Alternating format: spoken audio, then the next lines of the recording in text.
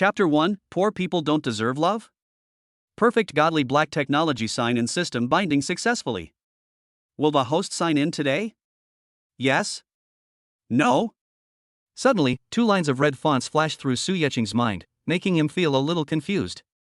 At this moment, he was standing at the gate of a community called Huamao, shivering in the cold wind, his head dizzy, and he didn't know if the red font just now was an illusion.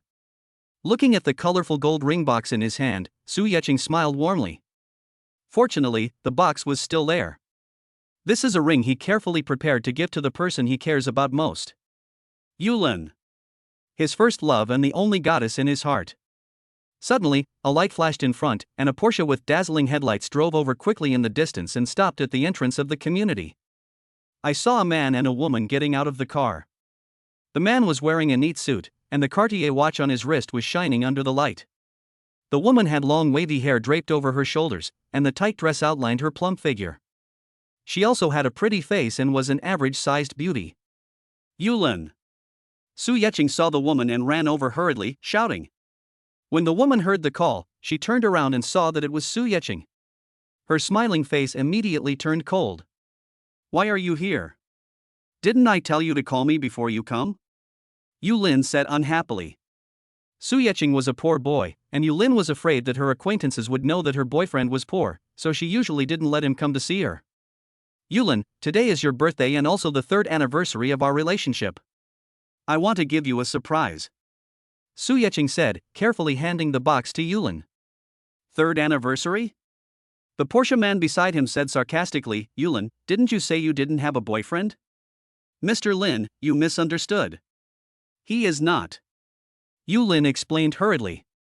Just wait and see what surprises they have prepared for you. The Porsche man said disdainfully. Yulin opened the box helplessly. When he saw what was inside, he could no longer hold back his anger. The Porsche man took a quick look, then looked Su Yeching up and down before saying with disdain, Yulin, your taste is too poor. You only choose such a poor boy as your boyfriend? Mr. Lin, please listen to my explanation. Yulin said anxiously. The Porsche man interrupted her and continued, isn't this cheap merchandise? Not only does it lack diamonds, it's not even platinum, not even gold. Yulin's expression changed again and again. At this moment, she felt that Su Yeching had lost all her face. Su Yeching's face looked unhappy when he heard the Porsche man's sarcasm, but he ignored the man and walked up to Yulin. Yulin, let's go inside and talk. Why are you coming in? Is your home here? Yulin glared at Su Yeching fiercely. Boss Lin is right. You're just a poor kid. What is this? A ring? You're not proposing with this junk worth a few $100s? Yulin threw the box to Su Yeching with disgust on his face. Yulin, I'm poor now and can't afford a big diamond ring, but I will work hard. Su Yeching said seriously. Hard work? That's funny. No matter how hard you work, you'll be a wage earner all your life. Your family is from a poor rural area. You have no money, no power, and no background. No matter how hard you work, can you compare with Mr. Lin? Yulin sneered. That's right, there are many poor guys like you in my company. You are not even worthy of polishing my shoes. The Porsche man continued to sarcastically. Su Yeching, I've been wanting to tell you this for a long time. You're not worthy of me right now. I'm suited to a better man. Yulin said in a cold but firm tone, let's break up. Don't ever come to see me again. After saying that, Yulin turned around and said charmingly to the Porsche man, Boss Lin, thank you for spending my birthday with me. Let's go upstairs and have a cup of coffee. Without waiting for Mr. Lin to answer, Yulin took the initiative to approach him, took Mr. Lin's arm, and walked into the community. Passing by Su Yeching, the Porsche man paused. Poor people are not worthy of love, especially poor men. Do you understand? After saying that, he followed Yulin into the community. Looking at Yulin clinging tightly to Mr. Lin, and the two of them slowly walking into the unit door, Su Yeching felt so heartbroken that she could hardly breathe. Anger mixed with resentment, but more of a sense of helplessness. It's all because of poverty that my girlfriend of 3 years left with another man right in front of me. After an unknown amount of time, Su Yeching returned to his rental house. It is said to be a rental house, but in fact it is just an underground garage in a community in Huazhang City. Most of the people who live here are young people who have no money and are working hard for their dreams in this city. After opening the door, Su Yeqing looked at the room which had only a single bed, walked in with his head down and lay down on the bed. Now his mind is full of how to make money. But he was just a child from a poor family. After graduation, he was ostracized because he had no background and had no way to make a lot of money. Just as I was lost in thought, a voice suddenly came from my mind. The first day sign-in gift package has been refreshed. Would you like to sign in today? Yes? No? Su Yeqing can now be sure that he has really been favored by the goddess of luck, and this super rich and high-tech sign-in system is real. He nodded quickly, yes. Ding. First day sign-in successful. Congratulations to the host for winning a high-tech mansion. Does the host want to retrieve the property certificate and keys? Yes. A property certificate and keys instantly fell into Su Yeqing's hands. Upon closer inspection, he found that the mansion was located at the top of Huajiang Mountain, the highest mountain in the city. Fuck, I actually became the owner of the villa on the top of Huajiang Mountain? Su Yeqing had heard of the name of that mansion a long time ago. Its market value was at least 800 million. The system immediately gives the answer. This system is the most unique high-tech sign-in system in the entire universe. By signing in daily, the host can not only obtain huge wealth and various skill cards, but also obtain high-tech mansions and other products from the super-civilized world. Su Yeqing nodded secretly. This system is awesome. From now on, life will be easy and he will win. Let's go see the house first. With the most luxurious house in Huajiang City, Su Yeqing didn't want to stay in this rental house any longer. At this moment, the system's voice sounded again. The host who signs in for the first time can enjoy one supplementary sign-in. Do you want to sign in again? Is there a need for a supplementary visa? Su Yeqing thought this system was so damn cute, yes. A text message notification of bank account arrival immediately sounded. Notification of account arrival, your account ending in 3390 received 100 million renminbi on September 1st, current account balance XXXX Huaxia Bank. Chapter 2 Acquisition. Su Yeqing grabbed the keys, property certificate, and cell phone he had just obtained and rushed out. I went to the nearest ATM, inserted my bank card, and clicked to check my balance. Display balance, 100 million and 11.00. There really is so much money, oh my god. Su Yeqing was so shocked that he couldn't close his mouth for a long time. After withdrawing 10,000 yuan, Su Yeqing took a taxi and arrived at a villa according to the address on the property certificate. After opening the villa door with the key in his hand and entering, Su Yeqing still felt a little bit dizzy. This feeling was a bit unreal. He didn't expect that he would become a rich man in an instant. This feeling is really extraordinary. This is a high-tech villa. Whatever the owner wants, the villa will provide it for you. Su Yeqing ordered an Italian steak, opened a bottle of Lafite, took a nice hot bath, and fell asleep on the soft big bed. Ding dong. Another voice sounded in his head, and Su Yeqing sat up from the bed reflexively. Time is up. Host, do you want to continue signing in? Yes, Su Yeqing's brain immediately came back to the truth. Ding. Sign in successful. Congratulations to the host for winning 100 million renminbi. Beep. Su Yeqing's mobile phone text message alert sounded again. Notification of arrival, your account ending in 3390 received 100 million renminbi on September 2nd. Current account balance, XXXX Huaxia Bank. Holding the phone, Su Yeqing finally believed that this was not a dream. He was rich, and a super rich man who had earned 100 million for 2 consecutive days. Thinking about the humiliation he suffered yesterday, Su Yeqing picked up his mobile phone and bank card and went out. Fengyun Trading Company, Ltd. Standing at the door of Yulin's company, Su Yeqing straightened his collar and walked in. Sir, who are you looking for? The receptionist stopped Su Yeqing expressionlessly. I'm looking for your boss. Do you have a reservation? No. Sorry, you can't come in without an appointment. I'm here to acquire your company. Before Su Yeqing could finish her words, she was interrupted by the receptionist. If you are sick, go see a doctor. Why are you so crazy here? You. Su Yeqing was about to say something else. What's the matter? A man in his early 40s walked over. Secretary Wu, this man is a lunatic. The receptionist glared at Su Yeqing fiercely. This is our chairman's personal secretary. You have to go through him if you want to see the chairman. I'm here to acquire your company. Su Yecheng repeated his purpose to Secretary Wu. You? Secretary Wu looked Su Yecheng up and down. He was wearing cheap clothes that looked like they were from Taobao. That's right, I'm here to acquire your company. Take me to meet your chairman. I'll give you a bonus of 100,000 after the deal is done. Of course you can disagree, but after I acquire the company, you'll have to get out. Su Yecheng said with his head held high. Secretary Wu looked at Su Yecheng's confident look and was a little unsure for a moment. Could it be that he was really a rich second generation who was pretending to be poor? Thinking of this, he nodded and said, "Follow me.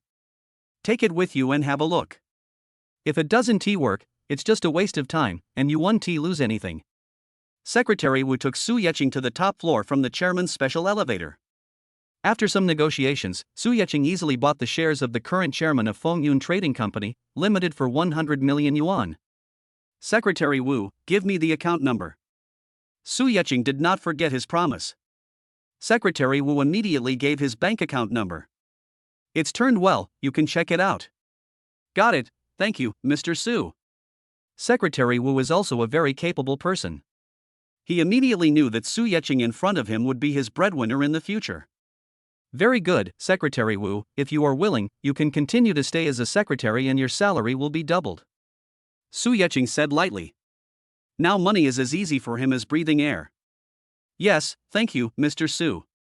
Secretary Wu's fat face was almost wrinkled with laughter. I made 100,000 yuan in one day and my salary doubled. What kind of good day is today? That's it, Secretary Wu. You take care of the following things. I'll come back tomorrow to take over the company. Su Yecheng saw that the work was done and was about to leave. Mr. Su, take care. I will bring all the employees of the company to welcome you tomorrow. Secretary Wu respectfully escorted Su Yecheng out of the company gate. Thinking that he would go to Fengyun Trading the next day, Su Yecheng sneered in his heart. He wondered what Yulin and her boss Lin would look like when they knew that he was their new chairman. I am really looking forward to tomorrow. Thinking this way, Su Yecheng went to the largest and best shopping mall in Huazhang City and bought the latest Apple phone, a Rolex watch, and a lot of brand name clothes, pants, and shoes. At 8:30 the next morning, at the gate of Fengyun Trading Company, Limited, Secretary Wu and more than 100 company employees were standing outside the building waiting to welcome the new chairman. Although Su Yecheng said to come at 9 o'clock, in order to leave a good impression on the new chairman, everyone waited there early. Secretary Wu stood at the front because he was the only one in the entire company who had met the new chairman. Standing behind Secretary Wu were General Manager Lin Shi and Deputy General Manager Jiang Haitao. Standing behind them were several department managers and company employees. Have you heard? The new chairman spent 100 million to acquire our company. A female employee whispered in the back row. No way? 100 million? Who is so rich that he can just casually spend that much money? He should be a rich second generation. I heard he is very young. Yulin, who was also standing in the back row, said. Rich second generation? I thought he was at least a middle-aged uncle. Yulin, are you telling the truth? How come we didn't know about this? Is he handsome? Yes, Yulin, how do you know he's from a wealthy second generation? Haven't you met the new chairman too? Those who loved gossip looked at Yulin. Of course I know. Although only Secretary Wu has met the new chairman, President Lin is the general manager, so Secretary Wu naturally has to inform President Lin. After a pause, Yulin said proudly, this is what President Lin told me himself. No way, Yulin, you're with Mr. Lin? Then wouldn't you be our general manager's wife? That's right, Yulin. Why didn't you tell us anything before? You didn't even let us have fun with you. That's right, that's right. Yulin, I joined the company with you, and I helped you a lot back then. You have to protect me more in the future. Yes, Yulin, no, Sister Lin. We'll be relying on you from now on. Yes, Sister Lin, everyone calls her Sister Lin. Sister Lin. Sister Lin. In just a few minutes, everyone knew that Yulin had hooked up with General Manager Lin Shi. For a time, people came to curry favor with Yulin. Yulin was very proud.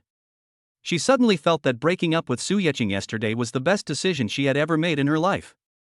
With the support of Mr. Lin, I can do whatever I want in Fengyun Trading. Just when she was feeling proud of herself, a familiar figure appeared in front of everyone. Chapter 3 New Chairman. Seeing Su Yecheng getting out of the taxi, Yulin subconsciously thought that he was here to see her. He couldn't help but frown and stared at Su Yecheng with a bit of disgust. I felt a little strange in my heart. Su Yecheng looked weird today. Lin Shi, who was standing in front of the crowd, also saw Su Yecheng.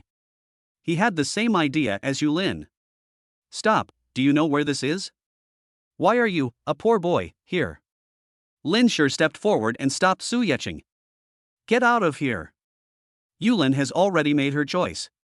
There's no point in clinging to her. Boss Lin, I'm not here to see you today. I have something important to do. Su Yecheng is very proud now. He is the chairman of the board, and he holds his head high as he speaks. Don't think you're wearing a brand name just because you bought something from Taobao. A pauper is a pauper. Lin Shi cursed with disgust. Get as far away as you can. I have important things to do today and don't have time to deal with you. If you don't know what's best for you, I'll kill you. Mr. Lin, I don't know how much longer you can hold on as general manager. You'll cry someday. Su Yecheng looked at the arrogant Lin Shi and sneered. He is now the chairman of Fengyun Trading and is very confident. I'll cry, kid, are you crazy? Are you delusional because you got dumped?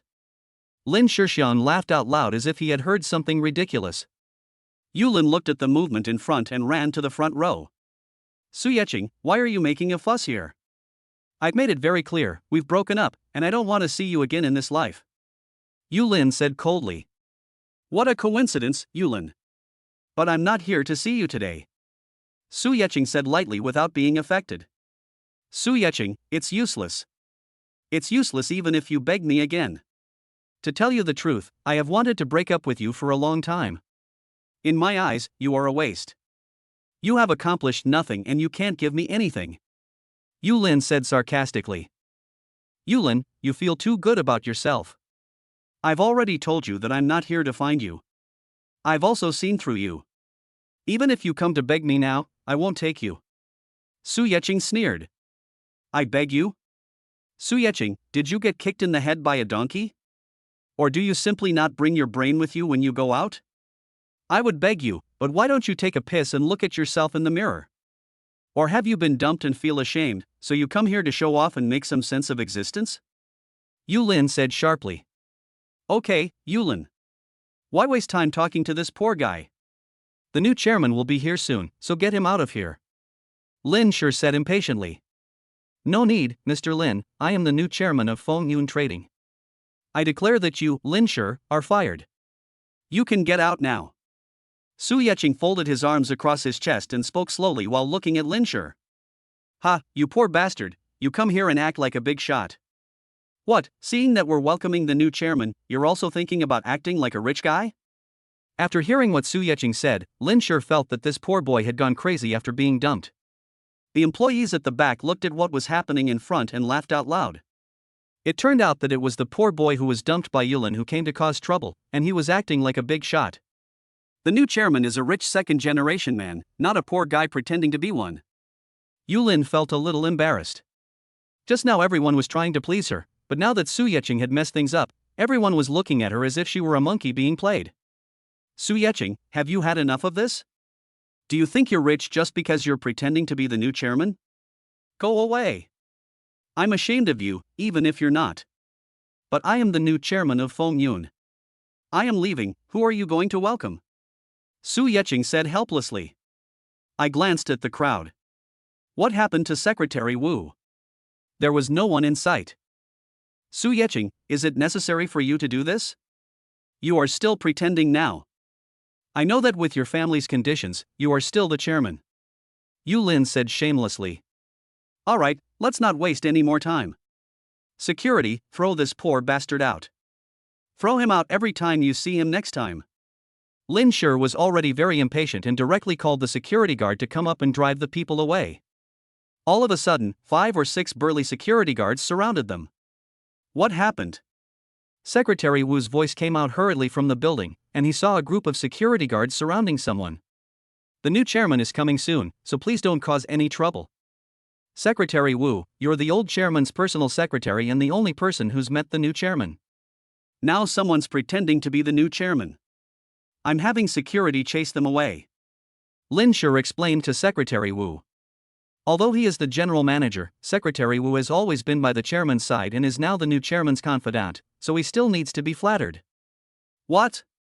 Someone dares to pretend to be the new chairman? Let me see who this blind bastard is.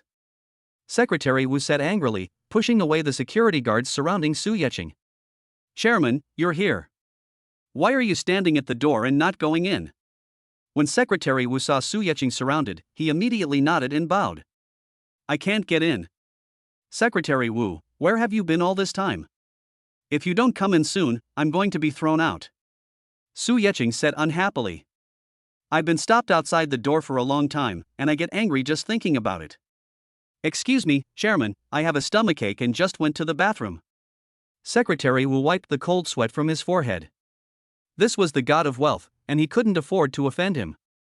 Who is this blind person who dares to block the chairman's way? Secretary Wu shouted. Chairman? Is he really the new chairman? Lin Shi's face was full of disbelief. He had clearly seen Su Yeqing the night before yesterday, but he was just a poor boy who couldn't even afford a diamond ring. This is our new chairman, Mr. Lin, do you know him? Secretary Wu looked at Lin Shi puzzledly. We. Lin Shi was a little incoherent. We've met once, but we're not familiar with each other. Su Yeqing interrupted Lin Shi. Boss Lin said that someone like me is not worthy of being his chairman. Secretary Wu, notify the finance department and have Boss Lin settle the accounts and leave. Yes, Chairman.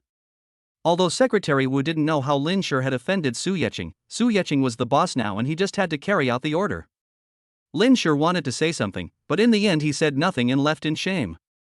The people behind stared at the dramatic scene in front of them in amazement, unable to recover for a long time. Boss Lin was fired. This person is really the new chairman. Luckily, I was just watching the fun and didn't offend the new chairman.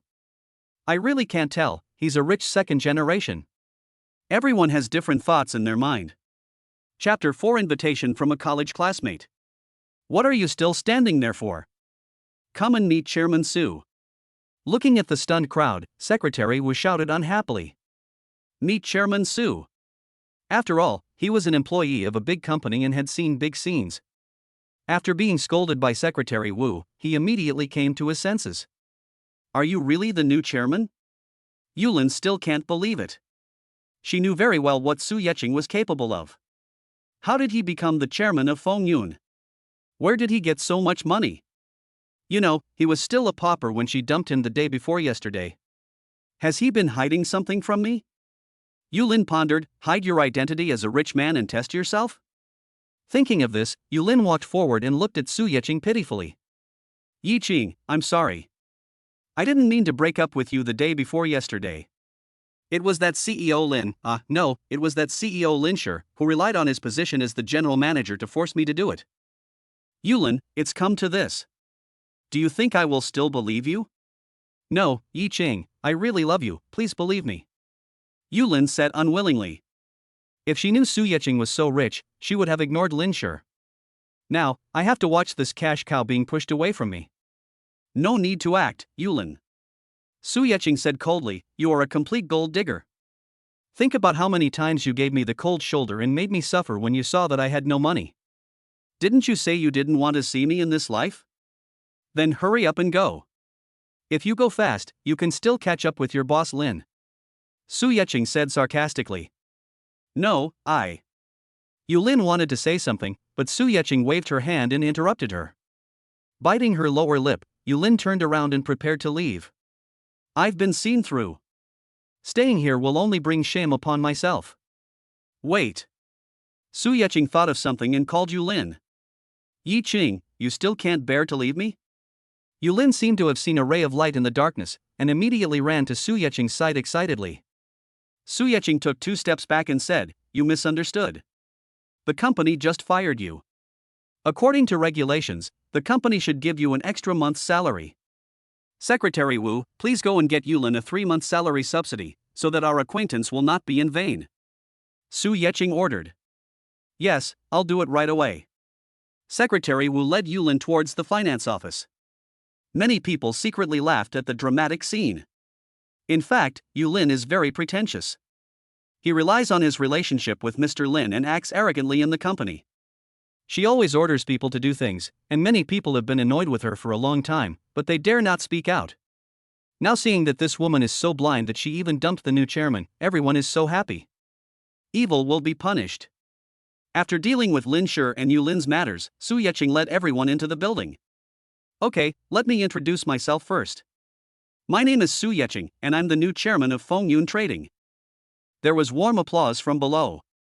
Su Yeqing waved his hand and continued, I hope everyone will follow me and work hard. I won't treat you unfairly. In addition, this year's year-end bonus will be doubled. Thank you, Mr. Su. Thank you, Mr. Su. Thank you, Mr. Su. There was another round of warm applause, much louder than the previous one. Su Yeqing left Deputy General Manager Zhang Haitao behind and asked the others to return to their posts. Mr. Su. Entering the chairman's office, Zhang Haitao felt a little reserved.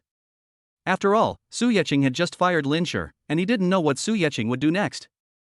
Mr. Su, it's done. Secretary Wu was very efficient and quickly resolved Yulin's issue and came to the chairman's office. It just so happens that Secretary Wu is here too. Glancing at Zhang Haitao, who looked a little unnatural, Su Yeqing said in a relaxed tone.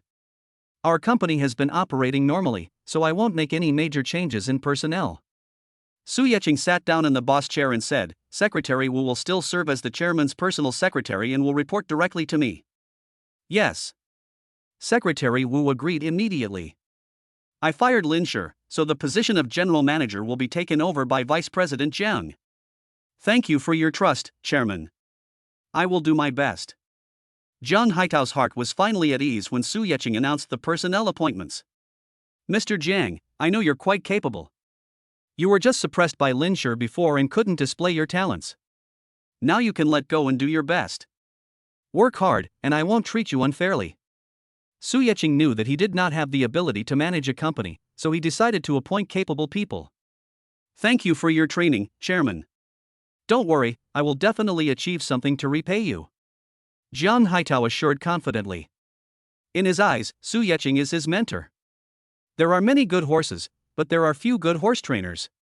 After being suppressed by Lin Shi for so many years, I can finally let go and display my talents. Zhang Haitao was determined to follow Su Yeqing wholeheartedly. Very good, Mr. Zhang's salary will be double that of Secretary Wu. Su Yeqing threw out another bait. Thank you, Mr. Su. Thank you, Mr. Su. Zhang Haitao realized that although Su Yeqing was young, he was very decisive in doing things. As long as he followed him and worked hard, his future would be bright. Also, the company is currently short of a vice president. We'll select one from among the department managers. President Jian will handle this. Su Yeqing wanted to see whether Zhang Haitao was loyal to him. He had already learned the information of those department managers. Okay, Mr. Su, don't worry, I will definitely get it done. Okay, let's do this for now. You guys go down. Su Yeqing stood alone in front of the huge floor-to-ceiling window in the chairman's office. Looking at the cars as small as matchboxes moving on the road outside, I feel that life is so wonderful. The day before yesterday, I was a poor boy with nothing, but today I am the president of a big company. It's incredible. After a day at the company, I returned to my villa in the evening. I was lying on the sofa watching TV when a beautiful phone ringtone rang. Shiyong? Su Yeqing frowned. Shiyong and I were college classmates, but we haven't been in touch since graduation. I used to be poor, and Shiyong was a rich second-generation kid who bullied me a lot in school. Why would he call me? With doubts, Su Yeqing answered the phone. Su Yeqing, I'm Shiyong. The person on the other end of the phone introduced himself without waiting for Su Yeqing to speak. Hello, Shiyong, what's going on? Here's the thing, Su Yeqing, we haven't gotten together since graduation. So, let's all get together this weekend, and I'll treat you. Shiyong on the other end of the phone seemed very generous. Weekend? Because they didn't have much of a relationship, Su Yeqing didn't want to go. Chapter 5 Get Cool Driving Skills. I know you guys don't have much free time on weekdays, especially when you're in business, you're always running after clients. I chose the weekend specifically because I took you working people into consideration. The voice on the other end of the phone sounded full of superiority, which was very disgusting. That's settled. I'll send you the address. You must come. Without waiting for Su Yecheng to reply, the phone was hung up. The attitude is very arrogant. Su Yecheng muttered to himself, wondering what play Shi Yang was singing about. But it doesn't matter. My current net worth is quite impressive. Thinking of this, Su Yecheng decided to meet Shi Yang on the weekend. I threw away my phone, took a nice hot bath, and had a good night's sleep. Ding dong. The anticipated voice rang in his mind again, and Su Yecheng woke up from his sleep with excitement. With a somersault, he turned over and sat up. This sound has not appeared for a few days. Su Yecheng thought it was over and there would be no follow-up. I was worried that I would get 200 million, but he would spend most of it. What would I do in the future? The pleasant voice sounded again. Host can sign in for one skill today, do you want to sign in? Sign in, Su Yecheng answered without thinking. Sign in today to get F1 racing skills, do you want to use it? Use it, Su Yecheng replied immediately. Ding. Sign in successful. A golden ring flashed across Su Yecheng's body, and various steps and techniques of racing appeared in Su Yecheng's mind. That's great. Su Yecheng jumped up happily. Like all men, Su Yecheng also has a dream of owning a luxury car. I used to be envious of others driving Santana on the road and thought that those who drove them were very handsome. After getting the money, Su Yecheng had long wanted to buy a car. But unfortunately, I was poor before and had no money to learn how to drive, so I had to give up. Secretary Wu, please help me get a driver's license.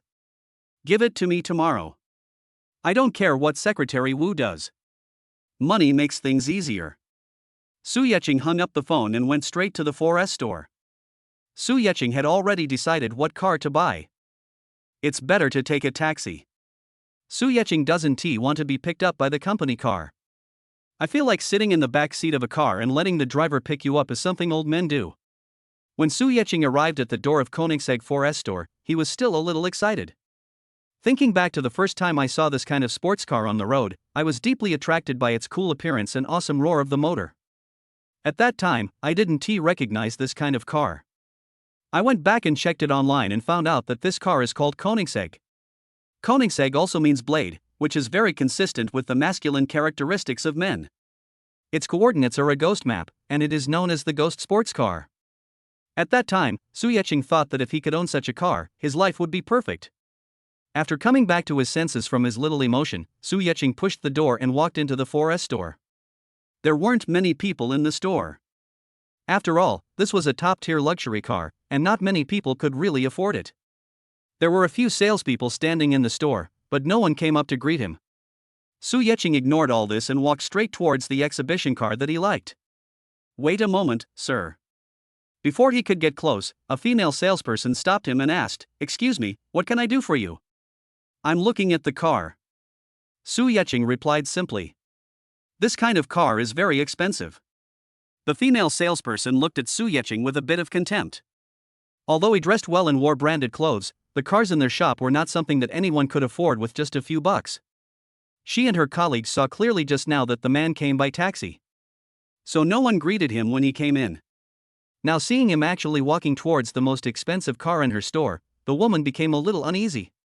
"Sir, this is the Koenigsegg dealership, specializing in top-tier luxury cars. The car you want to see is the best of the best. If you accidentally scratch it, it won't cost you a few $100,000 to fix it." The woman was getting a little impatient. "I know, I'm going to buy this car." Su Yecheng understood that she looked down on him and thought he couldn't afford the car. "You want to buy this car?" The woman's voice instantly rose an octave, successfully attracting the attention of other salespeople in the store. Everyone's eyes were filled with disbelief. Who came here to buy a car? Since the opening of this 4S store, they have not seen anyone taking a taxi to buy a car. What's more, this man specifically asked for the most expensive car in the store. Everyone around chuckled. If this man could buy a car, they would have surrounded him the moment he walked in. You should know that the commission for selling this car is more than 200,000 yuan. There is a famous saying circulating in their store: if you don't make any orders for a year, you can make enough food for a year if you make orders. Ignoring the idiotic looks, Su Yecheng said directly, "I will buy this car, but not you. Call your manager." The woman finally began to believe that the man in front of her might really buy the car. She smiled apologetically and said, "Sir, let me introduce you."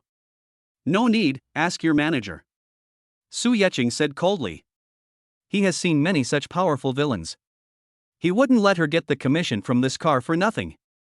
The woman had no choice but to walk towards the manager's office reluctantly. After a while, a middle-aged man walked over quickly.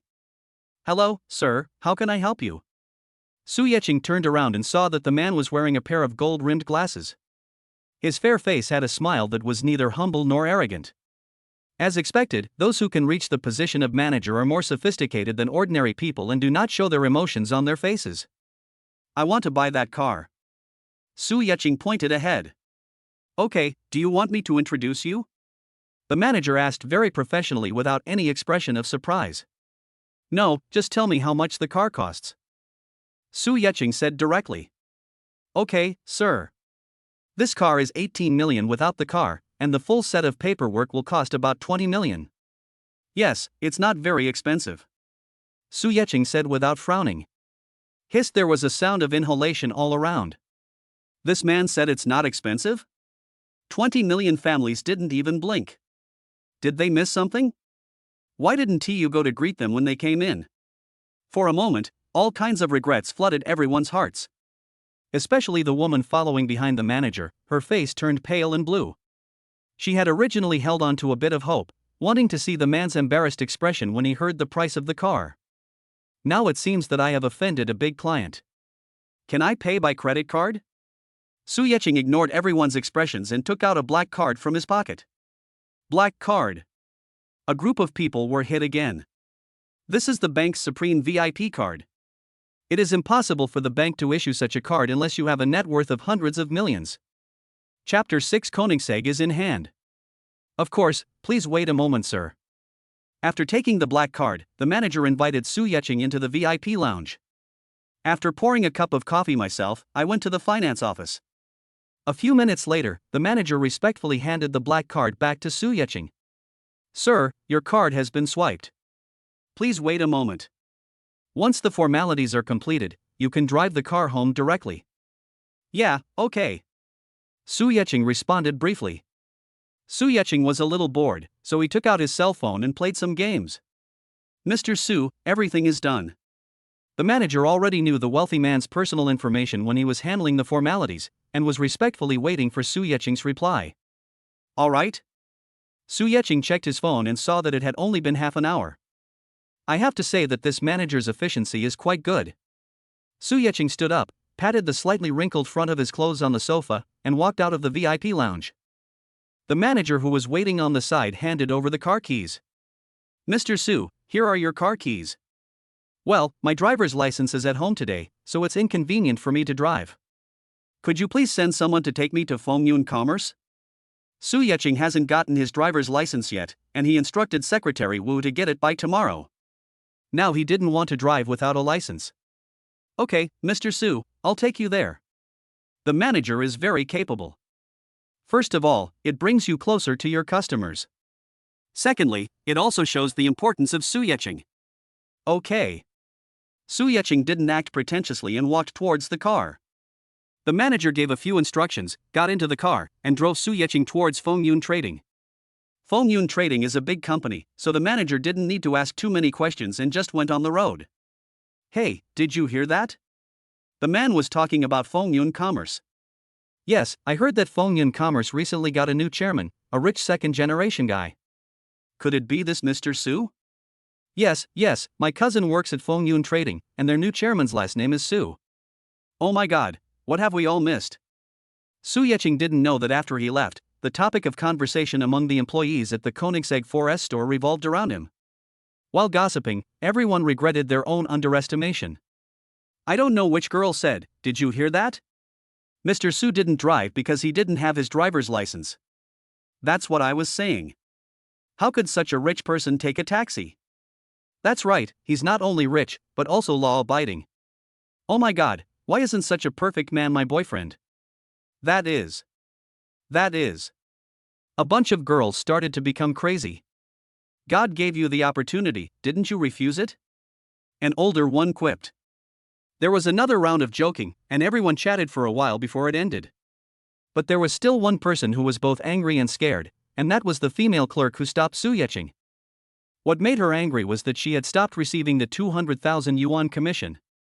She was afraid of offending such a big client and what the manager would do to her when he came back. Admittedly, her worry wasn't groundless. After the manager returned, he dealt with her seriously. Not only did he report the matter to the head office, but he also decided to deduct her year-end bonus.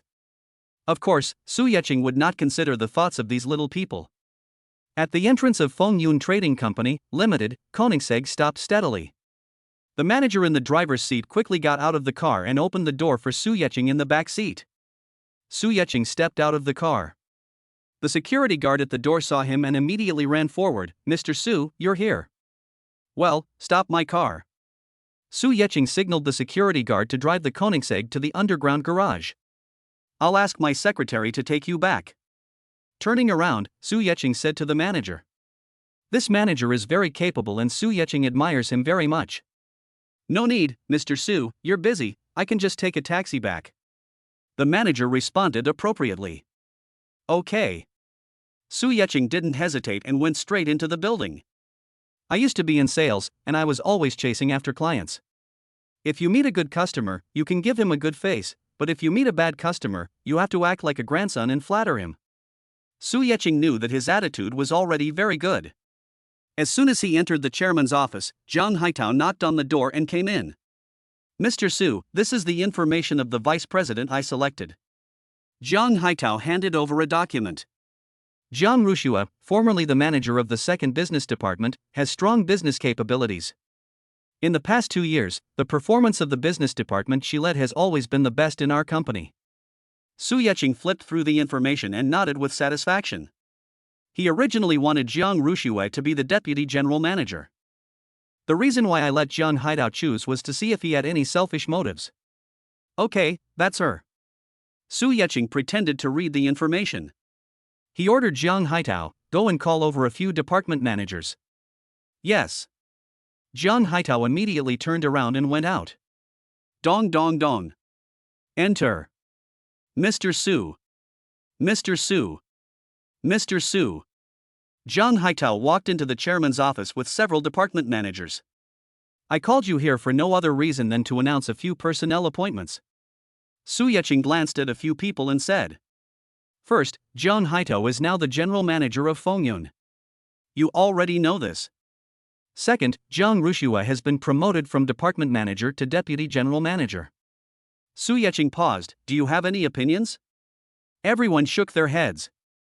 Zhang Rushua's abilities were obvious to everyone, so there was nothing much to say.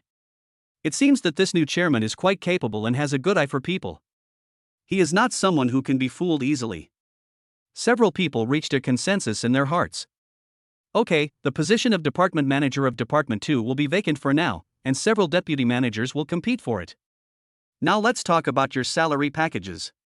Su Yeqing glanced around at everyone and, as expected, saw expectant eyes. I laughed secretly in my heart. It seems that I have become a fat sheep in their eyes. But who can blame me for not being short of money? Thinking of this, I still feel happy. After being poor for so many years, I have suddenly become a rich man. This feeling is so great. Su Yeqing was in a good mood, so he announced it generously. The general manager and secretary Wu's salaries will be doubled. The deputy general manager will receive 1.5 times the previous salary. Department managers will receive a 20% increase on their original salary. In addition, I promised everyone that their year-end bonuses will be doubled, and this applies to all employees of the company. Thank you, Mr. Su. We will definitely work hard. As soon as Su Yeqing finished the announcement, several people became as excited as if they had been injected with chicken blood, and expressed their loyalty loudly. After giving everyone a few symbolic words of encouragement, Su Yeqing asked them to go back to work. His goal has been achieved, he has won the hearts of the people and stabilized the company's situation. Chapter 7: Stealing His Thunder. The company did not panic because of the change of chairman and the dismissal of the former general manager. On the contrary, everyone is now full of energy. Whoever pays you is the boss, and working for someone else is not working. Our goal now is very clear. If we work hard to achieve results, the new chairman will not treat us unfairly. After all, the new chairman is a fat sheep who is not stingy.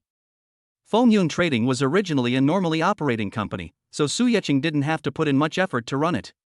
Speaking of Fengyun Trading, Su Yeqing also got a great bargain. The original chairman of the company was old and was no longer able to manage such a large company. I originally wanted my son who was abroad to come back and take over his business. But his son doesn't want to do business and just wants to stay abroad to do experimental research. That's why it went so smoothly when Su Yeqing proposed to acquire Fengyun Trading. A few days pass like this. Every day, Su Yeqing drives his dazzling Koenigsegg to the chairman's office to sit, sign documents, play games, and kill time. The weekend came in a blink of an eye. Su Yeqing picked out the latest suit, put on his Rolex diamond watch, combed his hair neatly, jumped into his Koenigsegg and drove to the address Shi Yong sent him. Grand Guanyuan Hotel. As soon as Su Yeqing's car turned into the parking lot in front of the hotel, he saw several familiar figures. Shi Yong was seen leaning against a brand new BMW X5, surrounded by a few lackeys who had been fawning over him since college. Shi Yong was listening to what the people around him were saying to him with a smile on his face. Su Yeqing drove the car next to the BMW. Because it was night, people outside couldn't see who was in the car. They just saw a blindingly bright Koenigsegg stopped. Several people swallowed their saliva. When men see a luxury car, it is like seeing a beautiful woman. They are born with a different kind of emotion. Aha! Seeing his limelight being snatched away by others, Shi Yong snorted unhappily. Several people immediately turned around. They didn't know the owner of the luxury car, so it would be more practical to flatter Shi Yong. Brother Yong, you are so lucky, you are definitely a rich second generation. Brother Yong, please protect us guys from now on. Shi Yong was very pleased. He was willing to spend several $1,000s to treat these former college classmates to dinner just to show off his new car. Otherwise, he wouldn't bother to even look at these poor bastards. Su Yeqing listened quietly in the car. Shi Yong relied on his family's wealth and was very arrogant in college. But at that time, I was a pauper, and even my living expenses were earned by working part-time, so I couldn't afford to offend this rich second generation. But now look at the car Shi Yong bought, the BMW X5. For working people, it is indeed a luxury car. But compared to the Koenigsegg I drive, it's nothing compared to it. Su Yeqing opened the car door and got out quietly. Those who were surrounding Shi Yong and flattering him were actually observing what was happening on Koenigsegg's side. You know, they can only see luxury cars like this in movies. Su Yeqing? An incredulous voice shouted. Several people were stunned and couldn't recover for a long time. Haven't seen you for a long time. Su Yeqing greeted him calmly. These lackeys of Shi Yong bullied him a lot in college back then. Su Yeqing, is this your car? Shi Yong walked over with a look of disbelief. Right. Su Yeqing, you're here, come in quickly. A warm voice interrupted everything outside. It was Su Yeqing's college roommate Wang Dayo, nicknamed Four Eyes. As the sound came, a figure ran in front of Su Yeqing. Four Eyes, thinner. Su Yeqing was genuinely happy to see this old classmate. At that time, he was busy working, and this bespectacled guy helped him cover up and take notes. Sion's family opened a small hardware store and was considered a well-off family. So when I was in college, I often helped Su Yeqing to get meals and brought some instant noodles to support Su Yeqing. Of course, they sincerely want to help their classmates and have no intention of looking down on them. Su Yeqing was very clear about this. The two of them walked into the hotel arm in arm. After taking their seats, Four Eyes looked Su Yeqing up and down and said with a smile, "How did you make a fortune, kid? This outfit must have cost a lot of RMB." Just as Su Yeqing was about to speak, he was interrupted by a harsh remark. I think he's being kept by some rich woman. It was Shi Yong, who had his limelight stolen by Su Yeqing, who sneered. In Shi Yong's eyes, Su Yeqing was a poor third-generation man who was not even worthy of carrying his shoes. But now, his limelight has been stolen by such trash. How can he swallow this? Ha, Su Yeqing, why don't you learn something else and find a rich woman to support you? That's right, that rich woman also has poor taste. Why doesn't she find a handsome guy instead of someone like you who has no looks and no talent? Isn't he a fat man weighing over 300 pounds? Don't talk nonsense, maybe it's Su Yeqing who has a good life. Ha ha ha ha. The group of lackeys who followed Shi Yong and saw that Shi Yong had lost his temper, and immediately followed him to besiege Su Yeqing. Su Yeqing's face turned pale. Shi Yong, keep your mouth clean. Didn't you brush your teeth before going out? Who are you scolding? Do you think I don't know what kind of person you are? Just because you wear clothes, you think you are a human being? In my eyes, you are just a dog. I can kill you at any time. Yong cursed and slammed the table hard. He looked like a gangster, as if he was ready to beat Su Yeching up at any time. Su Yeching felt a surge of nameless anger in his heart. Yong was like this when he was in college, and now he is insulting his own personality. Do you really think that Su Yeching is the poor little guy who had no power and was bullied by others? Seeing that Su Yeching didn't talk back, Yong thought he was scared. In his heart, Su Yeching had found a backer, but he was the kind of pretty boy who couldn't show up in public. Looking at Su Yeching with disdain, Yong felt that he had to beat Su Yeching up in order to save his face. Watching Yong step forward step by step, Su Yeching narrowed his eyes. Yong, if you dare to touch me today, I will make you regret coming into this world. Really? Then I really want to see how you make me regret coming into this world. As he spoke, Yong swung a punch at Su Yeching. Su Yeching, be careful! Wang Dayo shouted nervously. Just as Yong's fist was about to hit Su Yeching's face, Su Yeching turned around and dodged, picked up the fork on the table, and stabbed it into Yong's shoulder. Ah! Yong let out a miserable cry, and as Su Yeching pulled out the fork in his hand, a stream of blood splattered. Chapter 8, Beating the Little Bum. Everyone around was frightened by Su Yeching. My impression of Su Yeching is that he is a soft persimmon who can be bullied by anyone. I didn't expect that he could be so crazy when he gets angry. A rabbit will bite when it is cornered. This sentence came to everyone's mind. Little did they know that Su Yeching is no longer the poor boy who could be bullied at will. He is now the chairman of Feng Yun Trading and is very confident. Yong didn't expect Su Yeching to attack him. He was angry and hurt and yelled at the people around him. You are all dead men, come on, kill this guy. The people around looked at each other, they had all seen how cruel Su Yeching was. To be honest, Yong only invited them out for dinner occasionally, and that was just to show off his wealth in front of them. As for any substantial benefits, I haven't really received any. Thinking of this, several of Yong's lackeys took a step back. Judging from Su Yeching's current expression, he might actually do the same to himself. They won't do something that is not worth the cost. Brother Yong, why don't we call the police? That's right, Brother Yong, call the police. If we hit him again, it will be considered a fight and we will all be arrested. This kind of dishonorable behavior is not something you should do. Yong was helpless when he saw that the person was always submissive to him but became cowardly at the critical moment. Now that I am injured, I am definitely no match for Su Yeching.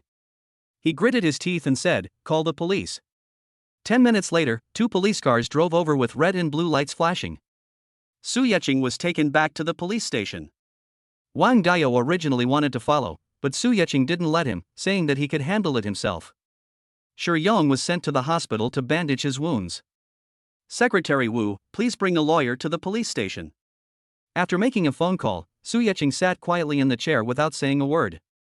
Secretary Wu was a very competent personal secretary. Within 20 minutes, he showed up at the police station with a scholar-looking man. Mr. Su, what happened? Why were you brought here? Secretary Wu walked quickly to Su Yeching and asked with concern.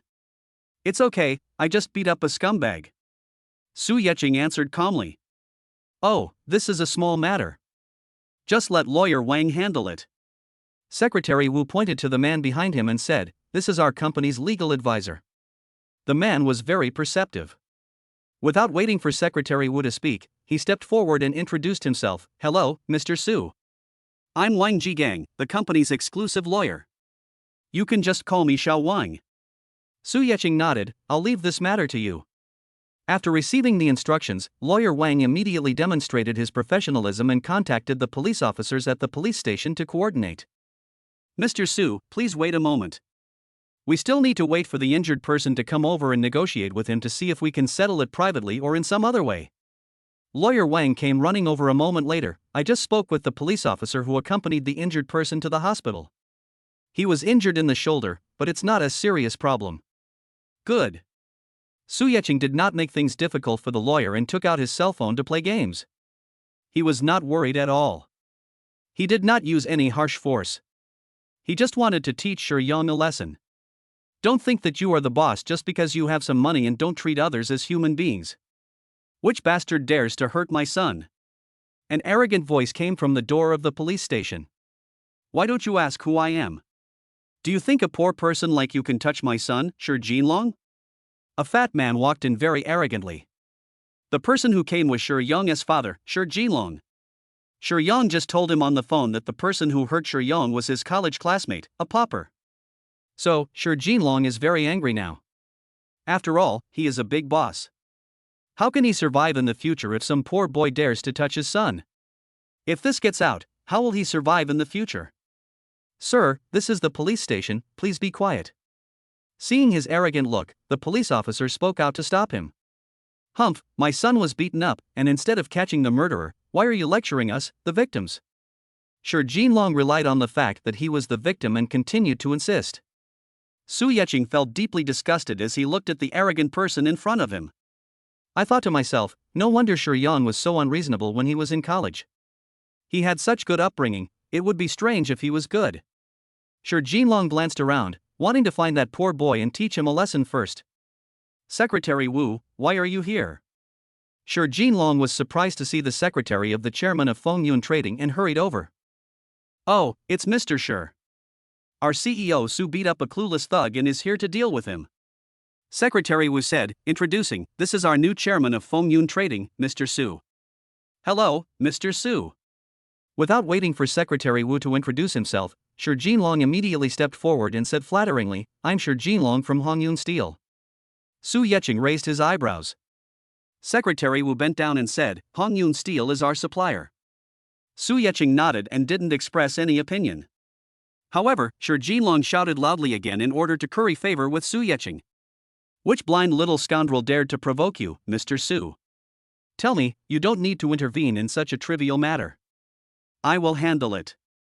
Shi Jinlong never connected the affairs of his son Shi Yong with Su Yeqing. Because he always thought that the person Shi Yong was talking about was a pauper and it was impossible for him to get close to a figure like Chairman Fengyun. It's a small matter, so I won't bother Mr. Shi. Su Yeqing refused calmly. Having hit a snag, Shi Jinlong stopped shouting and waited quietly on the side. Dad, you're here. Look, my shoulder was stabbed. Shi Yong, who had just finished bandaging his wound at the hospital, immediately came forward and shouted as soon as he saw his father. I must let my father help me vent my anger today. Shi Yong thought hatefully in his heart. Ion, let me see, how is the injury? When Shi Jinlong heard Shi Yong's voice, he immediately stepped forward. Shi Yong was about to say something when he saw Su Yeqing, who was previously blocked and revealed because Shi Jinlong turned around and was still sitting on the chair. Looking at Su Yeqing sitting motionless on the chair. He didn't show any anxiety at all about hurting himself. It feels like I am just an insignificant person. Thinking of this, Shi Yong suddenly became furious. Ignoring Shi Jinlong's questions, Shi Yong walked up to Su Yeqing in one stride. Su Yeqing, how dare you sit here? This time I will make sure you stay in jail forever. Shi Yong turned around and said angrily, Dad, it was this bastard who hurt me. Quickly get him arrested. You. Shi Jinlong was stunned. Didn't Shi Yong say that it was his college classmate who hurt him? Isn't he a poor boy? How does this relate to Fengyun's chairman? Chapter 9 God of Wealth. Shi Jinlong recalled what Secretary Wu had said just now, that Director Su had beaten up a foolish thug, and he broke out in a cold sweat. You know, Fengyun Trading is his biggest client. If Shi Yong offended this god of wealth, he would not be able to run his company. Just wait to go home and starve. Thinking of this, Shi Jinlong immediately shouted at Shi Yong. What the hell are you doing? This is the new chairman of Fengyun Trading, Mr. Su. A new chairman of Fengyun Commerce? How is this possible? Shi Yong simply didn't believe it. He and Su Yeqing had been college classmates for 4 years, and he knew exactly how poor Su Yeqing was. Dad, you must have been deceived by him. He is a pauper. Shi Yong shouted at Shi Jinlong. Shi Yong, please be careful with your words. This is our new chairman of Fengyun Commerce, Mr. Su. Secretary Wu looked at Shi Yong and shouted. Wu, Secretary Wu. Shi Jinlong and Fengyun Trading have had business dealings for several years. Shi Yong had also attended Fengyun Trading's annual meeting for 2 years with Shi Jinlong, so he knew Secretary Wu. But Shi Yong still couldn't accept this reality all at once. How is it possible that the poor guy whom he has always looked down upon has now become a big customer of their company? Yang shook his head vigorously, hoping that this was an illusion caused by his injury. Alright, both parties are here, and we've checked the hotel surveillance footage. Let's see how we can resolve this. When the police saw that everyone was present, they began to deal with the matter. Yang, did you offend Director Su? Before Yang could finish his words, he was rudely interrupted by Jinlong. Are you kidding? Su Yeqing is his financial backer. No matter how much Jinlong spoils his son, he would never let him do anything bad at this critical moment. We've reviewed the hotel surveillance footage. It was Yang who started the verbal abuse and physical assault, though he certainly didn't succeed. Su Yeqing was acting in self-defense, but he was also overly aggressive. The police officer spoke based on the facts. So, both sides are responsible. But Su Yeqing should bear the primary responsibility because he injured Yang in self-defense. This is a civil case. You two can discuss how to resolve it. I'll pay for the medical expenses. Su Yeqing glanced at Yang. At this time, Yang had already believed Su Yeqing's identity. He also understood why Su Yeqing dared to go against him and even dared to hurt him with a fork. He didn't dare to say much and retreated behind Jinlong. Comrade police officer, this is a misunderstanding. We are all family. Jinlong glanced at Su Yeqing nervously and immediately spoke to the police. Misunderstanding? Since you've called the police and someone was indeed injured, you should negotiate. We can also close the case. The police also realized that the father and son were just paper tigers. I guess Su Yeqing is not someone those two can afford to offend. Boss Su, it's all because of that ignorant brat Yang that he offended you. Jinlong walked up to Su Yeqing with a nod and a bow. Look, we've wasted so much of your time. Let's close the case today. Go back and rest early. I'll bring Yang to apologize to you tomorrow. Lawyer Wang, I'll leave it to you. Su Yeqing is not impressed by people who change with the wind. Okay. Mr. Su, just sign here. I'll take care of the rest. Lawyer Wang handed Su Yeqing the mediation letter. After signing, Su Yeqing left without even looking at the family father and son. On the other hand, Jinlong saw him off with great enthusiasm. Boss Su, take care. Seeing that everything was almost handled, Secretary Wu and Lawyer Wang gave some instructions, nodded to Jinlong, and left. Only Yang felt extremely aggrieved. Now everyone ignored him as a wounded man. He didn't dare to make a sound, so he had to stand behind Jinlong with his injured shoulder in his arms. The matter was handled very quickly, and Jinlong didn't dare to ask for any compensation. He just said that Yang was at fault first and he deserved it.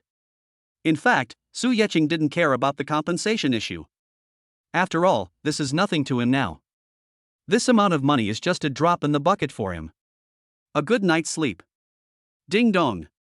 A sound like the sound of nature rang in Su Yeqing's mind. With a start, Su Yeqing immediately got up from the bed. Host can sign in for one skill today, do you want to sign in? Sign in. Su Yeqing answered without even thinking. Sign in today to gain top-level combat skills. Do you want to use them? Use. Su Yeqing replied immediately. Ding. Sign in successful. A golden ring flashed across Su Yeqing's body. Various fighting techniques and routines appeared in Su Yeqing's mind. He stood up and threw a few air kicks and punches. Su Yeqing felt full of strength. I looked at the time, 8:30. Su Yeqing thought that Yang's company was a supplier of his own company. Jinlong said that he would bring Yang to apologize today, so he decided to go to the company early to find out the situation. As soon as he arrived at Fengyun Trading, Su Yeqing called Zhang Haitao. Haitao, that Hongyun Steel is our supplier, right? Yes, Hongyun Steel is one of our suppliers. Zhang Haitao replied that he didn't know why Su Yeqing suddenly became interested in Hongyun Steel. It was only yesterday that Su Yeqing found out that Yang's company actually had business dealings with her own company. If our company cancels the cooperation with this company, what impact will it have on our company? Su Yeqing asked. He hasn't fully grasped the company's business yet. It doesn't have much of an impact. Hongyun Steel isn't a big company for us. We can just switch to another building materials company. In fact, many companies want to cooperate with us and become our suppliers. This Hongyun steel was originally recommended by Lin Shi. I heard that Shi Jinlong is a distant relative of Lin Shi. Zhang Haitao told everything he knew. Okay, I understand. Then you can arrange to choose a new supplier. I don't want to cooperate with Hongyun Steel anymore. Su Yeqing ordered. Okay, I'll arrange it right away. Zhang Haitao went down after receiving the order. Another leisurely morning. Su Yeqing thought of that system, it was really amazing. In an instant, he went from being a pauper to a wealthy man, and gained all kinds of skills. The only drawback is that I can only wait for the system to call me, and I can't contact it anytime and anywhere. Around 2 o'clock in the afternoon, Su Yeqing felt a little sleepy. The beautiful secretary came in and reported. Mr. Su, Mr. Shi from Hongyun Steel is waiting to see you outside. He really came. Su Yeqing felt amused. It seems that Hongyun Trading is indeed a big customer for Shi Jinlong. Let him in. Su Yeqing gave instructions to the beautiful secretary and lazily sat down in the boss's chair. Chapter 10 Termination of Cooperation. Hello, Mr. Su. I've brought Shi Yong here to apologize to you. Shi Jinlong smiled apologetically as he entered Su Yeqing's chairman's office. It doesn't matter. Shi Yong and I are old classmates. Su Yeqing said indifferently, right? Shi Yong. Yes. We are old classmates. Old classmates. Shi Yong nodded in agreement. Shi Jinlong's face lit up with joy.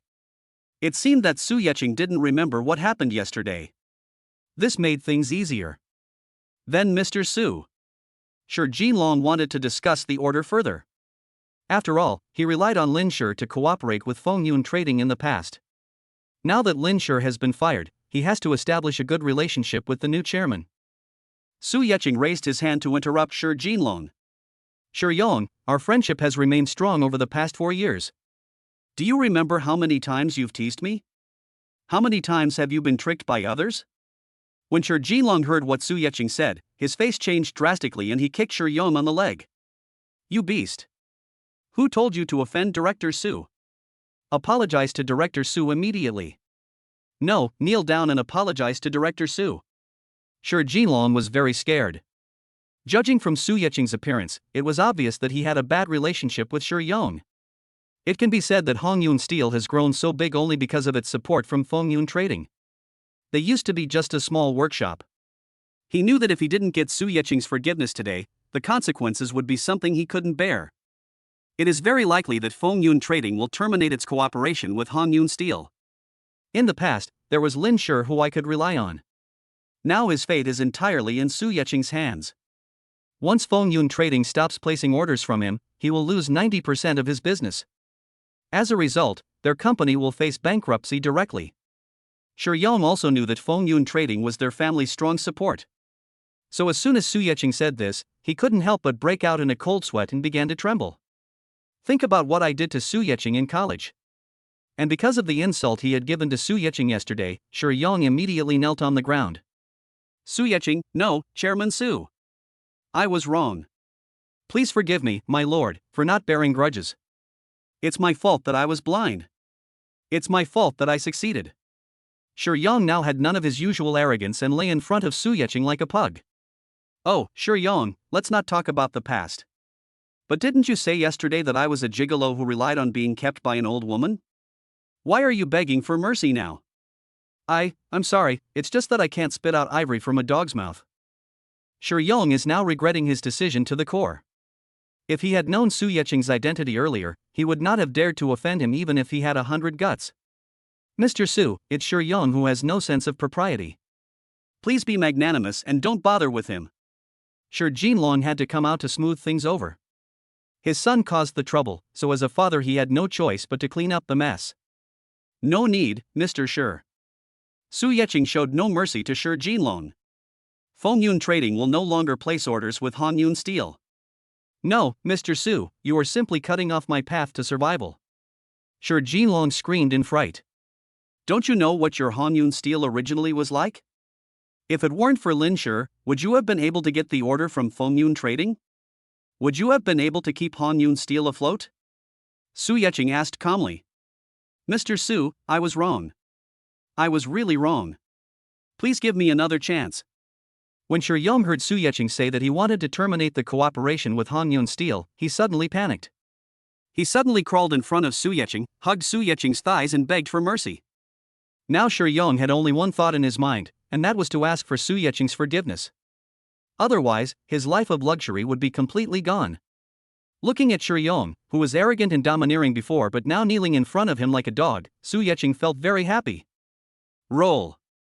Su Yecheng doesn't feel sorry for such people. If my identity was not different now, I don't know how Shi Yong would torture me. Director Su. Shi Jinlong wanted to beg for mercy, but Su Yecheng called the security guards to come up and directly threw them out of the building. After dealing with Shi Yong and his son, Su Yecheng called Wang Dao. Hello, Four Eyes. Su Yecheng just said a word. Su Yecheng, are you okay? Did Shi Yong give you any trouble yesterday? Where are you now? Wang Dao really cared about Su Yecheng, and as soon as he received the call, he asked a series of questions. Su Yecheng smiled warmly. During my 4 years in college, this is the person who is truly kind to me and the only friend I recognize. I'm fine, Four Eyes, come out and get together. Su Yecheng chuckled. Okay, I'm helping my dad look after the store right now. Where are we meeting? Wang Dao on the other end of the phone was also very happy to hear that Su Yecheng was fine. I'll pick you up. Su Yecheng took over. After hanging up the phone, Su Yecheng picked up the car keys and went out. He is the chairman and does not need to work from 9 to 5. This is the benefit of having power. He drove to the door of Wang Dao's hardware store as if he was familiar with the route. Wang Dao had brought Su Yecheng to his home several times when he was in college. Damn! Su Yecheng, is this your car? Wang Dao, who was waiting at the door, screamed when he saw Su Yecheng getting out of the Koenigsegg. When Wang Dao walked out of the hotel yesterday, he only saw Shi Yong and others surrounding Su Yecheng. Although the super cool Koenigsegg dazzled his eyes, he didn't associate this car with Su Yecheng at all. It's because Su Yecheng was really poor before. No wonder Shi Yong picked a fight with you yesterday. Wang Dao had an expression of sudden enlightenment. Why do you think Shi Yong was so kind as to treat us to a meal? It wasn't for some class reunion, but to show off his new BMW X5. Su Yecheng nodded, I'll know after I go there. Then how did you deal with him? Did he let you go so easily? Wang Dao knew very well what kind of person Shi Yong was, and he was still a little worried about Su Yecheng. Su Yecheng gave a brief description of what happened. What? You're the chairman of Fengyun Commerce? Are you having a fever? Wang Dao shouted in disbelief. Fengyun Trading is the leading enterprise in the construction industry in Huajian City. How did Su Yecheng suddenly become the chairman of Fengyun Trading? It's a long story, just think of it as a windfall for me. Su Yecheng was embarrassed to explain the system. Otherwise, Wang Dao would really treat him as a lunatic and take him to the hospital. Although Wang Dao couldn't understand why Su Yecheng suddenly became the chairman of Fengyun Trading. But seeing that his good friend had a good opportunity, he was still very happy for Su Yecheng. He punched Su Yecheng on the shoulder and said, You are on the rise, you have to work hard in the future. I am counting on you to help me. Certainly. As for Wang Dao, Su Yecheng really wanted to help him. Chapter 11 Visiting Universities. Okay, come to my office tomorrow to discuss this. Now let's think about where we can get together. Su Yecheng put his arm around Wang Dao's shoulder, looking like a good brother. It's still early, why don't we go around the school first, relive some of our campus life, and let you experience the feeling of returning home in glory. Let's go to the New World Bar later. Wang Dao said this with excitement on his face. Su Yecheng, I haven't been to the New World Bar yet. I heard it's very expensive. Of course you have to treat me today, otherwise I wouldn't dare to go. Ha ha. No problem, let's go now. Su Yecheng didn't hesitate at all, get in the car. The journey was very smooth, and Su Yecheng drove the Koenigsegg directly into the university campus gate. The security guard at the door probably recognized that it was a luxury car and didn't even try to stop it. Su Yecheng and Wang Dao strolled leisurely on the campus. Recalling the little things in the past, both of them were filled with emotion. You're really lucky, little bastard. Think about when you were in college, working 3 jobs every day, and you were busy as a top.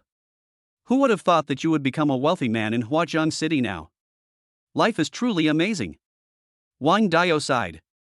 Su Yeching nodded and also felt a sense of emotion. I think he really went through both ice and fire that day. When Yulin dumped him, he felt like he had lost all hope in life. But when he returned to the rented basement, fate played another joke on him and gave him wealth that he had never dared to dream of in his entire life. Life is indeed wonderful. Su Yeching agreed with Wang Dao's statement. The two of them strolled along the way and came to the basketball hoop on the playground. This was Su Yeching's favorite place to visit in the past. In the past, Su Yeching only had some spare time on weekends. He would come here to play a few balls and relax. Want to play a few balls? Of course, Wang Dao knew about Su Yeching's hobby. In the past, no one wanted to play with Su Yeching, so he was the one who played ball with him. Okay. When the two turned around and prepared to go to the equipment room to borrow a ball. Xiaofeng? Wang Dao saw a familiar figure. A boy who was sitting next to the basketball court slowly raised his head when he heard someone calling him. Cousin?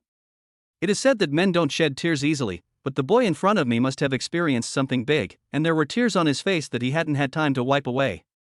It's really you, Xiaofeng. Wang Dao strode over and asked, what happened? Who bullied you? Xiaofeng is the child of Wang Dao's second uncle. His second uncle has 3 daughters and 2 sons. There are many children, the pressure is high, and the economic conditions are very poor. Although the children are very motivated and have good grades, their families simply cannot afford their expenses. They also rely on working to earn tuition and living expenses.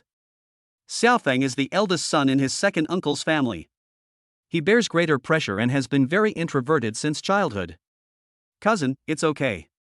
Xiaofeng didn't want to say anything, so he stood up and prepared to leave. Wait, Xiaofeng. Wang Dao grabbed Xiaofeng's arm. Tell us what's going on, and we'll figure it out together. Xiaofeng had tears welling up in his eyes again, but he forced himself not to let them fall. I might not graduate. Xiaofeng lowered his head. How could this happen? Your grades have always been good. What happened? Wang Dao didn't believe it. Xiaofeng has always been at the top of his class, so how could he not graduate? Our department head said I missed his classes a few times and he wouldn't let me graduate. Dean? Is that Zhou Paopi? Wang Dao asked with a frown. This Zhou Paopi, whose real name is Zhou Yue. The name is quite grand, but he is a very harsh person. He especially looks down on poor students and always makes things difficult for them. Zhou Paopi? I'd like to meet him. Su Yeching, who was standing by, recalled that Zhou Baopi had caused him a lot of trouble back then. I had already graduated and didn't want to bother him anymore, but I didn't expect him to bump into me. Since Xiaofeng is Wang Dao's cousin, he is also his cousin. Now Su Yeching is capable of taking care of this matter. Let's go and meet Zhou Paopi. Su Yeching said this and led the way towards the department head's office. Cousin, it's better not to offend Zhou Paopi. Xiaofeng still doesn't know Su Yeching's identity. In his impression, his cousin didn't know anyone who was particularly capable or had a good background. Now his fate is in Zhou You's hands, and Xiaofeng dare not provoke him again. It's okay, Xiaofeng.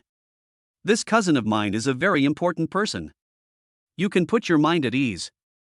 As Wang Dao spoke, he pulled Xiaofeng and followed Su Yeching closely. At the door of the department head's office, Xiaofeng still looked nervous and didn't dare to go in. Su Yeching didn't even knock on the door, he just pushed it open and walked in.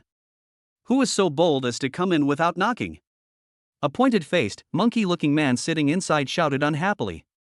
Director Zhou, long time no see. Su Yeching greeted. Who are you? Zhou Yue did not fail to recognize Su Yeching.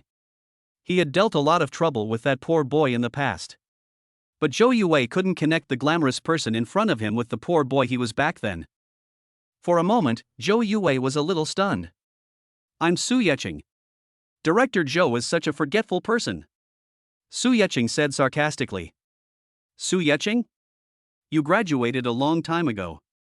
What do you want from me? After confirming that the person in front of him was the poor boy Su Yeching, Zhou Yue's tone turned cold. Zhou Yue knew Su Yeching's file very clearly. He was a poor guy. Even though Su Yeching is dressed very decently now, Zhou Yue doesn't believe that Su Yeching can achieve anything after only graduating for a year. I guess he bought this set of clothes just to save face. Zhou Yue thought with disdain in his heart. It's not that I have something to ask you, it's Wang Feng's business. Looking at Zhou You's expression, Su Yeqing knew that his poor man's psychology theory had begun again. Wang Feng has always had top grades. Why don't you let him graduate? Su Yeqing questioned. Why? Because I'm the department head. He dares to interrupt my class, which means he doesn't respect me. Zhou Yue is so arrogant. No, Director Zhou. My father was in the hospital at the time, and I was taking care of him. I called you but you didn't answer, and I also sent you a message asking for leave. Wang Feng heard them talking about their own things outside the office and immediately went in to explain. Ask for leave? Did I approve it? If not, it means you're absent from class. In Zhou You's eyes, his own dignity comes first. He doesn't care about the troubles of poor people. If they are sick and hospitalized, they can just hire a nurse. If they can't afford a nurse, it's because they are not capable enough. He won't pity those poor people. Director Zhou, aren't you being too inhumane? Wang Diao remembered that his second uncle was indeed hospitalized last month. Unexpectedly, Xiaofeng was bullied by Zhou Paopi and was not allowed to graduate because he took care of his father. Chapter 12, Money to Settle. Favors? What kind of friendship do I have with poor bastards like you? Zhou You's arrogant face makes people want to punch him. You. Wang Diao, who was about to go up and argue, was pulled back by Su Yeqing. Director Zhou, please reconsider. Can you honestly say that you can't embarrass such an excellent student? Su Yeqing decided to give Zhou Yue one last chance. Conscience? Humph. Who do you think you are? How dare you come here and yell at me? Let me tell you, not only will Wang Feng not graduate now, but I'll also write a very poor review for him. Let's see if he can even find a job by then. Zhou Yue has been the department head for so many years, and no one has ever dared to challenge him. He jumped up immediately after hearing Su Yeqing's words. No, Director Zhou. Wang Feng became even more nervous after hearing Zhou You's words. It's already difficult to find a job without a diploma. If I give him another bad review, the consequences will be unimaginable. Xiaofeng, don't ask him, let's go. Su Yeqing stopped Wang Feng, who was still trying to plead for mercy. Zhou Yue, you asked for this. I hope you won't regret it. Su Yeqing looked at Zhou Yue with a mean look on his face and spoke coldly. Regret? Just you few? In Zhou Yue's mind, the three poor guys in front of him could not cause any trouble at all. Su Yeqing, a monkey is still a monkey even if it puts on clothes. Don't think you are a superior person just because you dress like a human being. Zhou Yue's ability to mock others is not weak at all. Su Yeqing ignored them and walked out with Wang Diao and Wang Feng. Cousin, brother Su, what should we do now? In the corridor, Wang Feng was more depressed than before. The fate of these students is entirely in the hands of Zhou Yue, and this is also the reason why Zhou Yue can be so arrogant. Go find the principal. After saying this, Su Yeqing left. Looking for the principal? Cousin, will this help? Seeing that Su Yeqing was not prepared to explain, Wang Feng asked Wang Diao weakly. Let's go, it's right to listen to your brother Su. Wang Diao pulled Wang Feng and followed. Are you kidding? Who is Su Yeqing now? He is the chairman of Fengyun Trading. He is the local tyrant of Huajiang City. He is a person who can make Huajiang City tremble with just a stomp of his feet. Just a university department head, is that something Su Yeqing can't handle? Thinking this, but because Su Yeqing had already walked far away, Wang Diao had no time to explain to Wang Feng, and he pulled Wang Feng to chase after Su Yeqing. Dong dong. Come in. The voice coming from the principal's office was very calm. Headmaster. Su Yeqing led Wang Diao and Wang Feng directly in. Who are you? The principal looked up at the three young men. They looked unfamiliar and he probably had never seen them before. Hello, President. This Wang Diao and I are from the last graduating class. Su Yeqing pointed at Wang Diao and introduced him. This is Wang Feng, this year's graduate. Pointing at Wang Feng again, Su Yeqing continued. It's like this, Principal. Last month, Wang Feng missed several of Director Zhou You's classes because he was caring for his hospitalized father. Of course, Wang Feng did send a message asking for leave. Now Director Zhou won't let Wang Feng graduate because of this. Principal, what do you think? Is this true? Don't worry, I will investigate. The principal is also a man who has seen big scenes.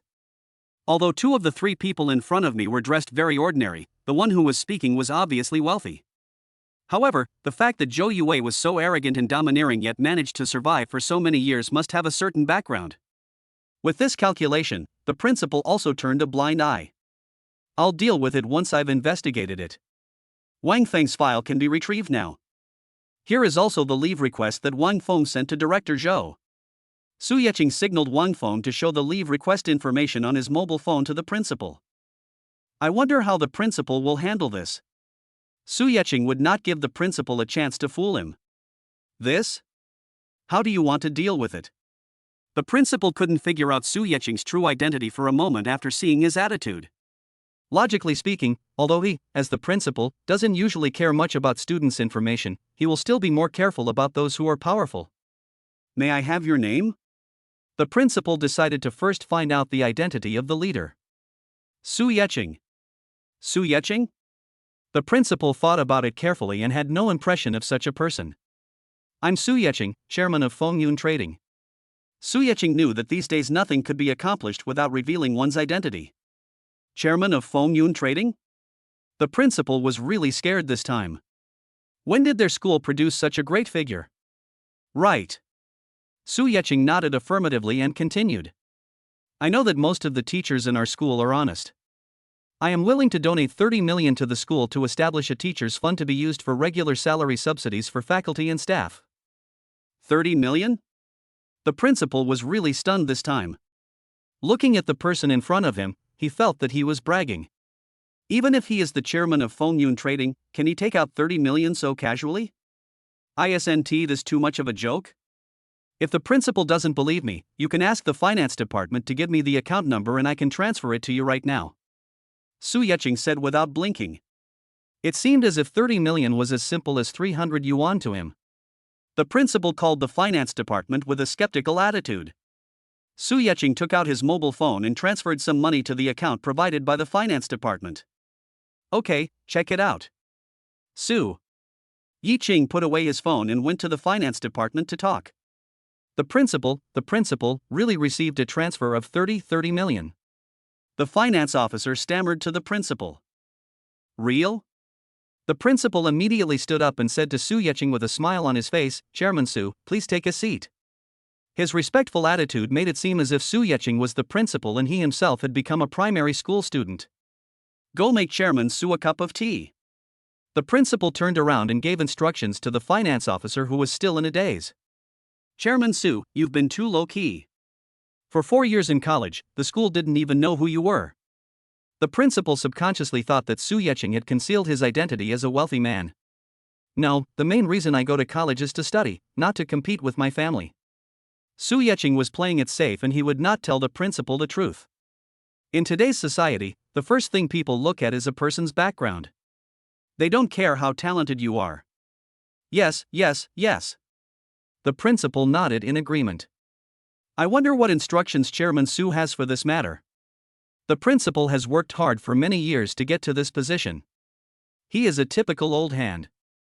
Su Yeqing donated so much money to the school at once. To put it bluntly, there is no free lunch in the world, he would not do this for no reason. Principal, I won't play dumb with you. Su Yeqing looked at the principal and said, I have 2 requirements for donating the 30 million. You said I would do it for you if I could do it. When the principal heard that he could get 30 million in exchange for just 2 conditions, he was overjoyed. Chapter 13 Meeting a Beauty at the Bar. Good. Su Yeqing didn't act pretentiously and directly stated the conditions. First, ensure Wang Feng graduates successfully. There must not be any negative comments in the graduation summary. That's easy. The principal nodded in agreement. Secondly, Zhou Yue is unfit to be a teacher. I demand that the school expel him. Su Yeqing put forward the second condition. This? The principal looked embarrassed. Director Zhou Yue does bear responsibility for this matter, but it shouldn't be the point of firing him, right? The principal seemed to be unwilling to offend either side. Really? During my 4 years at university, Director Zhou Yue took special care of me. Su Yeqing would not let the principal push the matter away so easily. The principal took his 30 million and wanted to avoid offending Zhou Yue and the people behind him. He was too naive. Su Yecheng must expel Zhou Yue from the university, otherwise who knows how many poor students will be persecuted by him in the future. Really? I didn't know Zhou Yue was so bold. The principal weighed it in his mind. Su Yecheng is the chairman of Fengyun Trading, which is a leading enterprise in the construction industry in Huajiang City. To put it bluntly, let alone just one Zhou Yue, even if there were 10 or 8 Zhou Yues, they would not be a match for Su Yecheng. Thinking of this, the principal made up his mind. Chairman Su, I really didn't expect Zhou Yue to be so lawless. In this case, he is no longer worthy of being a teacher. I will fire him immediately. That's great. The principal has gotten rid of a pest for the people. Su Yecheng got the result he wanted and stood up to say goodbye without hesitation. Principal, will be leading first. Chairman Su, why don't you stay for a quick meal before leaving? The principal tried to keep him. You know, there are not many opportunities to meet the chairman of Fengyun Trading. You're welcome, principal. Zhou Yue's affairs are still waiting for you to handle. We won't bother you anymore. Su Yecheng took Wang Dao and Wang Feng and walked directly out of the principal's office. The principal escorted them out of the office building with a smile on his face. Brother Su, are you really the chairman of Fengyun Trading? Wang Feng was in shock and hadn't recovered. More real than gold. Wang Dao patted Wang Feng on the head and said, it's settled. Smile a little. Brother Su, thank you so much this time. Wang Feng sincerely thanked Su Yecheng. You don't have to be like this. You are Four Eyes' cousin, which means you are my cousin. If anyone bullies you in the future, just tell me directly. Su Yecheng said generously. Okay, enough of the thank yous. Let's go play ball. Wang Dao didn't think much about Su Yecheng's change of identity. In his eyes, Su Yecheng is still the Su Yecheng from college, his buddy. Come on, Xiaofeng. Let's go play ball together. Your brother and I will take you out to see some things in the evening. Su Yecheng called Wang Feng and walked towards the sports equipment room. The three of them borrowed a basketball and played for a while on the court. Then they decided to take a bath to sweat off the sweat and then have some fun in the evening. When the three were about to leave the university gate in their stylish Koenigsegg, they saw a familiar figure. Su Yecheng parked the Koenigsegg next to the man, rolled down the window and stuck his head out. It's Director Zhou. Are you moving with all these things? Do you need help? It seemed that the principal acted quickly, and Zhou Yue was fired in a short while. Zhou Yue knew that it was Su Yecheng and the others who were behind this. Now when he saw Su Yecheng, Zhou Yue instinctively wanted to curse him. But when he saw the car Su Yecheng was driving, he shut his mouth obediently. Koenigsegg. Zhou Yue, who considered himself a superior person, was familiar with this kind of luxury. This is also to make it easier for him to judge people by their appearance. Looking at the Koenigsegg driven by Su Yecheng, Zhou Yue weighed it in his mind and thought it would cost at least 20 million. It seems that I really made a mistake this time and offended someone I shouldn't have offended. Thinking of this, Zhou Yue lost his confidence. He hung his head and walked past Su Yecheng's car in silence. Even this bastard has a day of cowardice. So satisfying. Wang Dao laughed in the passenger seat, finally venting his anger. Never mind him, let's go play. Su Yecheng lightly stepped on the accelerator and the car roared away. The three of them took a comfortable bath and had a Western meal. It was already 11 o'clock in the evening before they could even finish their meal. New World Bar. The dazzling large lights shine particularly brightly in the dark night. The colorful little lights surrounding it make the place look lively at first glance. Koenigsegg stopped steadily in front of the New World Bar. Su Yecheng and his group got out of the car and walked straight into the bar. Although it's still early, the bar is already packed. It can be seen that the New World Bar's business has always been very good. I heard from my friend that this is the largest and most luxurious nightclub in Huajiang City. The minimum per capita consumption to enter is 1,000 yuan. Wang Dao was talking about his gossip. If you have a drink and sit in a booth, there's no limit to the amount you can spend. Then let's go somewhere else. This is too expensive. Wang Feng, who was used to being frugal, began to back out. You have to know that he only earns 2,000 yuan a month as a tutor. Don't worry, Xiaofeng, I'll cover all the expenses today. Su Yecheng is very generous. A few $1,000s is just a drop in the bucket for him now, and he spends it without blinking an eye. Besides, Su Yecheng is now worth hundreds of millions, but he has never been to such a place to spend money. It is really unacceptable.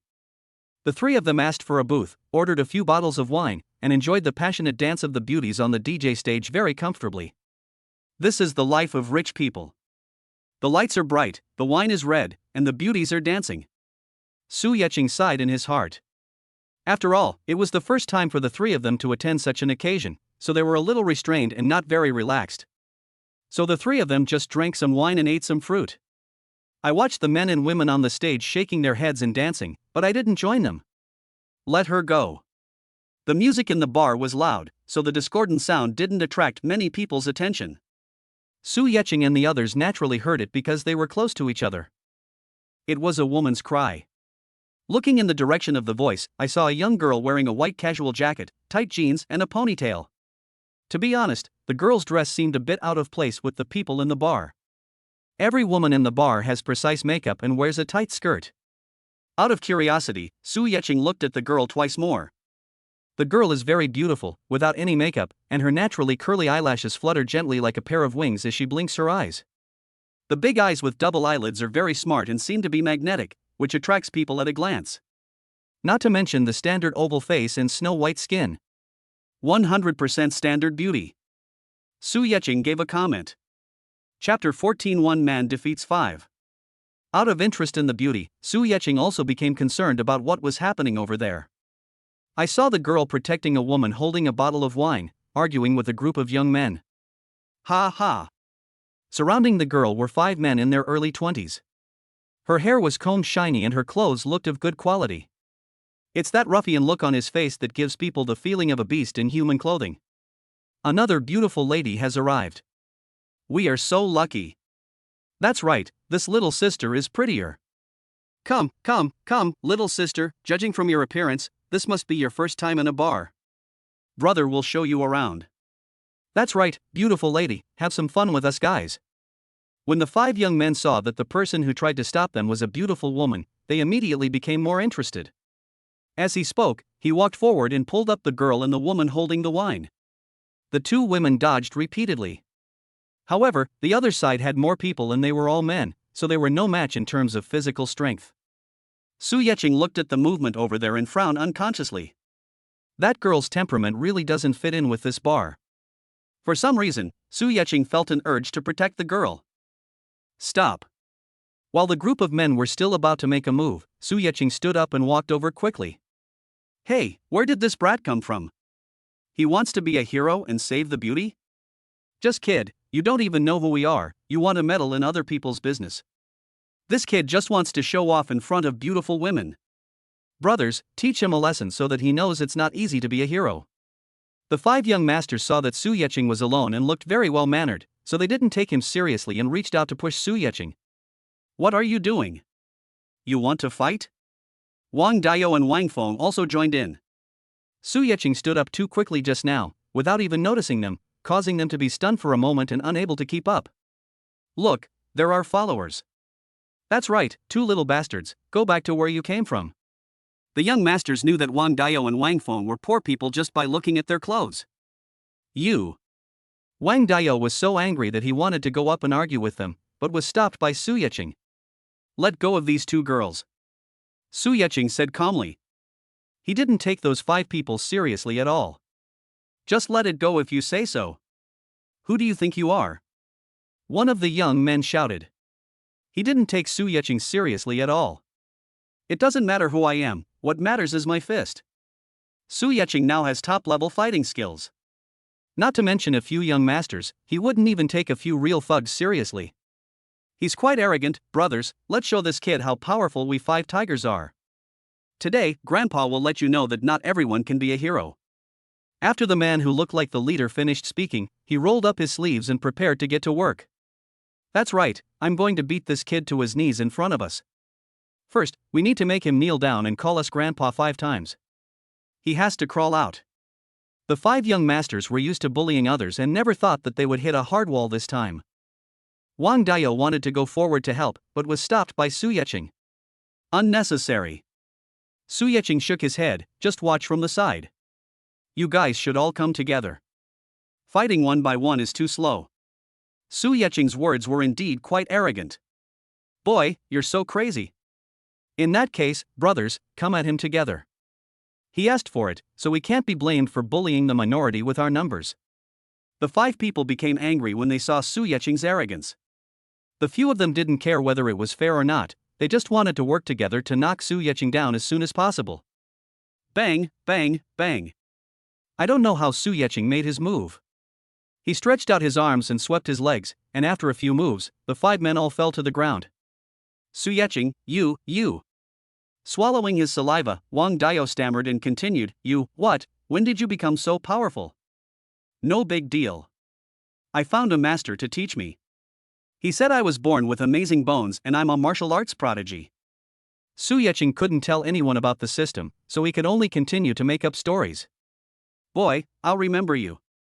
Just wait for me. The leader of the 5 struggled to get up, left a harsh word and prepared to run away. Who allowed you to leave?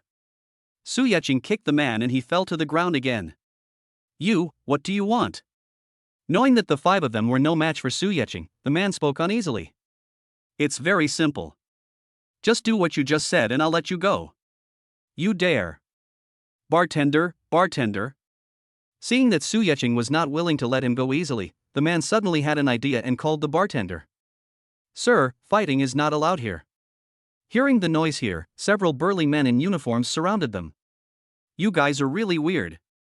When they were bullying the 2 girls just now, why didn't you stop them? Su Yecheng sneered. Everyone, I'm the manager of the New World Bar. Let's talk it over. A fat man in his 40s came out and greeted them. Managerin, this man beat us up. The young man in the lead seemed to be a regular customer of the bar, and he started shouting again when he saw the bar manager. Yeah? The man called manager and looked at Su Yecheng and his group. They are all strangers and probably have never been to their bar. Except for Su Yecheng, who took action and was dressed decently, the other 2 looked poor. You can't even afford to spend money in their bar. The 5 men who were beaten were regulars at the bar and all of them were rich second generations. Comparing in this way, Managerin had some ideas in mind. Sir, it's wrong for you to hit someone. Managerin said this to Su Yecheng, and it was obvious that he was favoring the 5 men. Managerin, right? Su Yecheng felt sick when he saw this kind of lackey who took advantage of his power to bully others. Your New World Bar should have surveillance cameras, right? How about we call the police and have them investigate what exactly happened in the bar? Although the New World Bar is the largest and most luxurious bar in Huajiang City, there are still some things that happen in bars that are not presentable. People go to the bar to have fun and let off some steam after a day of stress. If everything was done according to the rules, no one would come and New World would have closed long ago. Managerin wiped the cold sweat from his forehead and his attitude towards Su Yecheng changed a lot. These are minor matters, so there's no need to call the police. Su Yecheng didn't respond and waited for the fat manager's next words. Chapter 15, Tell Grandpa to get out. But after all, it was you, sir, who hit someone and hurt them. I'll be the peacemaker. Just apologize to them and let it go. Managerin looked like he had helped Su Yecheng. Really? What if I don't want to? Ask Su Yecheng to apologize? Su Yecheng was afraid that they would shorten their lifespans. Sir, I'm just trying to persuade you. If you insist on having your own way, our bar's security is not just for show. Managerin's tone was threatening. Really? Just them? Su Yecheng glanced at the bartenders and shook his head. People of this level are not even worthy of his attention. Boy, you're looking for death. Seeing that Su Yecheng didn't take them seriously at all, several bartenders became anxious. Without waiting for Managerin to say anything, they surrounded Su Yecheng with their fists clenched. No one could see how Su Yecheng, who was surrounded by those burly bartenders, made his move. Accompanied by a few screams, the bartenders took off in a parabolic arc and fell on the surrounding booths. Shock. No one expected that Su Yecheng, who looked gentle and polite, was actually so powerful. Have you thought about it? Su Yecheng spoke slowly to the 5 men. Are you going to do as you said, kneel down and call out Grandpa and crawl out? Or should I continue? Su Yecheng did not say clearly what to continue. But the raised fist made its meaning clear. You dare! The leading young man glanced at the growing crowd of people gathering around him. Many of them are acquaintances. If he really did this, he would never be able to stay in this circle in the future. Smelly boy, do you know who I am? The man raised his voice and pretended to be great. You can lose the battle but not the formation. My dad is the director of Fengyun Commerce. Boy, if you dare to mess with me again, I will make sure you can't stay in Huazhang City. Fengyun Commerce? Su Yeqing and Wang Dayo looked at each other and smiled. I am the chairman of Fengyun Trading. How dare the son of a mere director climb over my head and claim to be the king? Which director is your father? My dad is Chen Weiming. Are you scared, kid? The man smiled triumphantly. He should have moved his father out earlier, so he wouldn't have to get beaten. Afraid? There's no such word in my, Su Yeqing's, dictionary. Su Yeqing doesn't buy into what Director Chen Weiman says at all. Anyone who allows his son to act tyrannically is not a good person either. Choose quickly now, my patience is limited. Su Yeqing was a little impatient. These grown men were fussy and wasting time. You are so cruel. Seeing that Su Yeqing was unmoved by any persuasion, the man had no choice but to console himself by saying that a wise man should not suffer a loss in front of him. Thump. Thump. Thump. The 5 people knelt down in unison. Yes, call someone. Su Yeqing is so crazy. Grandfather. This time the 5 of them shouted in unison, but their voices were a little low. Okay, you can go now. No, you can climb out now. After Su Yeqing taught them a lesson, he did not make things difficult for them anymore and just let them go. Of course, climbing out is necessary. The 5 men crawled towards the bar door with grim faces. I just can't figure out when such a tough guy appeared in Huazhang City. After dealing with the 5 young masters, Su Yeqing took a look at the bar, which was smashed and looked a bit messy. Manager, and these damages are my responsibility. He looked at the bartenders who were beaten. Su Yeqing continued, I'll give each of those people 10,000 yuan in nutrition fees. Okay. Manager saw that Su Yeqing didn't even take the directors of Fengyun Trading seriously, and knew that this was someone he couldn't afford to offend. Now look at Su Yeqing, he took on all the losses without saying a word. It seems that he has met a rich man. Thinking of this, Manager and's lackey skills came into play again. Sir, is there anything else you need? No, let's be quiet. Su Yeqing has always looked down on lackeys like Manager and never treated him well. The people around saw that there was nothing exciting to watch, so they all dispersed. It's just that people are still a little curious about the appearance of a person like Su Yeqing in Huazhang City. A few people were whispering in the distance. Su Yeqing didn't take these to heart. He has not yet announced his identity to the public. Once everyone knows that he is the chairman of Fengyun Trading, there will be no less attention. Are you all right? After the matter was resolved, Su Yeqing turned around and asked the beautiful woman in white. It's okay, thank you. The girl in white shook her head and turned to look at the woman she was protecting behind her. How are you? Is anything wrong? Nothing, thank you. It seems that the 2 of them are not together. The beauty in white is also a beauty saving a beauty. Su Yeqing thought so in his heart. I'm glad you're all right. I'm leaving now.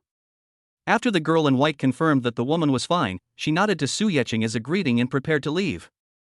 Wait, can you tell me your name? Su Yeqing had a liking for the girl in white and walked up to her and asked. There's no need for a name. We just met by chance. The girl in white refused and walked straight to the door of the bar without stopping. Why? Su Yeqing wanted to catch up, but a small hand grabbed his sleeve. Are you Su Yeqing? The owner of the sleeve's tone was filled with disbelief. Su Yeqing turned around and it seemed that there was no one in this place who could recognize him. The woman looked to be in her early 20s, with wavy hair, a well-proportioned figure, and a very delicate face. It's a pity that the makeup is too heavy, which makes her look a bit worldly. I don't know him. Su Yeqing gave the answer in his mind. Do we know each other? Su Yeqing withdrew his hand and glanced towards the bar entrance. The woman in white had disappeared. I sighed in my heart. A beautiful fate ended before it even began. Isn't this our class beauty, Lu Yu? Wang Dayo started shouting loudly. Lu Yu? Class beauty? Su Yeqing was busy working part-time during his 4 years in college. During his time at school, he either copied Wang Dao's notes for him or studied in the library. I really don't pay attention to irrelevant people. So I really have no impression of this group of Hua Luyue. Luyu, what are you doing here? And holding a bottle of wine? Wang Dao has no vision at all. Luyu looked like a bar salesgirl, not a very glorious one, yet he kept exposing her scars. I. Although Luyu's face was heavily made up, it still turned red when Wang Dao asked her questions. Okay, Dao, why do you keep asking questions? Out of respect for the girl, Su Yeqing interrupted Wang Dao's questioning. We are not familiar with each other, so it is very impolite to chase people and ask questions. Chapter 16, just consider it a donation. Wang Dao also realized that he had asked too many questions and shut up in disappointment. Goodbye. The interest in hanging out at the bar was interrupted, and the beauty I liked disappeared without a trace. Su Yeqing felt very disappointed. I was poor before and was dumped by Yulin. Now I can be considered a person who can call the wind and rain. The girl I finally liked ran away before I even knew her name. Upset. Deep regret. Su Yeqing turned around and prepared to leave. Etc. Luyu bit her lips shyly, as if she was mustering up her courage. Please don't tell anyone about what happened at the New World Bar. Don't worry, we are very tight-lipped and won't tell anyone. Wang Dao patted his chest and made the promise. Luyu smiled gratefully at Wang Dao, and then looked at Su Yeqing steadily. Well, we won't tell anyone. Su Yeqing looked at Luyu and knew that if he didn't give a guarantee, she would stare him to pieces. I could only agree out loud. He wouldn't have told anyone about it anyway, as he didn't have the time to deal with such trivial matters. Thanks. After getting Su Yeqing's assurance, Luyu smiled. She is really beautiful, no wonder she is called the class beauty. Unfortunately, Su Yeqing's mind was completely on the girl in white. He really didn't notice whether Luyu was beautiful or not. Luyu, don't blame me for being nosy.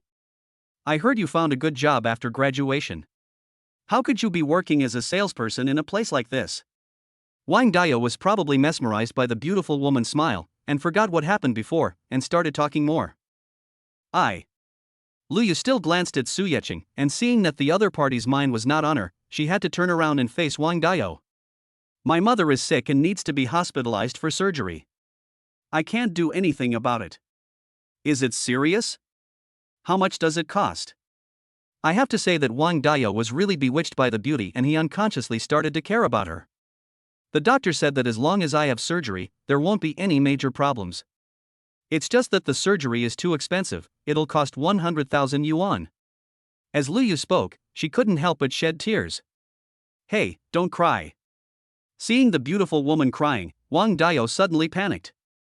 It's just 100,000. Wang Dao betrayed Su Yeqing without thinking. Su Yeqing is a rich man now, super rich. We are college classmates, he will definitely help you. Right, Su Yeqing. After Wang Dao finished speaking, he did not forget to wink at Su Yeqing. What Wang Dao hated most was seeing beautiful women cry. He must help with this. No, he would definitely ask Su Yeqing to help him with this favor. Su Yeqing looked at Wang Dao speechlessly. By the way, they are not very familiar with this group of beauties. During the 4 years of college, Su Yeqing never spoke a word to Luyu. Class beauties like them would not bother to have anything to do with a poor boy like him. Thinking of this, Su Yeqing didn't really want to help. Everyone has his or her own responsibilities. When I was extremely poor, I had to carry everything on my own, and no one ever extended a hand of friendship to me. Seeing that Su Yeqing didn't say anything, Luyu felt a little embarrassed. In her eyes, Su Yeqing used to be a pauper, so she never paid any attention to him. I didn't expect that Su Yeqing has changed so much in just 1 year after graduation. For a moment, Luyu felt that she had been too short-sighted before. Now she had no right to ask Su Yeqing for help. Su Yeqing, Luyu also came here to work because of filial piety. Wang Dao couldn't bear to watch it anymore. In his mind, everyone is a classmate, and he should help if he can. Moreover, when he was in college, Wang Dao did not need to go out to work because his family was relatively well off, so he had some contact with people like Luyu. There is still some friendship between classmates. Well. Su Yeqing sighed inwardly. This Wang Dao is a kind-hearted person. However, it was also because of his natural warm-heartedness that he became the only person who helped him without expecting anything in return during his 4 years in college. Give me your bank card number. For Wang Dao's sake, Su Yeqing still asked Lu Yu for her card number. Now 100,000 is really just a small amount of pocket money for him. Just think of it as a donation to people in need. Su Yeqing thought so in his heart. Lu Yu hadn't recovered from Su Yeqing's change of attitude and was a little dazed. Lu Yu, quickly give your bank card number to Su Yeqing. Wang Dao urged anxiously. Oh, my card number is. Lu Yu reported a string of numbers. Okay, check it out. Su Yeqing took out his mobile phone and operated it. Lu Yu saw her phone screen light up and immediately clicked it to take a look. Thank you, thank you. 100,000 really arrived. Okay, it's alright, we'll go. This time Su Yeqing really walked away. He helped, but he didn't want to stay and see Lu Yu's expression as if she was ready to marry him. Lu Yu, go take your mother to see a doctor. Try not to come to places like this. We'll leave first.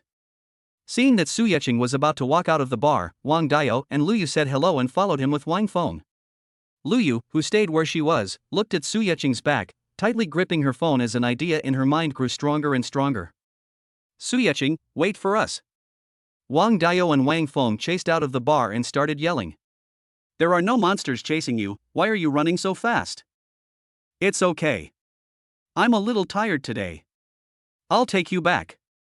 Su Yeqing didn't say that Lu Yu's eyes just now made him very uncomfortable. He didn't want to destroy the friendship between Wang Dao and his college classmates. Su Yeqing drove the Koenigsegg and took Wang Dao and his friends to the door of his hardware store. Dao, come to my company tomorrow. Looking at Wang Dao getting off the car, Su Yeqing spoke. He wanted to help Wang Dao and see if there was anything his company could order from Wang Dao. Now that he has the ability, Su Yeqing still feels a little uncomfortable seeing his only good friend from college staying in this small shop every day. Okay. I'll go visit your big company tomorrow. Wang Dao agreed excitedly.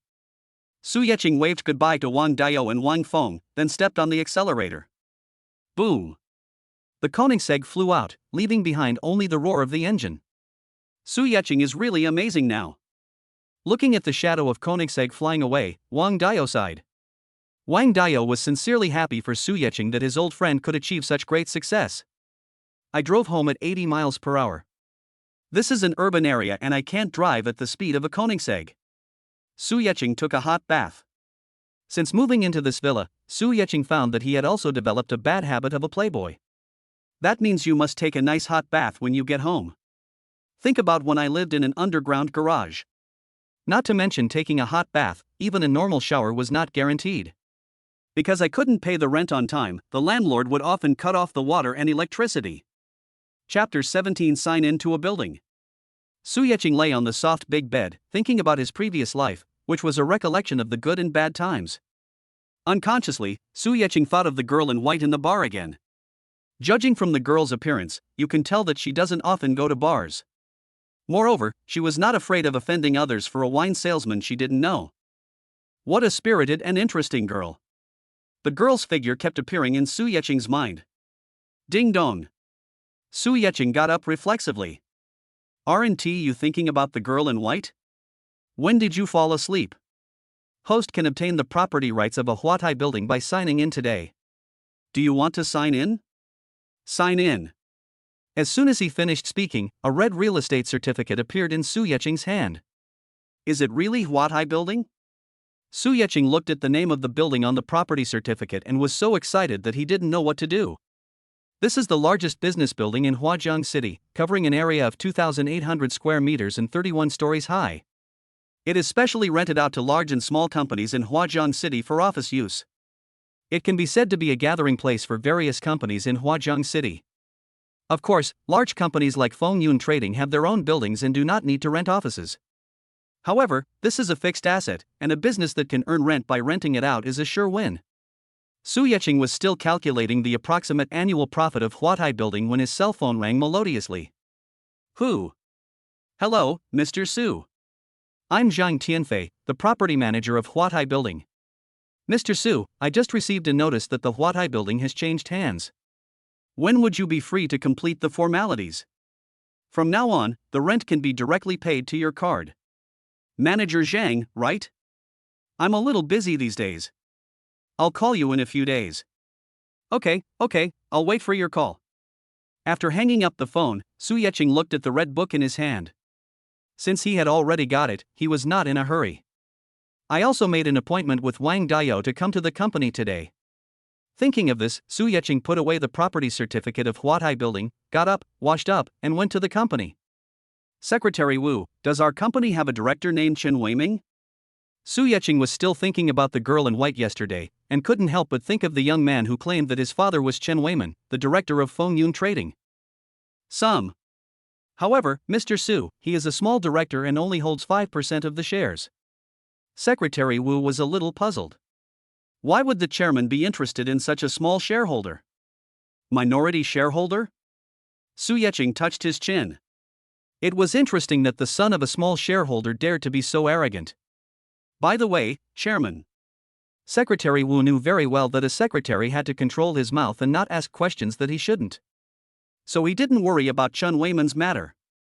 The directors of our company are very eager to meet the new chairman. When do you think you will have time to meet them? Secretary Wu is doing his job conscientiously. He is Su Yeqing's personal secretary and is only responsible for taking care of Su Yeqing's affairs. You go and arrange it.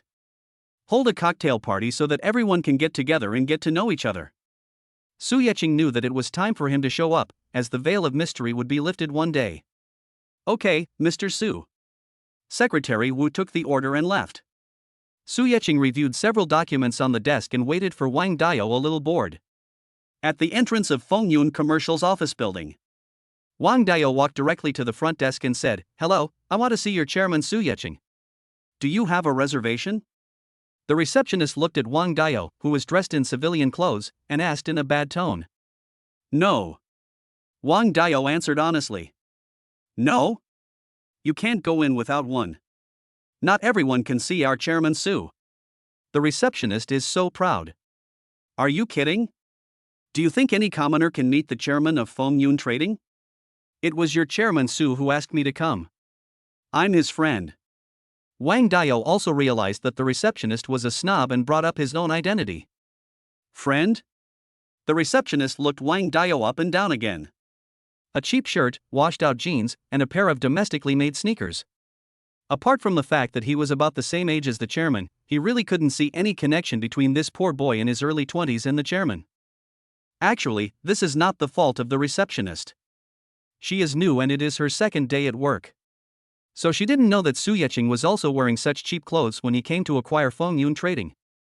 If she knew the situation at that time, she would never have stopped Wang Daiyou in front of her.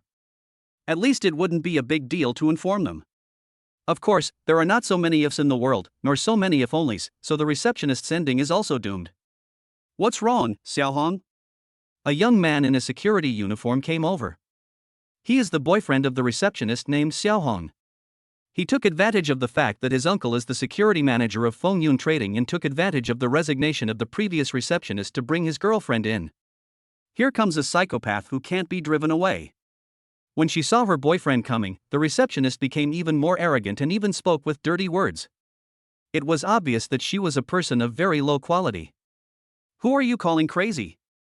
Wang Daiyou was also angry. He spoke politely to others, but they just called him a lunatic.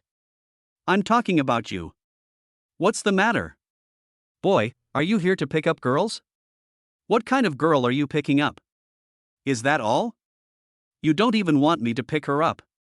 Wang Daiyou got angry and spoke rudely. I'm here to see your chairman Su. What do you mean, brat? Isn't my girlfriend pretty? The security guard simply refused to listen to what Wang Daiyou said about looking for Chairman Su. He simply thought that Wang Daiyou looked down on his girlfriend. Do you think you're beautiful when you look like that? Don't you ever look in the mirror? It's no wonder that Wang Daiyou is quite capable of insulting others. You.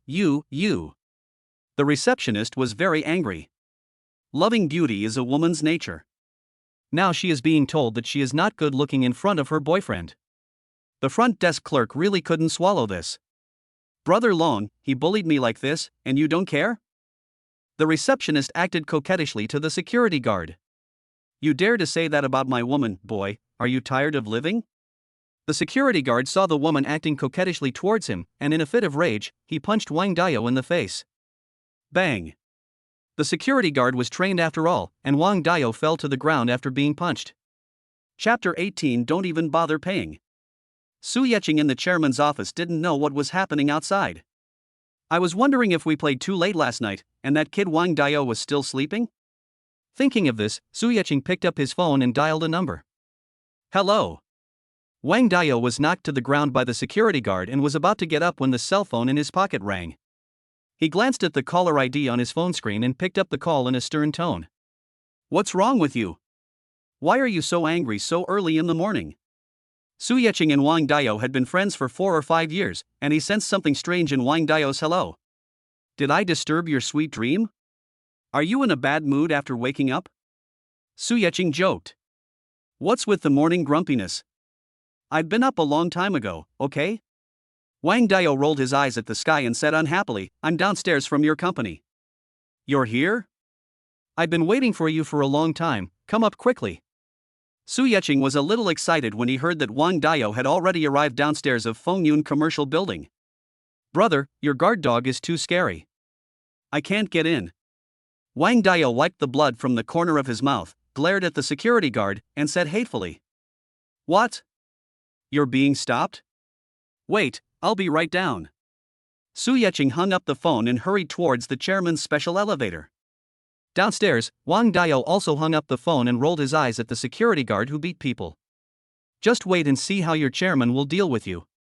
Kid, just keep pretending. The security guard thought that Wang Dao was just bluffing, because he had never seen Su Yeqing personally go downstairs to pick up anyone. Not to mention that he is just a poor boy. Wait till your friend the chairman comes over, I'll beat him up just as much, believe it or not. The security guard clenched his fists, looking like he was going to hit someone again. What happened? A security guard who looked like a leader rushed over. The person who came was the security manager, who was the uncle of the security guard who beat the man. He was watching from a distance, thinking he was just a guy looking for a job or doing sales, and that he could just be sent away. But seeing that the noise here was getting louder and louder, he had to come out to stop it. If he disturbs the higher-ups, he will be in big trouble. Uncle, it's okay. Just a little bastard. The security guard saw his uncle coming and yelled, I'll just throw him out in a while. Well, hurry up and don't alarm the people above. The security manager nodded, thinking that this was just a small matter that didn't require him to do it himself, and turned around to leave. Seeing that his uncle had come over to ask questions, the security guard didn't want to cause any more trouble. He walked up to Wang Dao, grabbed his collar and prepared to throw him out. Stop. This was the scene Su Yeqing saw when he just walked out of the elevator. Wang Dao was grabbed by the collar and couldn't struggle free. He was dragged towards the entrance of the building. Chairman? When the security guard saw that it was really Su Yeqing coming down, he was stunned and unconsciously loosened his hand. What happened? Mr. Su, it's a small matter. The security manager, who had not walked far, saw Su Yeqing appear and immediately turned back. This guy tried to break into Fengyun Commerce. I had him kicked out. Break in by force?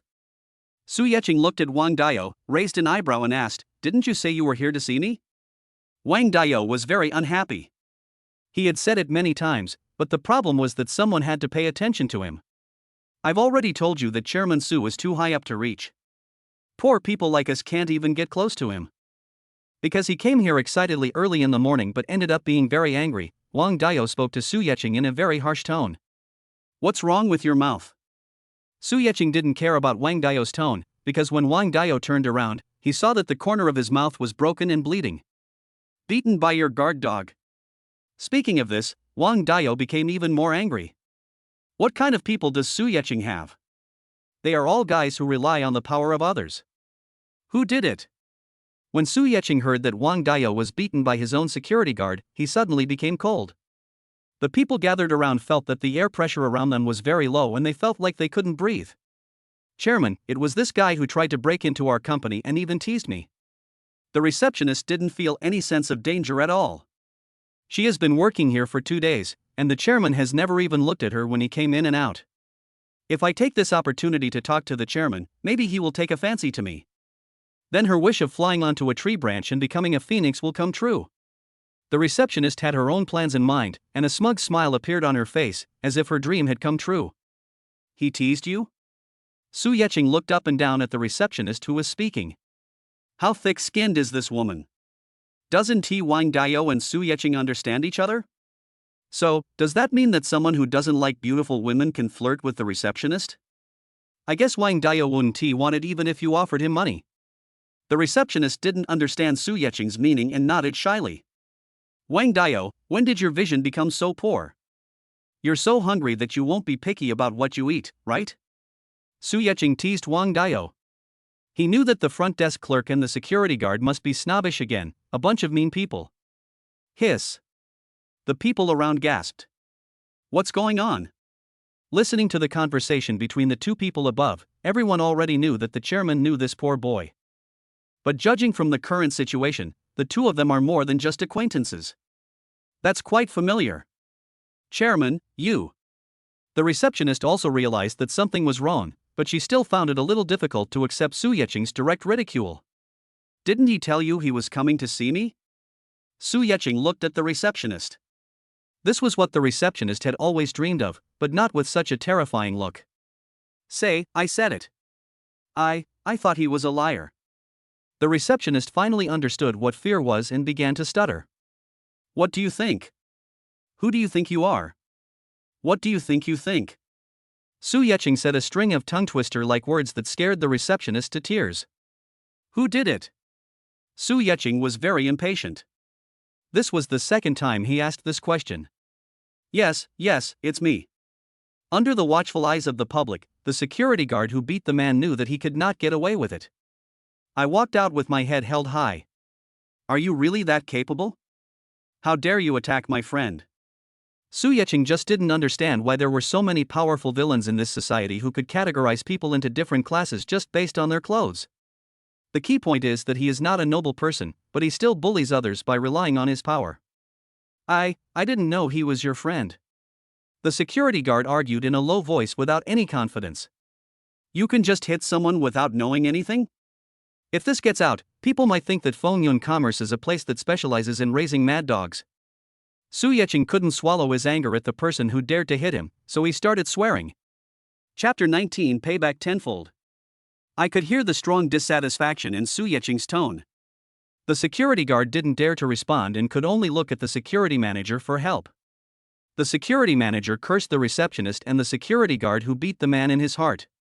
But after all, these two people were brought into Fengyun trading by themselves. If he doesn't help them, he will be responsible if he is held accountable.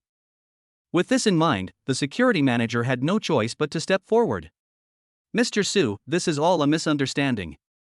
They didn't know this person was your friend and thought he was going to force his way into Fengyun trading, so... Su Yeqing glanced over and the security manager was a little unable to continue. It seems that the two people just now have already made these excuses. Wiping the cold sweat from his forehead, the security manager stepped aside. There's no point saying anything now, we can only leave it to fate. Oyu, pay him back tenfold for what he just did to you. Su Yeqing's current principle of doing things is that he will never swallow his anger. The saying repay evil with kindness is used to deceive honest people.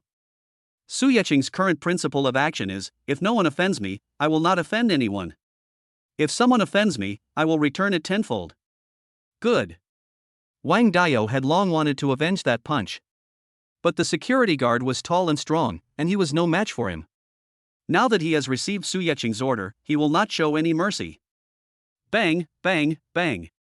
It was obvious that Wang Dayo was really furious, and he showed no mercy when he attacked. 10 punches, no more, no less, each one hitting the security guard's face with the force of the wind. The security guard's face was covered with bruises. The two bruised eyes narrowed into a line. There were cuts on both sides of his mouth, and bright red blood was flowing out. The security guard grimaced in pain, holding his face, not daring to say a word. Are you kidding? This is an order from the chairman himself. That is the imperial edict. He has to accept it whether he wants to or not. Have you calmed down? Su Yeqing saw that Wang Dayo was tired from fighting and guessed that his anger had almost subsided. Snort. Wang Dayo turned his head to the side proudly, holding it high. Su Yeqing was a little amused and helpless. What else could a grown man learn from a woman instead of acting like a spoiled child? He straightened his face, turned to the security guard and the receptionist and said, "You two can get out now." "No, Mr. Su. I didn't do anything." The receptionist cried out in dismay when she saw that she was going to be fired after just a few days of working in the job she had finally gotten. Because of her low educational level, she has been doing piecework work in a factory where she is paid more for more work. It was not easy to get into a big company like Fengyun Trading. Although she is just a receptionist, I don't know how many levels she has reached. Thinking back a few days ago, when she knew she could enter Fengyun Trading, she boasted about it in front of a group of young ladies. Now, because of her own lack of vision, she was kicked out after only 2 days. She couldn't afford to lose face. "Director Su, please don't fire me." The security guard was more direct and knelt down in front of Su Yeqing. Su Yeqing was unmoved. They were just two snobbish little people, and he didn't have enough sympathy to pity them. "Mr. Su, I have a 60-year-old mother at home, and my whole family depends on my job to make money." The security guard became anxious when he saw that Su Yeqing didn't show any reaction. "Mr. Su, please. I was wrong. I was really wrong. I didn't recognize the real talent." Unfortunately, Su Yeqing has seen too many snobby faces in society over the years. This kind of villain will kowtow and try to please the strong when he meets one. When I meet someone without any background, I will just crush them. Therefore, such people are not worthy of sympathy no matter how pitiful they sound. There must be something hateful about a pitiful person. The ancients were still very wise. Seeing that Su Yeqing did not react, the security guard hugged Wang Dao's thigh again. "What are you doing?" Wang Dao was so frightened that he took 3 steps back. "Sir, I'm sorry. I'm blind and have offended you. Please help me and Director Su to ask for mercy." "No need. We at Fengyun Commerce will not allow you, a scourge, to stay." Su Yeqing was afraid that Wang Dao would soften his heart and agree, so he directly sentenced the 2 men to death penalty. "Someone, throw these 2 people out." After receiving Su Yeqing's order, several security guards nearby picked up the 2 men and threw them out of the Fengyun Trading building. "Manager Nyo, right?" Su Yeqing just heard that the security guard who beat people called the security manager uncle. "Mr. Su, it's the younger one." The security manager was very nervous, wondering if this disaster would bring him down. "We at Fengyun Trading are a serious company." Su Yeqing was speaking word by word to the security manager. "Although we promote the virtuous regardless of personal connections, Fengyun Commerce is not a place where just anyone can enter. If you want to arrange for someone to come in next time, be careful and don't let them hurt you in the end." "Yes, yes, yes. Mr. Su." The security manager nodded repeatedly. "I will never do it again. I promise I won't do it again." Su Yeqing knew that the security manager had not done anything extreme, so he just gave him a verbal warning. "Let's go to my office." He turned around and pulled Wang Dao towards the chairman's private elevator. "Call." Looking at Su Yeqing walking away, the security manager breathed a sigh of relief. He was so scared just now that he didn't even dare to breathe. "I will never bring anyone into the company again. You almost got me killed." Thinking of this, the security manager strode away. The most important thing is to do his job well. He must perform well and try to change Director Su's bad impression of him. Su Yeqing took Wang Dao directly into the chairman's office from the private elevator. "Are you okay? Do you want to go to the hospital?" Su Yeqing looked at Wang Dao's slightly swollen mouth and said with concern. "It's just a minor injury. I'm not that squeamish." Wang Dao looked indifferent. At first, he was angry, but now he has not only taken revenge, but also recovered a lot of interest. It's a great way to make a lot of money, just thinking about it. "I'm glad you're okay." Seeing that Wang Dao didn't seem to care, Su Yeqing knew that the injury was not serious. Su Yeqing, sure. Wang Dao looked at Su Yeqing's big office. Super large mahogany boss desk. A leather boss chair that is so wide that one person can fit in it. There is also a small golf course on the ground. His noisy nature began to show again. "Su Yeqing, what kind of luck did you have? God is just throwing money at you." "Okay, I came to you for something serious." Su Yeqing really didn't know how to explain this mysterious thing of being chosen by the system. Besides, even if he told Wang Dao would not believe it. It's really too mysterious. Chapter 20, Making Money with Brothers. Su Yeqing had to change the topic to divert Wang Dao's attention. Business? You are now the chairman of Fengyun Commerce. What business do you have with me? Wang Dao looked puzzled. It is true that he and Su Yeqing are friends. But now that their identities are so different, what important matter could Su Yeqing come to him for? It's like this, Fengyun Trading mainly deals in the building materials business. Look, your family owns a hardware store, and we need some small parts. Besides, your business has been open for so many years, you must have some channels of your own for purchasing goods. I want to let you do the purchasing of some products. As long as you don't pay more than our usual purchase price, it's still profitable for anyone. Not to mention that we are brothers. After listening to Su Yeqing's rapid-fire speech, Wang Dao suddenly became excited. Are you serious? My family only has a small store. Can we really supply goods to a company as big as Fengyun Trading? Su Yeqing nodded very seriously. Wow, I'm going to post it then. Wang Dao was so excited that he almost lost himself in thought and jumped up. If you're willing, I'll have our general manager come and talk to you about which products we can start collaborating on first. Yes, I'm 100% willing. I'm not a fool, why would I be unwilling? Wang Dao laughed so hard that the wound on the corner of his mouth was pulled, but he didn't care. Let Mr. Jiang come in for a moment. Su Yeqing pressed the hands-free key on the landline phone on the table and instructed his secretary. Dong dong dong. Enter.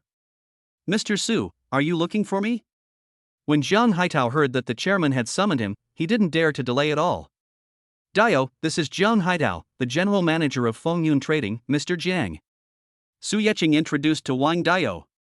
Boss Zhang, this is my college classmate and good brother Wang Dao. After introducing the two to each other, Su Yeqing went straight to the point. That's right, Mr. Jang. My brother's family runs a hardware store, so they're somewhat connected to the construction industry. Take a look, is there anything our company can purchase from them? Zhang Haitao thought for a moment and then asked.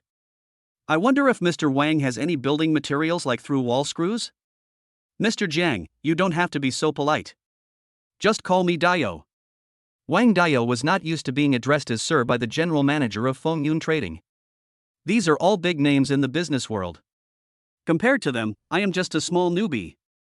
Although he knew that they were doing this for Su Yeqing's sake, Wang Dao still felt very uncomfortable.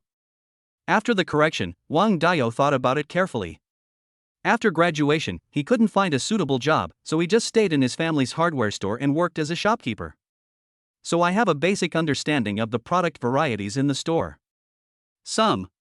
Is Mr. Jiang referring to the wall screw rod made of number 45 round steel, with a threaded end, 10 centimeters long, and covered with a steel pipe sleeve? Wang Dao asked for confirmation. Yes, it's this kind of screw rod that goes through the wall. When Zhang Haitao heard Wang Dao's introduction, he knew that he was also half an insider in the industry. He is not just a young man who relies solely on connections and knows nothing. Then, Mr. Su, how do we set the price? Zhang Haitao asked Su Yeqing. From a business perspective, as long as the quality of these small accessories is up to standard, it doesn't matter who you order from. But since Wang Dao came here under the guise of Chairman Su's brother, it would be better to ask clearly about the price. I've discussed this with Wang Dao. We'll just follow the price our suppliers usually give us. We don't do business that loses money, and we won't lose money on this kid either. Su Yeqing said with a smile. Zhang Haitao is indeed dedicated to his job and every word he says is relevant to his profession. Dao, is there any problem with the price? Su Yeqing asked Wang Dao. No problem, you've already done business for me, how can you cheat me? Wang Dao is completely relieved. With Su Yeqing's current net worth, if he wanted to cheat someone, he wouldn't even be able to get a chance in line. Besides, Su Yeqing and I have been friends for so many years, and I trust Su Yeqing very much. Okay, then, my friend, let's try out the order for 3 months. You need to supply Fengyun Trading with 1 million sets of through-wall screws every month. If the quality is good, we can transfer all orders for through-wall screw rods to you. Every word Zhang Haitao spoke was businesslike, without any hesitation. 1 million sets? Wang Dao opened his mouth so wide in surprise that an egg could be stuffed into it. He didn't care if opening his mouth so wide would tear the wound. Any questions? Zhang Haitao frowned. 1 million sets seemed to him to be a very small amount. You should know that Fengyun Trading sells 10 to 20 million sets of materials used in this type of construction every month. This was also the reason why Shi Jinlong from Hongyun Steel was so stubborn and insisted on clinging to Su Yeqing. No problem. Wang Dao secretly pinched his arm. Pain. It seems to be true, not a dream. Then, Dao, go sign the contract with Mr. Jang first, and come to me when you're done. Su Yeqing also noticed Wang Dao's excitement and reminded him to take care of the business first. Okay. Thank you for your help, Mr. Jang. Who said Wang Dao doesn't know how to deal with things? When he met his god of wealth, his face was as smiling as a flower. Boss Su, let's go and handle the formalities first. Zhang Haitao said hello to Su Yeqing and took Wang Dao to sign the contract. Su Yeqing, you are so awesome. Mr. Wang, who had just signed the contract, had not yet entered the room when the noisy sound came in. Has it been signed? Su Yeqing was used to it and ignored Wang Dao's annoyance. Signed. Su Yeqing, this is the largest order I've ever seen in my life. Do you know how much it is? Wang Dao was so cocky. He had forgotten that this was just a small order from Su Yeqing's company. Don't be surprised by what you have never seen. Do your best, and I'll give you orders worth 10 or 20 times as much in the future. Really? Don't worry, I swear on my Wang Dao's happiness for the rest of his life that I will do my best. Wang Dao was so serious that he almost swore to the sky. Don't be so mean, just focus on the quality. Su Yeqing was a little helpless. Wang Dao was too erratic today. Su Yeqing, you said you helped me so much, how can I repay you? It's a pity that I'm not a woman, otherwise I would have pledged my love to you. Wang Dao is indeed a bit too cocky and deserves a beating. Su Yeqing pretended to be disgusted. If you keep disgusting me, just cancel the contract. I still want to live a few more years. Ha. The two college friends smiled at each other. For them, nothing is better than the friendship they developed in college continuing forever. Chapter 21 High-Tech Mansion.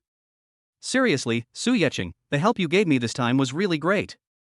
I don't know how to repay you. Wang Dao changed his playful look and spoke seriously. What are you talking about? What is our relationship? If it weren't for you, I might not have been able to graduate. During the 4 years of college, you were the only one who considered me, Su Yeqing, a friend. Now that I'm rich, of course I have to help my brothers. Work hard. Let's conquer Huajiang City together. Su Yeqing took out a bottle of 1982 Lafite from the wine cabinet and poured a glass for Wang Dao and himself. Come, I wish our brothers' careers will get better and better. Our brotherhood will become deeper and deeper. Okay, cheers. The two looked at each other, raised their heads, and drank it all in one gulp. By the way, Otomo, if you really want to thank me, here's your chance. Su Yeqing paused and kept the topic in suspense. Really? Tell me what it is? I'm willing to go through fire and water as long as I can do it. Ha, Dao, have you read too many martial arts novels? It's not that tragic. Just lend me your pen, Yadi, for a day tomorrow. Are you sure? Wang Dao had no idea what Su Yeqing was planning. You have the king of cars, the Koenigsegg, but you're not driving it, so why are you here to borrow my tractor, the Yadi? Su Yeqing, are you kidding me? Su Yeqing shook his head and spoke to Wang Dao seriously. Dao, you also know my family's previous financial situation. My house isn't even a tile house. It's made of wooden planks, and the roof is made of straw. Now, whenever it rains, water leaks everywhere in the house. It can be said that it is raining heavily outside and drizzling at home. Originally I wanted to bring my parents here, but they are honest people from the countryside and I was worried they wouldn't be able to adapt to living here. So, I want to buy them a house in our town. This way they can live comfortably and go back to the countryside to visit relatives when they are bored.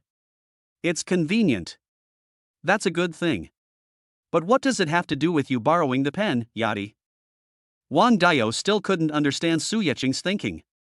He doesn't drive his Koenigsegg, but instead comes to borrow a BYD car that he himself looks down upon, and it's an old antique that he has been driving for more than 10 years. I really don't understand the thoughts of rich people. You know our area is poor, and driving a Koenigsegg there would be too conspicuous. Besides, my parents are honest people. I don't want to cause any commotion there and affect my parents' peaceful life in the future. Well, you've thought it through very carefully. Wang Dao admired Su Yeching's careful thinking. No wonder Su Yeching seems to have been rich for some time, but I have never heard him mention his parents. It turns out it was to protect them. What a filial son. Wang Dao's evaluation of Su Yeching has reached a new level. It seems that I was not wrong about him when I was in college. It doesn't matter if you are poor when you are young, the key is to have good character. Okay, I'm here today just to open a yachty store. I'll leave the car keys with you later and I can just take a taxi back. Wang Dao fully agreed with Su Yeching's approach. I won't say thank you. Come on, have another drink. You don't have to drive later anyway. Su Yeching poured another glass for Wang Dao. Well, this is the first time I drink such good wine. Dry. The two young people sighed for a while about the wonders of life and talked about some interesting things in college. Time passed quickly. Wang Dao went back to prepare the wall-penetrating screws. 1,000,000 sets of orders. Wang Dao is full of energy now.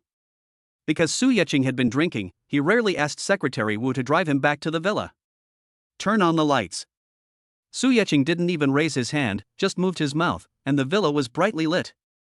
The temperature is 26 degrees. The central air conditioner started to whir. This is the power of the Black Technology luxury house. As long as you give an order, they will do everything for you. Better than a maid. As usual, Su Yeching took a nice hot bath. Ordered a pasta dish. Su Yeching was born in a poor family, so he is not very picky about his daily diet, as long as he is full.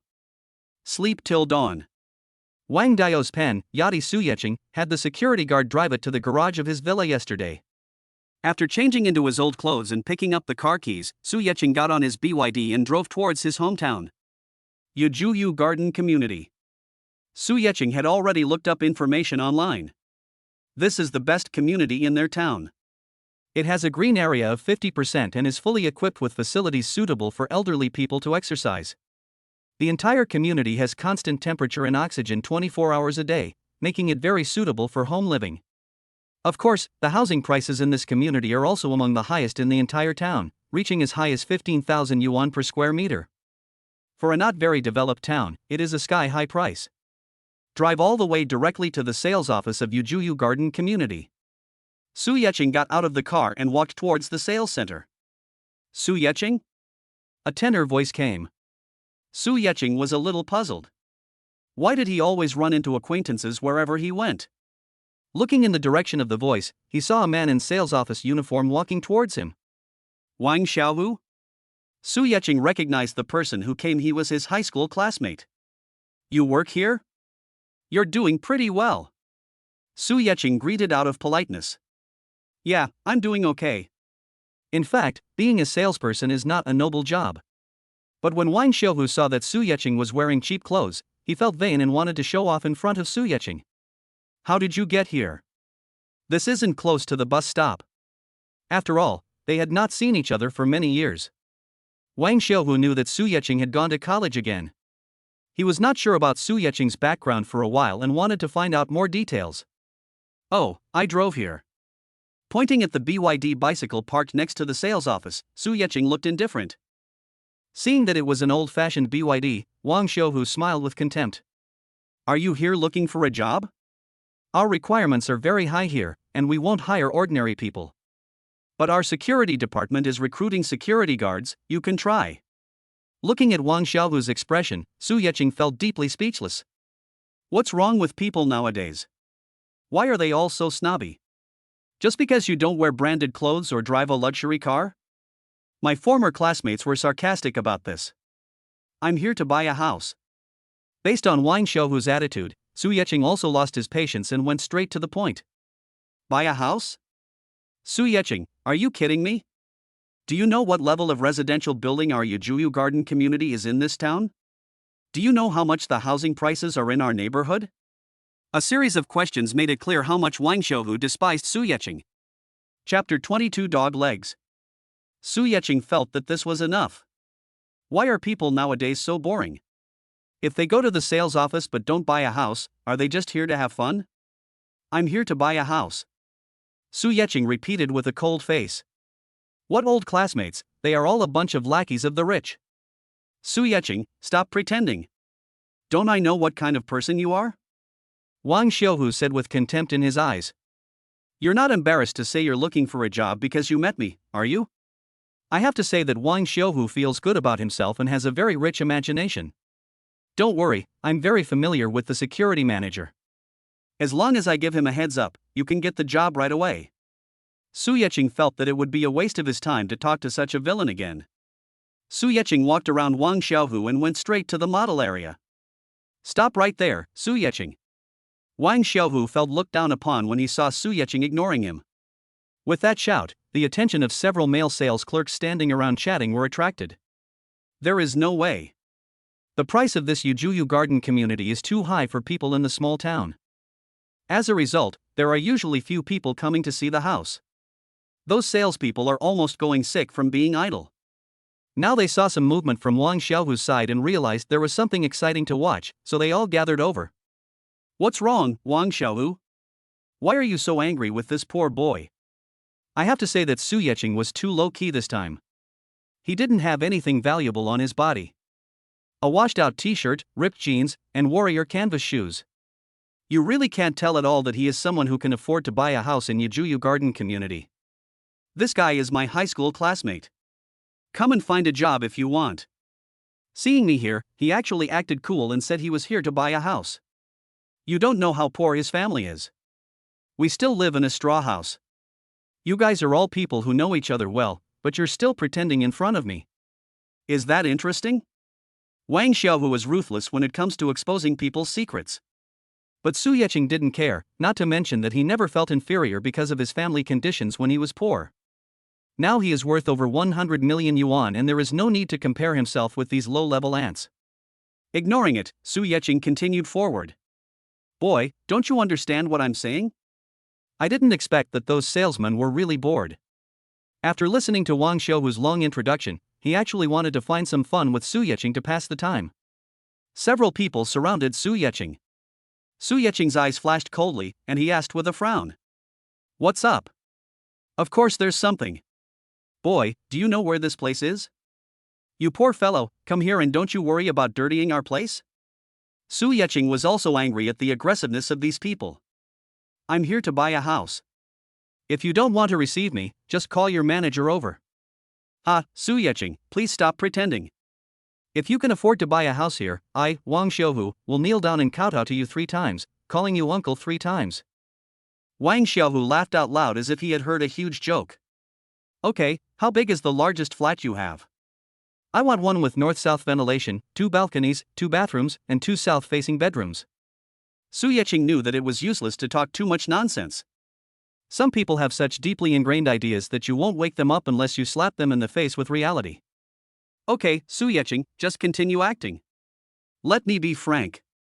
If you can't come up with the money, you're playing tricks on us. We won't hold back when we get to that point. Poor bastard, I advise you to go back to where you came from and stop looking for trouble here. That's right, if you keep dragging your feet, we'll really have to teach you a lesson. Several people surrounded Su Yeqing and were already getting ready to fight. It seemed that he had determined that Su Yeqing could never afford to buy a house and that he could not escape this beating. Enough of that nonsense? Is this how you do business? Just give me the quote I want. Su Yeqing was too lazy to pay attention to them. If it weren't for the fact that this community had the best conditions, he would have just left. Very good, Su Yeqing. You are not willing to accept my offer. I will give you a price. Wang Xiaohu was so angry at Su Yeqing's arrogance that his nose became crooked. He took the sample booklet, turned to the largest set, and threw it in front of Su Yeqing. This is the best house in our Yujuyu garden community. It can meet all your requirements. Su Yeqing took a closer look and found it was indeed good, meeting all his requirements. Just this set, how much is it? When Wang Xiaohu heard Su Yeqing's calm tone, he was so angry that he almost vomited blood. Does this kid have to pretend like this? You won't cry until you see the coffin. Gritting his teeth, Wang Xiaohu quickly calculated, the total price is 5.25 million, plus other taxes and fees, it's estimated to be around 5.5 million. After saying that, Wang Xiaohu raised his eyebrows and looked at Su Yeqing. I asked you to pretend to be rich, but now let us see how you continue to do so. The sales staff who were standing around also looked like they were enjoying the show. In their eyes, Su Yecheng was almost a human sandbag. Several people were waiting for Su Yecheng to say that he couldn't afford it, and then they could give him a good beating with good reason. Take the opportunity to vent everyone's resentment caused by idleness. Under everyone's expectant gaze, Su Yecheng calmly took out a bank card from his trouser pocket. Handed it to Wang Xiaohu. You should be able to pay by credit card here, right? Black card. Several people were shocked instantly. What kind of worth is this? The person who can get the bank to issue a black card is actually the poor guy mentioned by Wang Xiaohu? With deep doubt, several people glanced at Wang Xiaohu with unfriendly eyes. This kid is in big trouble today. This. Wang Xiaohu was so frightened that he couldn't utter a complete sentence. What? You can't accept credit cards at such a large sales office? Su Yecheng continued to attack Wang Xiaohu. Yes, sure. Wang Xiaohu took the black card, turned around and ran towards the manager's office. Oh my god. Who can tell him what happened? Is this still the Su Yecheng he knows? Isn't his family extremely poor? He had also confirmed that Su Yecheng was just a poor boy driving a broken BYD car. How could he take out a bank black card so easily? Huge question marks were swirling around Wang Xiaohu's head. When the manager heard that someone was coming to buy the largest suite in Yulin Garden community, he immediately came out to greet them. Hello, Mr. Su. I'm the sales manager at the Yulin Garden residential complex. Here's your bank card. The payment has been processed. Please wait while the finance department handles the formalities. The manager respectfully handed over the black card with both hands. Well, no rush. Su Yecheng took back the black card and said to the few people who were still stunned around him, we still have some things to deal with, right? Chapter 23. Kneel down and call me uncle. Several people took a breath and dared not say a word. This is the rhythm of settling scores later. The manager was a little confused. Mr. Su, is there anything else I can help you with? Just kidding, there are quite a few people in today's society who can buy a house worth 5.5 million in one go. But there are not many people who can use their black cards to buy houses. At least, this was the first time the manager had seen it in his life. I've seen this kind of black card before, but it was on TV. At that time, I was thinking that although I couldn't own it, it would be nice if I was lucky enough to touch it and satisfy myself. It seems that God has heard my prayers. I'm afraid you can't do this for me. Su Yecheng was not going to let those people go. He should have been prepared when they attacked him. A good man is often bullied, and a good horse is often ridden. Su Yecheng will never be the kind of person who just accepts everything. Mr. Su, we are sorry for offending you just now. Please forgive us. Several people changed their ways very quickly and knew when to bow their heads. They had to bow their heads. After all, they are all from the lower class and live a life of dependence on others. Excuse me? That wasn't your attitude just now. Aren't you planning to beat me up if I can't afford a house? Now that I've bought the house, shouldn't you guys also pay something? Su Yecheng had an expression that left no room for doubt. What a joke. To paraphrase a classic saying, if apologies worked, what would the police be for? What happened? What did you do to Mr. Su? The manager understood something from the conversation between Su Yecheng and the others. It must be that those brats saw that Su Yecheng was dressed very ordinary and offended her by looking down on her. Manager, we didn't do it on purpose. It was Wang Xiaohu who instigated us. At the critical moment, those people pushed Wang Xiaohu out very rudely. Wang Xiaohu, get out here. The manager roared. Just kidding, these blind guys will only cause trouble for him. Can people like them easily offend those who hold black cards? What's more, we still don't know the true identity of Mr. Su. Maybe we will all be in trouble. Manager, are you looking for me? Wang Xiaohu knew that he had caused a big trouble and hid in the manager's office and dared not come out. He just prayed in his heart that Su Yecheng would forget him, buy a house and leave. Unfortunately, God did not hear his prayer. In other words, even if God heard it, he would not help such a bully who only bullies the weak and fears the strong. Wang Xiaohu, you're making trouble again, aren't you? Anyone who enters our sales office is our customer, our God. Have you forgotten the highest principle of this sales office? Or do you want to quit and leave? Mr. Su is our most valued customer. Tell me, what have you done? The manager was really furious. What kind of bastards were they? How dare they offend anyone? Manager, you can slowly enforce your company's rules later. I want to resolve our personal issues first. Is that okay? Although Su Yecheng was asking for the manager's opinion, his tone could not be changed. Of course, Mr. Su, please. The manager bent over and stepped aside. He really treated Su Yecheng as a god. Wang Xiaohu, I bought the house. Now you can kneel down and kowtow 3 times and call me uncle 3 times. Hearing that Su Yecheng was not going to let him go, Wang Xiaohu's face turned pale. Su Yecheng, we are classmates after all. Just treat it as a fart I just said. Please let me go this time. Wang Xiaohu begged for mercy. Are you kidding? If he really kneels down and kowtows in front of so many people, how will Wang Xiaohu survive in the future? Let you go? If I don't have money to buy a house, will you let me go? Su Yecheng asked sternly. Besides, you need to learn a lesson. Your eyes are for you to see things clearly, not to be used like dog eyes. Wang Xiaohu, you're the one who keeps provoking me. You can't blame anyone else for this. Seeing that Wang Xiaohu kept making excuses, Su Yecheng also lost his patience. Manager, I believe you have heard clearly why I bought the house. Now that your employee has violated our previous agreement, can I return the house? Su Yecheng was very good at finding people's weaknesses. Wang Xiaohu, you have to keep your word. Do you want me to fire you? When the manager heard Su Yecheng say she wanted to check out, he immediately lost his composure and threatened Wang Xiaohu. It's really like hitting the snake at its most vulnerable part. Su Yecheng controlled the manager, and the manager controlled Wang Xiaohu. There is always something to conquer. Thump. Wang Xiaohu struggled again and again, but decided to keep his job first. When you can't even get enough to eat, who would care about face? Kneeling properly in front of Su Yecheng, Wang Xiaohu kowtowed 3 times and called him uncle 3 times. Su Yecheng folded his arms across his chest and accepted it with peace of mind. Mr. Su, are you satisfied? The manager asked cautiously from the side. Don't let the cooked duck fly away. The large apartment that Su Yecheng bought has a direct impact on the performance of their sales office this quarter. Well, that's it for Wang Xiaohu. Su Yecheng nodded, not satisfied or dissatisfied. He just let Wang Xiaohu do to himself what he wanted to do to him. Okay, then Manager Su, please follow me to the VIP room to rest for a while. The manager breathed a sigh of relief. Mr. Su was quite reasonable. Did I mention that everyone else's issues have been resolved? As Su Yecheng finished speaking, the hearts of the sales clerks nearby, which had just calmed down, were hanging in the air again. What did you guys do to offend Mr. Su? Tell me yourself. The manager was speechless.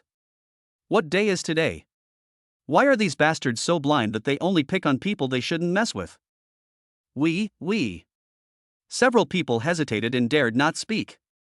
They now knew that the person in front of them was not someone they could afford to offend, but they couldn't just say out loud that they were going to beat him up from the beginning. Ha, you don't dare to say it? Su Yecheng smiled so relaxedly that people from a distance thought they were a group of friends chatting together. Only the manager and those sales staff understood that Mr. Su was a smiling tiger. Aren't you going to attack me? Logically, I should return it myself.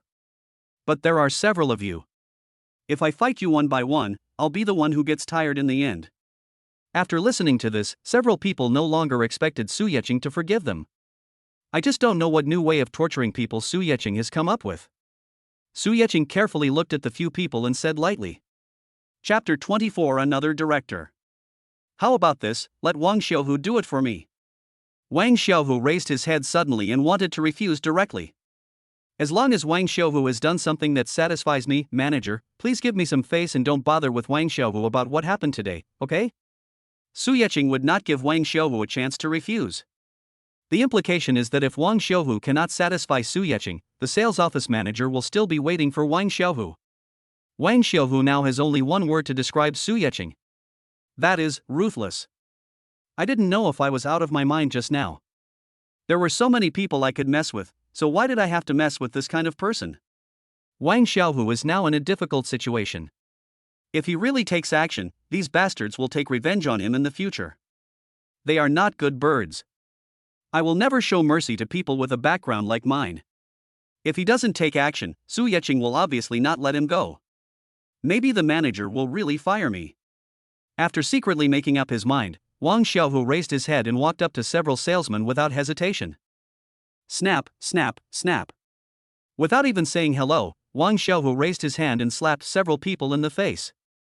Judging from the sound, the attack was quite heavy. Several people covered their faces, unable to react for a while. But from the way they stared at Wang Xiaohu, it could be seen that the grudge was formed. Looking at Wang Xiaohu's fearless expression, Su Yeqing did not express any opinion.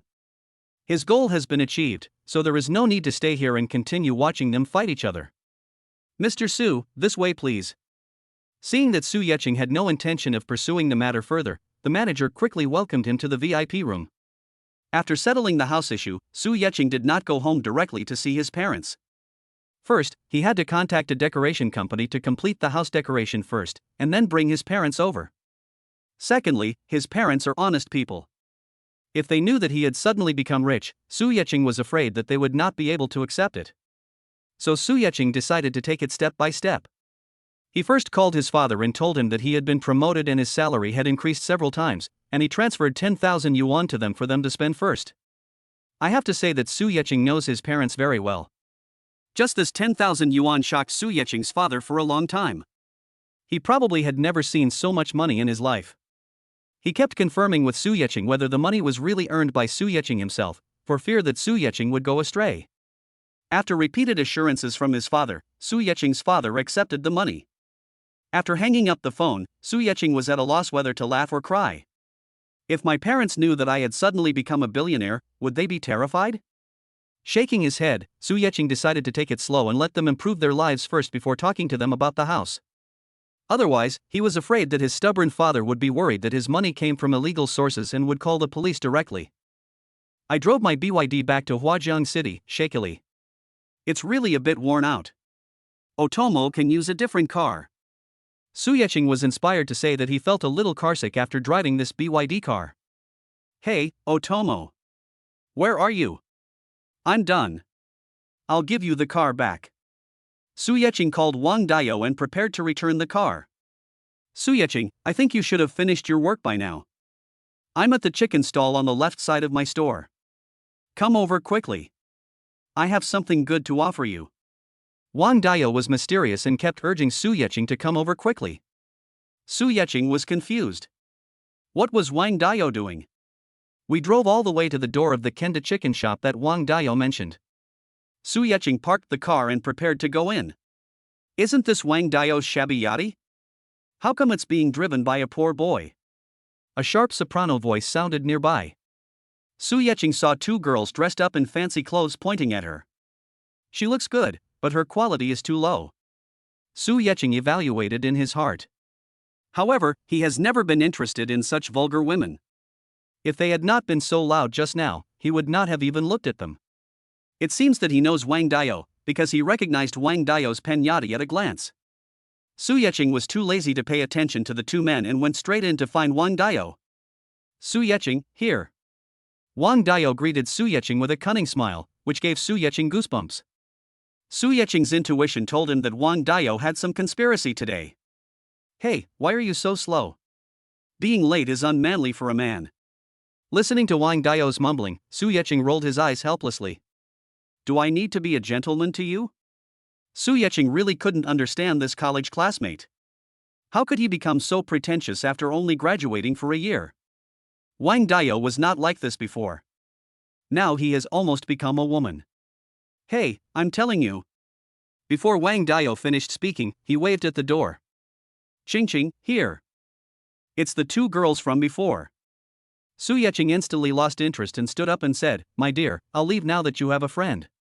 What are you in such a hurry for? Sit down. I have business. Wang Dayo grabbed Su Yeqing and forced him to sit down. Let me introduce you. This is my girlfriend, Ching. Wang Dayo pointed at one of the girls and introduced her to Su Yeqing. Out of respect for Wang Dayo, Su Yeqing politely nodded as a greeting. This woman is not a good person. Too shrewd.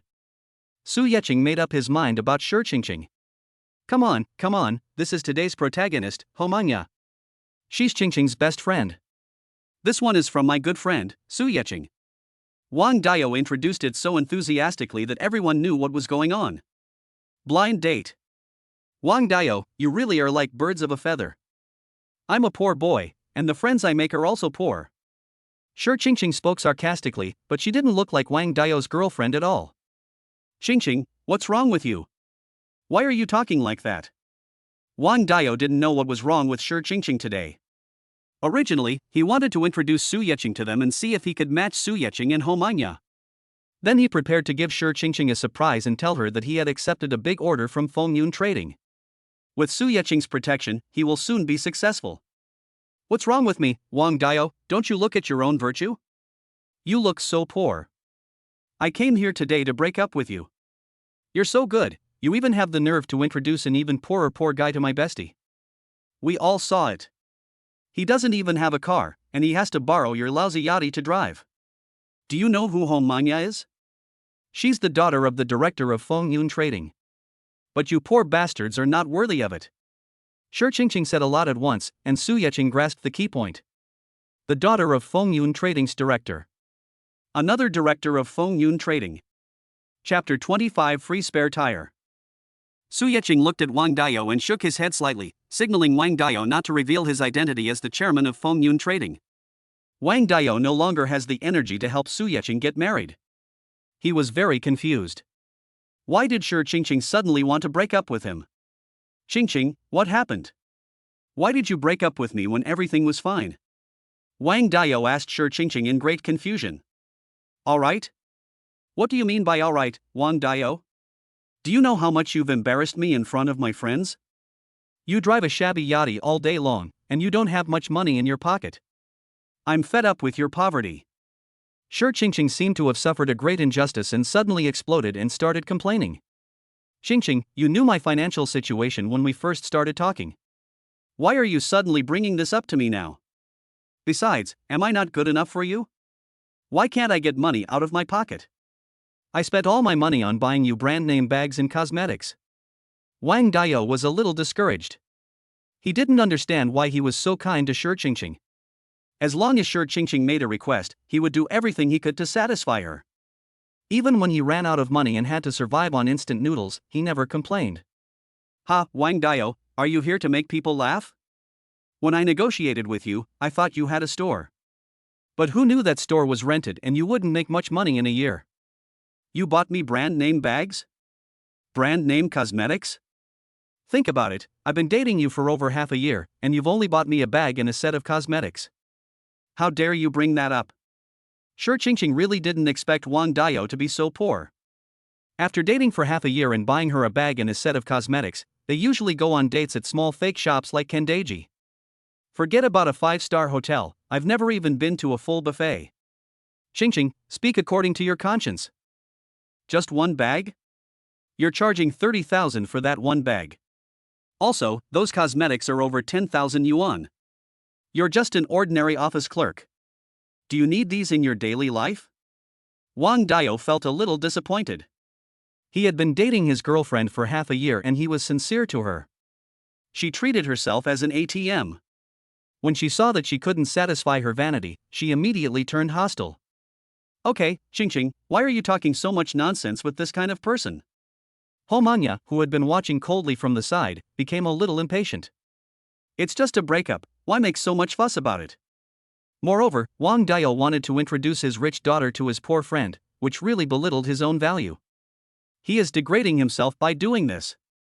Do they think Hou Manya is someone that poor people like them can afford to marry? Thinking of this, Hou Manya's words became even more impolite. Wang Dao, please stop being so shameless. To tell you the truth, Qingqing already has a new boyfriend. He's a rich man, not someone a poor boy like you can compare to. Shi Qingqing, is this true? Are you still cheating? Wang Dao asked Shi Qingqing to give him an answer in person. Wang Dao, why are you talking so harshly? What's with cheating? If you can't satisfy me, don't you allow other excellent men to like me? Shi Qingqing indirectly admitted it. She is a gold digger and will be with anyone who can satisfy her material needs. Very good, Shi Qingqing, I hope you won't regret it later. After seeing Shi Qingqing's true face, Wang Dao became open-minded. He was not interested in this kind of materialistic woman who was greedy for money. Regret? Wang Dio, why don't you take a piss and look in the mirror? With you being like this, even if I, Shi, pick up any man on the street, he's better than you. Shi is obviously a person who never suffers any loss. No matter whether she is in the wrong or not, she will fight back. Wang Dio, come to my place tomorrow morning. I'll show you what kind of man is worthy of me, Shi. By the way, take away those worthless dolls you bought. Do you think I'm a 3-year-old? You treat me like this by giving me such worthless things. It's a waste of space. Now that it was out in the open, Shi didn't hide it at all. She had long looked down upon Wang Dio's poverty. But at that time she hadn't found a suitable next employer, so she thought of using him as a free backup. It would be a waste if you don't use it. Very good, Shi, I'd like to see which man, as blind as I am, would fall for you. Wang Dio said this with gritted teeth. After all, I have given my true feelings to someone. Suddenly I realized that I have been treated like an idiot. It is impossible to say that I don't feel a bit heartbroken. Okay, come over tomorrow if you have the guts. Seeing that their goal had been achieved, Shi pulled Homanya and was about to leave. Wait a moment. Homanya still felt insulted today and wanted to vent her anger. Facing Su Yeching, who had remained silent, Homanya waved her newly done fingernails and spoke proudly. See? You poor people should just stay down there. Don't have any unrealistic ideas. Just find a woman as lowly as you. For people like us in the upper class, even thinking about it is beyond the reach of people like you, let alone seeing it. In Homanya's opinion, although Wang Dio had just proposed to break up because of Shi, he did not tell her that he wanted to match her up with Su Yeching. But the fact that they had such thoughts was an insult to her. What a toad wanting to eat swan flesh.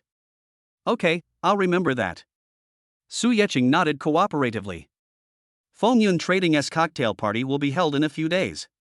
I just wonder if this arrogant young lady in front of me will participate? If she went to the event, saw herself, and knew that Su Yeching was the chairman of Fengyun Trading, what expression would she have? Su Yeching was actually looking forward to this cocktail party. Humph, you're smart. Seeing that Su Yeching was obedient, Homanya said nothing more and turned away. Shi followed her hurriedly. Are these two really best friends? It seems there's a difference in their status. Su Yeching pointed at the two people standing one in front and one behind, and Shi looked like a little follower.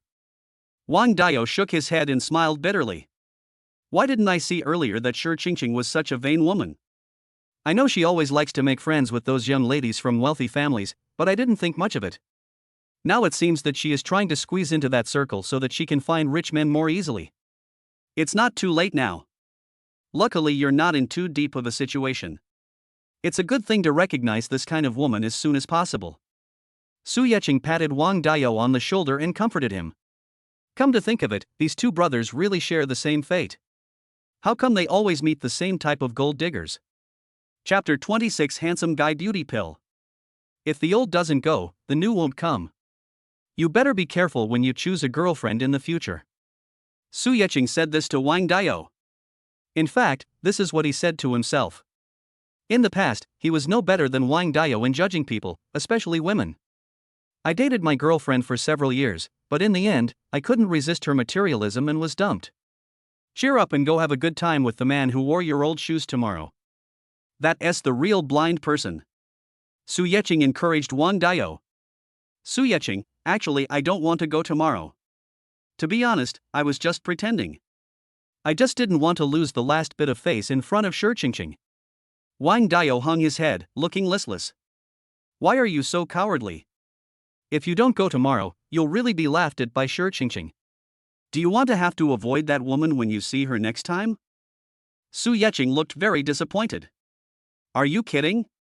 How could his friend be looked down upon by a woman like that? But it's useless even if I go. You just heard it too. Shi found a rich man. She asked me to go because she wanted to show off in front of me. Then am I just asking for humiliation? Wang Dio didn't want to do this either, but his financial situation was there. When you meet someone like Shi who only cares about money and not people, everything depends on economic strength. Even if Wang Dio went there tomorrow, he would only be humiliated.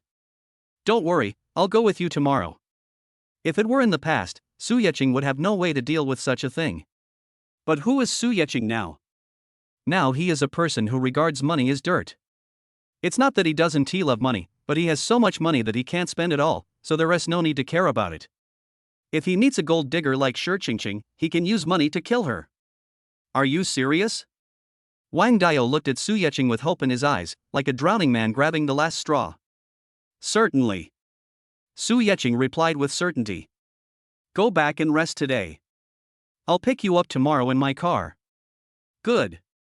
After hearing Su Yeching's assurance, Wang Dao drove the BYD pen that Su Yeching returned to him home with peace of mind. Su Yeching took a taxi back to his villa. So much had happened today that Su Yeching just wanted to take a hot bath and relax. Ding dong.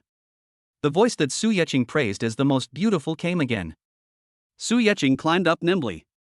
Su Yeching didn't remember when he fell asleep yesterday. I just felt very tired, so after eating a quick bite, I climbed into bed.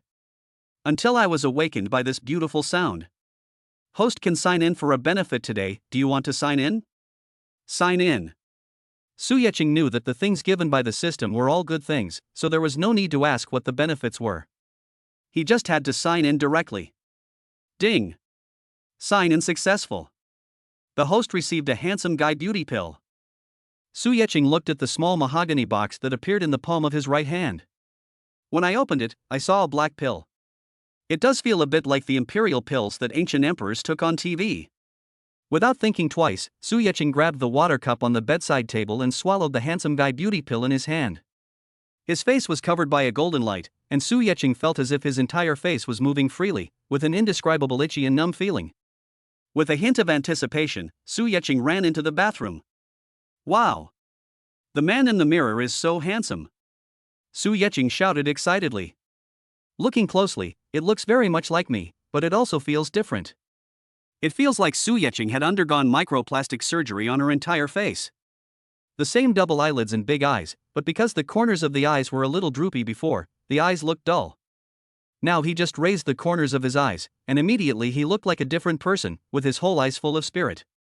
His nose is still as big as before, but it is a little straighter, making him look more handsome. Su Yeching carefully observed his entire face and found that almost all of his facial features had undergone subtle changes. But if you say it was done with surgery, it doesn't taste like that. If you are a woman, you can thank the magic of makeup technology.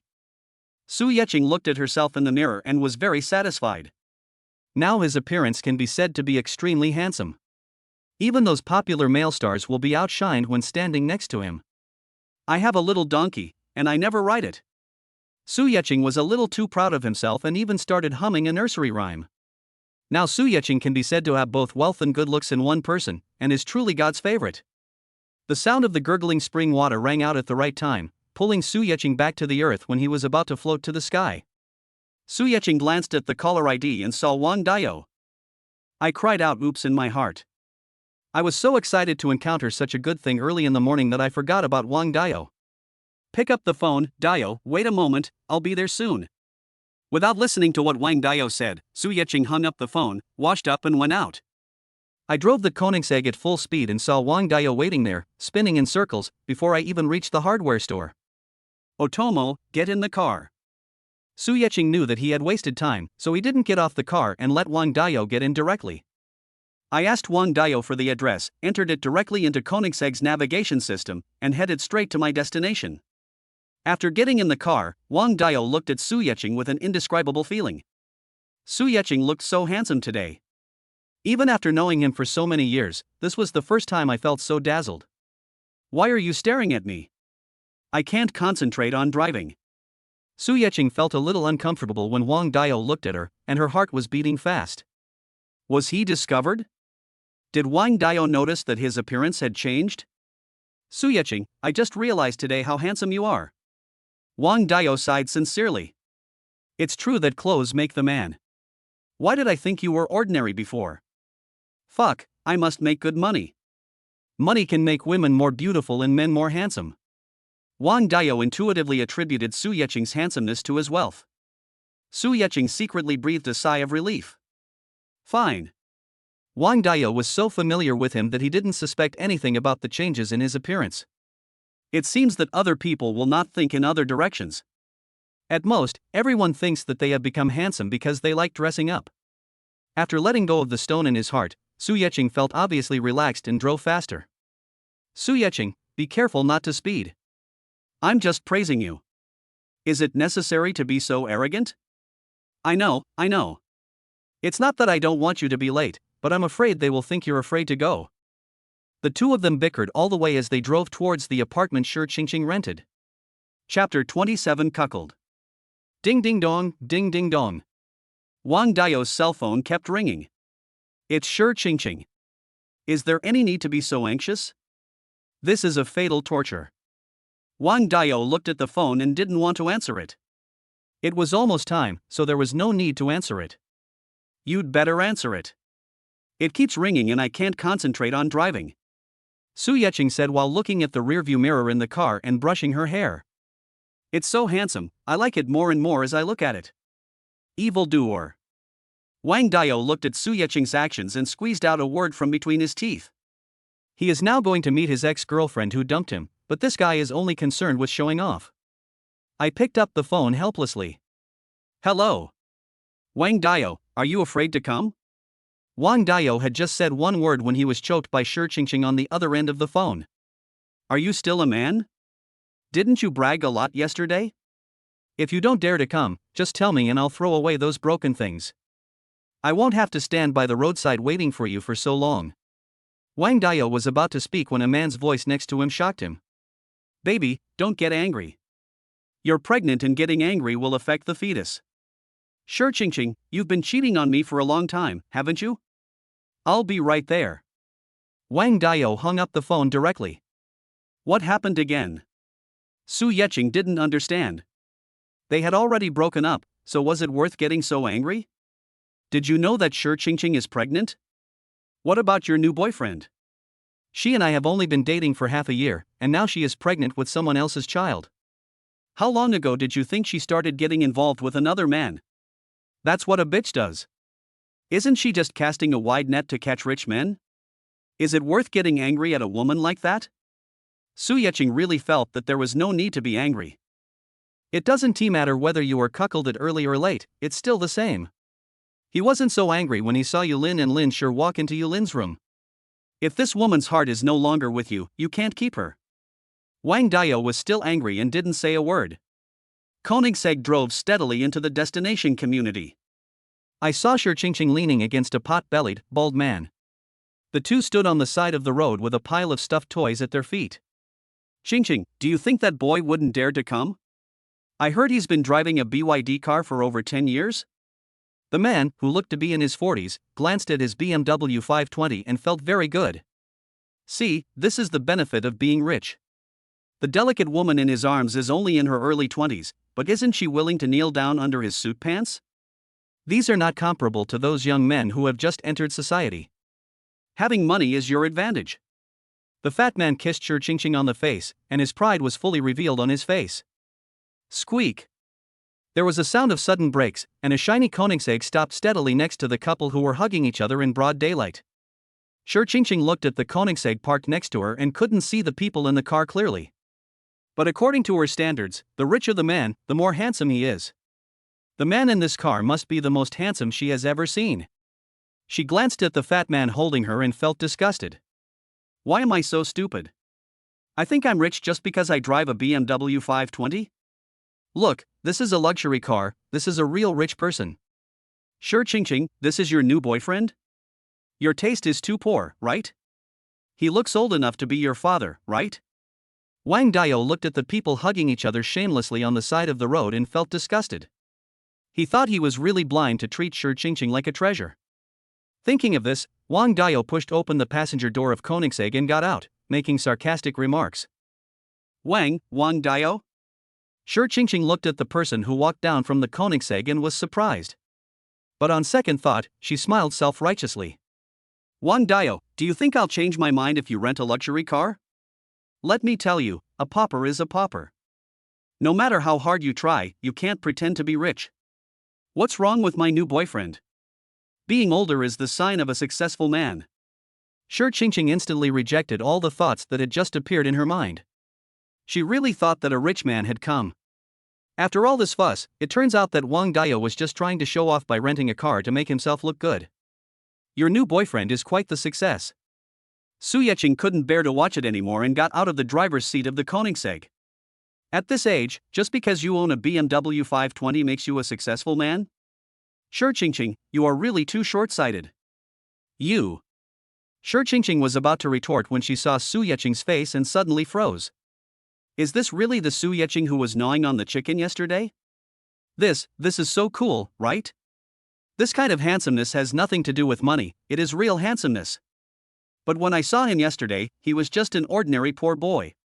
How come he became so handsome today? Is it because he is wearing a brand name? Qingqing. The fat man next to her looked at Shi Qingqing staring at Su Yeqing with a crazy look on her face, and reminded Shi Qingqing unhappily. Ah. Oh. Shi Qingqing came back to her senses and glanced at Su Yeqing again. What is the use of being handsome? Without money, you are just trash in Shi Qingqing's eyes. You two are ridiculous, aren't you? We all know each other well. Would renting a car be enough? The rental of this car is incredibly expensive, isn't it? How many months' salary have you prepared just to satisfy your vanity? Today is Shi Qingqing's day to show off, and she will not let those two poor boys get their way. You really can't rent this car even if you have money. The fat man next to you should have seen the world too. Ask him. Shi Qingqing turned her head and saw the fat man nodded with a serious expression. The current market value of this car is 20 million, and no car rental company would buy this kind of car for rental. If it gets bumped, the rent probably won't be enough to repair it. That's impossible. Shi Qingqing looked incredulous, as she knew everything about Wang Dao's social circle. Since it is not rented, it must be borrowed. The person who could lend him such a luxury car must have a close relationship with Wang Dao. But I have been dating Wang Dao for more than half a year, and I have never heard him mention any rich friends. What's impossible? This car belongs to Su Yeqing. Wang Dao said with a smug look on his face, let you look down on me. In fact, you are just blind. The real rich man is right in front of you, but you can't recognize him. Chapter 28 Thrown like garbage. Su Yeqing? The fat man next to Shi Qingqing was a little excited when he heard the name, and subconsciously withdrew his hand that was on Shi Qingqing's body. Do you know this poor boy? Shi Qingqing's face was full of disbelief, her brows were furrowed together, not caring whether it would cause wrinkles or not. I know him, oh no, I don't. The fat man spoke a little incoherently. Shi Qingqing's face turned dark. Do you know him or not? Is it that difficult? Shut up. The fat man changed his previous attitude and yelled at Shi Qingqing. This woman is so short-sighted that she still dares to call Su Yeqing a poor boy at this time. Su Yeqing, who drives a Koenigsegg, is a poor boy, so what is he?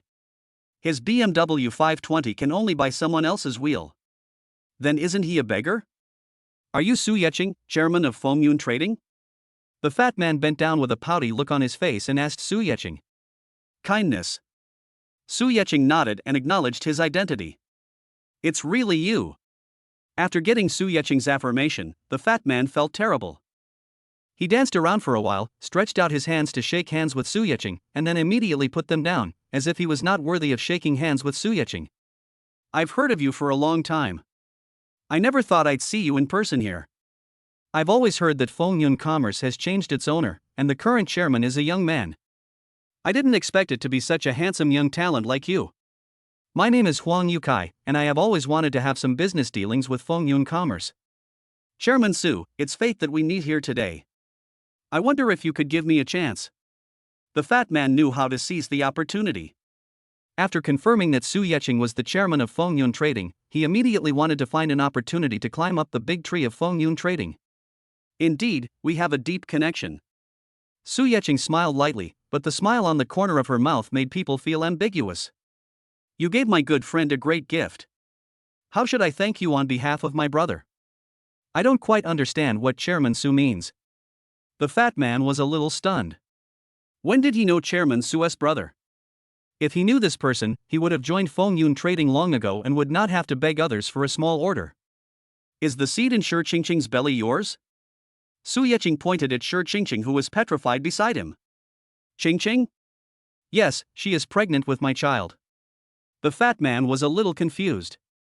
Now, he was completely focused on Su Yeqing and only thought about getting the support of Feng Yun Trading, and completely forgot the purpose of him and Shi Qingqing standing here today. Before today, Shi Qingqing was my friend's girlfriend. But you were able to leave your seed in her belly. Don't you think you've cheated on my brother? This gift is so great. How do you want us to repay you? Su Yeqing spoke in a low voice, with no other expression on his face, looking calm.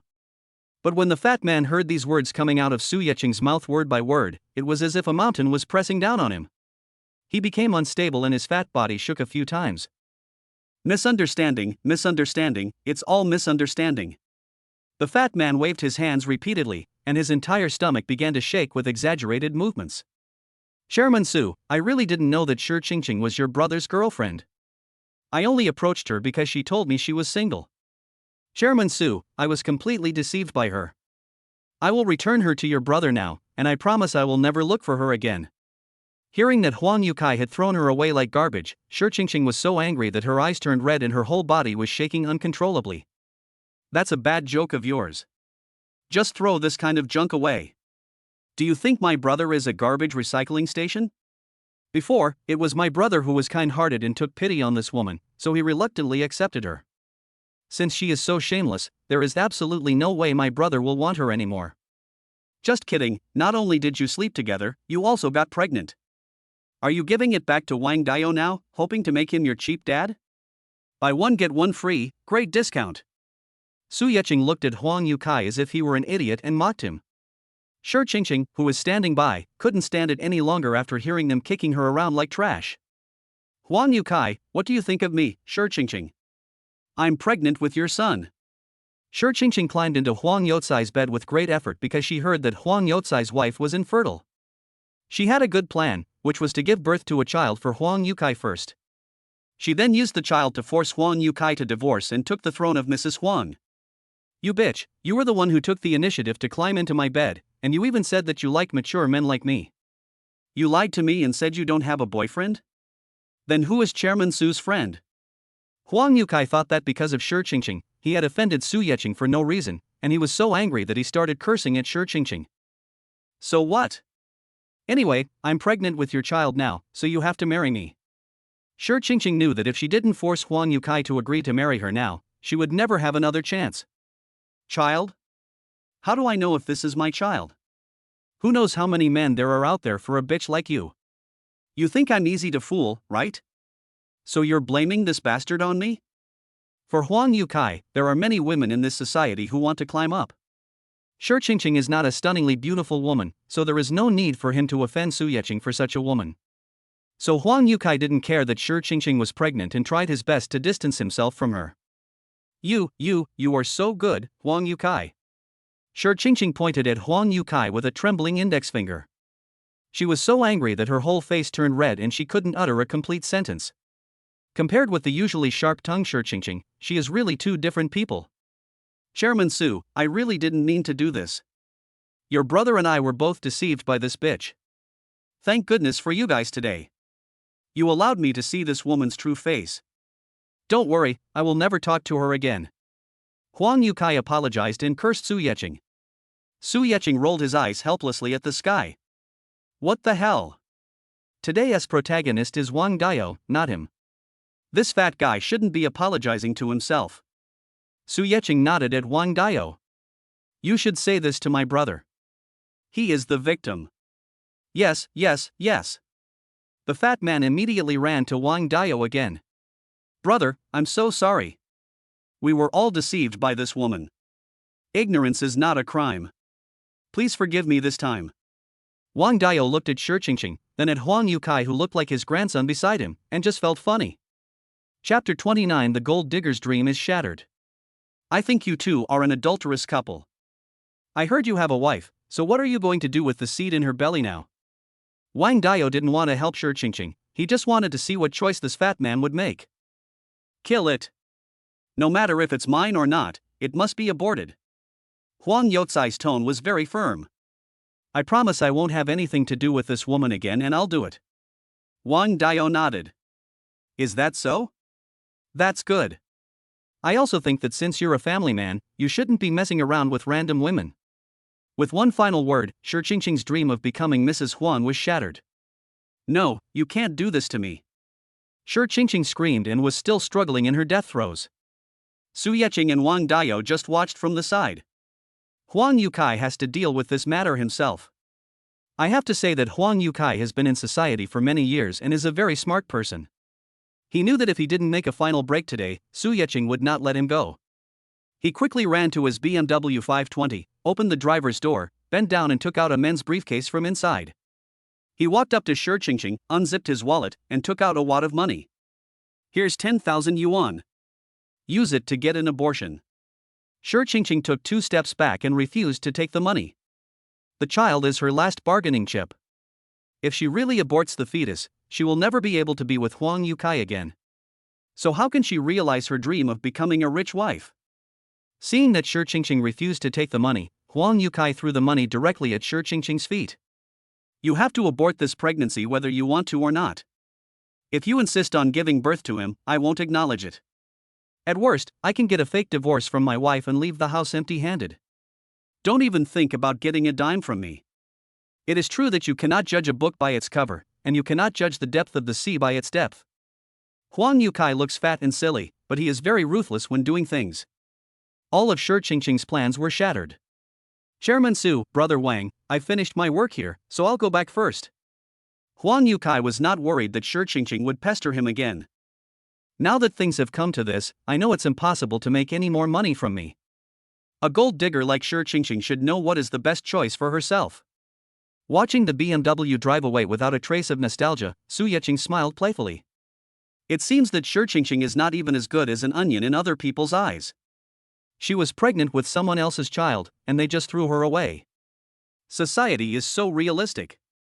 Su Yeqing sighed softly, feeling a little sympathetic towards the unborn child. Being thrown into the belly of a woman like that and being used as a bargaining chip is bound to have no good results. Patting Wang Dao on the shoulder, Su Yeqing turned and walked towards Koenigsegg. I'll wait for you in the car. Wang Dao nodded and watched Su Yeqing get into the Koenigsegg. Wang Dao walked up to Shi Qingqing step by step and asked without a trace of warmth. You knew I was poor from the beginning, so why did you talk to me? Shi Qingqing just bent down blankly, picked up the money on the ground, and held it tightly in her hand. If you like rich people so much, why did you bother me in the first place? It can be said that Wang Dao shouted it out. This was a question he hadn't figured out even after thinking about it all night yesterday. Since Shi Qingqing is a gold digger, why was she willing to date him in the first place? So you came here on purpose to destroy my happiness today? Shi Qingqing did not answer Wang Dao's question, but questioned Wang Dao in a hoarse voice. In her opinion, everything today was because of Su Yeqing and Wang Dao. They destroyed her dream of becoming a rich wife. Ha ha ha. Wang Dao smiled, but his smile was a little bitter. Sure enough, Shi Qingqing is still the person who always blames others for all the mistakes. Didn't you ask me to come and see your new boyfriend? Aren't you trying to show off your rich boyfriend? Shi Qingqing, I, Wang Dao, was really blind to meet you. Shi Qingqing's face turned pale and red. Everything that happened today was really caused by my own vanity. If she wasn't so eager to show off that she had found a rich man, she wouldn't have let Wang Dao come here. So, these things will not happen? Shi Qingqing shook her head violently. No, it's not my fault. It was Wang Dao's fault. It was he who brought Su Yeqing here, and that's why Huang Yukai was scared away. Su Yeqing? Shi Qingqing reacted and realized that since Su Yeqing was so powerful, Huang Yukai would be like a mouse seeing a cat when he saw Su Yeqing. Then wouldn't Wang Dao, as Su Yeqing's good friend, have a better chance of making a fortune? Otomo, I'm sorry. I was possessed by a demon. I was wrong. Shi Qingqing stepped forward and grabbed Wang Dao's arm, her face full of caution, begging for mercy. Give me another chance. I'll abort the baby right away. From now on, I will be devoted to you and follow you steadily. I don't have the money to support you. Wang Dao looked at the hand pulling his sleeve with disgust, wondering what was wrong with Shi Qingqing. No, my friend. Your friend is Su Yeqing. He is so capable, he will definitely help you. Shi Qingqing's eyes rolled around and she started to think. Shi Qingqing, you are really smart.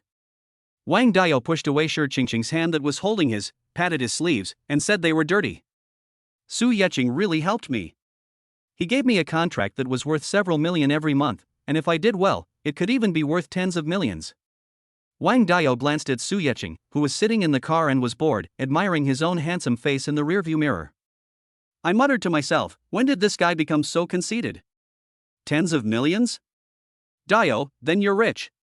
You're even richer than Huang Yukai. Shi Qingqing no longer looked reserved at all, her eyes shining as if the money belonged to her. The greedy nature is clearly revealed.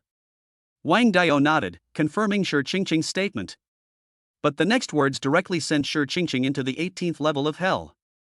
I was planning to tell you the good news yesterday, but you dumped me so impatiently. Do you think this is your retribution? You're someone who only cares about money, yet you push away a lot of money with your own hands. How is it? Are you heartbroken? Shi Qingqing was hit in the vital spot by Wang Dao. I didn't expect that the rich man I had always dreamed of catching would be pushed away by my own hands. It's so ironic. Shi Qingqing looked at Wang Dao and wanted to say something else. Wang Dao no longer gave her a chance. Well, I saw the man too. He's a rich man. I won't want anything I gave you anymore, just throw it away. He turned around and got into the Koenigsegg without any reluctance. Chapter 30, Lack of a Hostess. Boom.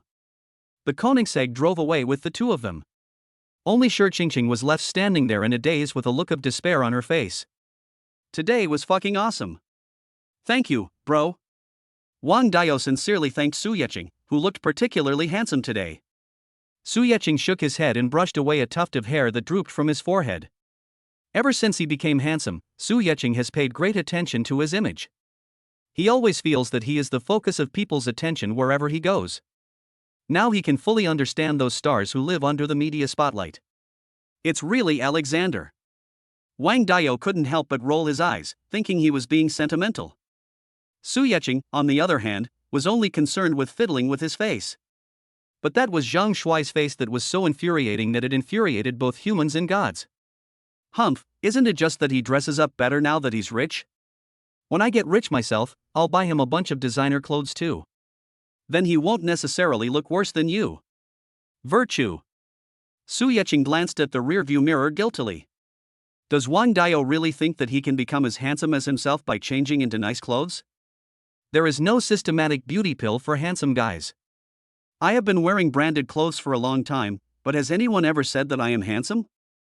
Blinking his eyes, Su Yecheng withdrew his thoughts and said jokingly. Okay. You're the most handsome.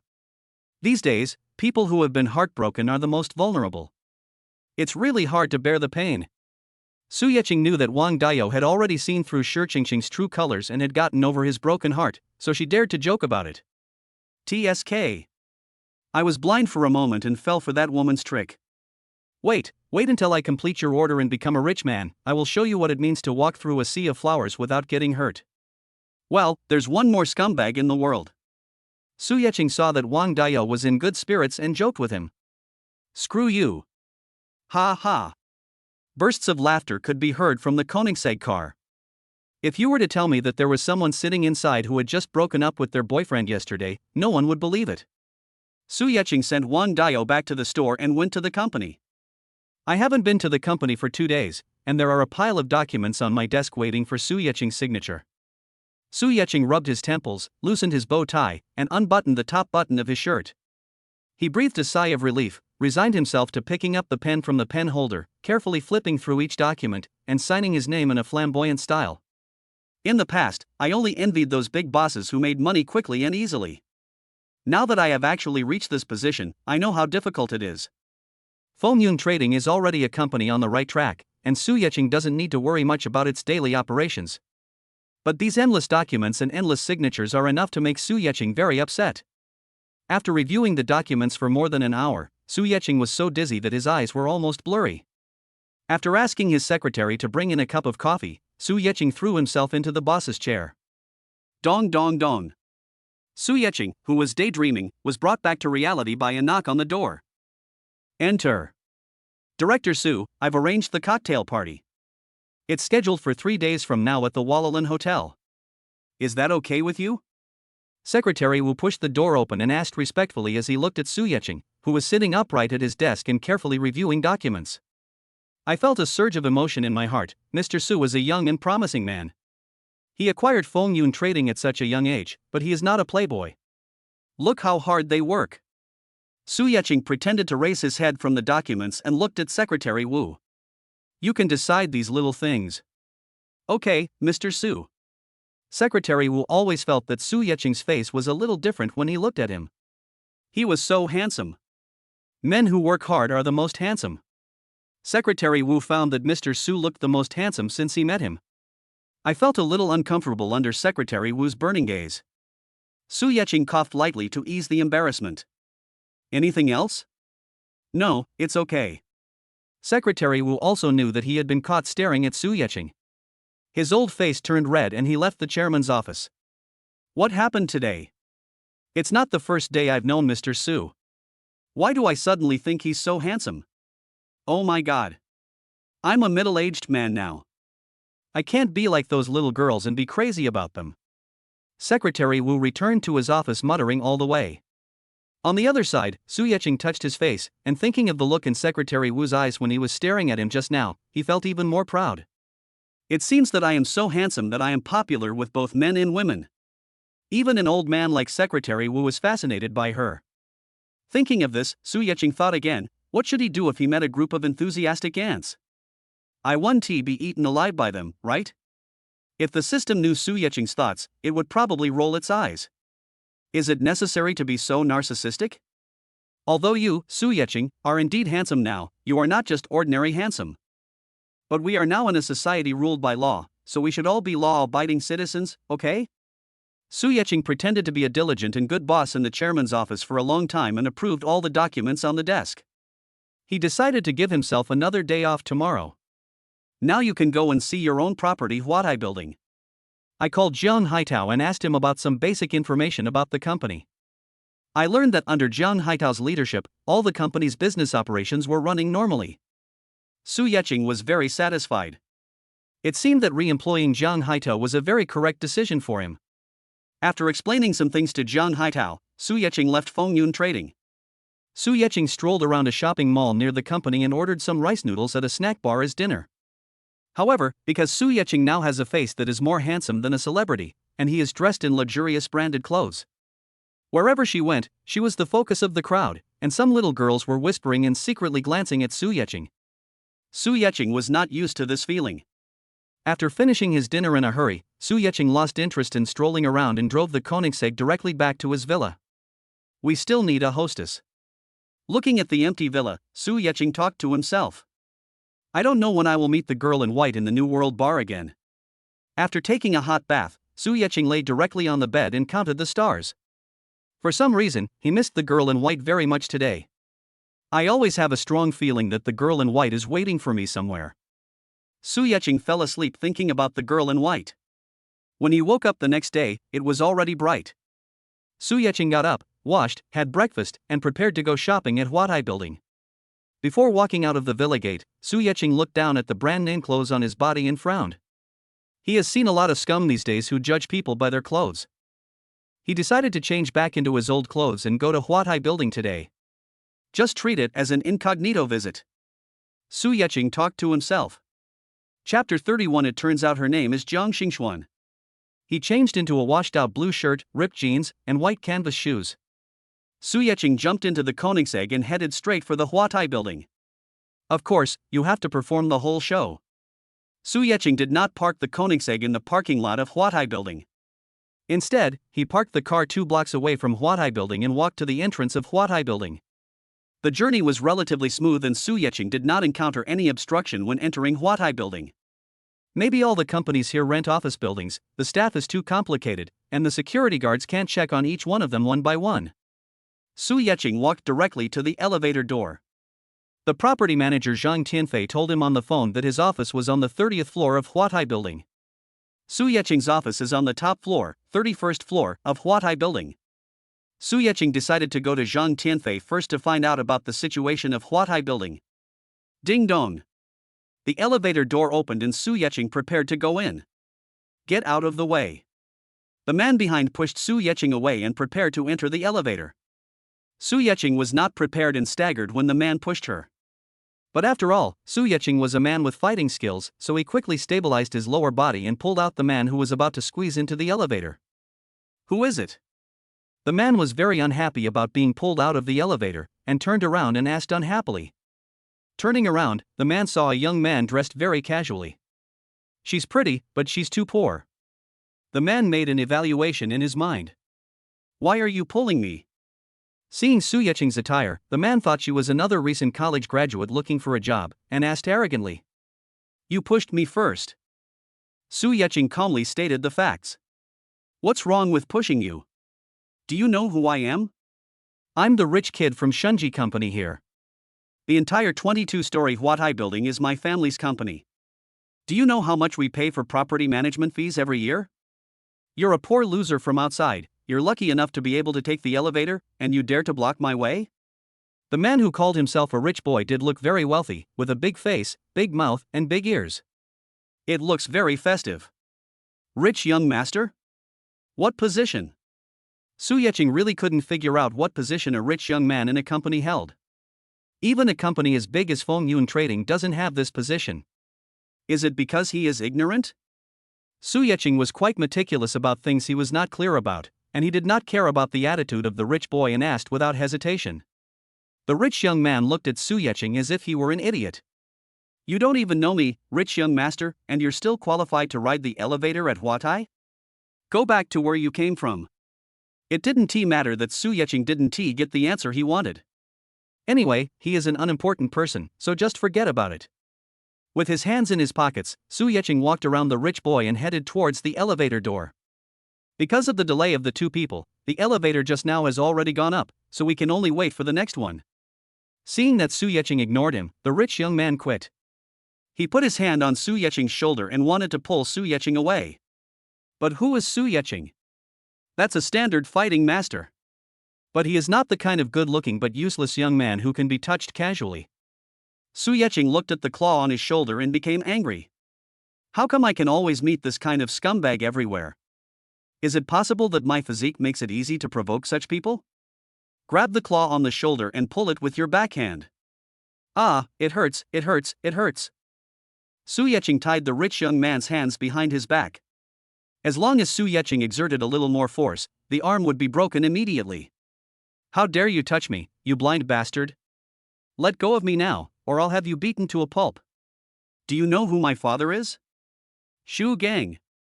Does Xu Gang know? Su Yeching scratched his ears with his free hand. It was so noisy. This man is just as noisy as a woman. Xu Gang? I don't know him. Su Yeching let go of the rich young man's arm and gently pushed him forward. The rich young man staggered and almost fell to the ground. You poor, ignorant wretch, are you tired of living? Today I will let you come in vertically and leave horizontally. The rich young man who was freed immediately became arrogant again. Who is this rich boy? He usually bullies others, and has never been bullied himself. What's more, he is a pauper. Ding dong. The sound of the elevator door opening interrupted the rich young man who was about to step forward and beat Su Yeching up. But he did not put down his hand that was raised in the air for a while. Rich young master, why are you bullying me again? A pleasant female voice came from the elevator. Very familiar. Su Yeching looked towards the elevator in surprise. It really is that girl in white. The girl wore a light yellow suit today, which highlighted her curvy figure. The snow-white skin glowed softly against the backdrop of the light yellow skirt. So beautiful. Su Yeching stared at the girl with his eyes as if he saw a fairy descending to earth.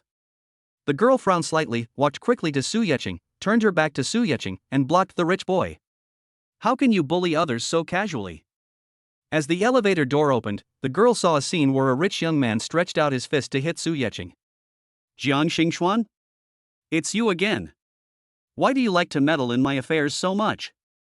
Or is it that your father's crappy company is no longer viable, and you want to throw yourself into my arms, so you're deliberately trying to attract my attention? The rich young man narrowed his long and narrow eyes and looked at the girl standing in front of Su Yeching with lustful eyes. So her name is Jiang Xingxuan. What a nice name. There was no change on Su Yeching's face, but he was very excited in his heart. He finally knew the name of the girl he had been thinking about, and his relationship with the girl took a step forward. You, what nonsense are you talking about? Zhang Xingxuan's smiling face flushed and he clenched his little hands tightly. What gives you the right to bully others? Don't bully others just because your father is the boss of Shunji Company. He's just a poor boy who can't even stand up to the public. Is it really necessary for you to do this? The rich young man touched his nose in disdain. He had actually been eyeing Zhang Xingxuan for a long time.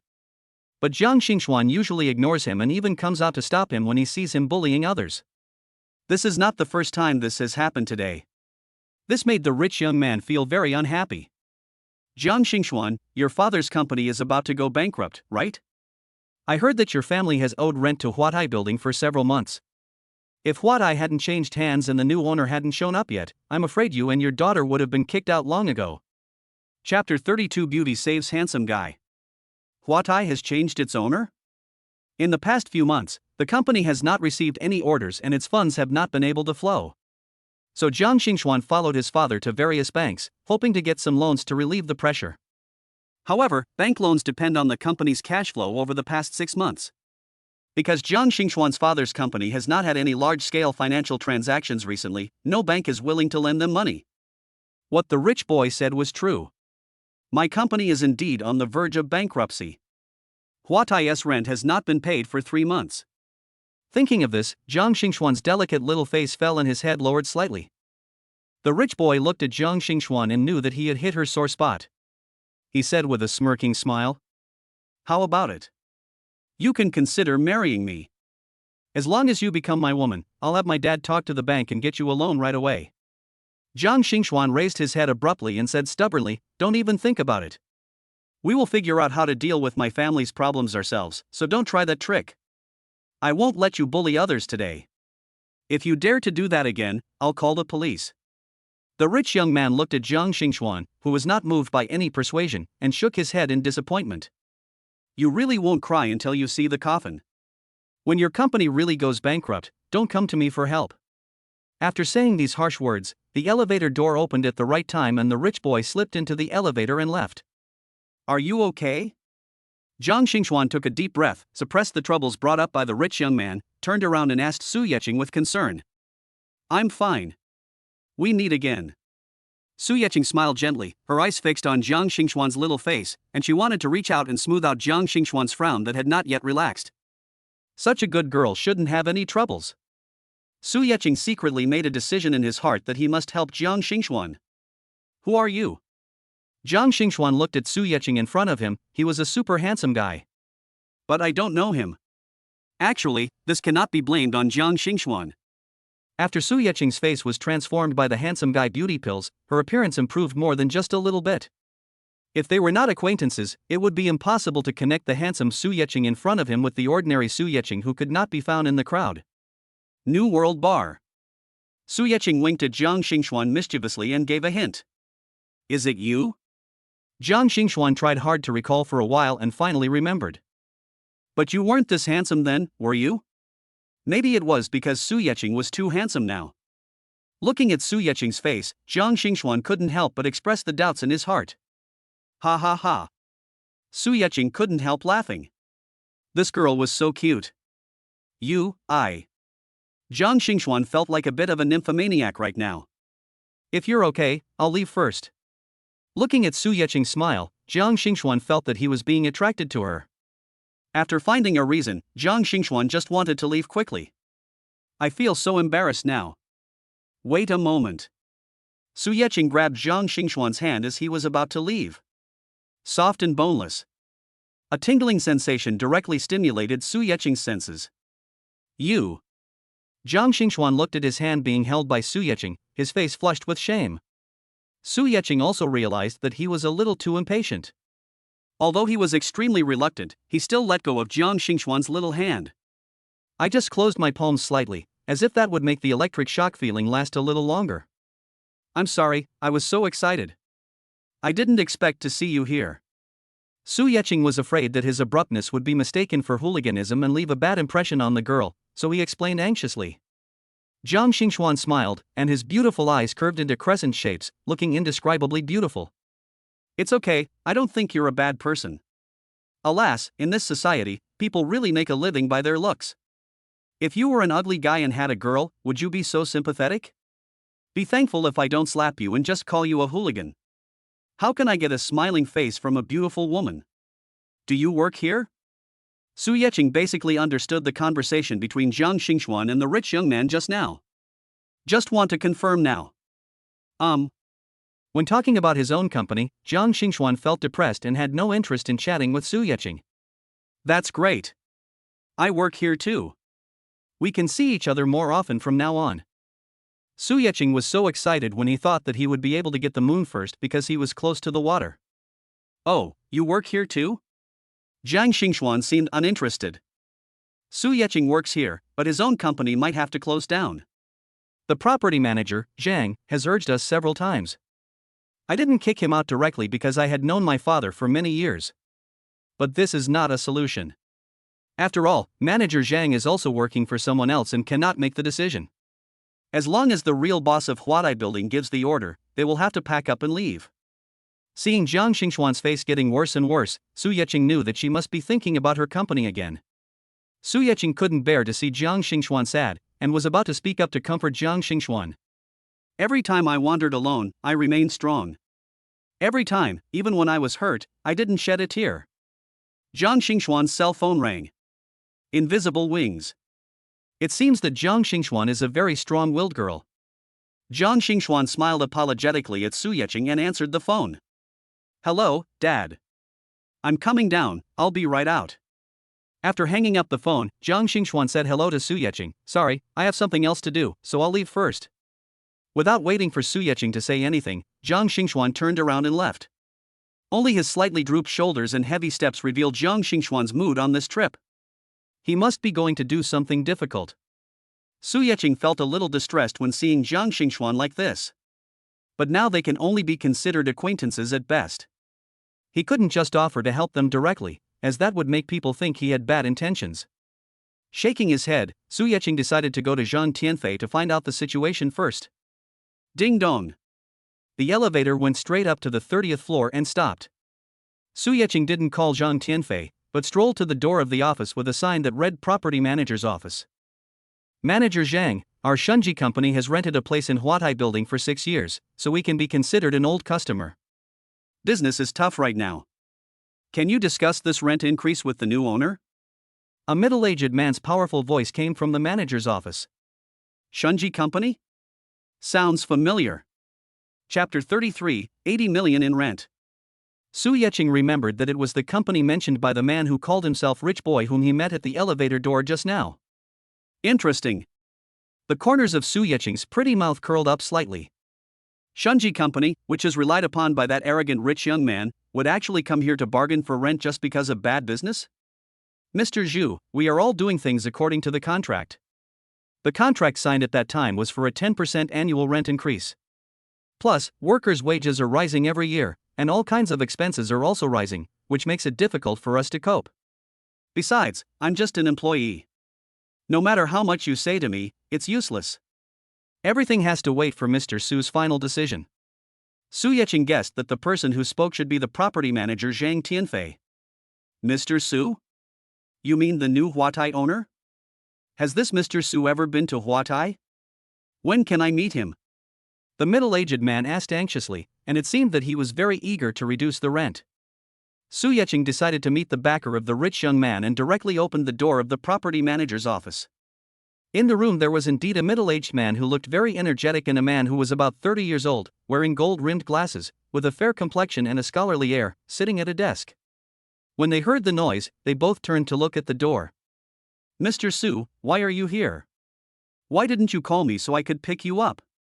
The scholar-like man recognized Su Yeqing at a glance, immediately stood up from his chair and walked up to Su Yeqing. Although he had never met Su Yeqing in person, there was a photo of Su Yeqing on the transfer documents of Huatai Building. Zhang Tianfei naturally kept his new boss in mind. Su Yeqing smiled indifferently. Manager Zhang, right? I'm just here to take a look. No need for such a grand ceremony. On the other hand, the middle-aged man on the side showed an incredible expression. He was also a man who had seen big scenes. Was the person in front of him, whom Manager Zhang called Mr. Su, really the new owner of Huatai Building? But the other person is not only very young, but also has an extremely handsome face. If Mr. Su was a rich second generation who inherited the family business, he could still accept it. But the problem is that the new owner of Huatai Building looks like a poor guy from his appearance, and the total amount of money he owns would probably not exceed 200 yuan. Mr. Su, please come this way. Zhang Tianfei respectfully led Su Yeqing to sit on the sofa, and personally brewed a cup of Longjing tea and placed it on the coffee table in front of Su Yeqing. Zhang Tianfei didn't have as many tricks in his mind as the middle-aged man. He was sure that Su Yeqing was the new owner of Huatai Building. So no matter how Su Yeqing is dressed, even if Su Yeqing comes in beggar's clothes, he is still Zhang Tianfei's new boss. Su Yeqing sat on the sofa and ignored the middle-aged man. Now that the other person wanted to ask him for something, he would not lower himself and greet an irrelevant person. Ever since Su Yeqing entered the office, Zhang Tianfei no longer cared about the middle-aged man. It has been a long time since the ownership of Huatai Building changed, and Su Yeqing has never shown up. Su Yeqing finally came here today, so Zhang Tianfei must seize the opportunity to learn more about Su Yeqing. Understanding the character of Huatai's new owner will be very helpful for his future work. Mr. Su, since you finally have time to come here today, let's sign the last document so that the rent for Huatai Building can be directly deposited into your account. Zhang Tianfei knew that rent was the most important thing for the new owner, so he went straight to the point. Good. Su Yeqing thought, since I'm here now, I might as well go through the necessary procedures together. Okay, just sign here. Zhang Tianfei took out a document from the locked filing cabinet and handed it to Su Yeqing. After Su Yeqing read it carefully, he signed his name. Okay, Mr. Su. I'll have the finance department transfer this quarter's rent to you right away. Zhang Tianfei picked up the phone and gave a few instructions. A few minutes later, the text message alert on Su Yeqing's mobile phone rang. Su Yeqing took out his cell phone and saw that it was a text message notification from the bank. Notification of arrival: your account ending in 3390 received 70 million renminbi on September 22nd. Current account balance, XXXX Huaxia Bank. 70 million. Su Yeqing glanced at the number, said nothing, and put away his phone. Zhang Tianfei saw that Su Yeqing's face did not change at all when he saw such a large sum of money, and he secretly admired him in his heart. It seems that this Mr. Su is very important. 70 million is nothing to him.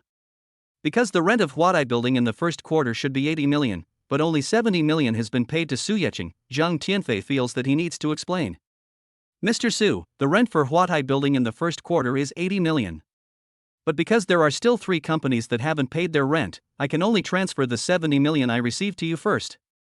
Collecting rent is the property management's responsibility. Zhang Tianfei feels a little embarrassed that the owner pays him a salary but he doesn't do his job well. Especially in front of the new owner, I don't know if it will leave a bad impression. Thank you for your hard work, Manager Zhang. Su Yeqing knew that employees should not be suppressed blindly, and timely praise should also be given. Mr. Su, you are too polite. This is my job. Zhang Tianfei didn't expect that Su Yeqing, such a wealthy man, would speak to him so politely. He was a little flattered for a moment. Zhang Tianfei's attitude became more respectful. Mr. Su, how about I take you to your office? By the way, I can report to you on the situation of the 3 companies that have not paid their rent. Good. Su Yeqing nodded in agreement. Please wait a moment, Mr. Su.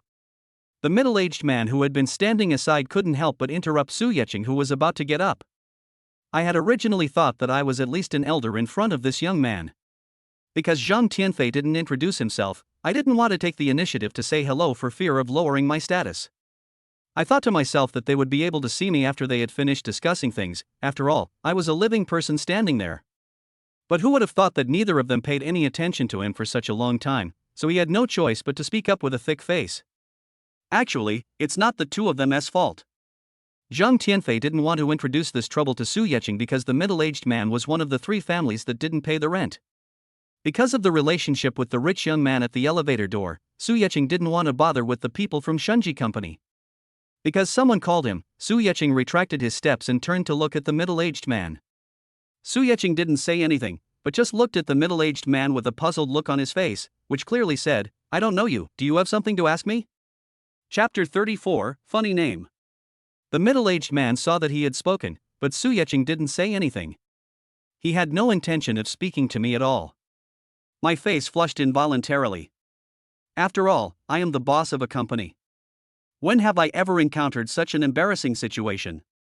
But today I am here to discuss the rent. To put it bluntly, I am here to beg them for help. When you live under someone's roof, you have to bow your head. The middle-aged man took a deep breath and took the initiative to speak. Hello, Mr. Su. I'm Zhu Gang, the owner of Shunji Company on the 22nd floor of Huatai Building. I want to talk to you about our company's rent for this quarter. Rent? Isn't that what manager Jang is responsible for? You can just talk to him directly. Su Yeching clearly didn't want to pay any attention to Zhu Gang. This Zhu Gang sounds very familiar to me. Isn't he the father that the arrogant rich young man mentioned? Are you kidding? I was insulted by your Zhu Gang's son as soon as I entered Huatai Building. Now you, as my father, have the nerve to come in front of me and calculate my money? It seems like all the good things in the world are monopolized by your Zhu family. Especially when she thought about that rich boy who relied on Shunji Company to blatantly bully the girl he liked and wanted Jiang Xingxuan to marry him. Su Yeching became furious when he thought of this. Zhu Gang looked at Su Yeching's increasingly worse expression, not knowing how he had offended him. Logically speaking, this was the first time I met Su Yeching. And judging from Su Yeching's attitude towards manager Zhang just now, he doesn't seem like the kind of person who would haggle over money. Why did the other person's face turn so bad as soon as I mentioned the word rent? With speculation in his mind, Zhu Gang spoke nervously. That's right, Mr. Su. Because manager Zhang can only execute according to the signed contract, I must talk to you in order to be effective. Zhu Gang secretly glanced at Su Yeching and saw that the other party still did not express anything. I had no choice but to continue speaking. Mr. Su, due to the market conditions this year, the company's business is not very good, so I hope you can give me a few months' time and postpone the rent. What a big appetite. Su Yeching muttered to himself. The Zhu Gang he heard at the door just now was just asking not to increase the rent by 10%. Now, when he sees me, he doesn't even want to pay the rent. It's really like a snake swallowing an elephant. Su Yeching was slandering in his heart, but there was no expression on his face. He seemed to be really considering it seriously. Zhu Gang looked at Su Yeching's expression and felt happy. Could there be a chance? Seeing how Su Yeching remained calm when he received the 70 million yuan transfer, Zhu Gang knew that Su Yeching was someone who was used to large sums of money. That's why I suddenly proposed to delay the payment of rent. Su Yeching had been secretly observing the changes in Zhu Gang's face. Seeing him secretly delighted, Su Yeching knew that this old fox thought he had succeeded. Do you know rich young master? Su Yeching knew it was time to strike a blow against Zhu Gang, who always thought that others were fools and that he had planned everything for them. It's my son. How come Mr. Su knows my son? Zhu Gang became even more certain. It seemed that Su Yeching was also a playboy who often went out to play, and he actually knew his son. Thinking about how my son always likes to go out and play and cause trouble everywhere, I didn't expect that it would be useful at the critical moment. It seems that I don't need to be too strict in the future. I should go out more and get to know more rich second generations. It will be much easier to get things done in the future. Here, Zhu Gang praised his playboy son to the skies. Su Yeching's ruthless attack left him with no face left. I don't know him. I met a guy at the elevator door who claimed to be a rich kid. He said his father was Zhu Gang from Shunji Company on the 22nd floor. I didn't believe it at first, but now it seems to be true. Yes, it's true. I didn't expect Mr. Su to meet Shower on his first visit to Huatai Building. You two are truly destined to meet.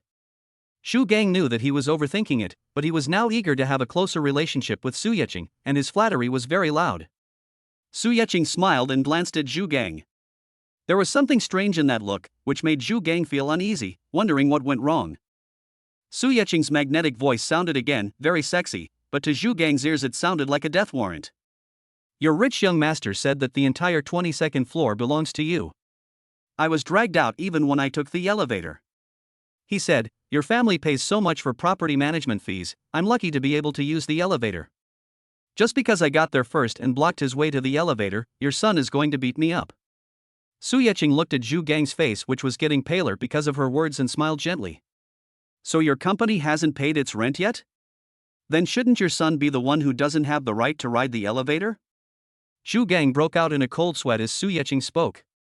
Zhu Gang wiped the sweat from his forehead and smiled apologetically. Misunderstanding, Mr. Su, this must be a misunderstanding. That person you met in the elevator was definitely not my son. Yes, it must be someone else's fake. Misunderstand? Su Yeqing raised his eyebrows and sat down leisurely on the sofa again. He did say his father's name is Zhu Gang. Su Yeqing would not give Zhu Gang a chance to quibble. He dared to fight with him and even wanted to take advantage of his woman. Su Yeqing will not let that rich young man go. Mr. Su, wait a minute. I'll call that rebellious son up to apologize to you. Zhu Gang couldn't get away with it anymore, so he had to face reality. Taking out his cell phone, Zhu Gang made a call.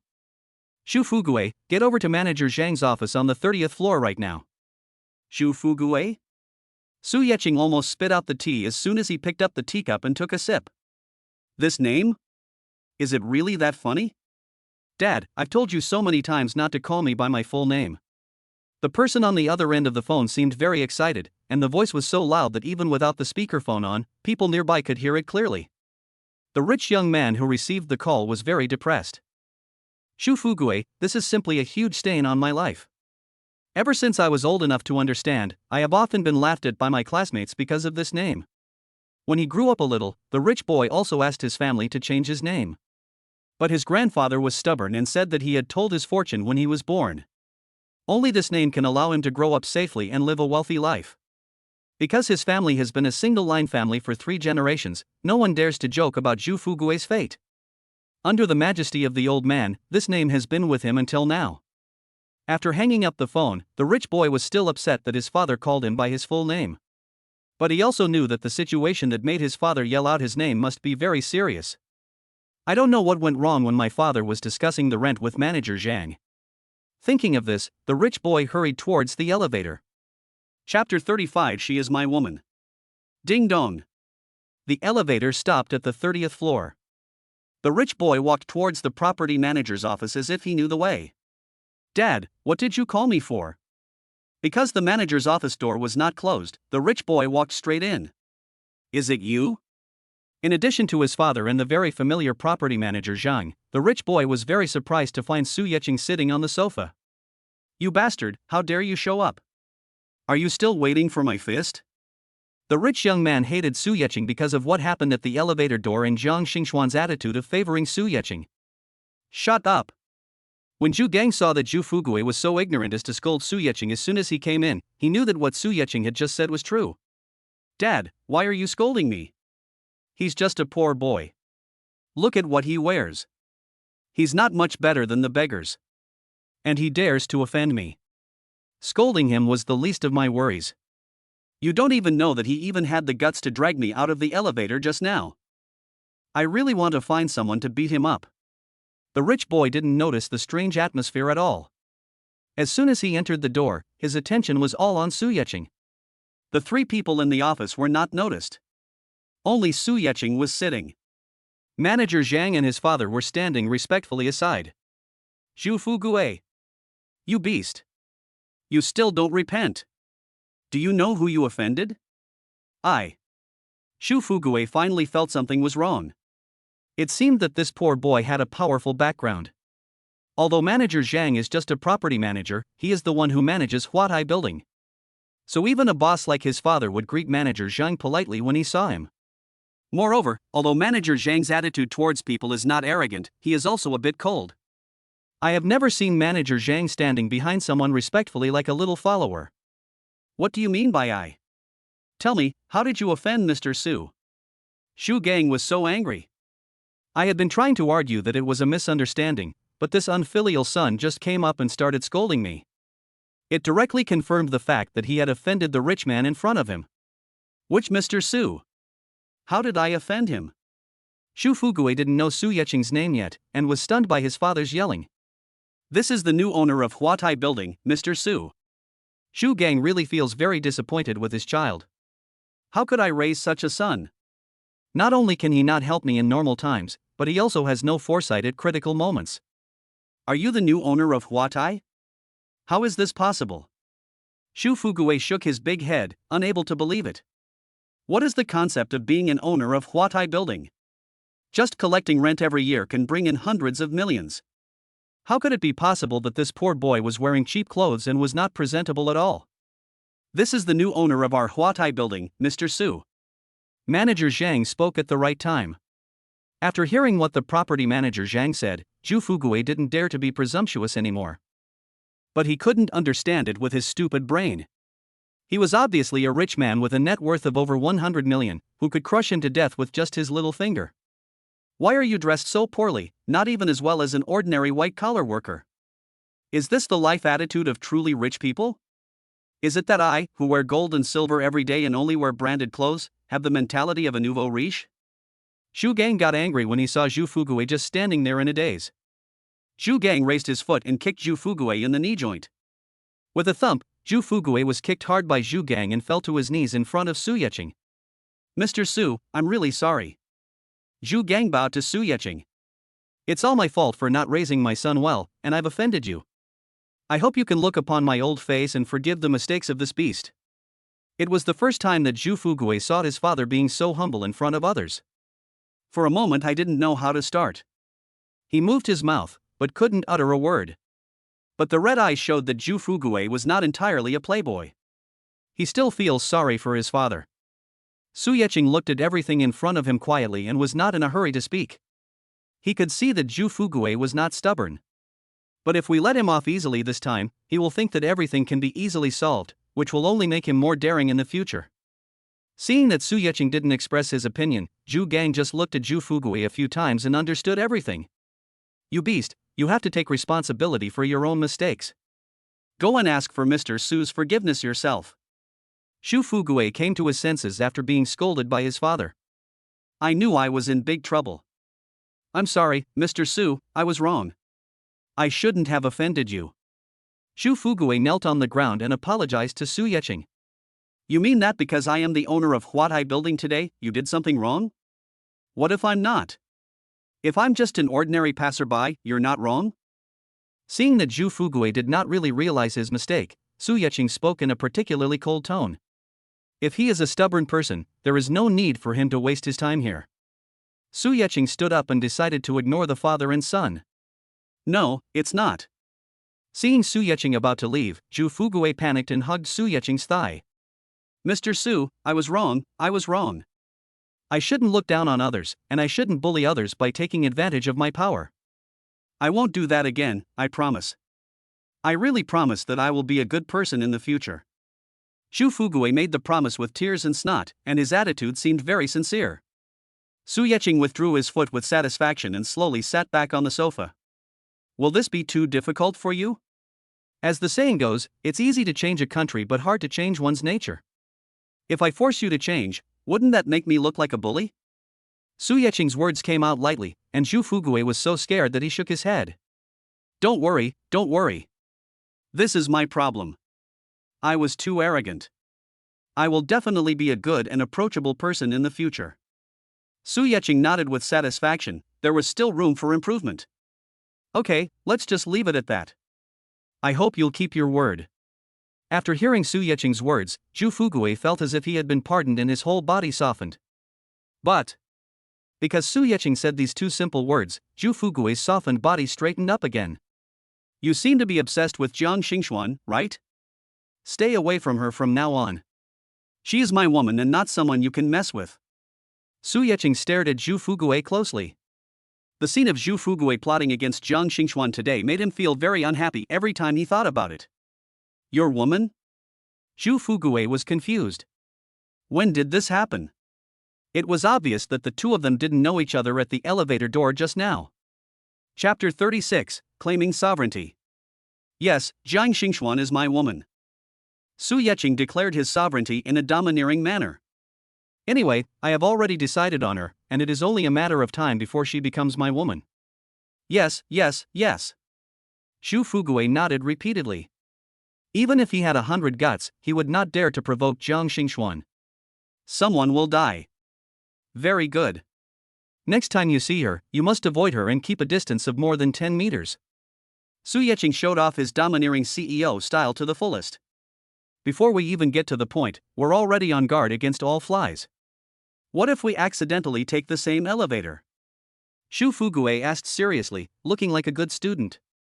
Then take the stairs. Su Yeqing said this with gritted teeth. Suddenly I feel that Zhu Fugui's IQ is worrying. Yes. I understand. Su Yeqing glanced at Zhu Fugui and motioned him to stand up. He is not the emperor, so he doesn't need others to kneel to him at every turn. Mr. Su, what about my business? Xu Gangjin asked nervously after Su Yeqing had dealt with Zhu Fugui. Su Yeqing's right-hand fingers tapped the armrest of the sofa intermittently, his left hand supported his chin, stroking it gently, his dark eyes staring straight at Zhu Gang.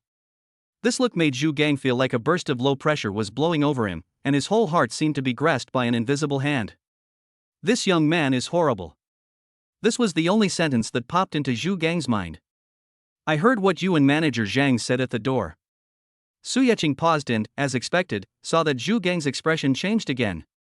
Got caught. Since the contract was signed long ago, it cannot be changed. The 10% increase rule cannot be broken. Otherwise, if all the companies in Huatai building come looking for me, should I still accept it? Zhu Gang listened to Su Yeqing's decisive words and knew that there was no room for maneuver. I sighed and felt several years older in an instant. But this Su Yeqing is really something, can't he just say everything at once? Seeing his simple 2 words, Zhu Gang rekindled his hope and pricked up his ears, waiting nervously. If your company is truly facing difficulties this year, the rent can be deferred for 2 months. Great, thank you Mr. Su. Zhu Gang was so happy that he almost danced with joy. I have a prerequisite, and that's if your company is truly facing financial difficulties. If I find out you don't have any difficulties and just don't want to pay or want to delay paying the rent, then Huatai building will not be rented to you in the future. Just move out. Yes. Mr. Su, I promise. As soon as my funds are in place, I will pay the rent immediately. Well, you can talk to manager Zhang about this later. Su Yeqing waved his hand and let Zhu Gang and his son leave. After glancing at Zhang Tianfei who was standing beside them and seemed hesitant to speak, Su Yeqing motioned Zhang Tianfei to sit down and talk.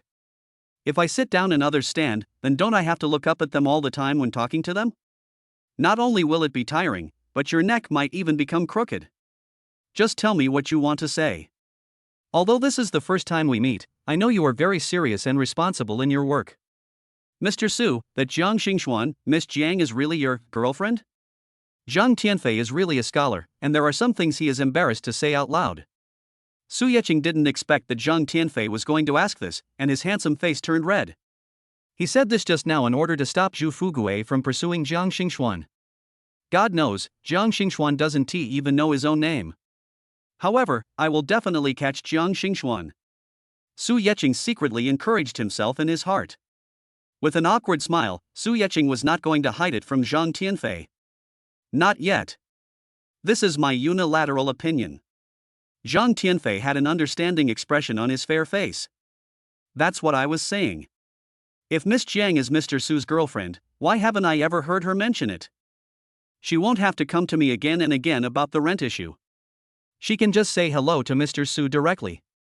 Rent? Su Yeqing remembered that just now at the elevator door, Zhu Fugui seemed to say that there was some problem in Jiang Xingxuan's father's company. Yes, Miss Zhang's father's company is also one of our Huatai tenants. Because their company's business has been bad in the past 2 years, the rent has been delayed for more than half a year.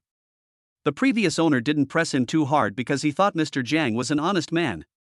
Among the 3 companies that didn't pay rent this quarter, one was Xingyu Steel. Xingyu Steel. Su Yeqing whispered the name, a gentle smile appearing on his face. It looks particularly charming on his handsome face. Even Zhang Tianfei, a man, was almost bewitched by this smile. It seems that the fate between Jiang Xingxuan and I is really deep. Not only is her company located in my Huatai building, but their business is also related to my Fengyun commerce.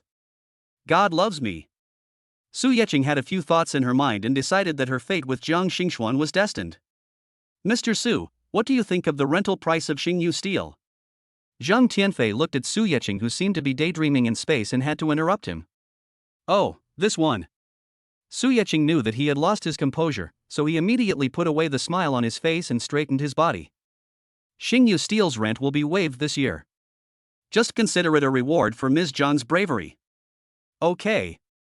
Zhang Tianfei actually wanted to roll his eyes at Su Yeqing. The annual rent is 12 million, even though Xingyu Steel is a small company and the rented area is not large. Just let it go with Su Yeqing's casual words? This is too wasteful. Su Yecheng doesn't care what others think. For him, the biggest gain today is meeting Zhang Xingxuan again. As for money, it's all trivial. Anything that can be solved with money is not a problem. Su Yecheng listened to manager Zhang's brief report on the current leasing situation of Huatai building and went back without going to his own office to take a look. I found out that Zhang Xingxuan's company is located in Huatai building. In order to pursue beautiful women, I will definitely come here often, so there is no need to rush. After leaving Huatai building, Su Yecheng was in a very good mood. Because the parking place was a bit far away, Su Yecheng just walked around slowly. Huatai building is located in the city center, surrounded by many large shopping malls and equipped with a full range of supporting facilities. LT Daegu Shopping Center GT. Su Yecheng stopped at the door of the most expensive shopping mall in Huajiang City. Thinking that although he was very rich, he still rarely bought clothes for himself, Su Yecheng decided to go in for some shopping. Chapter 37 Don't fight a battle you're not sure of. Su Yecheng strode into the Daegu Shopping Center. The first floor is the men's clothing area, where every store is a top brand store. Su Yecheng walked into Givenchy's men's store and started choosing things at random. There were 3 shopping guides in the store. The one on duty saw a customer coming in and was about to greet her, but stopped when he saw what Su Yecheng was wearing. He is just a poor boy and can't afford the clothes in their store, so it's not worth it for them to entertain him. Miss, let me try this dress on. Su Yecheng didn't notice the salesgirl's attitude. He was particularly happy today because he met Zhang Xingxuan. So that everything seems good. Xiao Li, go and get rid of him. The salesgirl on duty pushed the intern named Xiao Li. Regular store clerks are unwilling to do this thankless job. Xiao Li, who was pushed out, had no choice but to walk in front of Su Yecheng. Sir, what size clothes do you wear? 180. Su Yecheng raised her head from her clothes and smiled gently at the shopping guide.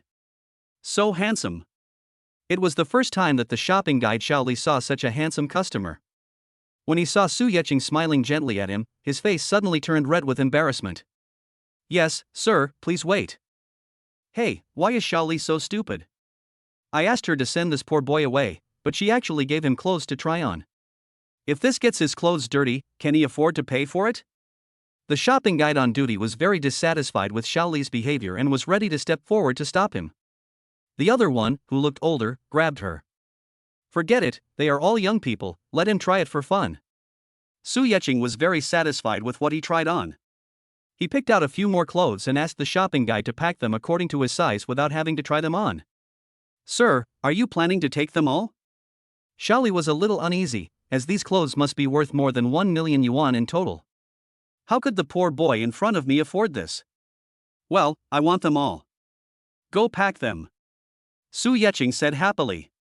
He will see Zhang Xingxuan often in the future, so of course he has to dress himself up to look handsome. Even if it was a beauty trap, he was willing to use it as long as he could attract Zhang Xingxuan. Sir, do you know the price range of the clothes in our store?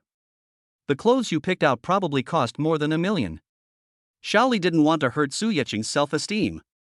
After all, everyone likes handsome guys. But she also had to make Su Yecheng face the reality that these clothes were not affordable for ordinary people. Well, wrap it all up. Su Yecheng knew that the shopping guide meant well, because what she was wearing today was indeed a bit out of place in this store. Not angry, Su Yecheng directly took out the black card. Swipe the card. Okay. When Xiao Li saw that Su Yecheng took out the bank's black card, he was a little shocked. It seems that I have not met enough people. I treat real rich people as paupers and worry that they can't afford it. Su Yecheng paid the bill, took the clothes and went out. The 3 shopping guides were left looking at each other in bewilderment. Xiao Li was all smiles because he got a big order for no reason.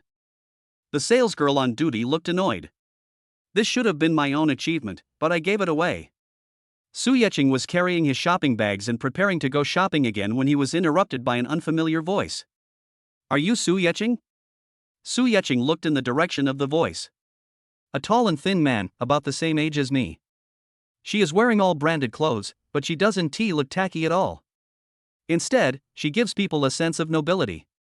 The square face of a man is very masculine, and the pair of sword-like eyebrows add a lot of heroic spirit to the man. I don't know him. Su Yecheng thought about it carefully and realized that he didn't know this man. Probably never seen it before. It stands to reason that if you have met such an outstanding man, you will definitely have an impression of him. I'm Su Yeching, who are you? Since someone called his name, Su Yeching had to answer out of courtesy. It doesn't matter who I am. What matters is that I advise you not to be so arrogant. Huajiang City is not your world, Su Yeching, so you must have a bottom line in everything you do. If you do something too extreme, it will be difficult for everyone to do things in the future. Su Yeching frowned tightly. This man is quite hostile towards me. I have offended a lot of people recently, but these people are all scum. He, Su Yeching, just made them get the punishment they deserved. Why does the man in front of me look like he has done something unforgivable wrong? Excuse me, how have I offended you? Su Yeching felt that it was necessary to understand the unprovoked hostility clearly. S University, Director Zhou Yue. The man uttered a simple sentence, and his meaning was very clear. He was standing up for Zhou Yue. Zhou Yue? Su Yeching smiled contemptuously. Do you think I've gone too far? Do you know this man? Su Yeching still couldn't connect the man in front of him who looked very elegant with a scum in disguise like Zhou Yue. He's my uncle. It's no wonder that this man spoke very little and was very frugal with his words. He would not waste words unless he could save them, except for the part where he warned Su Yeching. Oh, a family? No wonder. Su Yeching smiled knowingly. There was nothing more to say. People only help their relatives and not others. No matter how he explained, it was useless. I did it, so what? I don't think I did anything wrong. If you don't accept it, there's nothing I can do. Su Yeching shrugged, looking like, what can you do to me? My name is Chen Yiming. I hope you can still be so arrogant when I see you next time. The man said something and walked away in a cool manner. But Su Yeching knew that things were definitely not that simple. Judging from Chen Yiming's appearance, his identity is not simple, and there must be something waiting for him. Thinking of this, Su Yeching lost interest in continuing shopping and went straight back to the parking lot where the Koenigsegg was parked, carrying her shopping bags. Secretary Wu, help me find someone named Chen Yiming. His uncle was Zhou Yue, the former department head of S University. Su Yeching was not afraid of Chen Yiming, he just liked to fight a battle that he was sure of victory. As the saying goes, only by knowing yourself and your enemy can you win every battle. Su Yeching hung up the phone, regained her good mood, and drove the Koenigsegg back to her villa in a dashing manner. Over there, on the 10th floor of Huatai Building, is the general manager's office of Xingyu Steel Company, Ltd. Dad, what did Manager Zhang call you about? Zhang Xingxuan had just returned to the company from the bank with her father when Zhang Shumao received a call from the property manager Zhang, asking them to go to his office for a talk. The father and daughter both knew that it must be because of the rent. But they just went to 3 banks, and no bank was willing to lend them money. Dad, how about I go find Manager Zhang? Zhang Xingxuan didn't want to embarrass his father, so he decided to take it on himself. No need, Xiaoxian, Manager Zhang asked us to go together, father and daughter, so let's go together. In fact, Zhang Maoshu would rather face it alone than let his daughter suffer with him. Chapter 38, 12 million is wiped out. Dong dong dong. Zhang Xingxuan followed his father to the 30th floor, took a deep breath and knocked on the door of the property manager's office. Come in. Hearing Manager Zhang's voice, the father and daughter walked in with a fearless attitude. What is coming will eventually come, and you can't avoid it. Manager Zhang, are you looking for us? Zhang Maoshu asked cautiously, looking very reserved, which made Zhang Xingxuan feel very uncomfortable. Yes, Mr. Zhang, please take a seat. When Manager Zhang saw the person coming, he quickly stood up and greeted him warmly. It was the first time that Zhang Xingxuan met Manager Zhang like this. In my impression, Manager Zhang always gives people a cold and aloof feeling. They are acting so abnormally today. Are they going to kick Xingyu Steel out of Huamao Building? Zhang Xingxuan was not the only one who had this idea, Zhang Maoshu also thought so. He straightened his back. These past few days were the times when Zhang Maoshu had bent over the most in his life. Now he was too embarrassed to ask Manager Zhang for help again. The only thing I can do is to save my last bit of face. Manager Zhang, I know Xingyu Steel has been in arrears with its rent for quite some time. Just tell me what you want to say. I'm prepared. Manager Zhang was stunned for a moment, and looking at the serious-looking Zhang father and daughter, he knew that they had misunderstood what he meant. Mr. Jiang misunderstood. Manager Zhang smiled. This was the person the new boss specifically asked for, and he dared not offend him. I asked you and Miss John to come here today to discuss the rent, but it's not what you think. Jiang Xingxuan and his father looked at each other. Wasn't it what they thought? What is that? It's like this. Mr. Su, the new owner of our Huatai building, came here today. He said he would directly reduce Xingyu Steel's rent for 1 year. Manager Zhang didn't beat around the bush and directly stated Su Yeching's decision. Reducing our rent for a year? Jiang Maoshu suspected that he had heard it wrong. Don't you know Mr. Su? Why did they waive 1 year's rent for my company right from the start? This is not a small amount of money, a full 12 million. It's true. Mr. Su said so. Consider it a reward for Miss John's bravery today. Manager Zhang looked at the Jiang father and daughter with disbelief on their faces and had to continue speaking. I'm brave and righteous? Jiang Xingxuan was stunned. Didn't I do anything good today? Except for asking for help from the handsome guy at the elevator door. But there was no one else around at the time, so how did Mr. Su know about this? Besides, just because of a few words, I got 12 million in rent. Isn't this too exaggerated? Manager Zhang knew that the Jiang father and daughter might not be able to accept it for the time being, and if it were someone else, they would probably be the same. Just imagine, who can be so generous as to easily cancel out 12 million? Mr. Jang, I just conveyed Mr. Su's intentions. You don't need to feel any burden. Mr. Su has no additional conditions. Manager Zhang comforted the Jiang father and daughter with a few words and let them go back to digest it themselves. It's not easy for him to say this directly. He couldn't just tell Jiang Maoshu that the new boss wanted to pursue his daughter. If this ruins the boss's good fortune, it will be Zhang Tianfei who will be in trouble. Jiang Xingxuan and his father returned to the 10th floor, Xingyu Steel's office, in a daze. Jiang Xingxuan briefly told his father what happened today. The father and daughter thought about it for a long time but still couldn't figure it out. What exactly does this new Huatai boss mean? Is it really because of this little thing that Jiang Xingxuan did that the new boss took notice of him? This is too far-fetched, isn't it? Because of Su Yeching's action, the Jiang family father and daughter were uneasy. Meanwhile, Su Yeching in the villa was enjoying himself taking a hot bath and lying on his big bed. My mind is full of the scene of meeting Jiang Xingxuan today. Ding dong. Because he was too excited about the beauty yesterday, Su Yeching, who fell asleep in the middle of the night, was woken up by his favorite voice. Sitting up straight, Su Yeching waited to see what surprise the system would give him today. Host can sign in for 1 skill today, do you want to sign in? Sign in. For Su Yeching, everything the system gives is good stuff, the more the better. Sign in today to get professional level 8 English skills, do you want to use it? Use. Ding. Used successfully. A golden light flashed across Su Yeching's forehead, and all kinds of English words were engraved in Su Yeching's mind. Marvelous. Su Yeching jumped up happily. When I was in college, I was busy working and didn't have much time to study English. Just to graduate, I managed to get a CET 4 level. Now, the system is really tailor-made for him, and every benefit provided is what he needs. If the system was there, it would definitely say arrogantly, of course, it's a high-tech sign-in system. It's an advanced system that can understand the host's own needs. Su Yeching felt that he was now moving more and more towards becoming an elite. He is definitely tall, rich, handsome, and talented. Thinking that he still had things to do, Su Yeching packed up and drove to Fengyun Trading. Mr. Su, tomorrow's cocktail party will be at 8 p.m. Secretary Wu was already waiting in the chairman's office. Although Su Yeching told him to make his own decisions on small matters, he still needed to ask for instructions on some matters. Secretary Wu handed over a list. Director Su, this is the list of directors of our Fengyun commercial. You directly acquired the former chairman's shares, which amounted to 70%. There are 5 other directors, both large and small, and only Director Ho Yon holds a 10% stake, which is a slightly larger proportion. Su Yeching glanced at him. Ho Yon? He must be Ho Mengya's father.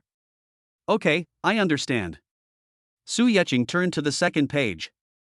Secretary Wu introduced at the right time, this is a list of some construction steel suppliers in Huazhang City. We have only selected some of the larger companies. Other companies that haven't met the requirements for cooperation with Fengyun Trading have not been invited. Su Yeching searched carefully from beginning to end, but did not find the name of Xingyu Steel. Add Xingyu Steel to it. Secretary Wu thought about it seriously. Xingyu Steel? There seems to be such a company in Huazhang City, but it is not large in scale and has no business dealings with Fengyun Trading. Mr. Su, Xingyu Steel is just a small company and has no business relationship with us.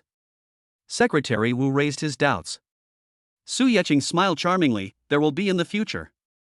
Okay, I'll add it right away. Looking at Su Yeqing's smiling face, Secretary Wu's heart was beating fast. Mr. Su himself is becoming more and more confused. Even though I'm already old, I'm still attracted to Mr. Su's face.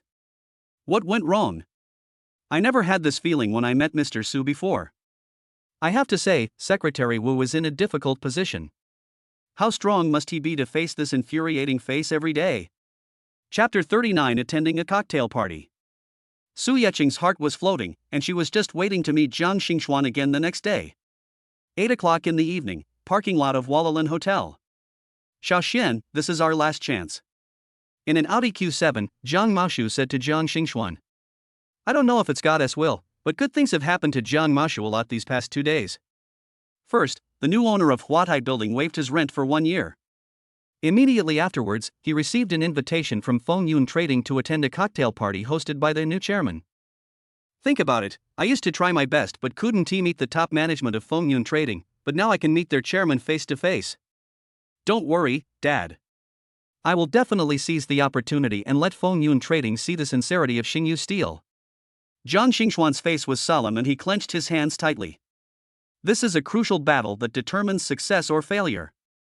As long as they can reach a cooperation with Fengyun Trading, their Xingyu Steel will be able to resume operations. Although Fengyun Trading has terminated its cooperation with Hanyun Steel, giving other companies a chance to compete, there are still many companies eyeing Fengyun Trading. The scale of Xingyu Steel is really too small compared to Fengyun Trading. To be honest, Zhang Xingxuan was just comforting her father. In fact, she herself was very nervous and had no confidence at all. Taking a deep breath, Zhang Xingxuan took his father's arm and entered the Yulin Hotel. Today, an entire floor of the Yulin Hotel is booked by Fengyun Trading. After Zhang Xingxuan and his father entered, they kept looking for the new chairman of Fengyun Trading, hoping to establish a relationship with him before others. Hey, isn't this the beautiful lady from the New World Bar? Why are you here? A slick male voice interrupted Zhang Xingxuan's searching gaze. It's him. Zhang Xingxuan recognized him as one of the 5 young men he met when he invited the bank manager to the New World Bar. That was my first time going to a bar. I originally wanted to establish a good relationship with the bank manager so that the bank would lend money to Xingyu Steel. Unexpectedly, the task was not accomplished, but instead a few men teased a young girl. I couldn't help myself and provoked those young masters. I didn't expect to meet you here. It seems we are destined to meet. The man looked at Zhang Xingxuan with a squinting expression. Zhang Xingxuan dressed up today because he was attending a formal cocktail party. It is certainly more beautiful than the usual clothes she wears in the bar. Zhang Xingxuan was very disgusted with the man's rude look. I'm sorry, I don't know you. Zhang Xingxuan moved a few steps to the side, wanting to avoid the man. No, we can just get to know each other after an introduction. The man obviously didn't want to let Zhang Xingxuan go, so he stretched out his arm to stop Zhang Xingxuan, who was about to leave. My name is Chen Zhishan, and I'm the son of the director of Fengyun Trading. After introducing himself, the man glanced at Zhang Xingxuan with pride. Most people would try to curry favor with him when they heard that he was the son of the Fengyun Trading director. Although Zhang Xingxuan really wanted to do business with Fengyun Trading, the incident in the bar made her realize that the man in front of her was a gangster. Not intending to pay any attention, Zhang Xingxuan continued walking away. Hey, you!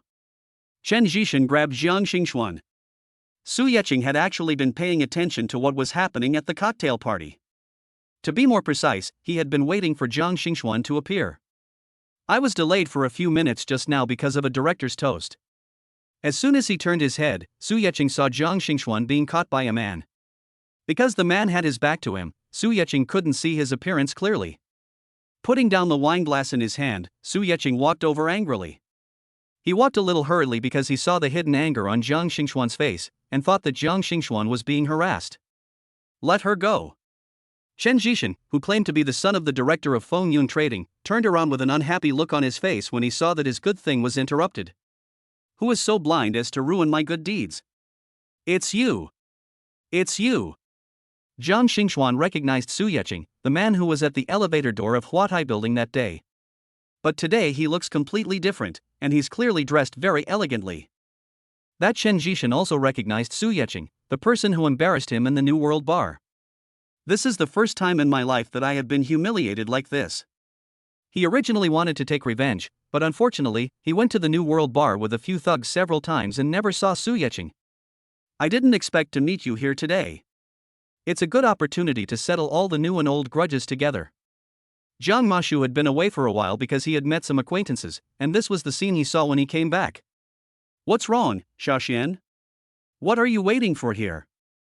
We still have to go find the chairman of Fengyun Trading. Are you looking for the chairman of Fengyun Trading? What's going on? After listening to their conversation, Chen Jishan was not sure about their relationship with the new chairman. Who are you? Jiang Mashu glanced at Chen Jishan, a young man dressed very fashionably and who seemed to come from a well-off family. My father is the director of Fengyun Trading. What do you want from the chairman? Chen Jishan pulled his suit and acted like a master. This? Jiang Mashu was a little embarrassed because he wanted to find the chairman of Fengyun Trading. He knew that Fengyun Trading was basically controlled by the chairman alone because he had absolute control. Other shareholders just get dividends at the end of the year. What? You look down on my dad, the director? Seeing that Jiang Shumao didn't seem to want to talk, Chen Jishan became unhappy and pressed him rudely. No, we just want to talk to the chairman about cooperation. After all, he is the son of the director of Fengyun Trading. Now that he wants to climb up the big tree of Fengyun Trading, Jiang Shumao dare not offend him easily. You should have told me earlier. You can just tell me about such trivial matters. When Chen Jishan saw that this was another person who wanted to curry favor with Fengyun Trading, he started to show off. As long as your daughter becomes my girlfriend, I'll talk to my dad and ask Fengyun Trading to give you some orders. Su Yeqing really couldn't help it and tried to steal his girl right in front of him. This Chen Jishan was really tired of living. Su Yeqing pulled Chen Jishan over, stared at him fiercely, and spoke word by word. Boy, stay away from her. Chen Jishan pushed Su Yeqing away, patted his suit symbolically, and then gave Su Yeqing a cold look. Do you really think you're an onion? Don't you see where this is?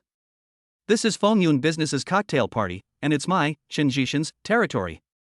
Kid, if you know what's best for you, go back to where you came from. As Chen Jishan said this, he was about to grab Jiang Xingxuan's hand again. Jiang Xingxuan turned around and hid behind Su Yeqing. I won't be your girlfriend. Even if Fengyun Commerce doesn't cooperate with us, I won't sell myself out. Chapter 40 Girlfriend. Su Yeqing's gloomy face finally turned from cloudy to sunny. She is worthy of being the girl I like, she is ambitious. He secretly praised Jiang Xingxuan in his heart and directly scolded Chen Jishan. Did you hear that? They don't think highly of you. You should be the one to get out. Seeing that Su Yeqing not only refused to move away but also spoke harshly to him, Chen Jishan's face turned red. Relying on the fact that this was Fengyun Trading's cocktail party, Chen Jishan thought that Su Yeqing was just someone who wanted to do business with Fengyun Trading. As one of the owners of Fengyun Trading, Chen Jishan had never seen Su Yeqing attend any of Fengyun Trading's activities, so he didn't take Su Yeqing seriously at all. He raised his middle finger and shook it directly at Su Yeqing. You are blind, kid. Do you think this is a place where people like you can act recklessly?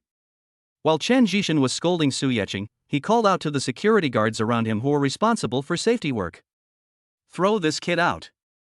I don't want to see him in any of Fengyun Business's activities in the future.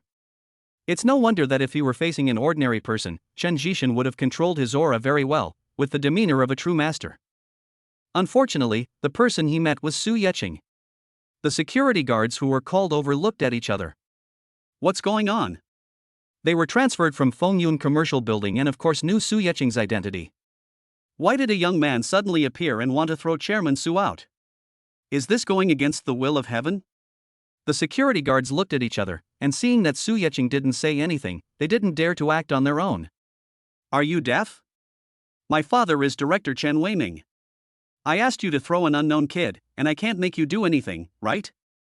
Perhaps because Chen Jishan was getting more and more excited and his voice was getting louder and louder, the attention of the people around him was attracted. What's going on? What happened? Zhang Haitao saw some movement here and walked over. Mr. Jang, you've arrived just in time. This guy came out of nowhere and sneaked into our Fengyun commercial cocktail party. I was just asking the security to kick him out. When Chen Jishan saw that the person who came was the general manager of Fengyun Trading, he immediately pointed at Su Yeching and complained first. Mr. Su, it's you here. Zhang Haidao followed the direction Chen Jishan pointed and saw Su Yeching to his surprise. Why is Mr. Su walking so fast? Just now he and Director Zhang were toasting Director Su, and in the blink of an eye, Director Su came here. And judging by the noise, it should have been a while. Director Su? What Director Su? When did Fengyun Commerce have a new director named Su? Chen Jishan never thought that Su Yeching would be the new chairman. So when Zhang Haitao called him Mr. Su, he instinctively thought that Fengyun Trading just had added another director.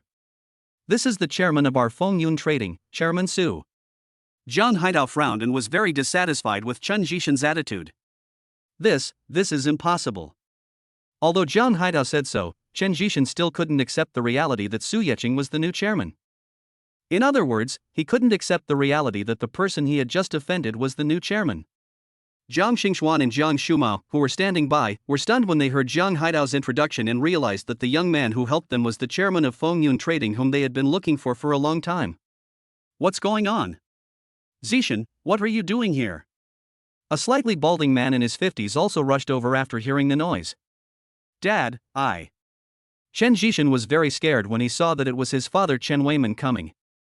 When he thought about how he had just offended the new chairman, he felt a little dispirited and didn't dare to say a word. Director Su, President Jang, why are you all here? Su Yeching watched from the sidelines for a long time, and finally took some action. He pointed at Chen Jishan, who was too frightened to speak, and spoke to the director Chen Weiman. Your son molested my girlfriend and even had the security guard throw me out. He's really capable. Girlfriend? When Jiang Xingxuan, who was standing behind Su Yeching, heard these 3 words, his mind exploded. Her little face turned red with shame, and she lowered her head even more as she hid behind Su Yeching. When did I become Chairman Su's girlfriend? Although I was indeed attracted to Mr. Su at the elevator door that day, I only know his last name now. I don't even know his full name, let alone becoming his girlfriend. Jiang Xingxuan was so absorbed in his own thoughts that he didn't notice what was happening around him. Jiang Shumao frowned deeply when he heard Su Yeching's introduction. What does Chairman Su mean? Before this, he was sure that his daughter didn't know him, so why did he say Xiao Xian was his girlfriend now? Unlike the Zhang father and daughter who only expressed their doubts in their hearts, Chen Weiman was so excited that he almost jumped up. Before coming to the hotel, he repeatedly told Chen Jishan to keep a low profile today and to leave a good impression in front of the new chairman. Now, look what happens. He could have messed with anyone else, but he chose to mess with Chairman Su's girlfriend. Isn't this just walking into the muzzle of a gun? Chen Weiman was so angry. He raised his hand and slapped Chen Jishan in the face. Asshole, are you really that bold? You even dared to offend Chairman Su's girlfriend? I don't know. Chen Jishan covered his swollen face and explained weakly.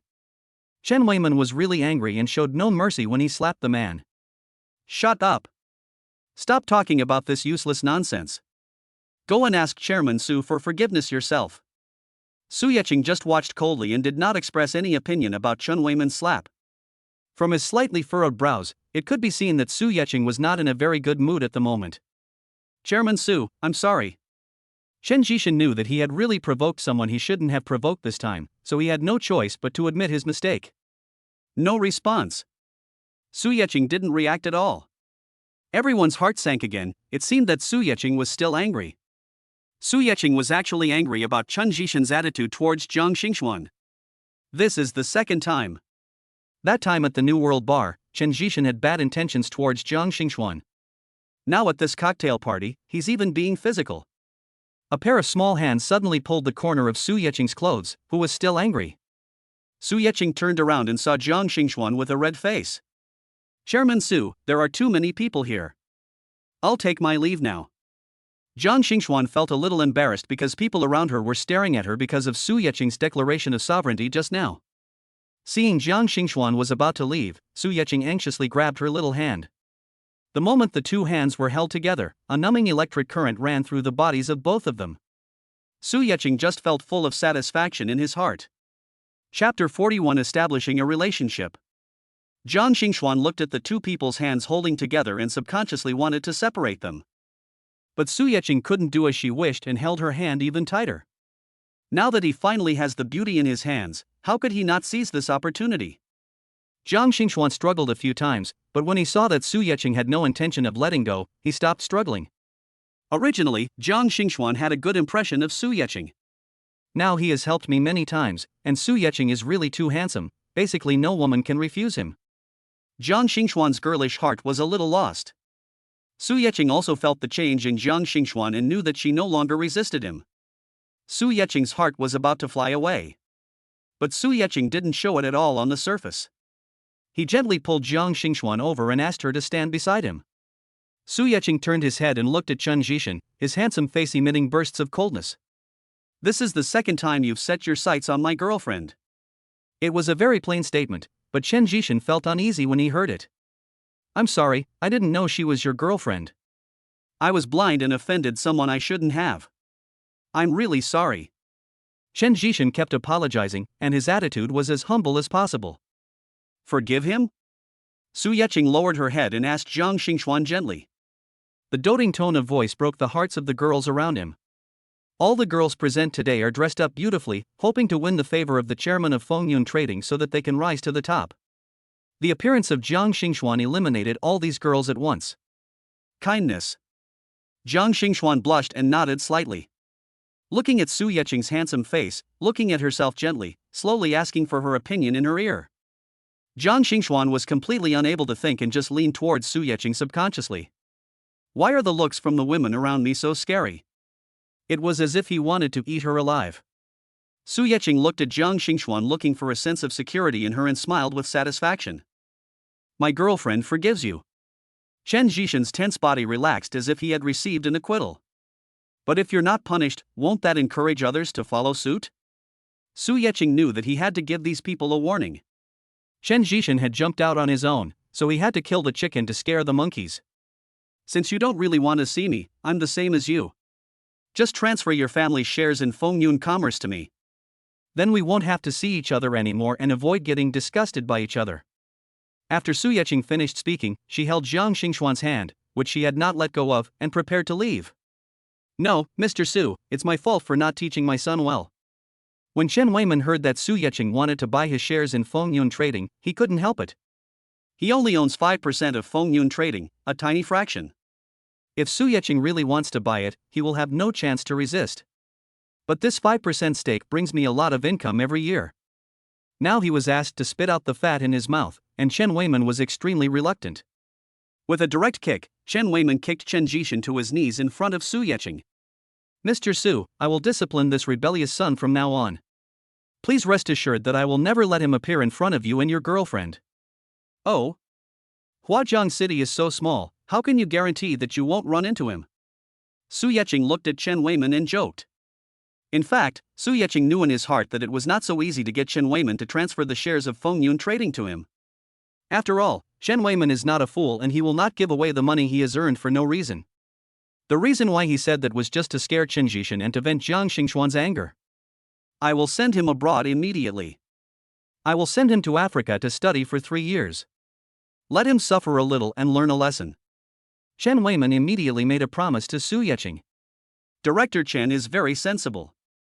Su Yeqing was satisfied and pulled Jiang Xingxuan towards the hotel balcony. He wanted to take this opportunity to confirm his relationship with Jiang Xingxuan as boyfriend and girlfriend. When the people around saw that the protagonist had left, they dispersed. Only Chen Jishan, who was kneeling on the ground, collapsed to the ground when he heard that his father was going to send him to Africa. Balcony of Yulin Hotel. Jiang Xingxuan was pulled all the way to the balcony by Su Yeqing. Seeing that there was no one around, Jiang Xingxuan struggled to pull his hand back. But Su Yeqing seemed to be addicted to holding the hand and refused to let go. Mr. Su, you. Jiang Xingxuan looked at Su Yeqing helplessly, hoping that he could understand what he meant and let go of his hand. Shen, I was serious about what I said just now. I fell in love with you the first time we were at the New World Bar. Su Yeqing looked into Jiang Xingxuan's eyes very seriously. People say that eyes are the windows to the soul. Su Yeqing hopes that Jiang Xingxuan can see her sincerity. After a few contacts, I am more and more attracted to you. Can you give me a chance and be my girlfriend? Looking at Su Yeching's handsome face and the cautious look he showed towards him, Jiang Xingxuan's heart completely fell. He nodded slightly. That's great, Xian. Su Yeching hugged Jiang Xingxuan and shouted excitedly. Wait a minute. Jiang Xingxuan raised her head from Su Yeching's arms, and she suddenly thought of a very serious problem. I don't even know your name, how can I be your girlfriend? Looking at Jiang Xingxuan's wrinkled face, Su Yeching smiled with satisfaction. Pinched Jiang Xingxuan's nose. Xian, you're so cute. My name is Su Yeching. Remember, your boyfriend's name is Su Yeching. Ha ha. Seeing that Su Yeching was mocking her, Jiang Xingxuan raised her pink fist in dissatisfaction and gently hit Su Yeching's chest a few times. Here, Su Yeching and Jiang Xingxuan have established a romantic relationship and are whispering sweetly to each other. A father and daughter hurriedly walked into the entrance of Yulin Hotel.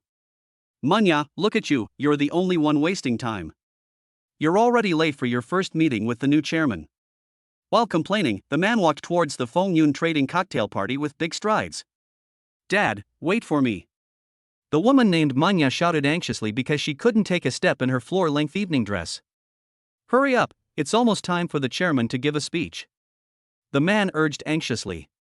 He was Ho Yong, the director of Fengyun Trading. Because he holds a 10% stake, although it is a big difference from Su Yeching's, he is still the second largest shareholder. This is all your fault, Dad. If you hadn't asked me to look nice, I would have spent more than 2 hours just doing my hair. Ho Manya complained a little. If her father hadn't said that the new chairman was about the same age as her, she would have seized the opportunity. She wouldn't have spent so much time dressing herself up that she was almost late. Chapter 42 Body Fragrance. On the balcony of Yulin Hotel, Zhang Haitao was overwhelmed by the sight of two people being affectionate on the balcony. The time for the chairman to give his speech was almost up, but looking at Su Yeching's expression, it seemed that she had completely forgotten about this matter and was only concerned with talking about love.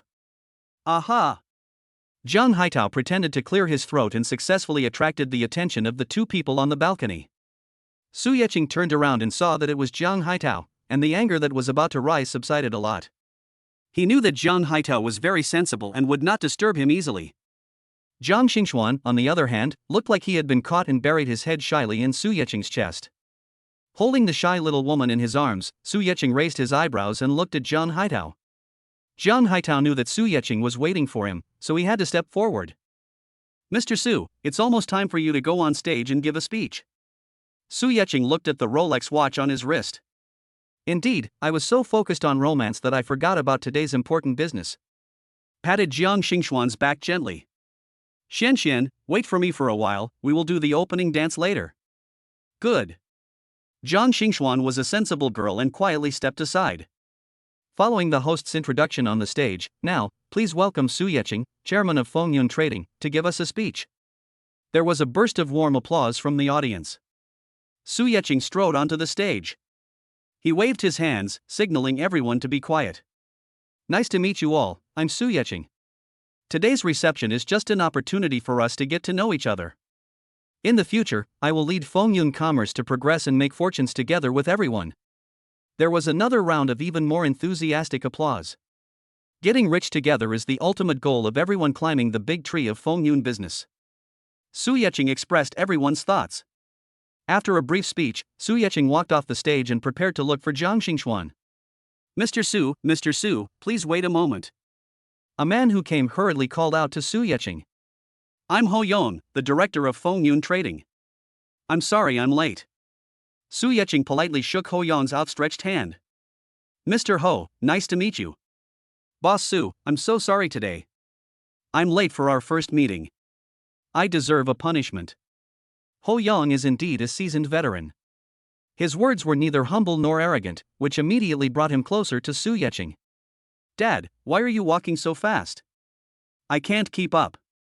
Along with the coquettish voice came a young woman wearing a tight evening dress, delicate makeup, and her hair was neatly tied up, except for a tuft of hair hanging on each side of her temples. What are you making such a fuss about? Ho Yong turned around and shouted at the woman. He was still hoping that his daughter could hold Su Yeching firmly, but he couldn't leave a bad impression on Su Yeching the first time they met. He pulled the woman over. Mr. Su, this is my daughter Ho Menya. I was worried I wouldn't be able to make it to your speech, so I was a little anxious. I'm sorry to have embarrassed you. Ho Yong smiled apologetically and pushed Ho Manya in front of Su Yeching. Manya, come and meet Chairman Su. Ho Manya straightened her long skirt, which was a little messy due to her hurried walking, took a deep breath, and put on what she thought was the most ladylike smile. Look up. Hello, Chairman Su, I'm Ho Manya. Su Yeching looked ahead with a smile, ignoring Ho Manya. He was waiting for the reaction of this pretentious woman after she saw his face clearly. Is it you? As expected, Ho Manya's ladylike smile completely collapsed when she saw Su Yeching's appearance. Do you know each other? Ho Yong was a little happy. The two should know each other. It seemed that he had taken one step closer to achieving his goal. Ho Manya didn't know how to answer her father. When I went out today, my father kept reminding me to leave a good impression on the new chairman, and if possible, it would be best to have further development with the new chairman. But Ho Manya knew that because of what happened last time, she had left a very bad impression on Su Yeching. Last time, I pointed at Su Yeching and called him a lowly person. Or he kept saying that Su Yeching was not worthy of him. Seeing that Su Yeching had not expressed her opinion and his daughter seemed to be hesitant to speak, Ho Yong became a little anxious. What do you mean by I? You are all young people, there is nothing to be shy about. Turning around, Ho Yong flattered Su Yeching. Mr. Su, Mengya is a girl and has a thin skin. When did you two meet? If I had known that you and Mengya knew each other, I would have brought her to Fengyun Trade to meet you a long time ago. We wouldn't have had to wait until this cocktail party to squeeze in with everyone else. You can also have more private space and more contact. Su Yeching was speechless about Ho Yong's blatant act of selling his daughter. Su Yeching straightened his suit and looked at Ho Yong calmly, not even glancing at Ho Manya. Mr. Ho, you're joking. How could I possibly know someone like Ling Qianjin? I'll leave first. My girlfriend is waiting for me. After saying that, Su Yeching walked away without a trace of reluctance to go find Jiang Xingxuan. Thinking that Jiang Xingxuan was already his girlfriend, Su Yeching's face was filled with smiles unconsciously, and the women around him became crazy about him again. Ho Manya stayed where she was, staring blankly at Su Yeching as he left without saying a word to her. She thought Su Yeching would at least mock her. After all, she was the one who pointed at him and scolded him last time. But no, Su Yeching didn't say a word to him from beginning to end, and didn't even look at him. It's like I'm just a ball of air. This feeling of being ignored made Ho Manya feel more uncomfortable than being scolded. Ho Yong would be a fool if he didn't notice the strangeness between the two of them. He also saw Su Yeching's attitude towards Ho Manya and glared at her fiercely. I'll settle the score with you when I get back. Over there, Su Yeching quickly found Jiang Xingxuan on the sofa next to the balcony. Sitting next to Jiang Xingxuan, Su Yeching stretched out an arm and put it around Jiang Xingxuan's shoulders. Xian, you are so obedient. You are really waiting for me here. The two were so close that Su Yeching could smell the faint fragrance from Jiang Xingxuan. It's not the smell of perfume, it should be the unique body fragrance of girls. Xian, you smell so good. Su Yeching couldn't help but say what was in his heart. It also successfully made Jiang Xingxuan's face turn red again. He pushed Su Yeching, creating some distance between them. Can you be more serious? Su Yeching straightened up, knowing that he couldn't be too anxious. If you are mistaken for a pervert and scare away a beautiful woman, it will be a waste of time and effort. Xian, I'm sorry, I couldn't help myself at the moment. But don't worry, I am absolutely sincere to you. Puff. Seeing Su Yeching's rare nervous look, Jiang Xingxuan smiled. Chapter 43 First Love. Why are you so excited? I just don't know how to act in a relationship. After all, this is my first time in love. Jiang Xingxuan's voice became lower and lower. She felt a little embarrassed because she had never been in a relationship and her friends always laughed at her and called her a leftover woman. Xian, don't worry about anything. Just do whatever you think. The purpose of falling in love is to make yourself happy. There's no such thing as what you should or shouldn't do. Su Yeching was so happy to hear that she was Jiang Xingxuan's first love, but she never thought that Jiang Xingxuan would feel embarrassed because of this. The two young lovers were whispering to each other, and Zhang Haitao was troubled to find that he had to do the sinful thing again. I wonder if I will be harassed in the future if I keep disturbing my boss's good deeds again and again? Zhang Haitao was very excited, but he still had to move forward. Mr. Su, Mr. Jiang from Xingyu Steel wants to see you. In fact, Zhang Haitao really wanted to say in his heart, you seduced someone else's daughter, why does your father-in-law come to me? Where is justice? My father? Before Su Yeching could react, Jiang Xingxuan suddenly stood up. Oops. I forgot my dad and I came to the party to cooperate with Feng Yun Trading. Now that I'm in a relationship with you, what should I do about this? Jiang Xingxuan looked anxious. If a normal person knew that their boyfriend was the one they had always wanted to curry favor with, they would be so happy. But Jiang Xingxuan is different. In her opinion, doing business is just doing business. Now that Su Yeching has become her boyfriend, the cooperation between Xingyu Steel and Feng Yun Trading is mixed with other emotions and is no longer simple. Su Yeching felt a little sorry for Jiang Xingxuan as he was so anxious. Grab Jiang Xingxuan. What's wrong, Xian? What does our relationship have to do with the business between our two companies? Su Yeching's idea is very normal. Of course he will give his full support to his girlfriend's family's company. Why doesn't it matter? Our two companies have different strengths. My father and I came here just to try our luck. Now that we're in love, if Feng Yun Trading gives our company an order, people will definitely say that I got it thanks to your connections. Jiang Xingxuan was so anxious that he twisted his hands together. She really likes Su Yeching. After all these years, she finally met a man who made her heart beat faster, and she doesn't want to give up easily. But Feng Yun Trading is also crucial to his own company. Whether Xingyu Steel can survive this time depends on whether it can reach cooperation with Feng Yun Trading. Su Yeching looked at Jiang Xingxuan and shook his head helplessly. What a stubborn girl. If it were someone else, they would have made all sorts of demands on their boyfriend a long time ago. Instead, she despised her own identity. Su Yeching sighed. It was the first time that someone disliked him because of his current identity. Holding Jiang Xingxuan's hand, Su Yeching said helplessly. Xian, if you're worried about other people gossiping, let's just date. How about letting your father and Mr. Jiang discuss this business matter? Jiang Xingxuan tilted his head, thought for a moment, and asked, is this really okay? Of course, you can't abandon me just because I'm the chairman of Feng Yun Trading, right? Su Yeching made a hurt expression and successfully made Jiang Xingxuan laugh. Okay, I'll listen to you. So good. Su Yeching tucked the tuft of hair that hung down by Jiang Xingxuan's ear behind her ear, then pulled her towards the VIP room. Let's go meet Uncle. I guess he's still confused about what happened to us. Seeing that Su Yeching was not angry, Zhang Haidao breathed a sigh of relief and followed Su Yeching and Jiang Xingxuan. Fortunately, the chairman did not lose his temper. It would be better if this kind of thing happened less frequently in the future. He wanted to live a few more years in peace. Hello, Uncle. Su Yeching took Jiang Xingxuan into the VIP room and greeted Jiang Shumo sitting on the sofa. He is now Jiang Xingxuan's boyfriend, so of course he has to lower his status when meeting his future father-in-law. Jiang Shumo didn't know that Jiang Xingxuan had already agreed to Su Yeching's request. He stood up a little apprehensively. I don't deserve it, Chairman Su, hello. Dad. Jiang Xingxuan, who was standing behind Su Yeching, shouted. Jiang Shumo looked over and noticed that the two were holding hands. Xiaoxian, who are you and Chairman Su? Uncle, Xian agreed to be my girlfriend. Su Yeching felt that it was better for boys to speak up about such things, so she answered before Jiang Xingxuan. Didn't you just meet? Why? Jiang Shumo still found it a little hard to accept. My daughter knows herself well, and it is impossible for her to fall in love with someone just after meeting him once. If it was for an order from Feng Yun Trading, that would be even more impossible. The daughter that Jiang Shumo taught is not the kind of person who would sell herself out for money. Uncle, this is not the first time Xian and I have met. We've met a few times before, and I fell in love with Xian at first sight. It's just that I was in such a hurry at that time that I didn't have time to leave my contact information. This has always been a regret in my heart. I didn't expect that God would be merciful this time and finally let me get what I wanted.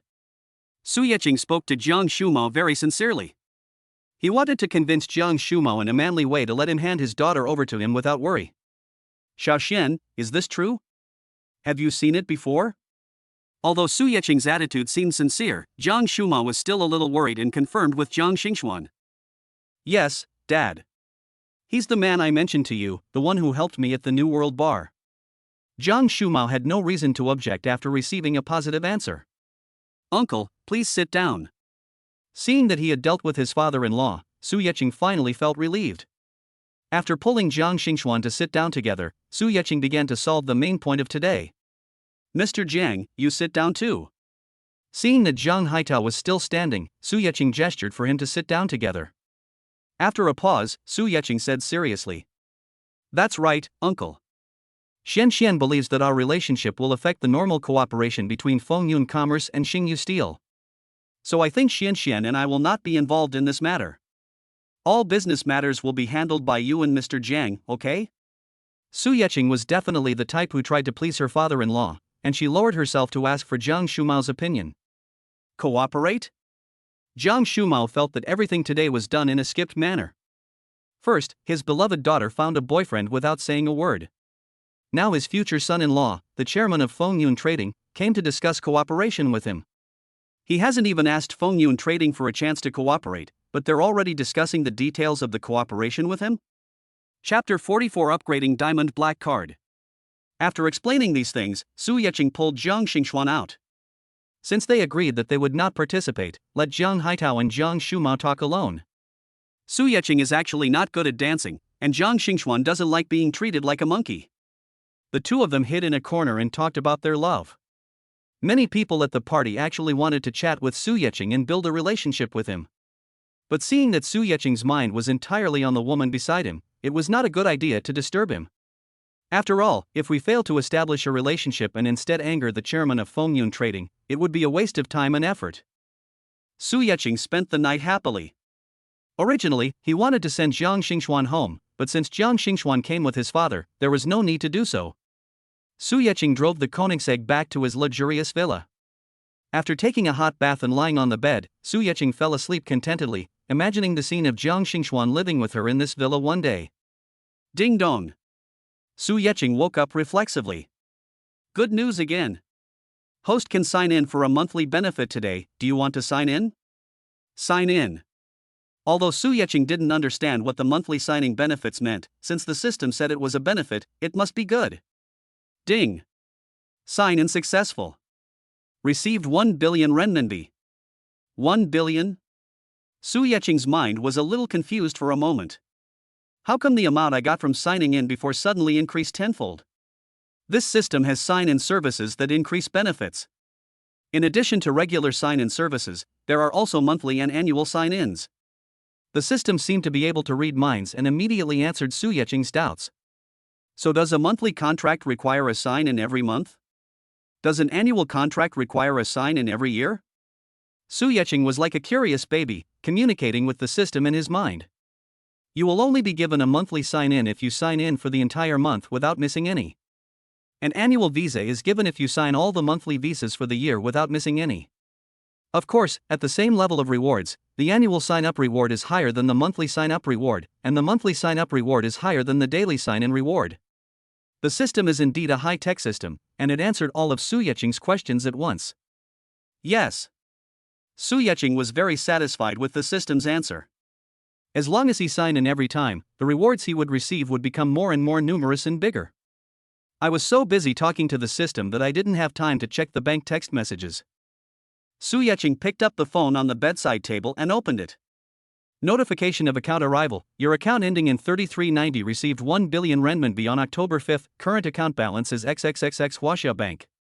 I actually received a text message notification that 10 billion yuan had arrived in my bank account. Su Yeqing decided to plan it carefully. Although Fengyun Trading is now very large in scale, it can be said to be the leader in the building materials industry in Huazhang City. In the past, I had never seen the world and thought that I was the big boss. But now I know that there are still many large companies in Huazhang City, but their business scope is different and we don't usually come into contact with them. Su Yeqing decided to make good use of the money earned from signing into the system to expand his own field.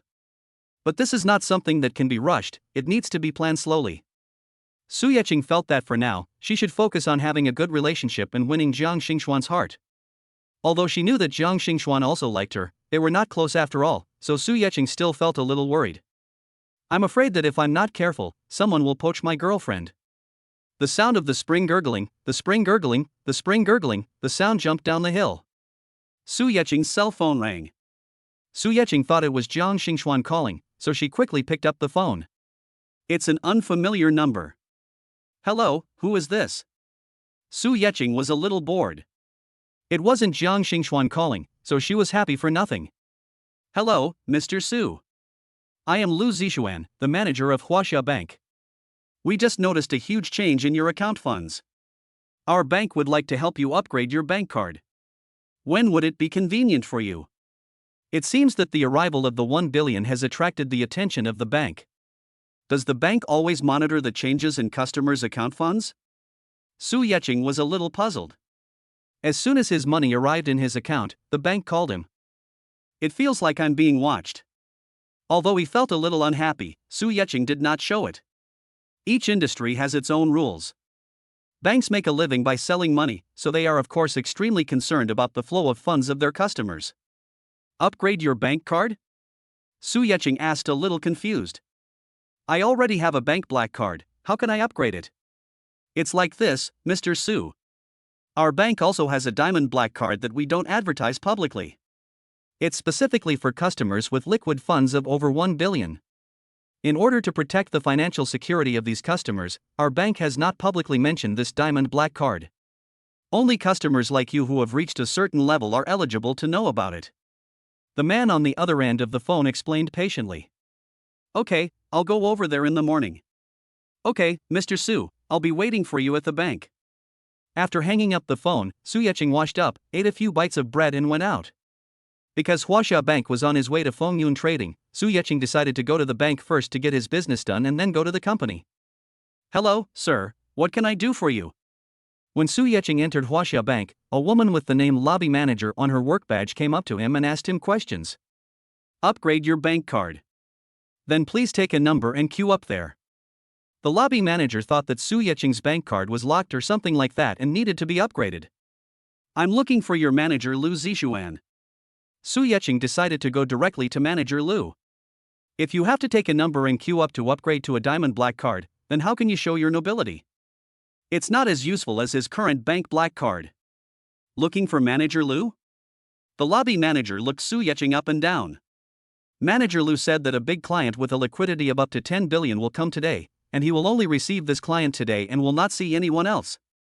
But the Su Yeching in front of him was dressed very decently. But if his liquid funds can reach 10 billion, then his net worth is incomparable to ordinary people. Whenever he goes out, he will be surrounded by people, at least he will have 3 or 5 bodyguards. Looking at the man now, he is young and single, and doesn't he look like the big client that manager Lu is waiting for at all? Thinking of this, the woman's face showed a bit of impatience. Manager Lu is very busy today and has no time to see anyone. If you want to upgrade your bank card, just go and get a number and queue up. Now that there are customers complaining about this, the lobby manager can't be too harsh on Su Yeching. He just impatiently sent Su Yeching to queue up to handle the business. Chapter 45, Investigating Chen Yiming. It's such a waste to have such beautiful eyes. You just use them to look down on others. Su Yeching muttered to himself and took out his cell phone from his trouser pocket. I flipped to the caller ID of the person who called me this morning and dialed the number. The call was picked up quickly. Hello, Mr. Su. Whenever you come over, I'll meet you at the door. The man on the other end of the phone was very enthusiastic, a far cry from the lobby manager. Su Yeching glanced at the lobby manager who was still standing nearby, and impatience was clearly visible on her face. No need, I'm in your bank lobby. But your lobby manager said you're very busy today and don't have time to receive me, Manager Lu. Su Yeching deliberately emphasized the 3 words, Manager Lu. Sure enough, the lobby manager who had been standing listlessly on the side, waiting for Su Yeching to get a number and queue up, immediately widened his eyes when he heard Su Yeching say the 3 words, Manager Lu. Mr. Su, you are joking. My task today is to receive you, the distinguished guest. Please wait a moment, I'll be right out. Manager Lu on the other end of the phone was afraid that Su Yeching would get angry and leave, so he ran out with his phone in his hand. Before Su Yeching could hang up the phone, she saw a man running down the bank stairs. Mr. Su, right? Hello, I'm Lu Zixuan. Manager Lu is very young and has a very smart mind. He had never met Su Yeching, but he heard Su Yeching mention the words lobby manager on the phone. As soon as he went downstairs, he realized that the young man standing next to the lobby manager was the big client he was waiting for. Hello, I'm Su Yeching. Su Yeching's face was very calm. He was not proud of manager Lu's enthusiasm, nor did he show any dissatisfaction with the previous lobby manager's neglect. What's going on, Xiao Zhang? Didn't I say that I would only be receiving Mr. Su today? How could you let Mr. Su stand in this hall waiting? Manager Lu is a very capable person. These words pointed out Su Yeching's distinguished status in their bank. He also accused the lobby manager of neglecting Su Yeching. At the same time, it was also a disguised way of explaining to Su Yeching that this matter had nothing to do with him. Su Yeching just smiled and didn't want to speak for the lobby manager. The lobby manager was frightened when Su Yeching called and said, "Manager Lu." When he saw Manager Lu coming downstairs in person to greet Su Yeching, he was completely stunned. She really wanted to say that she didn't know that the man in front of her was the VIP that Manager Lu had specifically instructed her to wait for. But this excuse is too weak. Because Mr. Su told me that he was here to see Manager Lu. I just looked down on him. I thought that although he seemed to have some money, he was definitely not at the level of the client with $1 billion in liquid funds that Manager Lu mentioned. The lobby manager could only think these words in his mind and could not say them out loud. Saying it out loud will only offend people more. "I'm sorry, I didn't mean it." It was a very blunt apology, but it was the only thing the lobby manager could say. Manager Lu looked at Su Yeching. Su Yeching didn't say anything, but just raised his wrist impatiently to check the time on his diamond-studded Rolex watch. "Is this how you usually work? You don't have any good sense at all. I have wasted Mr. Su's precious time. This year's year-end bonus will be deducted. Please write me a self-review later." Manager Lu knew that he had to give Su Yeching an explanation. So he directly announced the punishment for the lobby manager in front of Su Yeching. The lobby manager agreed hesitantly, tears almost coming out. I was filled with regret. How could I be so blind? I had to look down on others. Okay, Manager Lu. Just go through the formalities. I still have to go to work. Su Yeching felt a little bored. If you want to punish your subordinates, you will have plenty of time later. Why do you have to do it in front of him? Okay, Mr. Su, this way please. I need your ID card. Manager Lu led Su Yeching into the VIP room. The studio for upgrading the Diamond Black card is right next to the VIP room and is separate from the ordinary banking services in the lobby. A few minutes. Manager Lu handed over a shiny black bank card with both hands, which was really decorated with sparkling diamonds. Mr. Su, your bank card has been upgraded. Su Yeching looked at the upgraded bank card. It's true, different grades just look better. I used to think that owning a bank black card was a very cool thing. Now it seems that I am too narrow-minded. The real big boss uses this kind of diamond black card that is not publicly issued by the bank. After putting away the diamond card, Su Yeching stood up and left. Manager Lu took Su Yeching all the way to the parking lot in front of the bank and helped Su Yeching open the door of the Koenigsegg. Take care, Mr. Su. If you need me in the future, just give me a call. When Manager Lu saw Su Yeching's car, he became even more certain that Su Yeching was worth a lot of money. He drives a Koenigsegg at a young age and has over 10 billion in liquid funds in his bank account. If it's not a mine at home, then what is it? Su Yeching nodded as a greeting and drove the Koenigsegg onto the highway with a whoosh. Su Yeching, in a good mood, drove the Koenigsegg directly to the entrance of Fengyun Building. Enter the exclusive elevator and go directly to the chairman's office. Dong dong. Enter. Director Su. The person who came was Secretary Wu. It seemed that he had been waiting for Su Yeching early in the morning. Hand over a document. Director Su, this is the information on Chen Yiming that you asked me to look up. Su Yeching took the information handed to him by Secretary Wu, squeezed it, and found it was quite thick. It seems that Secretary Wu was very careful in his work. Su Yeching flipped through the pages one by one. The first page introduces some information about Chen Yiming's growth. From the aristocratic kindergarten, aristocratic primary school, aristocratic junior high school, anyway, it was expensive all the way up. Turning to the second page, it is about Chen Yiming's glorious history at Z University.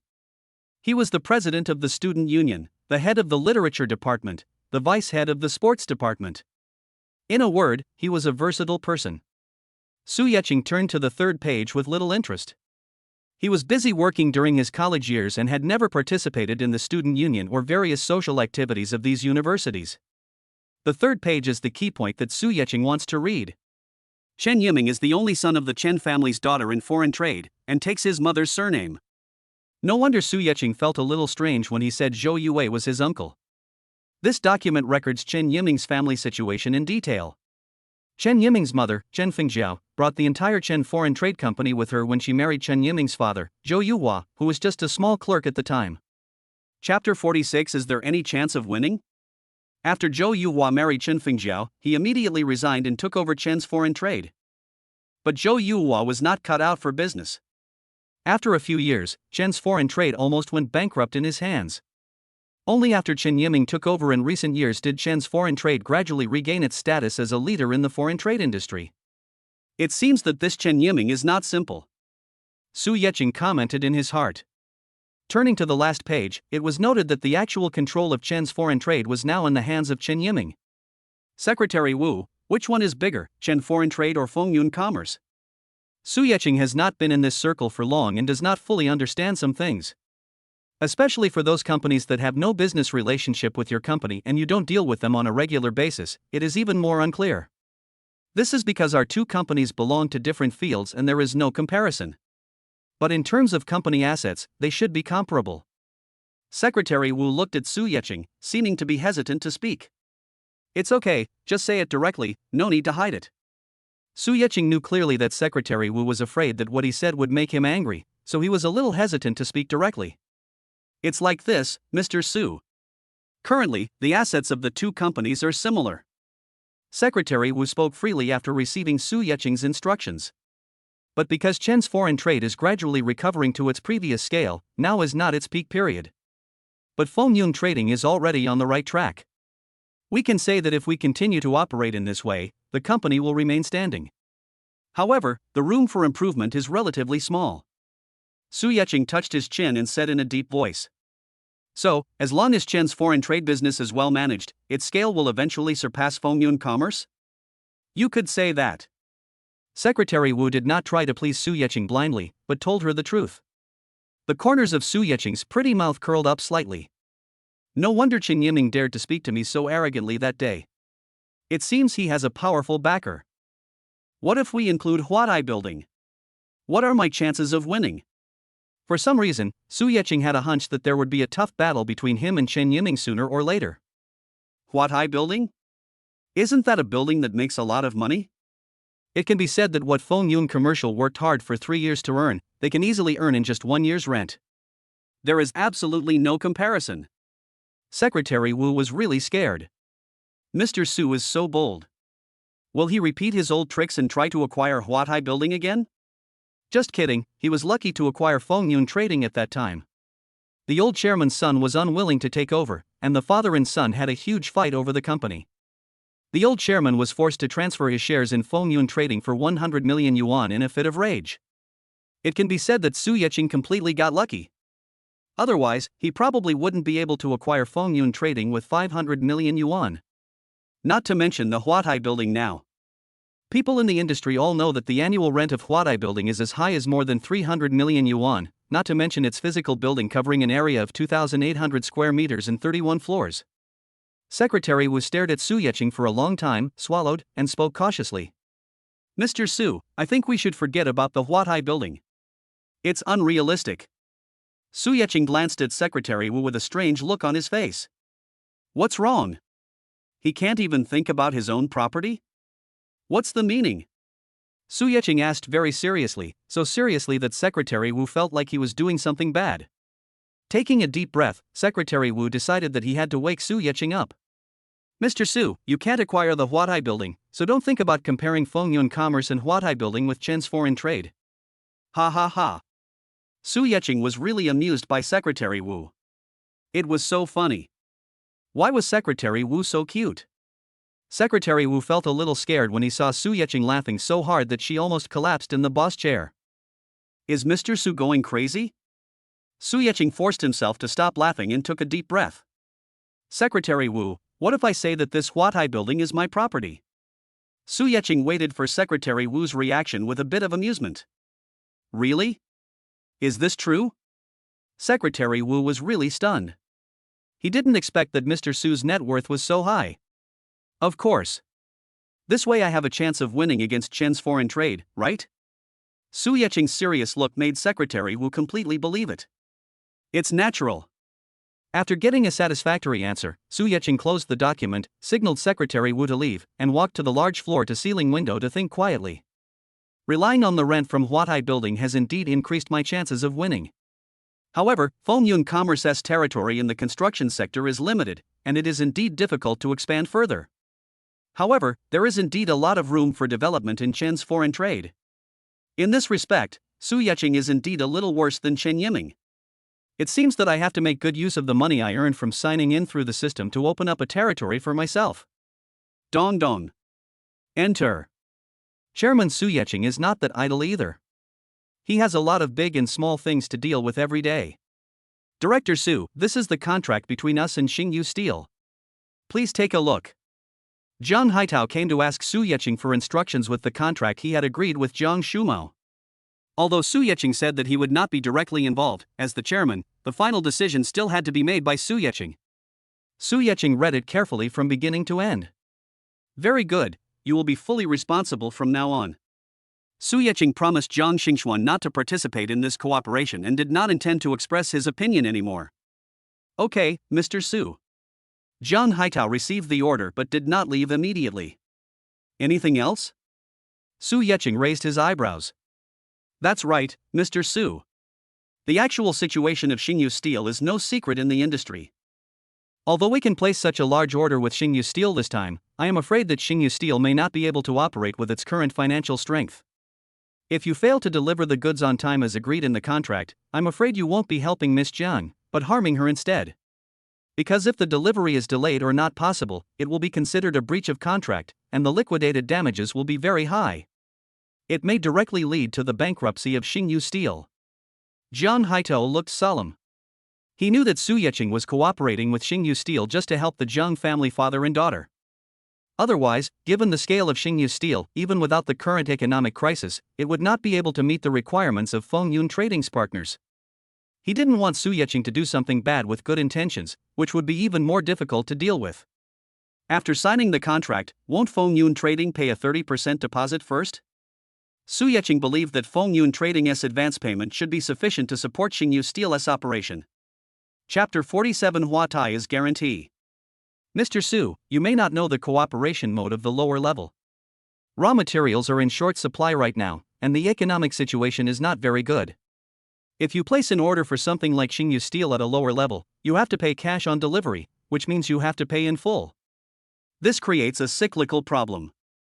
Fengyun Trading can only pay a 30% deposit in the early stages, and the remaining 70% will not be paid until Xingyu Steel's products are inspected and accepted.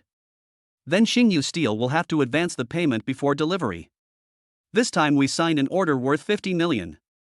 Apart from the 15 million we will pay, Xingyu Steel will have to advance at least 30 million.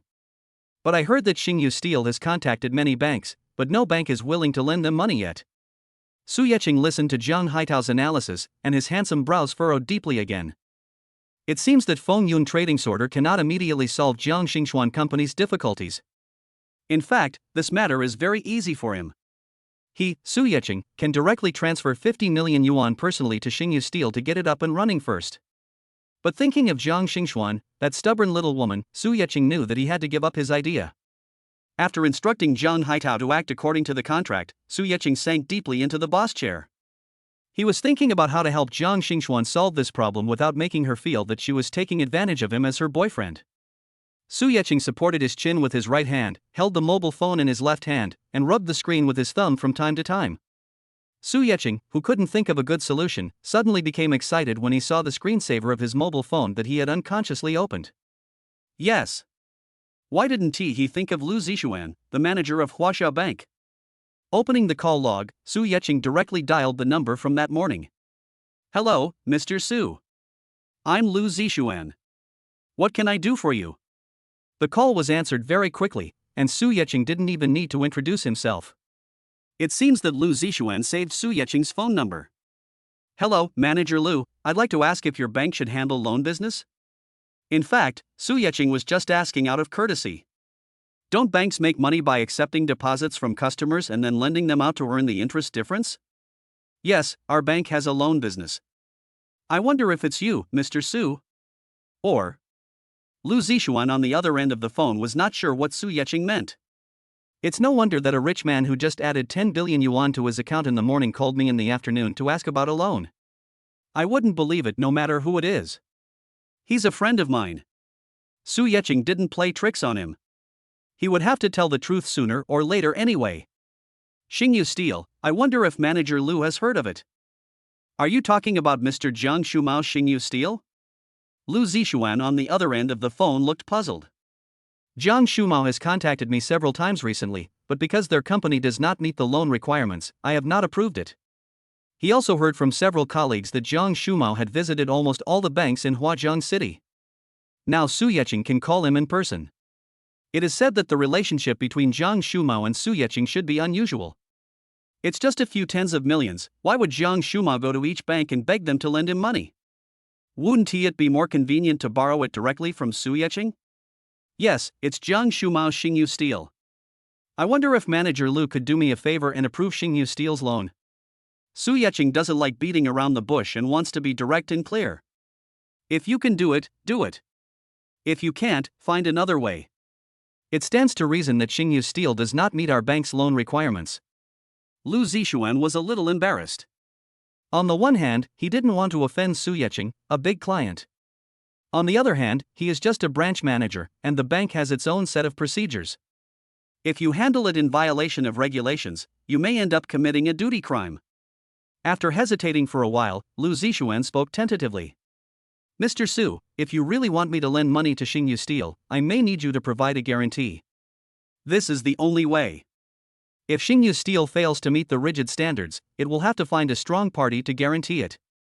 In this way, if Xingyu Steel encounters difficulties in repaying the loan, the bank can find a guarantor.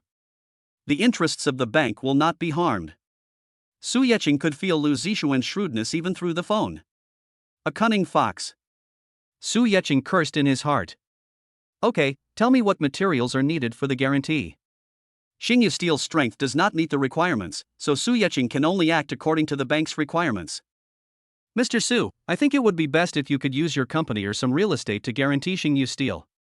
That would be the easiest way to do it. Company? I only have one company, Fengyun Trading. However, the two companies currently have business cooperation, so it is impossible to provide a guarantee. Real estate? It seems that this is the only way. Su Yeqing quickly figured everything out in his mind. Then let's use Huatai Building as collateral. Is that okay, Manager Lu? Huatai Building? The voice on the other end of the phone suddenly became uncontrolled and a little sharp. No?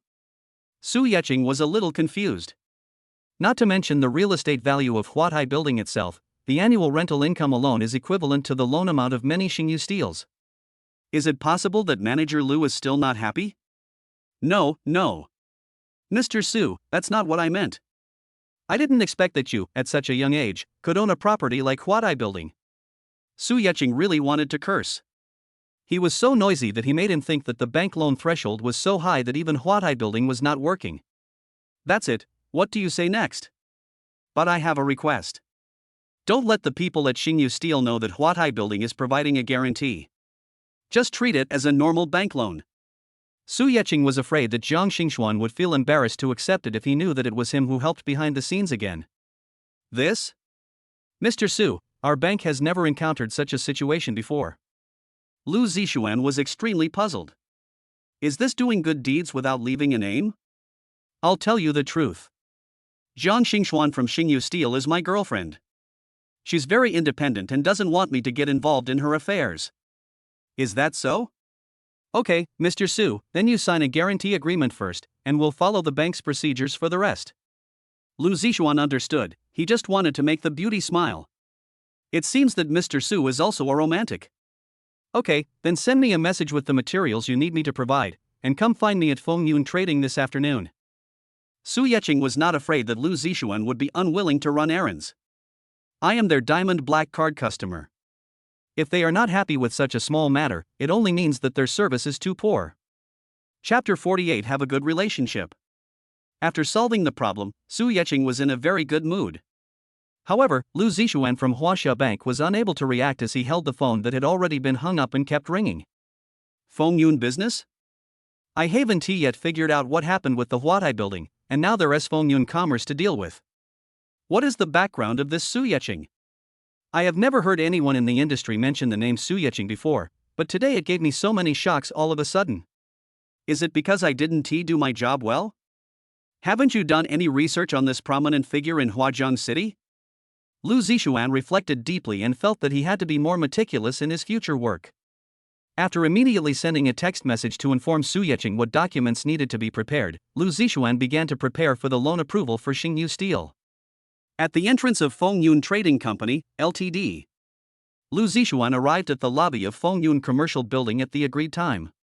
Because Su Yeching did not tell him his specific position in Fengyun Trading, Lu Zishuan had to ask the front desk. "Hello, I'm looking for Su Yeching, Mr. Su." The receptionist gave the visitor a strange look. Generally, people who come to Fengyun Trading to see the chairman will call him Mr. Su. This is the first time that someone said they are here to see Mr. Su. Do you have an appointment? Although I had doubts in my heart, the attitude of the front desk was very polite. It seems that she has also heard about what happened at the receptionist. I'm Lu Zishuan, the manager of Huaxia Bank. Mr. Su asked me to come to Fengyun Trading to find him. Oh, it's Manager Lu. President Su has instructed you to come here. When you arrive, just take his private elevator to the chairman's office to find him. As the receptionist spoke, she led Lu Zishuan to the chairman's exclusive elevator door. Chairman? It seems that my guess was correct. This Su Yeching's identity is indeed not simple. Lu Zishuan walked into Su Yeching's office while thinking. The information prepared by Su Yeching was very complete, and Lu Zishuan was also very efficient, so all the procedures were completed in just a few minutes. Mr. Su, I'll be waiting for you and Mr. Jang at the bank tomorrow. Lu Zishuan packed up the documents and stood up to say goodbye without any further delay. Okay, thank you for your hard work, Manager Lu. Su Yeching and Lu Zishuan exchanged polite words and asked the secretary to see Lu Zishuan out. Now that everything is settled, Su Yeching wants to have a good relationship with Jiang Xingxuan. Pick up the phone and dial. The phone rang for a long time before it was picked up. Hello, who is this? Xian, you didn't save my number? Su Yeching felt very lost when she heard the familiar voice speaking unfamiliar words. Jiang Xingxuan on the other end of the phone was stunned for a moment. He took the phone from his ear and took a look. The 3 words Su Yeching were indeed displayed. Sorry, I was a little busy and answered without checking the caller ID.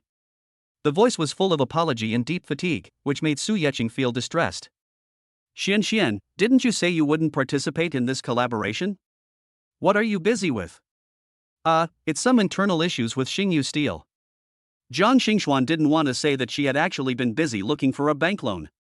My father is now busy discussing cooperation with Fengyun Trading. I took the initiative to take on the loan. But she ran around for another morning, even though she told others that her company had reached a cooperation with Fengyun Trading. However, banks still want to look at the cash flow situation, and no one is willing to lend to Xingyu Steel. Jiang Xingxuan didn't want to bother Su Yeching with these things anymore. She felt that Su Yeching had helped her a lot. She also didn't want her relationship with Su Yeching to be mixed with other relationships. Su Yeching knew that Jiang Xingxuan's stubborn temper was coming up again, but he didn't expose it. Xian, I heard from a friend at the bank that Xingxuan Steel needs a loan. He heard about the cooperation between Fengyun Commerce and Xingyu Steel and expressed his willingness to lend you money. I wonder if you still need that. Su Yeching asked hypocritically. He knew that this was the only way to make Jiang Xingxuan accept it. Really? Which bank? I've checked everywhere and no one is willing to lend us money. Since Su Yeching already knew everything, Jiang Xingxuan no longer hid it. Xingyu Steel really needs a bank loan now to complete Fengyun Trading's order. It's Huaxia Bank. I'll make an appointment and go with you tomorrow. Great, Yi Qing, you are really my savior. Hearing Jiang Xingxuan shouting happily on the phone, Su Yeching also smiled gently. All the work I did was finally not in vain. Xian, you should have time now, right? It's time for us to have a proper relationship. Su Yeching's tone sounded like a young wife complaining. It successfully caused Jiang Xingxuan to feel deeply guilty. I'm sorry, Yi Cheng. I've been busy with company matters and ignored you. Then you should make it up to me today. I'll pick you up right away and we'll go to the movies later. Without waiting for Jiang Xingxuan to reply, Su Yeching hung up the phone, picked up the car keys on the table and walked out of the chairman's office. Director Su, there will be a department manager meeting later. The beautiful secretary saw that the big boss was about to skip work and immediately reminded him. Let President Jang preside over it. Without waiting for the secretary to react, Su Yecheng took the exclusive elevator directly to the underground garage. The world is big, but love is the biggest. Now he will get angry with anyone who dares to interfere with his relationship. Driving the Koenigsegg, Su Yecheng received countless envious glances along the way and parked the car steadily in front of the entrance of Huatai building. Su Yecheng got out of the car, called Zhang Xingxuan to tell her that she had arrived, and then leaned against the car door waiting. Mr. Su, you're here? It was the property manager Zhang Tianfei and a fat man. When Zhang Tianfei saw Su Yecheng, he walked up quickly. He thought the new boss was here to inspect the work. The fat man next to him was very confused by Zhang Tianfei's attitude. Who is this young man? How could Huatai's property manager treat you like this? Manager Zhang, I'm here to pick up my girlfriend. Go ahead and do your thing. Don't worry about me. Su Yecheng is not arrogant. He had investigated Zhang Tianfei and found him to be very conscientious and responsible, so he was confident in handing over the management of Huatai building to him. Girlfriend? Zhang Tianfei understood after thinking about it. It seems that the boss acted quickly and got Miss Jiang in such a short time. Manager Zhang, who is this? The fat man couldn't understand Su Yecheng's identity, so he had to step forward and ask. Zhang Tianfei looked at Su Yecheng and received a signal from Su Yecheng. This is our new owner of Huatai building, Mr. Su. Hello, Mr. Su. I am Wan Fucking, the chairman of Fucking Jewelry. Our Fucking Jewelry office is currently rented on the 25th and 26th floors of the Huatai building. The fat man had known about the change of ownership of Huatai building for a long time, but he never had the chance to meet the new owner. This time when they met, he also took the opportunity to introduce himself. Chapter 49, Just Came to Power. Hello, I'm Su Yecheng. Su Yecheng greeted politely. There are many companies in Huatai building. Su Yecheng has not learned about them in detail, so he doesn't know which companies have rented here. But he knew about Fucking Jewelry. There are Fucking jewelry counters in shopping malls of all sizes, selling everything from small gold jewelry to large rare diamond jewelry. As long as you have money, there is no jewelry that Fucking Jewelry cannot customize. It can be said that Fucking Jewelry is the leader in the jewelry industry. Su Yecheng just didn't expect that Fucking Jewelry was also rented in his own Huatai building. Mr. Su, this is my business card. You can contact me directly if you need anything in the future. Wan Fucking handed over his business card with both hands and said goodbye. He had just heard from the side that Su Yecheng was here to pick up his girlfriend. If I waste any more time, I'm afraid Su Yecheng will be disgusted. There will be plenty of opportunities in the future, just establish the relationship today. Yi Cheng. As soon as Zhang Xingxuan walked out of Huatai building, he saw Su Yecheng. There's no way around it, the shiny Koenigsegg plus the handsome guy standing next to it makes it hard to ignore. Xian. Su Yecheng walked over and took Zhang Xingxuan's hand. Manager Zhang, you're here too. After walking a few steps, Zhang Xingxuan noticed Zhang Tianfei standing beside him. There was no way. Her attention was all attracted by Su Yecheng and she didn't notice that there was someone else next to her. It's all because Su Yecheng is too handsome. Zhang Xingxuan glanced at Su Yecheng with dissatisfaction. Of course, Su Yecheng also noticed Zhang Xingxuan's little movements, but he was confused and didn't know how he had offended his girlfriend. Hello, Miss Jiang. I've always been here. It's just that you only have eyes for Mr. Su. Zhang Tianfei rarely made a joke. Zhang Xingxuan, on the other hand, looked like he was caught, his face flushed with shame, and he pulled back the hand that Su Yecheng was holding. Do you know each other? It's no wonder that Zhang Xingxuan is also a smart beauty and she grasped the key point immediately. I'm the owner of Huatai building. Do you think Manager Zhang recognizes me? Su Yecheng knew that this was something that could not be concealed, and there was no need to conceal it, so he jokingly pointed it out. Are you a Huatai owner? Zhang Xingxuan remembered that Manager Zhang had said that the new owner, Mr. Su, had waived 1 year's rent for his company. Yeah, I just got promoted. Su Yecheng wanted to make the atmosphere more relaxed. So you're waiving our company's rent? Zhang Xingxuan asked in a low voice, and his hands twisted together unconsciously again. He also said that he didn't want his relationship with Su Yecheng to be mixed with other elements. Now he was once again being taken care of by Su Yecheng. Xian, you weren't my girlfriend at that time. Seeing Jiang Xingxuan's dilemma and seeing that her hands were red from being twisted by him, Su Yeqing reluctantly took her hands again. At that time, I thought you were a very righteous girl. Later, after hearing manager Zhang talk about your company's situation, I wanted to help you. Su Yeqing looked at Jiang Xingxuan with pity on his face, although he had indeed fallen in love with Jiang Xingxuan at that time. But he was afraid of adding to Jiang Xingxuan's psychological burden, so he found an excuse.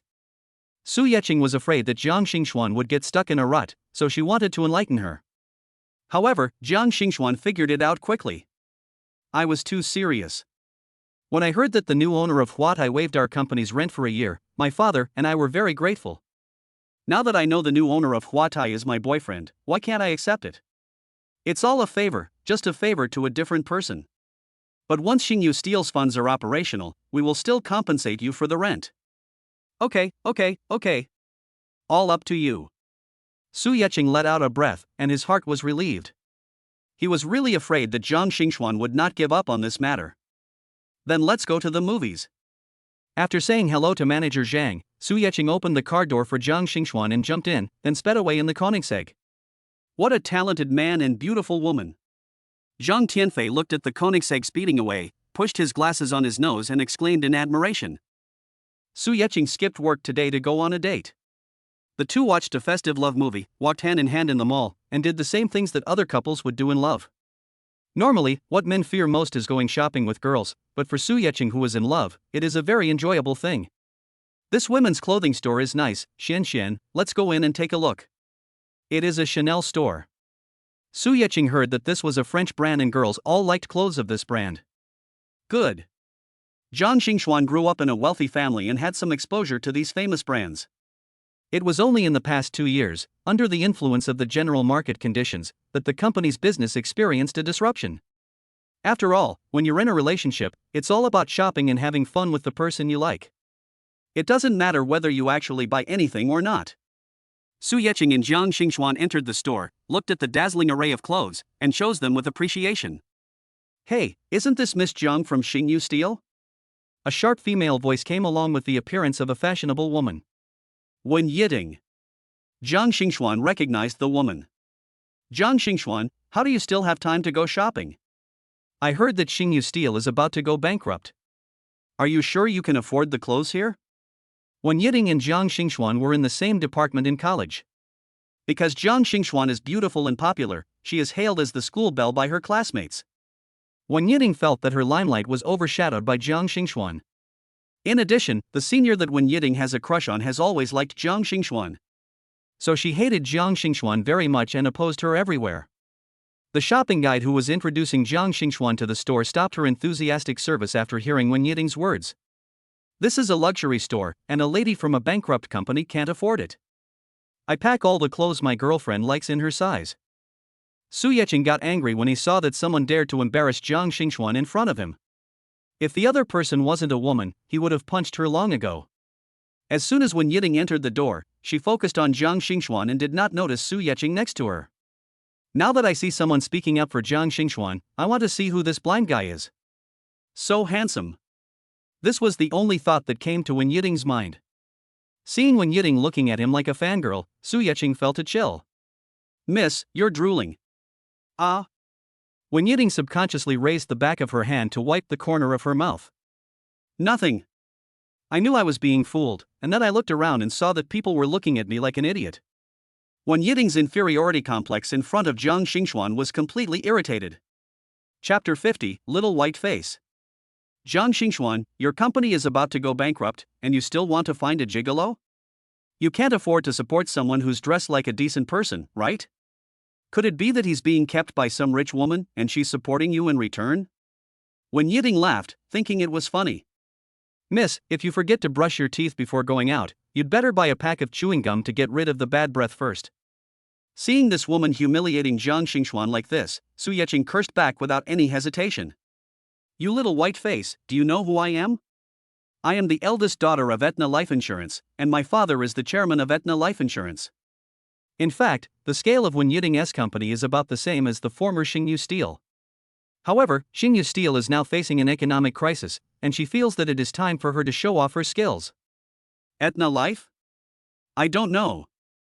Su Yeching would not give any face to this aggressive woman and spoke directly with contempt. I knew you were such a shabby little white guy that you couldn't even stand up to the public. You didn't even know about Aetna life insurance. Wen Yiting stared at Su Yeching hatefully. I didn't expect that Jiang Xingxuan was so lucky. Even though his family's company was about to go bankrupt, he was still able to find such a handsome man. Even if she is really a gigolo, it is still very face-saving to take her out. That's enough, Wen Yiting. My boyfriend is not some gigolo. Jiang Xingxuan became angry when he heard Wen Yiting insulting Su Yeching by calling him a pretty boy. She always knew that Wen Yiting and she were not on good terms, so it didn't matter if she said a few words to her. She was used to it anyway. You can't just bite a mad dog back if it bites you. But Wen Yiting took out her anger on Su Yeching and kept insulting her, so Jiang Xingxuan couldn't help it. Why, you have the ability to do it, but you don't have the courage to admit it. Wen Yiting was very proud when she saw Jiang Xingxuan was angry. No matter how much he provoked him over the years, Jiang Xingxuan always acted indifferent. It seems like she is performing a one-man show every time. Wen Yiting, if I remember correctly, your company is also rented in Huatai Building, right? Jiang Xingxuan raised his eyebrows and looked at Su Yeching. Yes, our anti-life insurance is in Huatai Building, but your Xingyu Steel should be kicked out soon. Wen Yiting held her head high. Only companies of a certain size can set up offices in Huatai Building, otherwise the high rent alone would be prohibitive. Jiang Xingxuan looked at Su Yeching gently, and when she saw Su Yeching return her doting smile, she also smiled knowingly. We at Xingyu Steel owed rent to Huatai Building, but the new owner of Huatai Building waived our rent for 1 year. This time it was Jiang Xingxuan's turn to be confident. He followed suit and raised his head, making his exposed swan neck look even more charming. Looking at Jiang Xingxuan like this, Su Yeching was extremely happy. He doesn't like the little white rabbit that is bullied.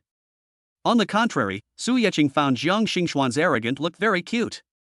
Heh, Jiang Xingxuan, are you crazy about money? Did the new Huatai boss waive your rent for a year? I don't think you even know who the new boss of Huatai is. What a foolish dream. Wen Yiting felt that Jiang Xingxuan was just being stubborn. She heard that no bank was willing to lend to Xingyu Steel. Thinking of this, Wen Yiting felt that she could finally vent all the anger she had suffered because of Jiang Xingxuan. Jiang Xingxuan, don't think that the new Huatai boss hasn't appeared yet and no one knows him, and you're just talking to yourself, acting like you know the big boss very well. No matter how much Wen Yiting likes to pretend, she would not be as shameless as Jiang Xingxuan, who would try to connect herself with those big shots with whom she has no connection at all. What should I do? Yi Qing, people don't want to believe me. Jiang Xingxuan took Su Yeching's arm and acted coquettishly, looking like a little woman. A pair of bright big eyes blinked at Su Yeching a few times, signaling Su Yeching to cooperate with him. Su Yeching had a big smile on his handsome face. His woman was so cute. This is acting. What should I do then? This little person doesn't even know the boss of Huatai, and her level isn't high enough. Can I force her to improve? Su Yeching looked helpless, and his acting was quite realistic. You two are so shameless. My level is not enough? You are enough? Wen Yiting was very angry. It was obvious that Jiang Xingxuan was in a weak position now, so why was she the one who had to suffer? Forget it. If I don't give you an answer today, I guess you won't be able to sleep. I'll just be a good person and help until the end. Su Yeching sighed helplessly and took out his cell phone from his pocket. A number was dialed. Manager Zhang, is that anti-life insurance rented in our Huatai building? Inform their chairman and tell him that his daughter offended my girlfriend, and that Huatai building will not be rented to them. Give them 3 days to move out, and I'll pay the penalty. Wen Yiting looked at Su Yeching with disdain as he pretended to make a phone call. You two really are a pair, each one boasting more than the other. I'm just waiting for Huatai building to force us, anti-life insurance, to move out. Wen Yiting opened and closed her mouth and wanted to say something when the phone rang shrilly. Dad, I'm outside. What's going on? You damn girl, how did you offend the girlfriend of the owner of Huatai building? Now they want us to move out within 3 days. The voice on the other end of the phone was hysterical, and Su Yeching and the others could hear it clearly. When did I offend the girlfriend of the boss of Huatai building? I don't even know them, okay? The words stopped abruptly. Because Wen Yiting saw Su Yeching looking at her with a smile, and remembered the phone call Su Yeching had just made. Dad, do you know the new owner of Huatai building? I don't know him. I wish I knew him. I only know his name is Su Yeching. You can tell that Mr. Wen is still very angry, and his voice is really loud. Su Yeching? Wen Yiting was so scared that her hands shook and her phone fell to the ground. Hey, you little bitch, say something. The shouting and cursing continued from the ground. But Wen Yiting no longer cared about these things. She remembered that Jiang Xingxuan had just called this man Yi Qing. You are the new owner of Huatai building? Su Yeching? Wen Yiting asked with some hopelessness. Su Yeching nodded, which also extinguished the last bit of hope in Wen Yiting's heart. I'm sorry, I didn't mean it. Wen Yiting was almost scared to tears. Who can tell her what is going on? She just wanted to show off in front of Jiang Xingxuan and Lu's face, so how could she offend the new owner of Huatai building?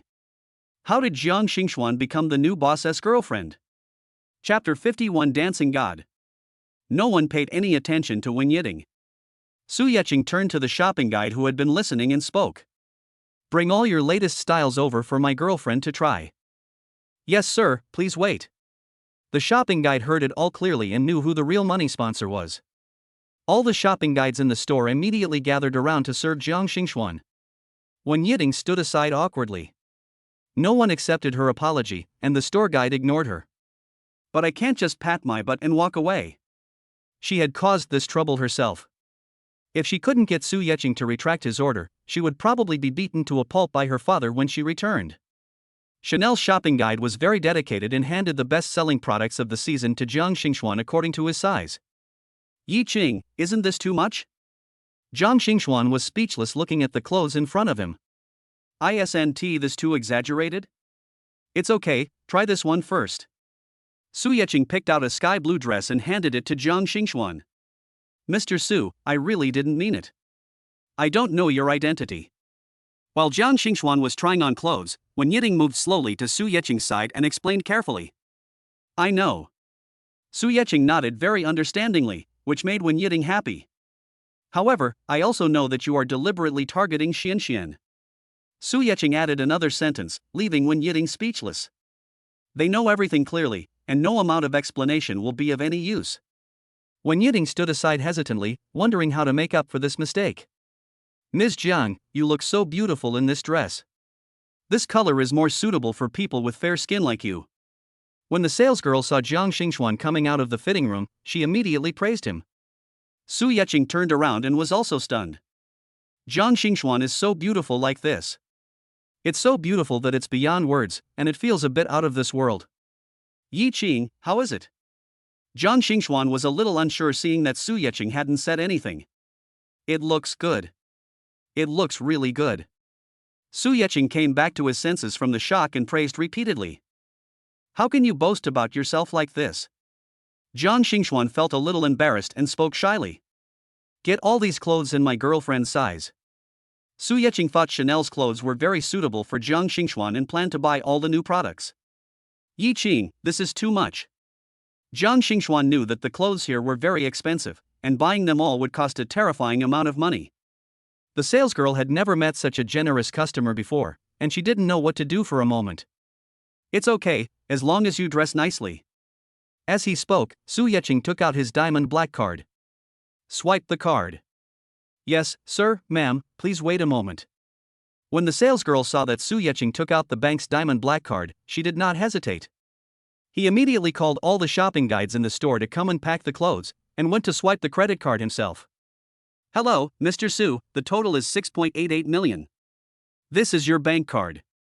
The salesgirl respectfully handed over the diamond black card with both hands. This customer is so generous that he casually bought 6.88 million worth of clothes for his girlfriend without blinking an eye. Well, it's not easy for us to go shopping with so many clothes. Do you have a delivery service? Sure, Mr. Su, please leave your address and we will deliver it to you right away. Su Yeching asked Jiang Xingxuan to leave an address, and ignored Wen Yiting who was lingering there and went out holding Jiang Xingxuan's hand. Miss, do you like any clothes? The salesgirls all saw the farce that just happened. Knowing that Wen Yiting has no ability, she still dares to offend people. He looked down on her a little and asked sarcastically. You guys, huh? Wen Yiting saw that Su Yeching and Jiang Xingxuan left without even looking at her, as if she was air. And in her opinion, these Chanel shopping guides are all snobs. It's just a clothing order worth 6.88 million yuan for Su Yeching. Is there any need to ridicule her like this? After stamping her feet, Wen Yiting still reluctantly chased in the direction where Su Yeching and Jiang Xingxuan left. Yi Cheng, I don't want to go shopping anymore, let's go back. Wen Yiting followed them like a tail, making Jiang Xingxuan feel very uncomfortable. Okay, then I'll take you back and have some rest. I have an appointment with Manager Lu from Huaxia Bank at 10 o'clock tomorrow morning. Do you want me to pick you up? Jiang Xingxuan thought about it and shook his head. No need. My dad will definitely step in to handle matters like loans. Tomorrow I'll go with Dad, and we'll meet at the bank entrance. That way you won't have to run back and forth. Su Yeching reached out and pinched Jiang Xingxuan's nose. Our Xian is still considerate. Someone's watching. The two of them joked and played all the way to the parking lot, got into the Koenigsegg, stepped on the accelerator and drove off. Wen Yiting, who had been following all the way, was stunned and had to go home to see if her father had any solution. After Su Yeching sent Jiang Xingxuan back, he returned to his villa in a good mood. Today was his first date with Jiang Xingxuan, and it allowed him to see a different side of this little woman. Su Yeching likes Jiang Xingxuan more and more. Lying contentedly on the big bed, Su Yeching fell into a happy dream. Ding dong. Good things are happening again. Su Yeching got up reflexively. Host can sign in for one skill today, do you want to sign in? Sign in. Su Yeching's answer was very straightforward. Sign in today to gain a dance god skill. Do you want to use it? Use. Ding. Used successfully. Another golden light flashed, and Su Yeching began to dance. Marvelous. Su Yeching closed his eyes and felt the various dance moves emerging in his mind, his hands and feet also moving along. After dancing for a while, Su Yeching stopped because he felt tired. I didn't know before that you could get the skill of dancing god by signing into the system. It would be nice if I signed in earlier. At the Fengyun trading cocktail party, I missed the chance to dance the opening dance with Jiang Xingxuan because I didn't know how to dance very well. I still feel a little regretful. I looked at the time, it was 8:15. Today I will accompany Jiang Xingxuan and others to Huaxia Bank. This is an opportunity for me to show off in front of my future father-in-law, so I can't be late. Su Yeching didn't dare to show off her dancing skills anymore and ran to the bathroom to wash up and get ready. At 9 o'clock, Su Yeching had a simple breakfast and went out early for fear of traffic jams. This is much more positive than him going to work at Fengyun trading himself. Hey, Xian, I'm at the parking lot of Huaxia Bank. Okay, don't worry, drive slowly, there's still time. Chapter 52. We are all family. After talking to Jiang Xingxuan on the phone, Su Yeching leisurely turned on the car music, enjoyed it while opening a mobile game to kill time while waiting for Jiang Xingxuan and the others. An Audi Q7 stopped next to the Koenigsegg. Su Yeching got out of the car immediately. He had seen Jiang Shumao's car after the cocktail party at Fengyun Trading. Uncle, Xian, you are here. Jiang Shumao was a little reserved when he got out of the car and saw Su Yeching. This Su Yeching is her daughter's boyfriend, so he is the elder. But Su Yeching is still the chairman of Fengyun Trading and his client. Jiang Shumao was embarrassed, but after thinking about it, he finally said a polite greeting. Chairman Su, I'm going to trouble you again today. Uncle, you can just call me Xiaoya. I'm Xuanxuan's boyfriend, and we'll be a family from now on. Su Yeching didn't dare let her future father-in-law call her chairman, because if she did that, she would probably not even want to marry his daughter. Dad, just call him Xiaoyi. I feel uncomfortable hearing the chairman call him that. Su Yeching also nodded in agreement. Okay, then I'll call you Xiaoya. Jiang Shumao smiled heartily. Looking at Su Yeching's attitude towards him, Jiang Shumao knew that this young man was sincere to his daughter. A man's willingness to lower his status shows his attitude and importance towards the other person. The three of them chatted and laughed as they entered Huaxia Bank. Mr. Su, you are here. It's the lobby manager from last time. It seems that they have learned their lessons well, and their attitude this time is very respectful. I'll notify Manager Lu immediately. Manager Lu has already instructed you to inform him as soon as you arrive, Mr. Su. He's coming down to pick you up himself. The lobby manager was about to take out his cell phone to make a call. There's no need to trouble Manager Lu to come downstairs. You can just take us there directly. Su Yeching stopped the lobby manager's actions. This time he was here to help Jiang Xingxuan and the others with their loan business. It would be too strange if Manager Lu came downstairs to pick him up personally. He didn't want Jiang Xingxuan to notice that he had done something else inside. Okay, then please follow me. The lobby manager was very cooperative and led Su Yeqing and the others upstairs. Uncle, let's go up. Su Yeqing and the other two followed the lobby manager directly to the manager's office. Manager Lu, Mr. Su, and his team are here. The lobby manager opened the door and invited Su Yeqing and others into the office. Mr. Su, Mr. Jiang, hello. Xiao Zhang, didn't you tell me to wait for Mr. Su and the others to arrive, and then notify me so I could go downstairs to pick them up? Manager Lu blamed the lobby manager. Su Yeqing is a big customer of the bank and cannot be neglected. We are all friends. Why do you, Manager Lu, need to go downstairs to pick me up in person? Su Yeqing spoke directly without waiting for the lobby manager to speak. Yes, we are friends, huh? Manager Lu was obviously flattered. What an honor it is to be called a friend by Mr. Su. Mr. Su, Mr. Jang, Ms. Jang, please take a seat. Xiao Zhang, go pour the tea. Manager Lu greeted them attentively. Jiang Shumao looked at Manager Lu, whose attitude had changed 180 degrees, and knew in his heart that he was doing this to save Su Yeqing's face. Thinking back, I had come to see Manager Lu several times before. It can even be said that I have come to ask for help several times, but no one has ever looked at me straight in the eye. Every time I am asked to go back and wait, I just get rid of myself. Thinking of this, Jiang Shumao still felt a little sad. This society still relies on strength to speak. Mr. Jiang, Mr. Su told me about your company's situation. Manager Lu's words brought Jiang Shumao back to reality. That's right, Mr. Jiang. Because the bank has its own regulations, your company really couldn't meet the loan requirements. Manager Lu looked at Jiang Shumao with a hint of apology. Su Yeqing saw this and knew that this was Manager Lu explaining his previous behavior. Su Yeqing smiled and didn't interrupt. He was not the protagonist today, so he just had to wait. However, Mr. Su later told me that Xingyu Steel and Fengyun Trading had signed a contract. Manager Lu looked at Su Yeqing flatteringly, and seeing that Su Yeqing had no objection, he continued. So after careful consideration by our bank, we have decided to approve your loan request from Xingyu Steel. Phew, after so much preparation, I'm finally getting to the point. Thank you, Manager Lu. Although he knew that it was all thanks to Su Yeqing, Jiang Shumao still thanked Manager Lu sincerely. The contract with Fengyun Trading has been signed, and now the bank loan has been approved. Xingyu Steel is really saved. If there wasn't someone around, Jiang Shumao would have really wanted to cry. Uncle, everything has been discussed. Have you brought all the information? Su Yeqing saw Jiang Shumao's excitement and felt a little sorry for him. It is really hard for a middle-aged man. There is no one to rely on, and everyone is waiting for him to rely on them. I've got them all. Jiang Shumao looked at Su Yeqing gratefully. This little he saw that he had lost his composure and deliberately spoke up to help him out. The following matters went smoothly, and Manager Lu did not mention the matter of Huatai Building acting as a guarantee. This time, Manager Lu personally escorted Su Yeqing and the others out of the bank. Mr. Su, take care. If you need anything in the future, please feel free to come to me. Su Yeqing took the initiative to extend his hand and shook hands with Manager Lu. Sorry to bother you this time, Manager Lu. Of course I should. After completing the loan application smoothly, the three of them walked to the parking lot with ease. Uncle, are you going back directly to Huatai Building? Su Yeqing asked politely. Zhang Tianfei from Huatai Building sent me a message early in the morning.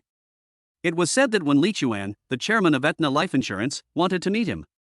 After all, he asked them to move out suddenly, so Su Yeqing agreed to meet him in the morning. I still have to go to Fengyun Trading. Mr. Zhang has asked me to discuss the contract. When talking about Fengyun Trading, Jiang Shumao's attitude became polite. After all, Su Yeqing is still the chairman of Fengyun Trading. It is impossible for Jiang Shumao to say that he doesn't care at all. Oh, I'm going to Huatai Building, so Xian can come with me. Su Yeqing did not ask about the contract. Since he said he was not involved, there was no need to mention it. By the way, Xian came back and told me yesterday that you are the new owner of Huatai Building. Jiang Shumao was so focused on the bank loan today that he forgot such an important matter.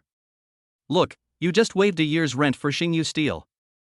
I don't know what to say about this. Jiang Shumao said this very embarrassedly. Now that he knew it was his daughter's boyfriend who waived the rent for his company, Jiang Shumao felt a little embarrassed. I've been benefiting too much from Su Yeqing recently. Uncle, we are all family, so don't be so polite. Su Yeqing didn't want Jiang Shumao to have too many thoughts, so he directly stated his position. Chapter 53, The Father's Fault. Yes, Dad, I've already told Ji Qing that once Xingyu Steel's funds are back on track, we'll pay the rent in full. Zhang Xingxuan didn't want his father to be under too much pressure, so he also spoke to comfort him. Okay. Jiang Shumao looked at the young couple standing in front of him and felt very relieved. After watching Jiang Shumao drive away, Su Yeqing and Zhang Xingxuan also got into the Koenigsegg. Yi Qing, did you go to Huatai building because of what happened yesterday? Zhang Xingxuan looked at Su Yeqing, who was driving seriously, and asked softly. Yesterday she was a little competitive and revealed Su Yeqing's identity as the new owner of Huatai building. Su Yeqing looked at Zhang Xingxuan with amusement, knowing that this little woman was overthinking again. It has nothing to do with you. It's not something shameful. Everyone will know about it sooner or later anyway. This way, when I come to pick you up later, I can walk around Huatai building with ease. Su Yeqing's gentleness is only revealed to Zhang Xingxuan. Do you think you're a crab? Zhang Xingxuan felt relieved because of Su Yeqing's words. Seeing Su Yeqing starting to show off, he joined in the joke. We drove to the gate of Huatai building, chatting and laughing all the way. Mr. Su, you are here. Zhang Tianfei received a reply that Su Yeqing would come today, and waited at the door of the building early in the morning. Because Su Yeqing was a bit busy last time and had not been to his own office, Zhang Tianfei had to take the new boss to see it. Kindness. Su Yeqing nodded. Hello, Manager Zhang. However, Zhang Xingxuan, who got off the car with him, politely took the initiative to greet Zhang Tianfei. Miss Jang is here too. Su Yeqing touched Zhang Xingxuan's hair. Xian, do you want to go to the office with me? No, you still have things to do, I'll go back to the company first. Zhang Xingxuan didn't want to get too involved in Su Yeqing's affairs. She knew that Su Yeqing had done enough for her. Okay, then you go up first. Su Yeqing didn't force it, he knew that this little woman was sometimes very soft-hearted. He was afraid that when father and daughter begged for mercy, Zhang Xingxuan would soften his heart. Watching Zhang Xingxuan enter the elevator, Zhang Tianfei took a step forward. Mr. Su, that when Li Chuan has been waiting in my office. Take me to the 31st floor first. Su Yeqing put his hands in his pockets, not in a hurry at all. Okay. Zhang Tianfei led Su Yeqing directly into the elevator and went up to the 31st floor. The boss has spoken, and some small people should bear the consequences of their own mistakes. Su Yeqing entered a large office without a sign. The luxury inside is even higher than the chairman's office of Feng Yun Trading.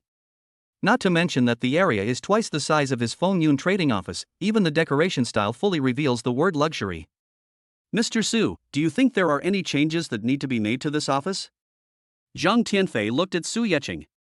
Everyone has different preferences, and he doesn't know whether Su Yeqing is satisfied with the current office decoration. No need, I don't come here often, so that's it. Su Yeqing's main office is still Feng Yun Trading. Besides, the decoration here is already top-notch, there is nothing to change. Okay. Zhang Tianfei stood quietly aside waiting for Su Yeqing's instructions.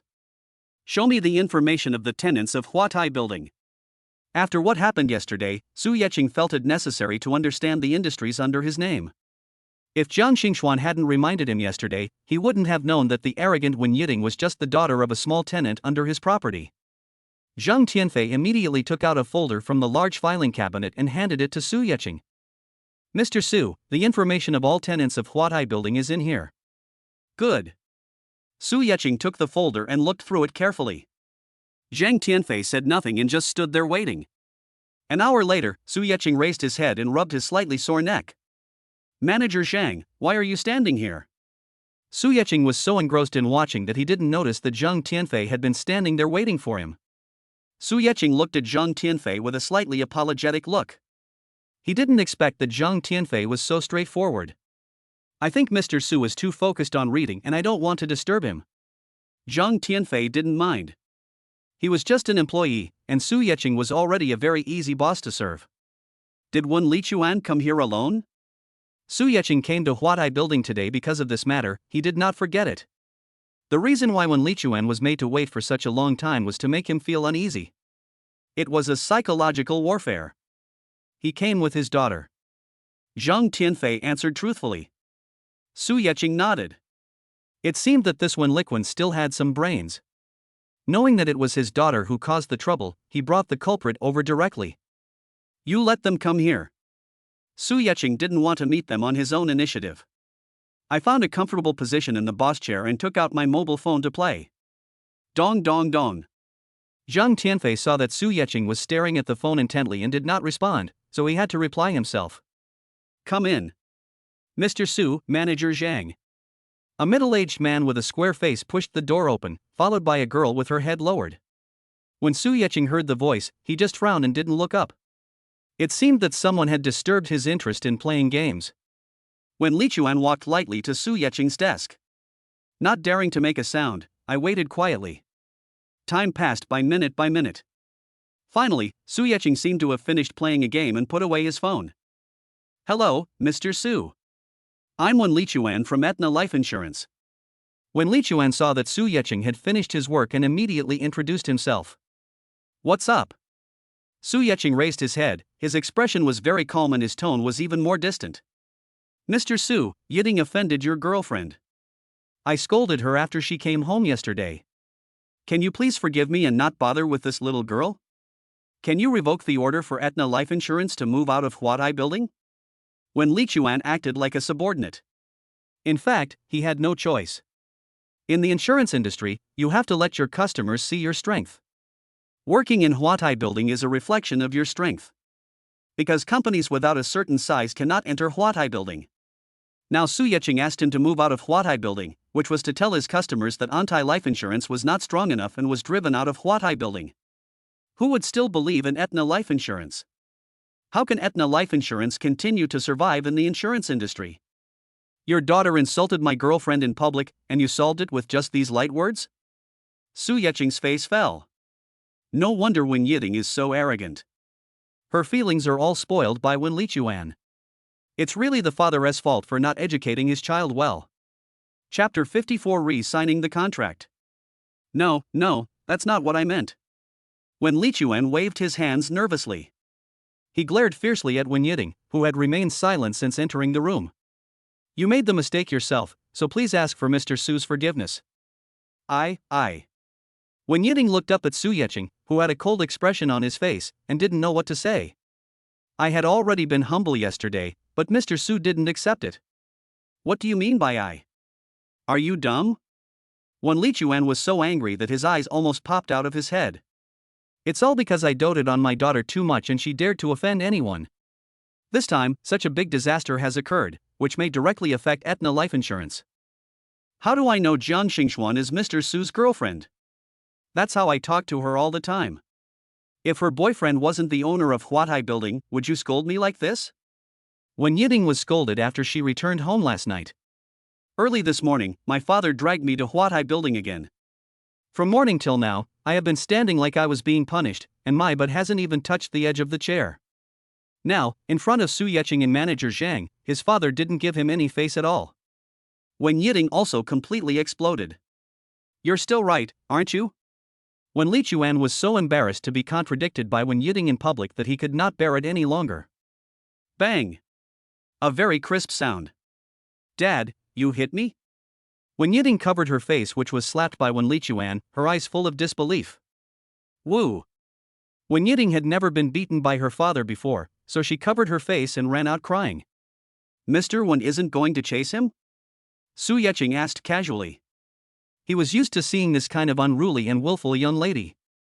Usually they are the ones who bully others, and if they suffer even the slightest injustice, it would be like the sky is falling. No, this is her fault. The matter has not been resolved yet, and Wen Lichuan has no time to care about Wen Yiding's little temper. And he really needs to take good care of his daughter, otherwise who knows how much trouble she will cause him in the future. Mr. Su, I will teach Yiding a lesson when I get back, and I will make sure she doesn't mess with Miss Jiang again. Wen Lichuan knew that Su Yeqing was so angry that he risked his life for the beauty he loved. This matter needs to be resolved fundamentally. Oh, you can do that? Su Yeqing really couldn't stand Wen Yiding's sarcastic attitude towards Jiang Xingxuan. The person he wanted to cure was just Wen Yiding. I promise. When Li Chuan nodded repeatedly, almost raising his hands to swear. Since Mr. Wen has said so, I can't just kill him with one blow, right? Su Yecheng placed his hands on the boss chair, patting it occasionally. However, my girlfriend has suffered such a great injustice, and it is not so easy to resolve. Su Yecheng's beautiful eyes stared straight at Wen Lichuan, making Wen Lichuan feel uneasy. Mr. Wen, if you are sure you still want to rent Huadai building for your office, you need to re-sign this contract. Re-sign? Wen Lichuan was a little confused. Yes, if you sign the new contract, the rent will increase by 30%. This will serve as a lesson for you. Su Yecheng said this affirmatively, without a trace of joking on his face. 30%, Mr. Su, is this too high? If it increases by 30%, he will have to pay an additional 3.6 million yuan in rent each year, which means 36 million yuan in 10 years. Wen Lichuan felt a little confused. Just because Wen Yiting offended Mr. Su's girlfriend, the price was too high. I'm not forcing Mr. Wen. In fact, I still hope you can move out within 3 days. I'll pay the penalty. After all, my girlfriend lives in Huadai building. I'm worried that if anti-life insurance continues to rent here, what if your daughter runs into my girlfriend and goes crazy? Su Yecheng looked nonchalant. In fact, Su Yecheng was speaking from his heart. He didn't care about the rent of Aetna life insurance at all. Money is really unimportant to Su Yecheng now. Because they have plenty of money. For him, Jiang Xingxuan's happiness is the most important thing. Mr. Su, I'll sign again. And I promise not to let Yiting set foot in Huatai building. When Li Chuan gritted his teeth and made a decision directly. He has already seen Su Yecheng's determination.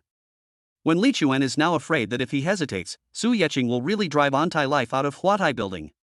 Manager Zhang, I'll leave this matter to you. After Su Yecheng made the decision, he didn't want to bother with these trivial matters anymore and just threw them to Zhang Tianfei.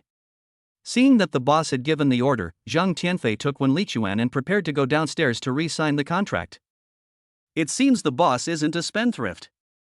He knows when to add more money and reap the benefits. Zhang Tianfei praised Su Yecheng in his heart.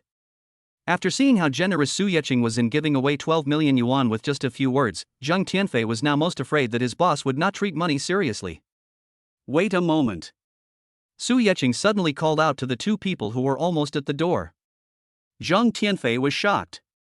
No way, this new boss can read my mind and heard the slander I just said in my mind? He turned back nervously. Zhang Tianfei instantly lost his composure when he realized that Su Yecheng was really staring at him. Add a clause to the contract. If Wen Yiting speaks rudely to Jiang Xingxuan again, Huatai building can terminate its lease with anti-life insurance at any time. Okay. Zhang Tianfei took the order and walked out quickly. Su Yecheng looked at Zhang Tianfei running for his life and touched his face in confusion. Am I that scary? The sound of the spring gurgling, the spring gurgling, the spring gurgling, the sound jumped down the hill. The sudden ringing of the cell phone startled Su Yecheng. After looking at the caller ID, Su Yecheng picked up the phone in a bad mood. Otomo, what's going on? If there's nothing wrong, can't I come to you, the big boss? Wang Dayo on the other end of the phone still looked heartless. You're not busy with orders, so why are you looking for me now? Don't come to me crying when you can't fulfill the contract. Bad friends are like Su Yecheng and Wang Dayo. They have a very good relationship, but what they say to each other is very annoying. Tisk, just wait for me to add more orders. Wang Dayo has been busy with orders recently and is full of confidence. Tell me, what do you want from me? Su Yecheng still knew Wang Dayo, so it wouldn't be a boring thing for him to put down his order and come to him at this time.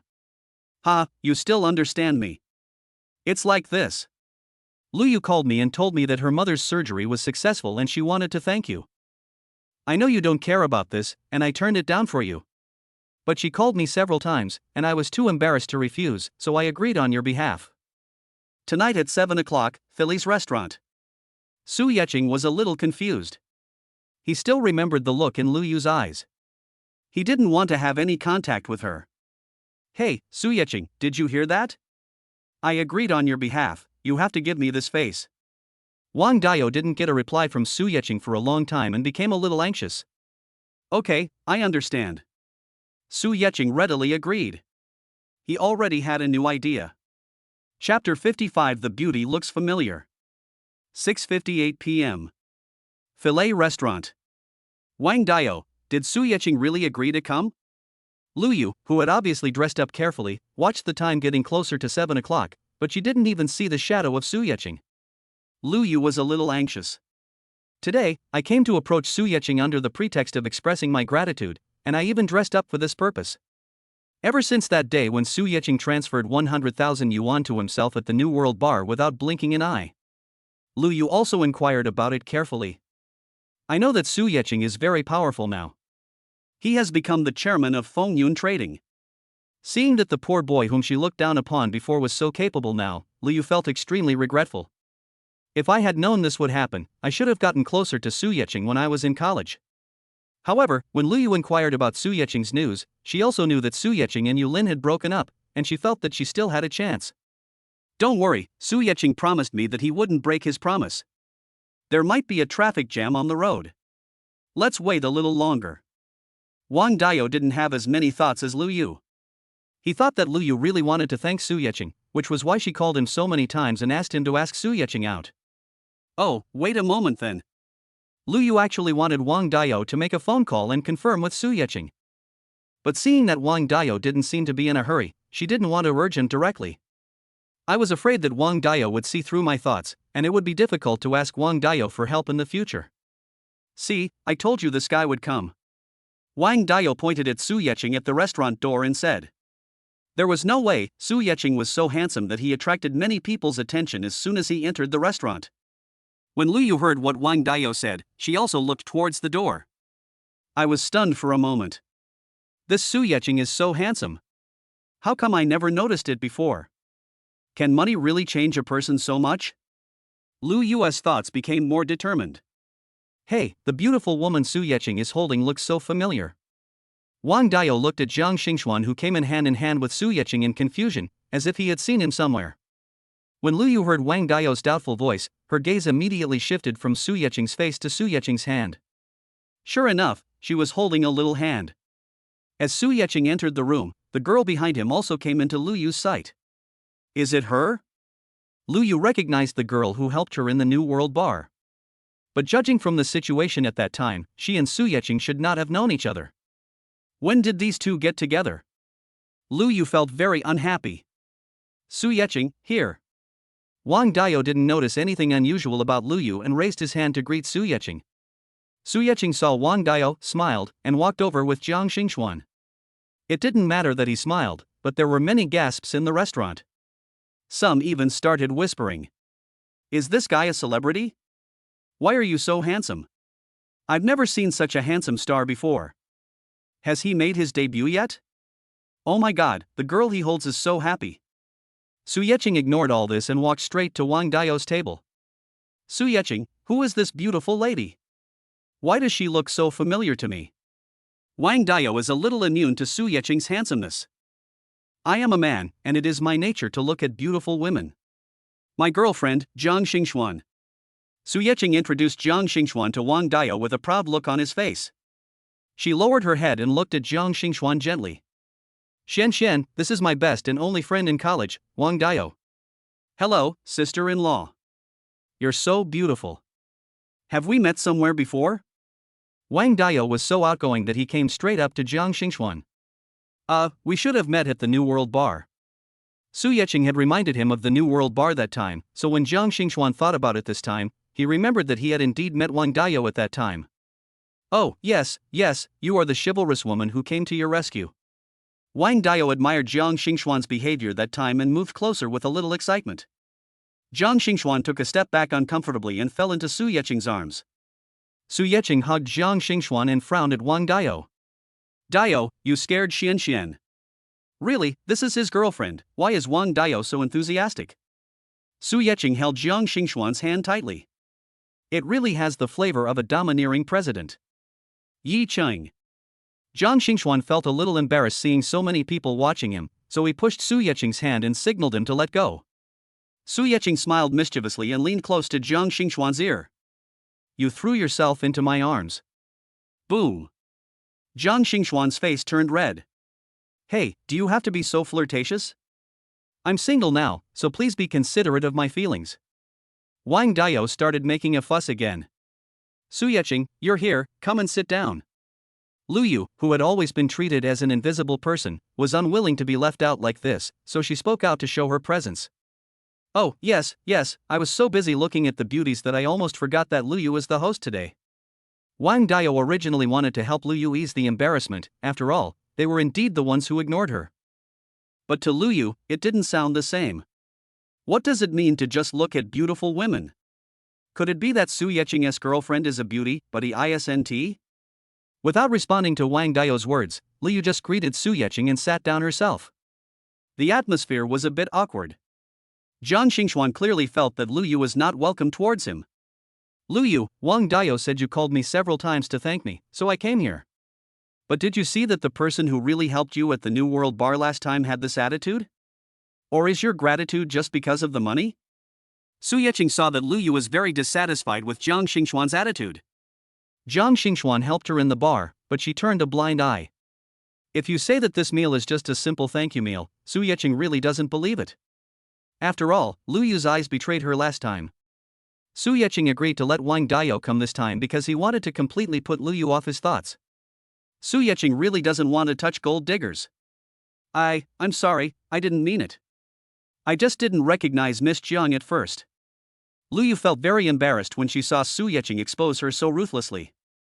But in order to be able to contact Su Yeching in the future, he had to lower his posture. He quickly stood up and said, Ms. Jiang, please take a seat. I didn't recognize you just now. Thank you so much for what happened last time. Lu Yu greeted Zhang Xingxuan warmly, as if nothing had happened just now. Zhang Xingxuan glanced at Su Yeching. At first she thought that Wang Dao's words had upset Lu Yu, and she just thought that this girl was a little narrow-minded. But now it seems that Lu Yu's target is Su Yeching. Chapter 56, Being a Gun. Su Yeching gave Zhang Xingxuan a gentle smile in return and held her hand tightly. Zhang Xingxuan understood and shook hands with Su Yeching in return. The two sat down hand in hand. Since Lu Yu wants to act, they might as well accompany her to the end. Zhang Xingxuan also wanted to see how Su Yeching dealt with these women who came to him. After all, with Su Yeching's worth and appearance, there will be many women like him in the future. She didn't have the energy to chase away flies one by one. Thinking of this, Zhang Xingxuan glanced at Su Yeching with an obvious warning. Su Yeching accepted Zhang Xingxuan's warning with an innocent look on his face. This is not what he wants, okay? The two of them are flirting with each other. Wang Dao on the opposite side also realized that his kindness was being used as a weapon, and he felt a little depressed. Seeing that no one spoke to her, Lu Yu became a little anxious. Ms. Jiang, I really didn't mean it. I was so happy to see Su Yeching just now that I didn't notice you. After all, we haven't seen each other for a while. I was a little too excited. If we say that Lu Yu before was just deliberately ignoring Zhang Xingxuan. So now she is openly declaring war on Zhang Xingxuan. Oh, I see. Zhang Xingxuan just nodded calmly and was not affected by Lu Yu's provocation. Su Yeching couldn't stand it anymore. What do you mean they haven't seen each other for a while? It's like they meet often. After graduation, Su Yeching only met Lu Yu once at the New World Bar. How shameless. Su Yeching really wanted to spit back, but Zhang Xingxuan handed a drink to his mouth. Yi Qing, try it, it's delicious. Su Yeching cooperated and lowered his head to take a sip. It's delicious. Xian, you should have some too. Good. The two of them showed their affection as if no one was around, and ignored Lu Yu. Seeing that Zhang Xingxuan was not affected by her at all, Lu Yu was so angry that she almost bit her lips. I had no choice but to continue taking drastic measures. Su Yeching, thank you so much for helping my mother with her surgery last time. I didn't expect you to be so anxious when you heard my mother was sick. You sent me so much money without even thinking. Listen, how ambiguous. Lu Yu believed that she was not uglier than Zhang Xingxuan. Moreover, Su Yeching had known Zhang Xingxuan no longer than himself. The two of them must have just started dating. As long as he could make Zhang Xingxuan suspicious, their relationship would easily break down. Then it will be a good time for me to take the lead. I don't know whether to say that Lu Yu is too confident or stupid. It's really something that can be done to sow discord directly in front of the person involved. Lu Yu, you really look like a clown right now. Su Yeching put away the gentleness she only showed towards Zhang Xingxuan, and her whole body was cold. If it weren't for Wang Dao's sake, I wouldn't have helped you at all. Because we are not only unfamiliar with each other, we can even be said to be strangers. We hadn't exchanged a single word before that, had we? You said earlier that we hadn't seen each other for a while? Have we met? If I weren't rich now, would you be willing to meet the poor boy you used to be? Su Yeching's eyes were full of coldness. It seemed that some people really didn't need sympathy. If you give her face, she will only become more demanding. I can only say that I helped a heartless person. You are neither grateful nor grateful, and you are always coveting things that do not belong to you. Consider that money as a donation to a beggar, and don't appear in front of me again. Su Yeching stood up and pulled Jiang Xingxuan. Xian, let's go. Su Yeching glanced at Wang Dayo, who was sitting in his seat, and felt a little disappointed with him. Dayo, you should be more careful and not let your kindness be taken advantage of by such a messy person. Wang Dayo felt very uncomfortable watching Su Yeching leave without looking back. Luyu, I treated you as a classmate, but I didn't expect you to have such dirty thoughts. I was wrong. Everyone left with a look of disgust on their faces, and Luyu slumped in the chair in a daze. This woman looks pretty, but she's so shameless. That's right. Others helped her, but she still wanted to destroy their relationship. You're just after their money. You just heard what that man said. When he was poor, she never even spoke to him. Oh, that's so shameless. A woman like this is only fit to be a mistress. Who knows how many families she will bring disaster to in the future. Because of Su Yeching, everyone in the restaurant's attention was drawn to him. Seeing the exciting plot here, everyone's curiosity was aroused and they all listened with their ears perked up. Now seeing Luyu get this result, everyone applauded. Mistresses are like rats, and everyone wants to beat them. Although Luyu is not a mistress yet, who made her try so hard to become one? Listening to the discussions of people around her, Luyu felt completely embarrassed. Pay the bill. Now Luyu just wants to escape from this humiliating place as soon as possible. $58 in total. The meal hadn't even started, just a few drinks were ordered. The waiter also had a look of disdain on his face, and he must have noticed the commotion here. Luyu was very annoyed when she saw the waiter looking at her with a mocking expression. But she knew there was nothing she could do. If she dared to lose her temper, people around her would not only point fingers at her, but would probably drown her with saliva. After paying the bill, Luyu just wanted to leave as soon as possible. Ah! With a scream, Luyu fell heavily to the ground. The heel of my right high heel shoe is broken. Luyu felt herself tripped by something. He glanced hatefully at the woman sitting next to him who was covering her mouth and laughing secretly. Luyu knew that she must have tripped herself. But if I don't have any evidence, they won't admit it. Luyu picked up the broken high heels unwillingly. I simply took off my left shoe and limped out of the restaurant barefoot. Then there was the sound of everyone clapping and cheering. Women like this should be punished. That's right, it can be considered as God opening his eyes. Parking lot. Wang Dayo caught up with Su Yeching and Jiang Xingxuan, who were about to get on the car, panting. Su Yeching, I'm sorry. I was wrong this time. I didn't know Luyu had such thoughts. Wang Dayo was also very upset. He didn't understand why Luyu became like this. Jiang Xingxuan also helped her. How could she repay him with evil? Oyu, you are just too kind. Not everyone is worthy of your sincere care. Look at how Luyu treated me before, and you should know that she is not a good person. Be more careful next time. The same principle applies to business. Su Yeching patted Wang Dayo on the shoulder and got into the car without blaming him. Chapter 57, Watching the Stars. Xian, are you angry? In the car, Su Yeching looked at Jiang Xingxuan's face carefully, wanting to know if this little woman was unhappy about what had just happened. Why should I be angry? Aren't there nothing wrong with you? Jiang Xingxuan looked confused. What's there to be angry about? That woman came up to him on her own, but Su Yeching not only ignored her but also scolded her. Shouldn't he be happy? Su Yeching breathed a sigh of relief. It's good that he is not angry. Yulin used to be a jealous person and couldn't stand talking to other girls.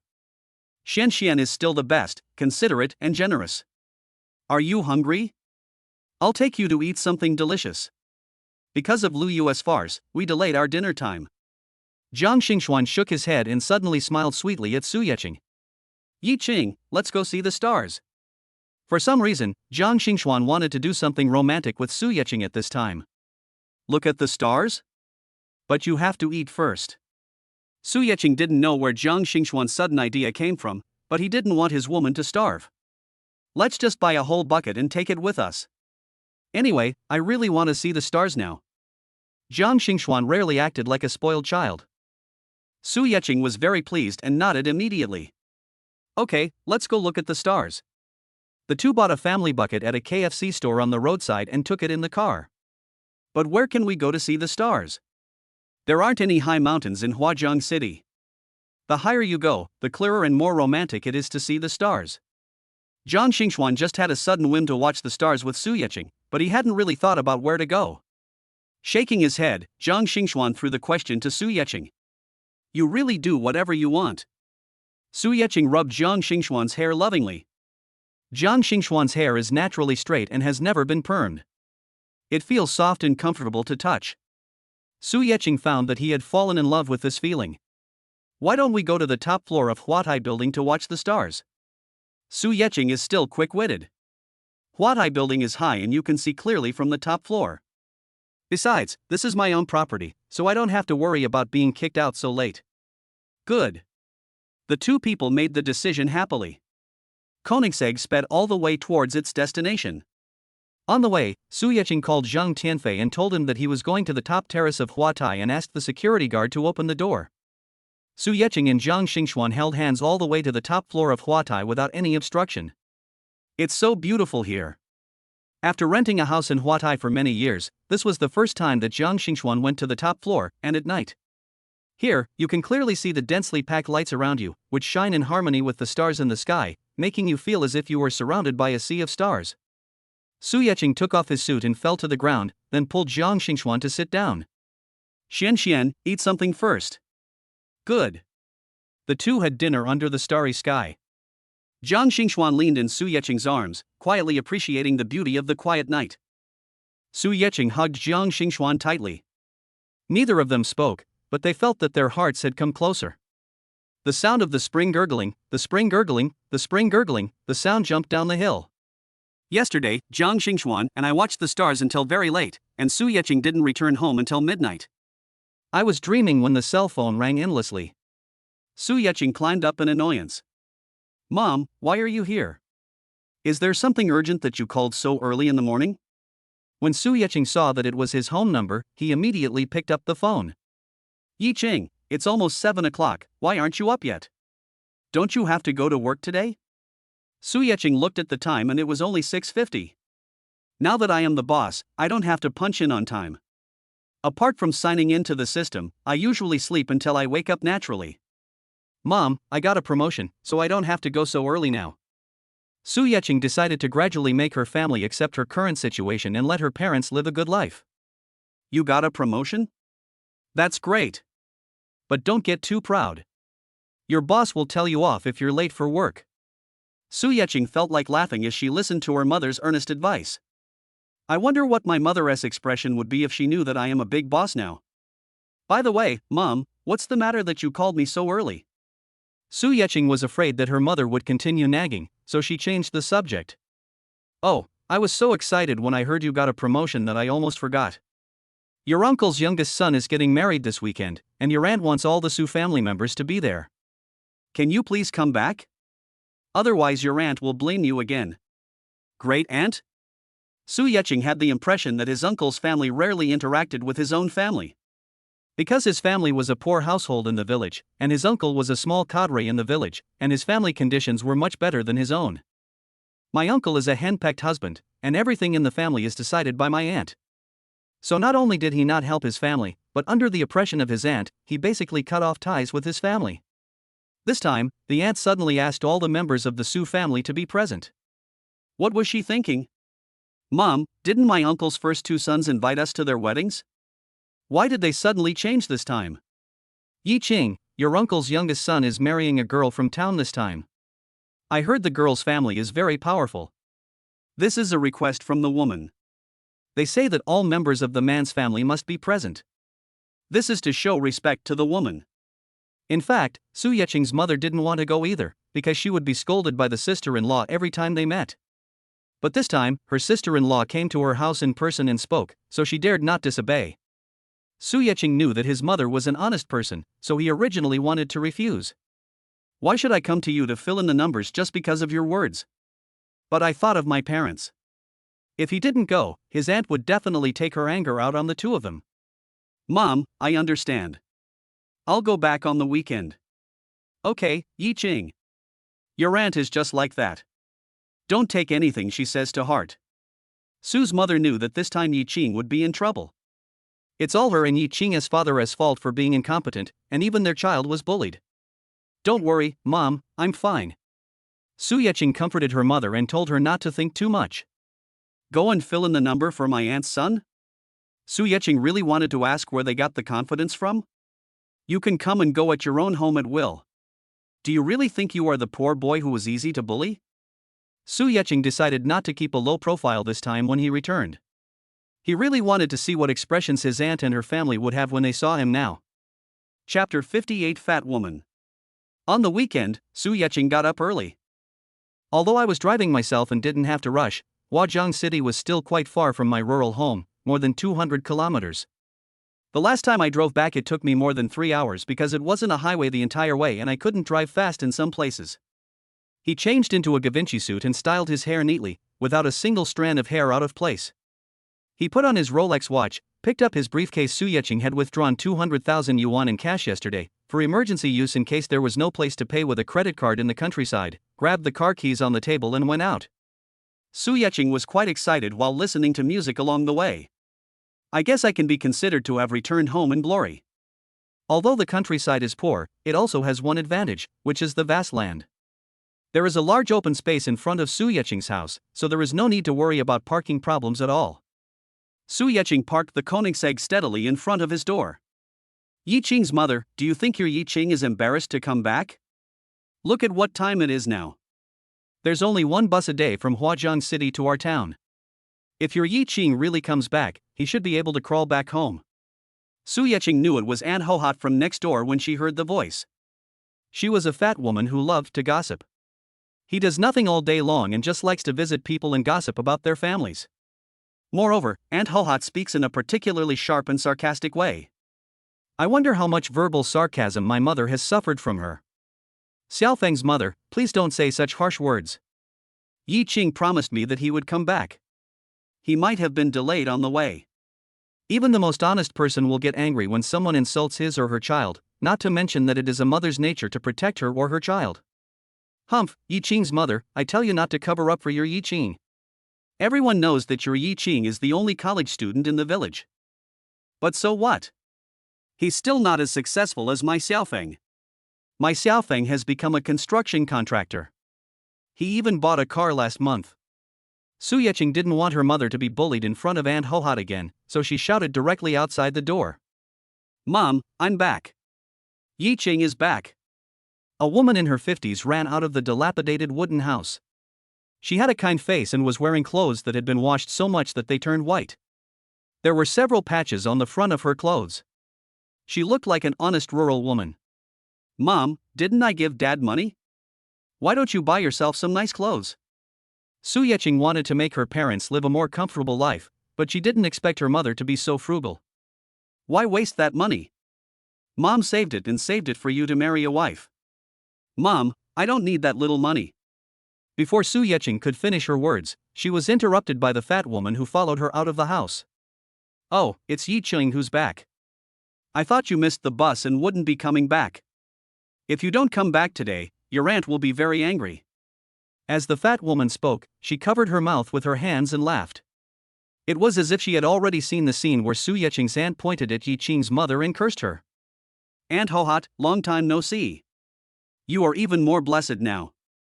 Su Yeqing knew that this woman hated being called fat the most, so she mocked him. You. Sure enough, when Aunt Hohat heard Su Yeqing insinuating that she was fat, she got angry and stared at Su Yeqing with her squinting eyes. You're just a poor college student, what's so great about you? You haven't found a decent job yet, right? Or you can beg me, and I'll ask my Xiaofeng to find you a job at the construction site. I just don't know if your skinny body can earn that much money. Seeing that Su Yeqing was about to get angry, Su's mother quickly grabbed Su Yeqing. Yi Qing, how did you get back?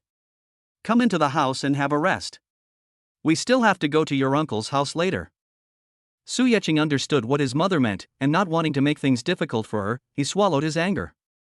Mom, where's my dad? Su Yeching felt a little strange that he hadn't seen his father since he came back. Your uncle called your father over to help early in the morning. Mom, are you going to wear this dress? Su Yeching frowned. It's not that he dislikes his mother. But his mother had been married into the Su family for so many years and had always been suppressed by his aunts and cousins. Now that I have the ability, I don't want my mother to suffer any more humiliation. This must be your mother's best dress, right? Yi Qing, you still don't understand your family's situation. Aunt Hohat was sulking nearby, making sarcastic remarks whenever she got the chance. Shut up. Su Yeching also lost his patience and buzzed like a fly, annoying people. Hey, you've become more capable now, huh? Just wait for me. Aunt Hohat twisted her big fat butt and ran home. Yi Qing. Mother Su looked at Su Yeching with concern. Aunt Hohat's family is not a good match. It looks like she is going to find help. It's okay, Mom. Su Yeching was not worried at all. He is now a fighting master, and he won't even blink an eye even if 10 or 8 rough men come at him. Mom, let me take you to town to buy some clothes. Su Yeching grabbed her mother and ran out. Don't waste that money. My clothes are fine. Besides, it's too late. We still need to. Su Yeching pulled Su's mother directly to the side of the car. She was so shocked by the shining Koenigsegg that she couldn't say a word. Hey, this, Yi Qing, where did this come from? Mom, this is the company. Su Yeching, how dare you scold my mother? Are you tired of living? Su Yeching's words were interrupted by a burly man. Su Yeching sighed in his heart, it would be delayed again. It's just that Aunt Hohat lives too close to my home. If she could just go get some help, it would be done in a few minutes. Leaning relaxedly against the car, Su Yeching watched the 3 men rushing towards him in rage. The 3 men, who were originally in a threatening mood, were stopped in front of Su Yeching's car by one of the young men. Su Yeching, whose car is this? The person who asked the questions was the man who stopped the other 2 people, and was also the Xiaofeng mentioned by Aunt Hohat. It seems that people who have seen the world are different and still have some discerning eyes. Su Yeching sighed inwardly and replied indifferently. Mine. Yours? Xiaofeng swallowed his saliva. Why did Su Yeching suddenly become so generous? This is a Koenigsegg, and the market value is estimated to be 20 million. I have no chance to touch this kind of top luxury car. If I hadn't bought a car last month, I would have carefully studied the market conditions of various cars and also checked the information of luxury cars. Even if this car is right in front of me, I can't recognize it. Chapter 59, Internal Rebellion. Xiaofeng, why are you wasting time talking to that poor boy? If he dares to scold me, just beat him up. Because Aunt Hohat was too fat and walking behind, she did not see the scene she had expected. The father and his 2 sons were beating Su Yeching. Very dissatisfied, he shouted out loud. That's right, Xiaofeng, it's just a car. How could it be more expensive than yours? Listen to your mother, just give her a lesson and she'll behave herself. Xiaofeng's father saw that his wife was angry, and wanted to push away Xiaofeng's hand that was stopping him, so he walked straight forward. Dad, it's different. Do you know how much this car costs? Xiaofeng was a little anxious. His parents were country bumpkins and had no idea how much Su Yeching's car was worth. Anyone who can drive that kind of car must be worth a lot of money, either rich or noble. How much is it worth? Besides, looking at the condition of his house, it's not certain whether it's his car. That's right, Xiaofeng, this definitely can't be the poor boy's car. He must have borrowed it to show off. Another man echoed. The more the 2 men thought about it, the more they felt that what he said made sense. They rolled up their sleeves and prepared to bypass Xiaofeng and go forward to fight. Su Yeching pulled his mother to the side of the car, blocked the front himself, and spread his feet slightly, ready to fight. This car has a piece of paint missing. Even if I sell my car, I can't afford the compensation. Xiaofeng couldn't stop them by himself and shouted anxiously. Xiaofeng, what nonsense are you talking about? What kind of nice car can Su Yeching afford? Aunt Hohat has always been proud of her youngest son. But looking at Xiaofeng's performance now, Aunt Hohat thinks he is too cowardly. The poor boy who could be scolded at will before, now that his son has grown up, he is afraid of him? You are such a bunch of country bumpkins who have never seen the world. Xiao Feng was really anxious. The current Su Yeqing was not someone they could afford to offend. If Su Yeqing is a poor boy, then we are worse than beggars. Seeing his parents not caring at all, Xiaofeng felt so upset that he started to vomit blood. Su Yeqing didn't expect that Xiaofeng was such a good person. A car could completely change his attitude. It seems that there is a reason why he can do well. Su Yeqing put his feet away with amusement and leaned lazily on the Koenigsegg. It seems that they would rebel on their own without him having to do anything. Xiaofeng, what's wrong with you? This Su Yeqing scolded your mother. Even if this is his own car, do you have to be so cowardly? Aunt Hohat has always been a domineering person. She has never been wronged and kept shouting without giving in. I'm scared? Do you know how much his car is worth? Xiaofeng was almost driven crazy. Why didn't he realize that his mother was so unreasonable before? How much is it worth? Aunt Hohat rolled her eyes. How could such a poor boy buy such an expensive car? 200,000? That's cheaper than your car. You bought that car for 250,000. Seeing Xiaofeng stretch out two fingers, Aunt Hohat became even more proud. After all, even if Su Yeqing was rich, he could not compare to his son. He. Su Yeqing was also amused by this fat woman. Do you have to be so funny? 200,000? You can't even buy a tire for his car. Looking at his son shaking his head repeatedly, Su Yeqing laughed at himself again. Aunt Hohat felt a little guilty. Could it be 2 million? Xiaofeng continued to shake his head. Don't tell me it's 20 million.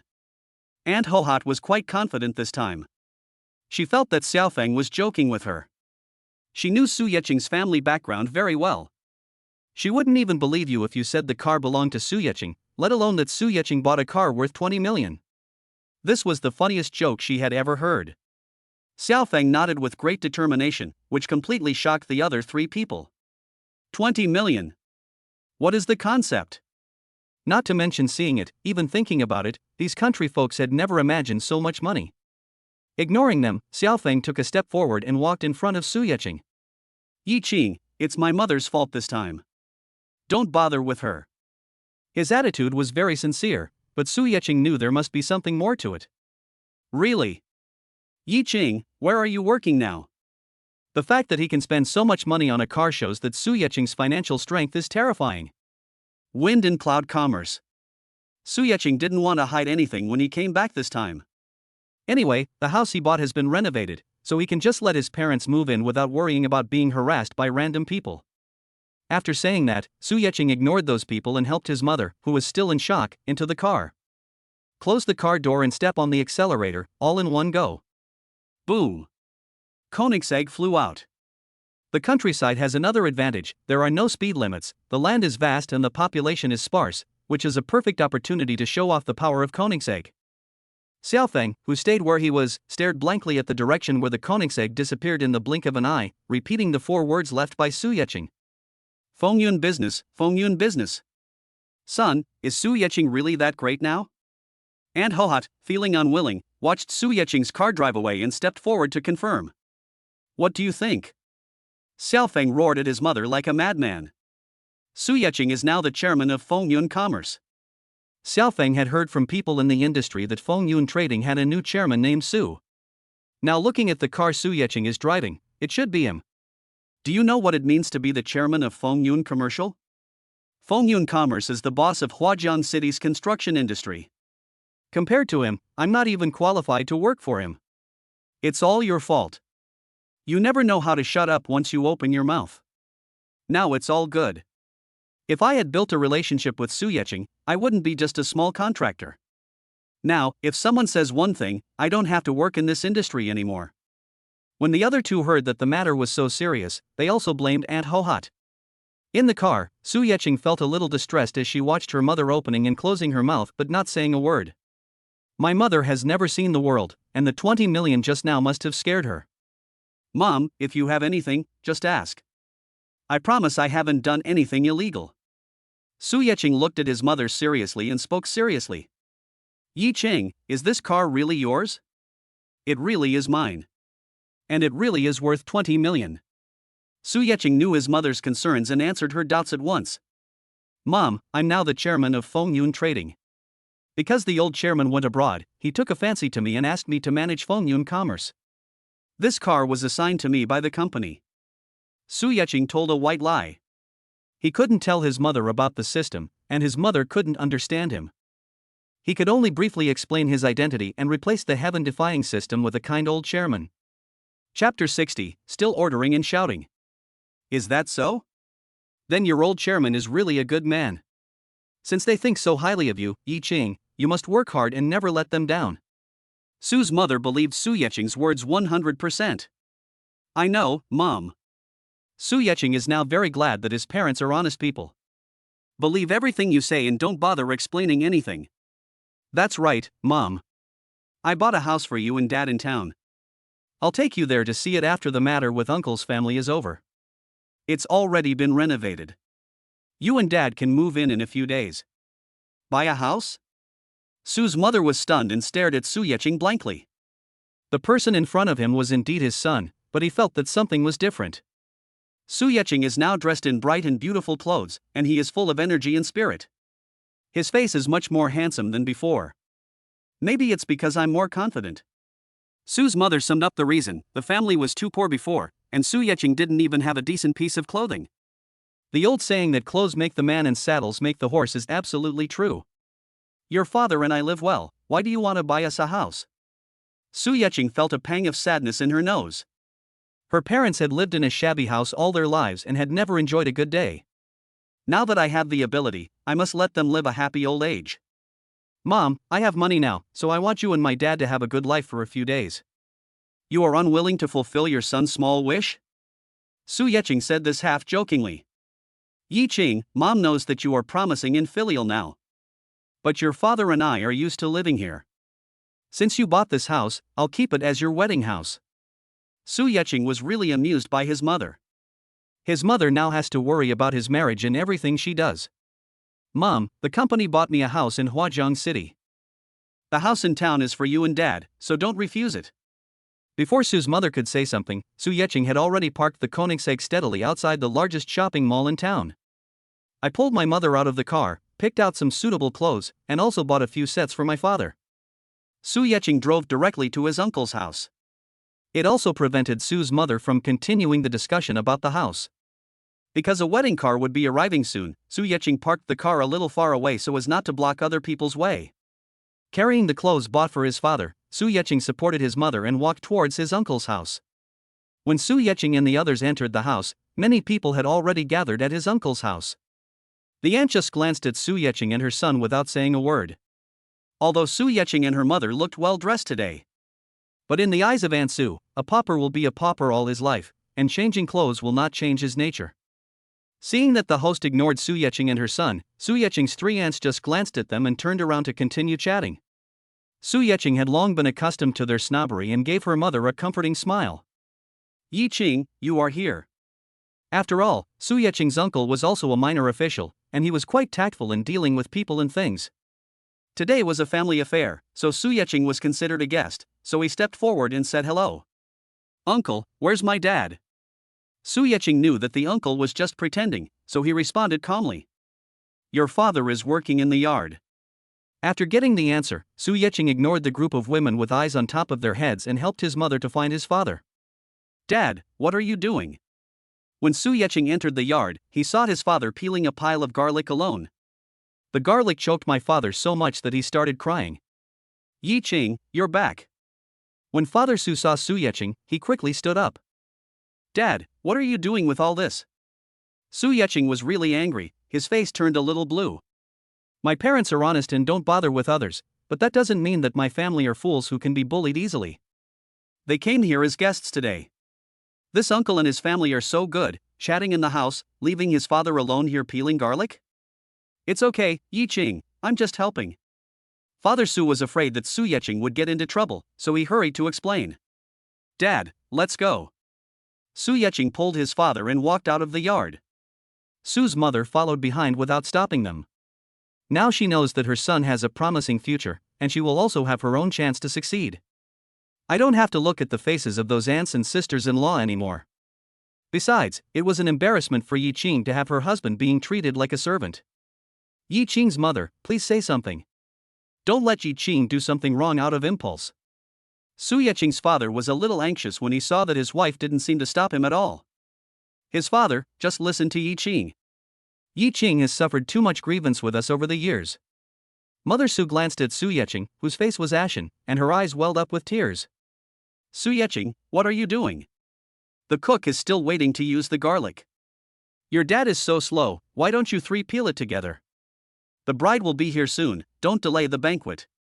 Su Yeqing's aunt ran to the yard to urge Su Yeqing's father because the kitchen came to urge her to leave. She didn't want to see Su Yeqing and the others leaving. Seeing that arrogant face, Su Yeqing clenched his fists tightly. His face was frighteningly gloomy, his eyes were staring fiercely at the person who came, and his lips were tightly pursed. It was the first time that Aunt Su saw Su Yeqing like this, and her heart skipped a beat. But his usual arrogance was soon washed away by the sudden discomfort in his heart, and he started cursing. What? Don't you understand what I'm saying? I asked you to come here to give you face, but you are not willing to do something? Sister-in-law, don't be angry, I'll peel it right away. Father Su was used to being oppressed, so he was about to take action immediately. Su Yeqing grabbed his father and spoke word by word to his aunt. Listen carefully, my Su Yeqing's parents are not someone you can order around. My parents are here today to congratulate you for your honor. If you don't want this honor, we will leave now. Watching Su Yeqing holding one of his parents in each hand, they were about to walk out of the yard.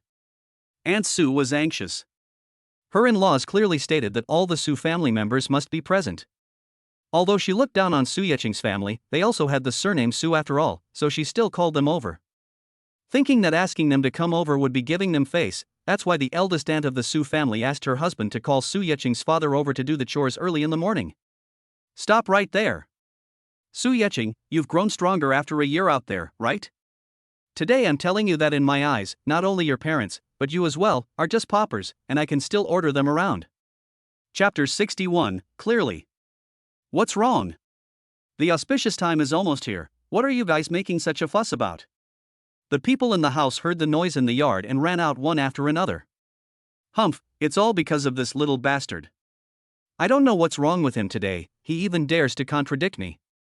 Seeing that everyone had come out, the eldest aunt of the Su family became even more arrogant. Su Yeqing glanced at the people who ran out.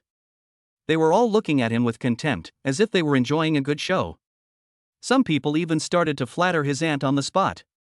Sister-in-law, why are you so angry with them? They are all poor people who have never seen the world. It's not worth it to hurt yourself with anger. That's right, sister-in-law, our Yiwu is really capable. He married a girl from this town. Su Yeqing looked coldly at her aunt who was trying desperately to put herself down in order to please the eldest aunt. I just felt sick. Su Yeqing's family seldom interacted with these relatives because they thought their family was poor and usually would not call them when they had something to do. I don't want to pay attention to these ignorant people. Anyone who has seen the world knows that the clothes Su Yeqing is wearing today may be a lifetime income for them. I would not say that I am a pauper. Su Yeqing pulled his parents and prepared to leave. Here she comes, the bride is here. The people waiting on the road shouted. A burst of firecrackers then rang out. Su Yeqing looked at his uncle, aunt, and aunt, who all left them to go out, and he also slowly prepared to go back with his parents. Aunt Su at the door enthusiastically opened the door of the second wedding car.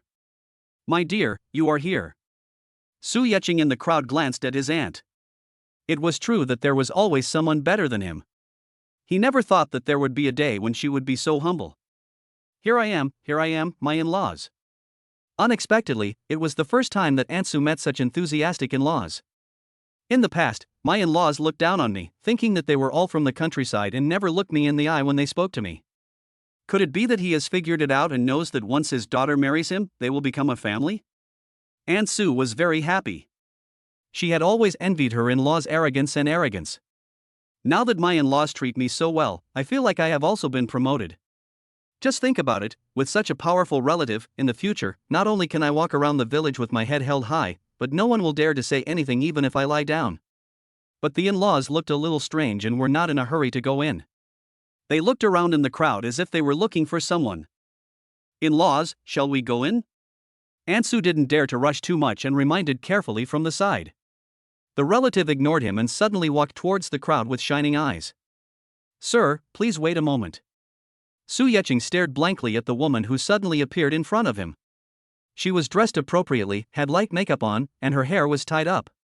The most eye-catching thing was the green bracelet on her wrist. Judging from her dress, she is a lady of high status, not like a countrywoman. What's up? Su Yecheng didn't know this middle-aged woman, but he already knew her identity from the scene just now. Su Yecheng was not enthusiastic, and one could even say that his tone was very cold. He had already fallen out with his aunt, so this indirect relative in front of him had even less to do with him. Su Yecheng, you haven't gotten into trouble again, have you? Seeing that her in-laws were not even in a hurry to arrange her own daughter's wedding, the eldest aunt of the Su family came to talk to Su Yecheng. She was certain that Su Yecheng had offended her distinguished relative. Boring. Seeing his aunt with her hands on her hips and a shrewish look on her face, Su Yecheng decided not to pay any attention to her and pulled his parents over to leave. Wait a moment. The middle-aged woman was a little anxious when she saw Su Yecheng was about to leave, and almost reached out to pull him. My dear in-laws, how did this poor boy offend you? The wedding is important now. I will help you deal with him later.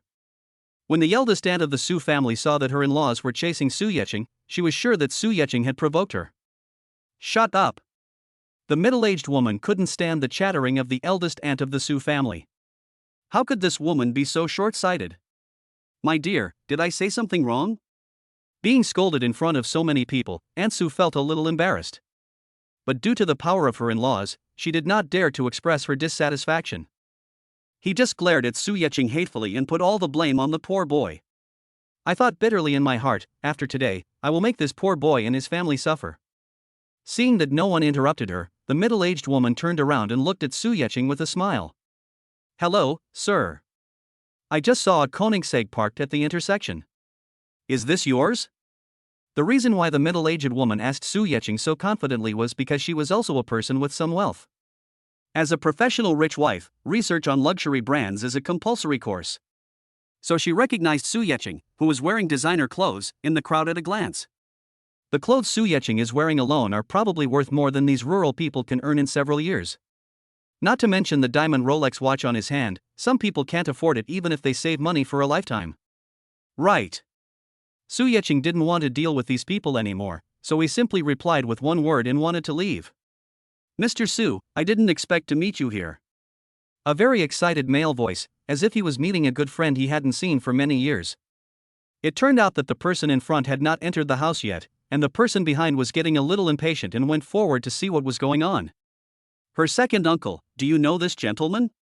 The middle-aged woman noticed that Su Yecheng's attitude towards her was very cold, and was worried that she would not have the chance to talk to him. Sister-in-law, he is Mr. Su, the man I mentioned to you who bought the largest and most expensive suite in our Yajuyu garden community. Su Yecheng recognized him. It turned out to be the manager of the sales office. Hello, Mr. Su, I didn't expect to meet you here. My niece is getting married today.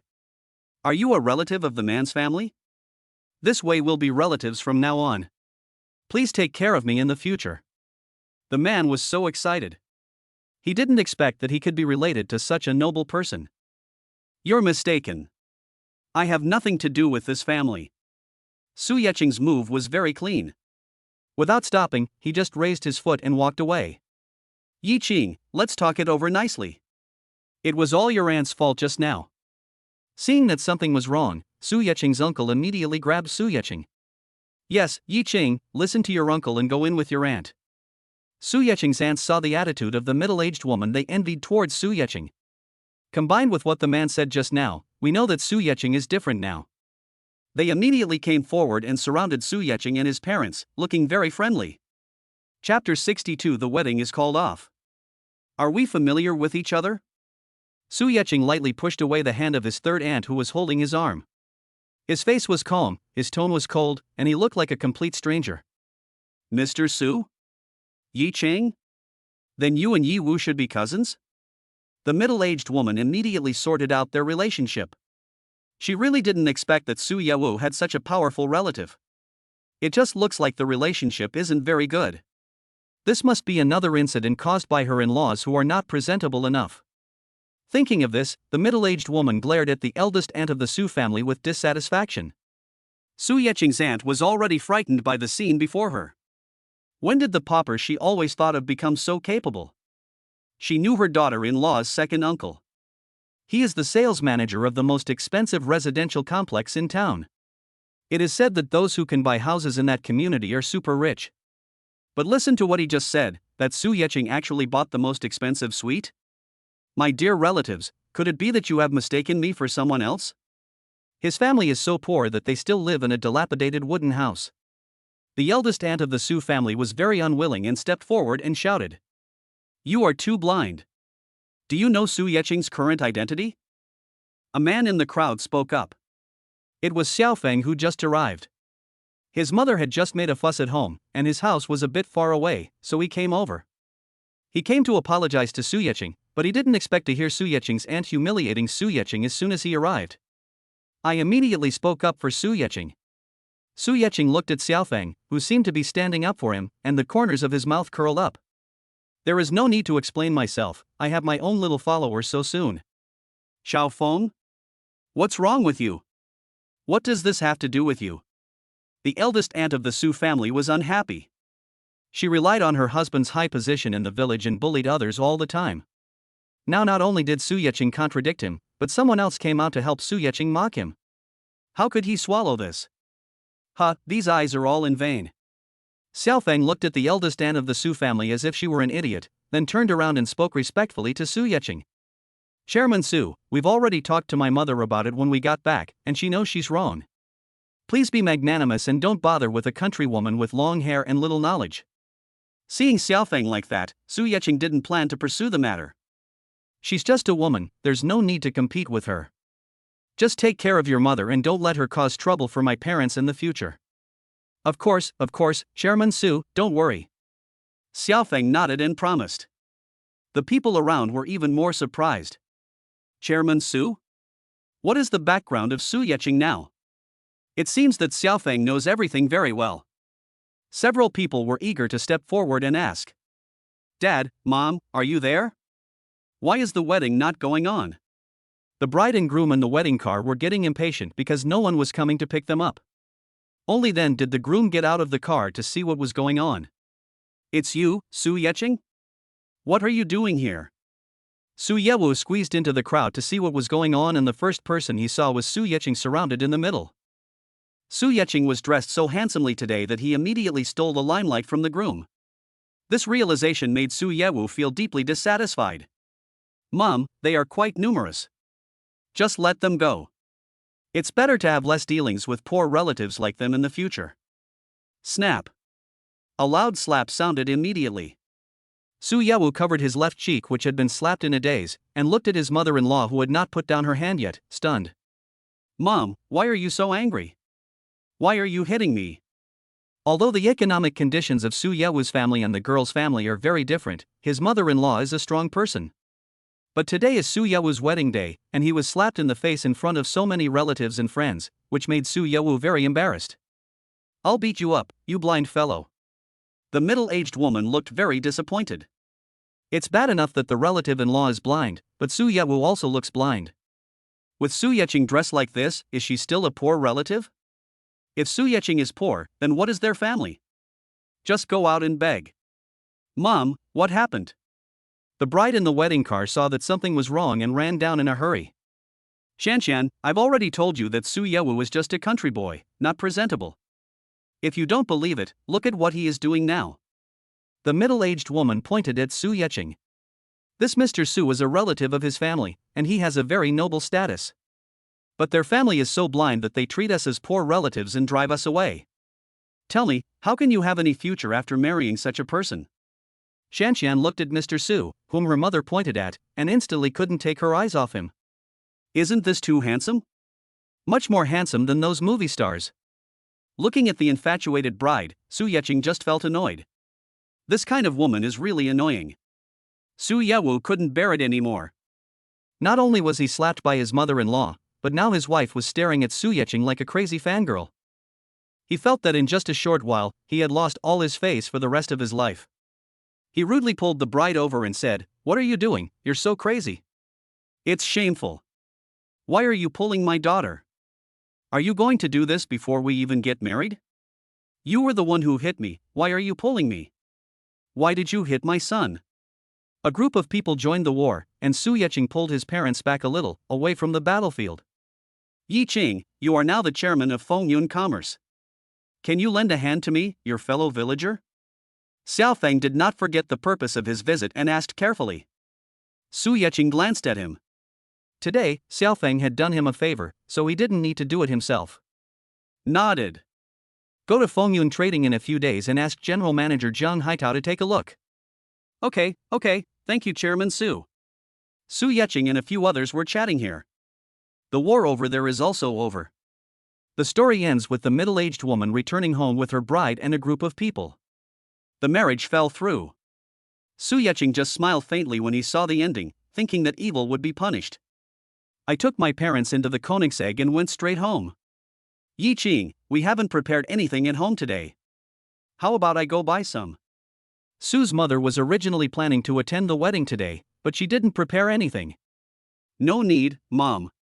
I'll take you and Dad to town to eat. You haven't eaten out before. Second brother, second sister-in-law, can you take me with you? Yes, now that my nephew has made it, can you take me with you? Su Yecheng looked at the group of people standing at the door with great surprise. My aunt, uncle, and a few cousins. These people couldn't be invited to my home before. Chapter 63 Charity Ball Invitation. Su Yecheng stood there very calmly. He neither spoke nor let anyone in, just stared coldly. Su's father and mother looked at each other and didn't dare to say anything more. Now that their son has grown up and become successful, there are some things that really do not require them to make decisions. A group of people were huddled awkwardly at the door. I want to go in, but I don't dare to go in directly. Things are different now than before. Su Yecheng is no longer the poor boy he used to be. Even though Su Yecheng still lives in the shabby wooden house, they can't just enter it casually. Although they used to disdain to step into this shabby house. What's up? Su Yecheng asked politely and distantly, as if the people in front of him were a group of strangers. Yi Qing, third aunt, knows that she distanced herself from you two in the past. Now that she sees how successful you are, she is truly happy for you. Su Yecheng looked at his shrewd-looking third aunt and felt disgusted. Among the three aunts, she is the most shameless one, and she will take advantage of anyone who has money. Since I was a child, this third aunt has never looked at me straight in the eye. Now, she is the first one to jump out among the group. She is really shameless. Do I know you well? Your favorite is Su Yawu, right? Su Yawu is getting married today. Why are you coming to my house instead of going to his house to join in the fun? Su Yecheng's face clearly showed that no strangers were allowed to enter. He had already seen how these people flattered the powerful and bullied the weak, so he really didn't bother to deal with such relatives. Yi Qing, we know that we have wronged you and your second brother and his wife in the past. But now we sincerely know that we were wrong, and we came here specifically to apologize to you. I've been so fond of Su Yawu for nothing. He has no ability at all. After all, our Yi Qing is the most capable one. Yes, Yi Qing, what your third aunt said is what we want to say. A group of people at the door nodded in agreement. Seeing that Su Yecheng had his hands in his pockets and still didn't intend to pay attention to him, the third aunt's eyes rolled around and she ran into the house directly, took Su Yecheng's mother's hand, and tried to please her with a flattering smile on her face. Second sister-in-law, you are so lucky to have raised such a promising son. Our Su family's ancestors must have burned incense to pray for good fortune. Second sister-in-law, from now on, the Su family will rely on Yi Qing to bring honor to the family. Su's mother looked at Su Yecheng with discomfort. She has been married for so many years, but this is the first time that her sister-in-law has spoken so much to her. Not to mention that he was smiling at me. Yes, from now on, the Su family will have to rely on Yi Qing. Among the Yi generation, Yi Qing is the most capable. When the group of people saw her third aunt run in first, they all followed suit. Because they realized that it was impossible to expect Su Yecheng to ask them to come in, they had no choice but to shamelessly go in by themselves. Su Yecheng rolled his eyes speechlessly at the sky. He was really helpless when he encountered a group of shameless and unreasonable people. If this happened at Fengyun Trading, the security guards would have thrown the person out immediately. Su Yecheng just leaned against the door panel leisurely. Because the group of people didn't dare to come up and talk to him, they all surrounded his parents and tried to establish relationships with them. I saw my parents go from being at a loss and not adapting at the beginning to having happy smiles on their faces now. Su Yecheng was filled with emotion. Although he didn't want to bother with these mean relatives from the bottom of his heart, his parents had suffered a lot of contempt from these people over the years because the family was poor.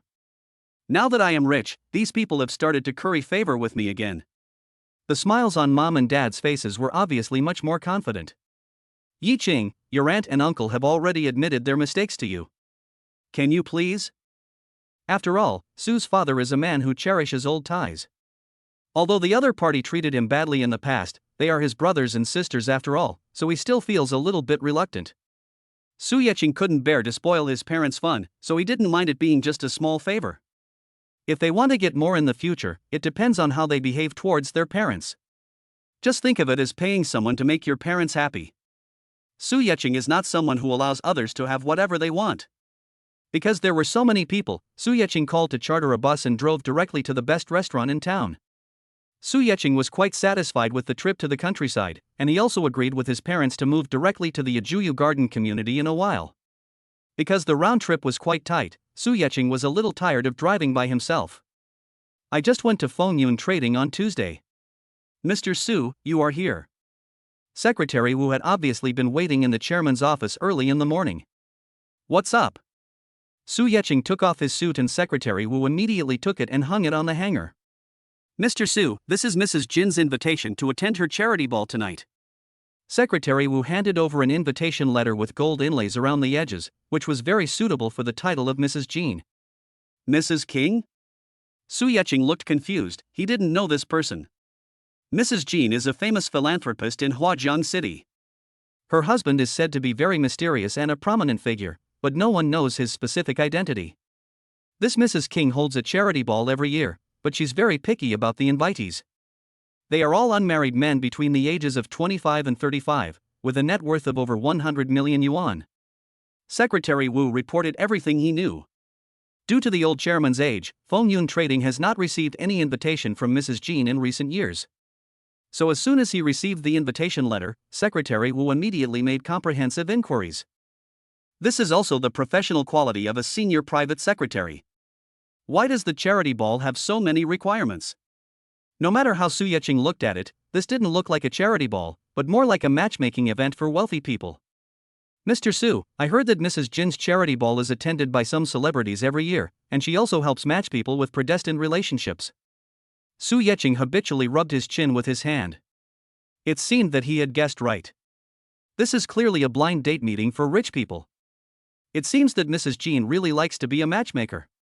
So I don't have to participate now that I have a girlfriend? Su Yecheng had no interest in these messy cocktail parties and dances and wanted to refuse them directly. Mr. Su, no one has rejected Mrs. Jin's invitation yet. Secretary Wu was afraid that Su Yecheng would refuse, so he explained patiently. Mrs. Jin's ball is a symbol of a young person's success. Receiving an invitation represents his status in Huajiang City. If you refuse, you will be blacklisted by Mrs. Jin. Then all activities of Huajiang City's upper class will list you as an illegal resident. Su Yecheng smiled knowingly. It seemed that this Mrs. Jin was from a very important background. I also want to go and see this mysterious charity ball. Chapter 64, The Woman Who Flirted. By the way, can I bring a female companion?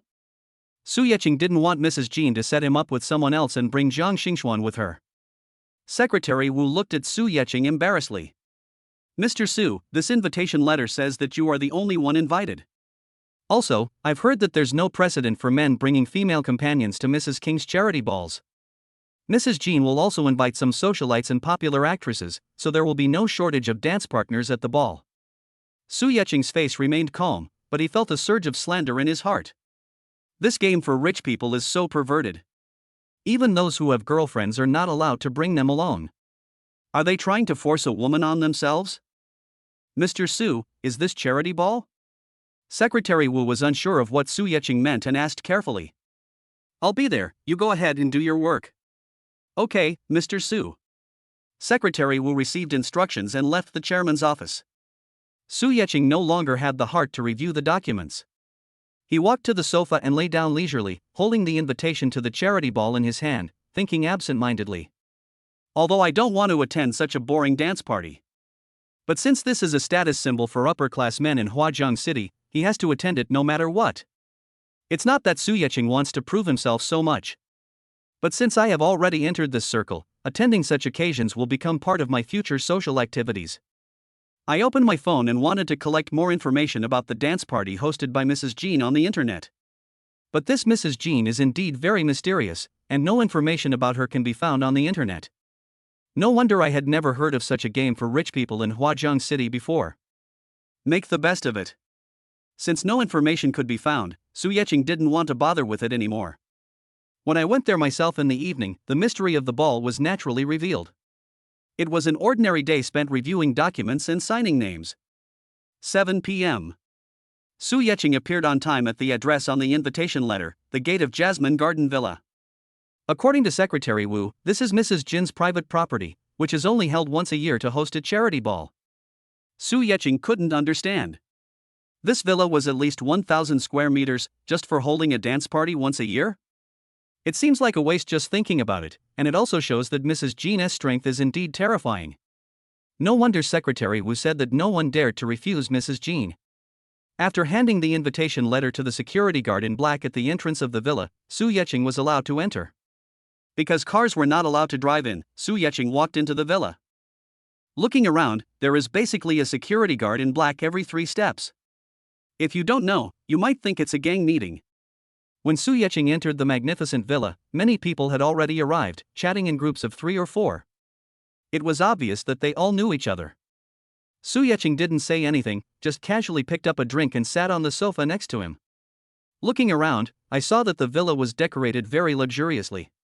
It could basically be described in one sentence: it was built with money. Su Yecheng did not find the legendary hostess, Mrs. Jean. It's a bit boring. I don't know when this dance will end. I would rather go back to sleep than waste my time in this boring place. Hey handsome, can I sit here? Su Yecheng wanted to complain, it sounded like a bar pickup.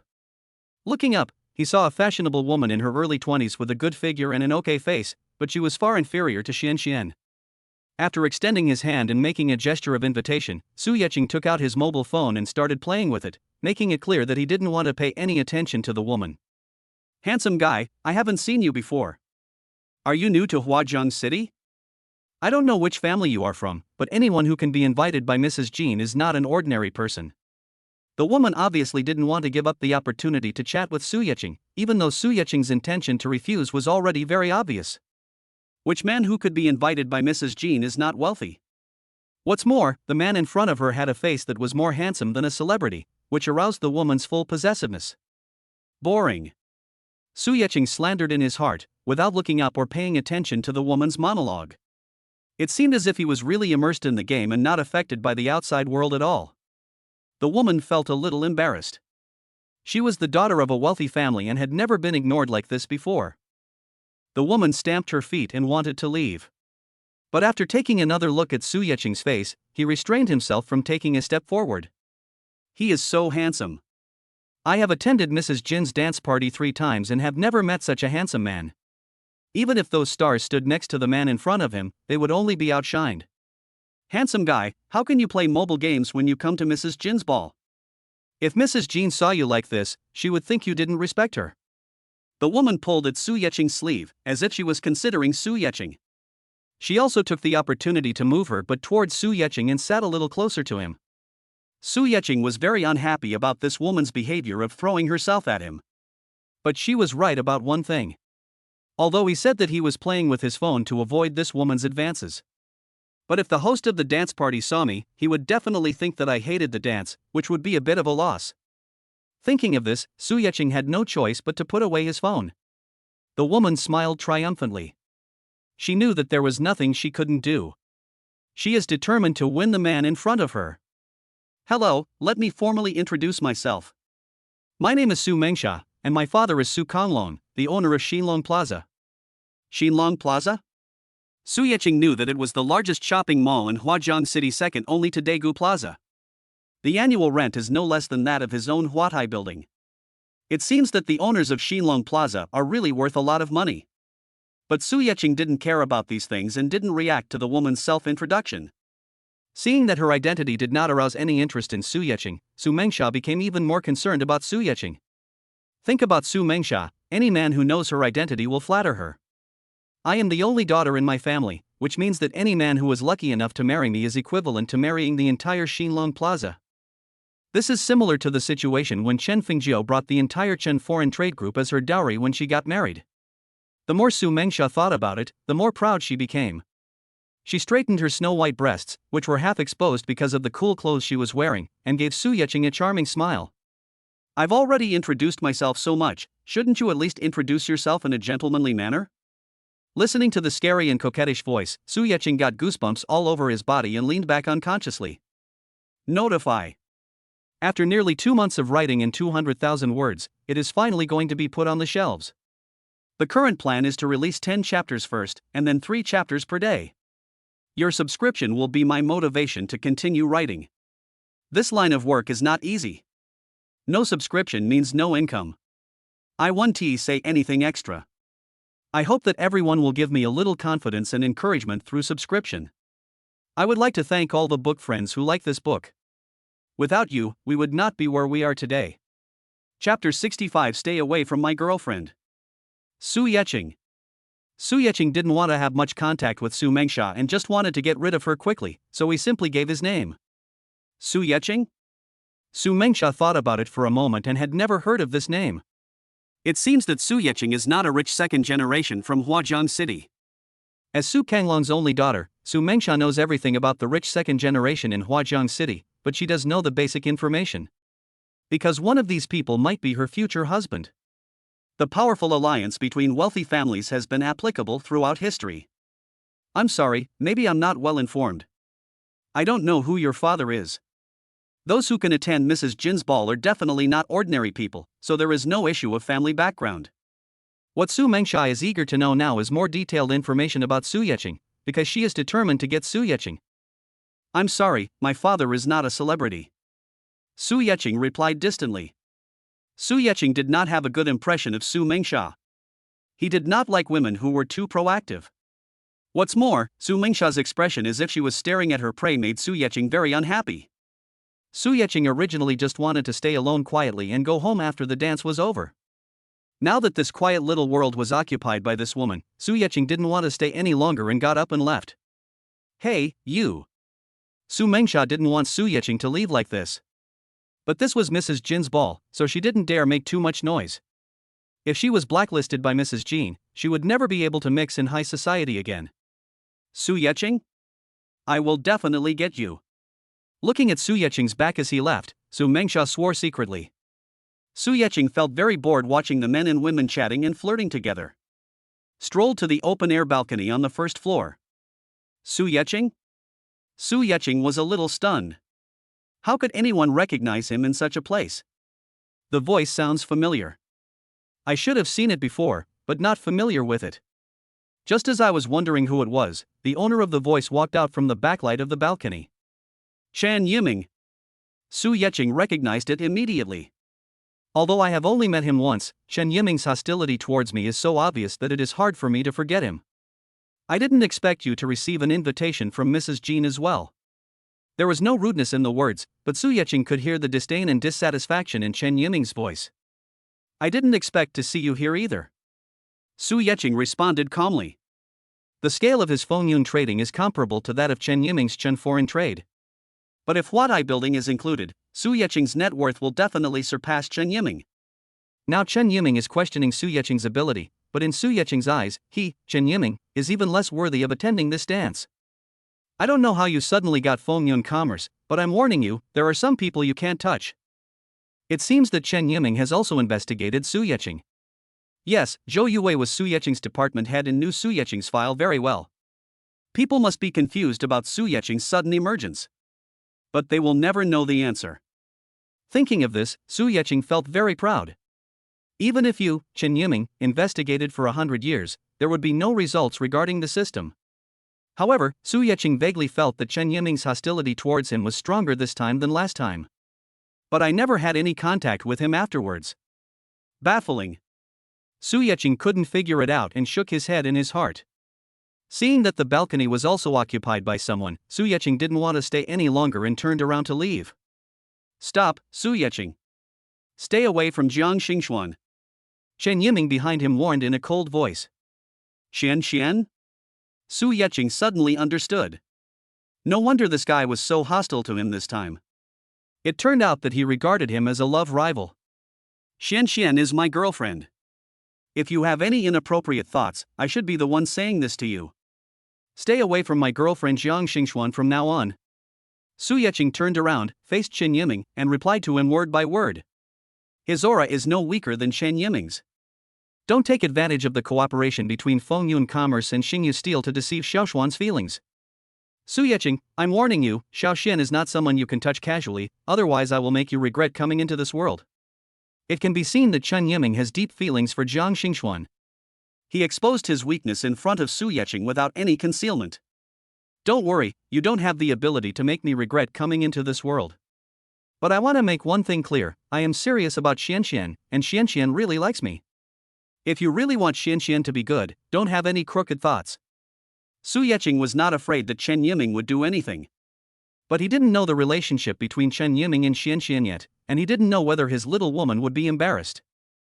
The two men with strong aura just stared at each other, neither of them spoke, just silently competing with each other with their eyes. Mrs. Jean is coming down. Mrs. Jean is here. The people in the hall cheered, showing the host's extremely high status. Su Yeching and Chen Yiming withdrew their gazes from each other and walked towards the living room at the same time. It seemed as if the fighting just now was just a misunderstanding and disappeared in an instant.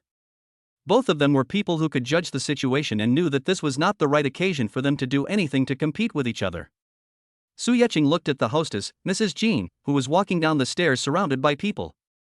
She is very delicate, with a small oval face, willow-shaped eyebrows, big eyes, and upturned corners of the eyes, which makes her indescribably charming. She has maintained a very good figure, with a curvy figure. Any more would be too much, and any less would be too little. Judging from her appearance alone, you can't tell that Mrs. Jean is already married. It is no exaggeration to say that she is a girl in her early 20s. Su Yeching just looked at him with admiration, without any improper thoughts. He is not a playboy. When it comes to love, he just wants someone who loves him and whom he loves in return. He doesn't even want to touch other flowers and plants. After Mrs. Jean signaled for everyone to be quiet, she gave a brief introduction to the dance party. The gist of it is that she donated some personal belongings, everyone started bidding, and all the final proceeds were donated to children in the mountains. Naturally, there was another round of warm applause, and everyone praised Mrs. Jean for her kindness. This part went very smoothly. Many people became regular customers, and they were all wealthy people who didn't mind spending some money to buy a good reputation. Su Yeching also followed the trend and bought something, which seemed to be a headdress. He didn't pay much attention to it. He was not good at it anyway, so he just considered it a good deed for 5 million. Chapter 66 The Crown Princess. The dance session is the highlight of today. Since all the men today did not bring female companions, Mrs. Jean invited some socialites and beautiful female stars to serve as companions. The men in the hall began to choose their suitable dance partners. Some people have a clear goal, which is to marry into a family, so they only look for upper-class socialites who are of equal status. Some people just come here to have fun, and they welcome all beautiful girls and young stars. To put it bluntly, those female stars come to this ball to attract sugar daddies. Which of the men present today is not worth a lot of money? No matter which one you hook up with, you will have to worry about whether you will have a good life for the rest of your life. Everyone chose their own dance partner with their own thoughts. The whole hall was filled with a gloomy spring atmosphere. Su Yeching just felt bored and had no interest in these affairs of love. Su Yeching took a drink from the waiter's tray. He drove here by himself today and couldn't drink alcohol. Su Yeching glanced around and sat down in a corner. Just waiting for the dance to end so I can leave. Who will Mrs. King choose to open the ball this year? Yeah, I wonder who will be so lucky to be chosen by Mrs. Jean this year. It's not all about luck. Haven't you noticed? The partner Mrs. Jean chose 2 years ago was the most powerful man at the ball. Although Su Yeching was sitting in the corner, the voices of the people standing next to him talking were not quiet at all, and every word reached Su Yeching's ears. It seems that Mrs. Jean is quite charming. Those who can come here are basically the chosen ones. But looking at the way they shook their heads in anticipation, They were like concubines in ancient times waiting to be picked by the emperor. Su Yeqing found it a bit funny. Don't pay too much attention to these things. Anyway, you don't know Mrs. Jean. You are here just to make a name for yourself. Su Yeqing resisted the urge to take out his cell phone to play games, as he still had to give his master some face. Just as he was boredly looking at the various men and women in the hall, a coquettish voice exploded in Su Yeqing's ears. Su Yeqing, let's dance the opening dance. Su Yeqing's eyelids twitched. It was that Su Mengsha again. Why was she so haunting? There were two men following behind Su Mengsha, and they looked at Su Yeqing with hostility. It turned out that they were men who wanted to marry Su Mengsha, but they had just been rejected by Su Mengsha. I followed them all the way just to see what kind of person ruined their good thing. He's just a pretty boy, Sha. How can a man like that be worthy of dancing with you? One of the men looked at Su Yeqing with disdain. Although he knew that anyone who could get Mrs. Jin's invitation must be of some status. But he had attended charity balls for several years and had never seen Su Yeqing. This means that Su Yeqing was either specially invited or a rising star, and not someone with a strong family background. Compared with himself, a third-generation rich man, the man did not look down on Su Yeqing at all. Especially Su Yeqing's handsome face that made him feel a little inferior, the man felt even worse. That's right, Sha.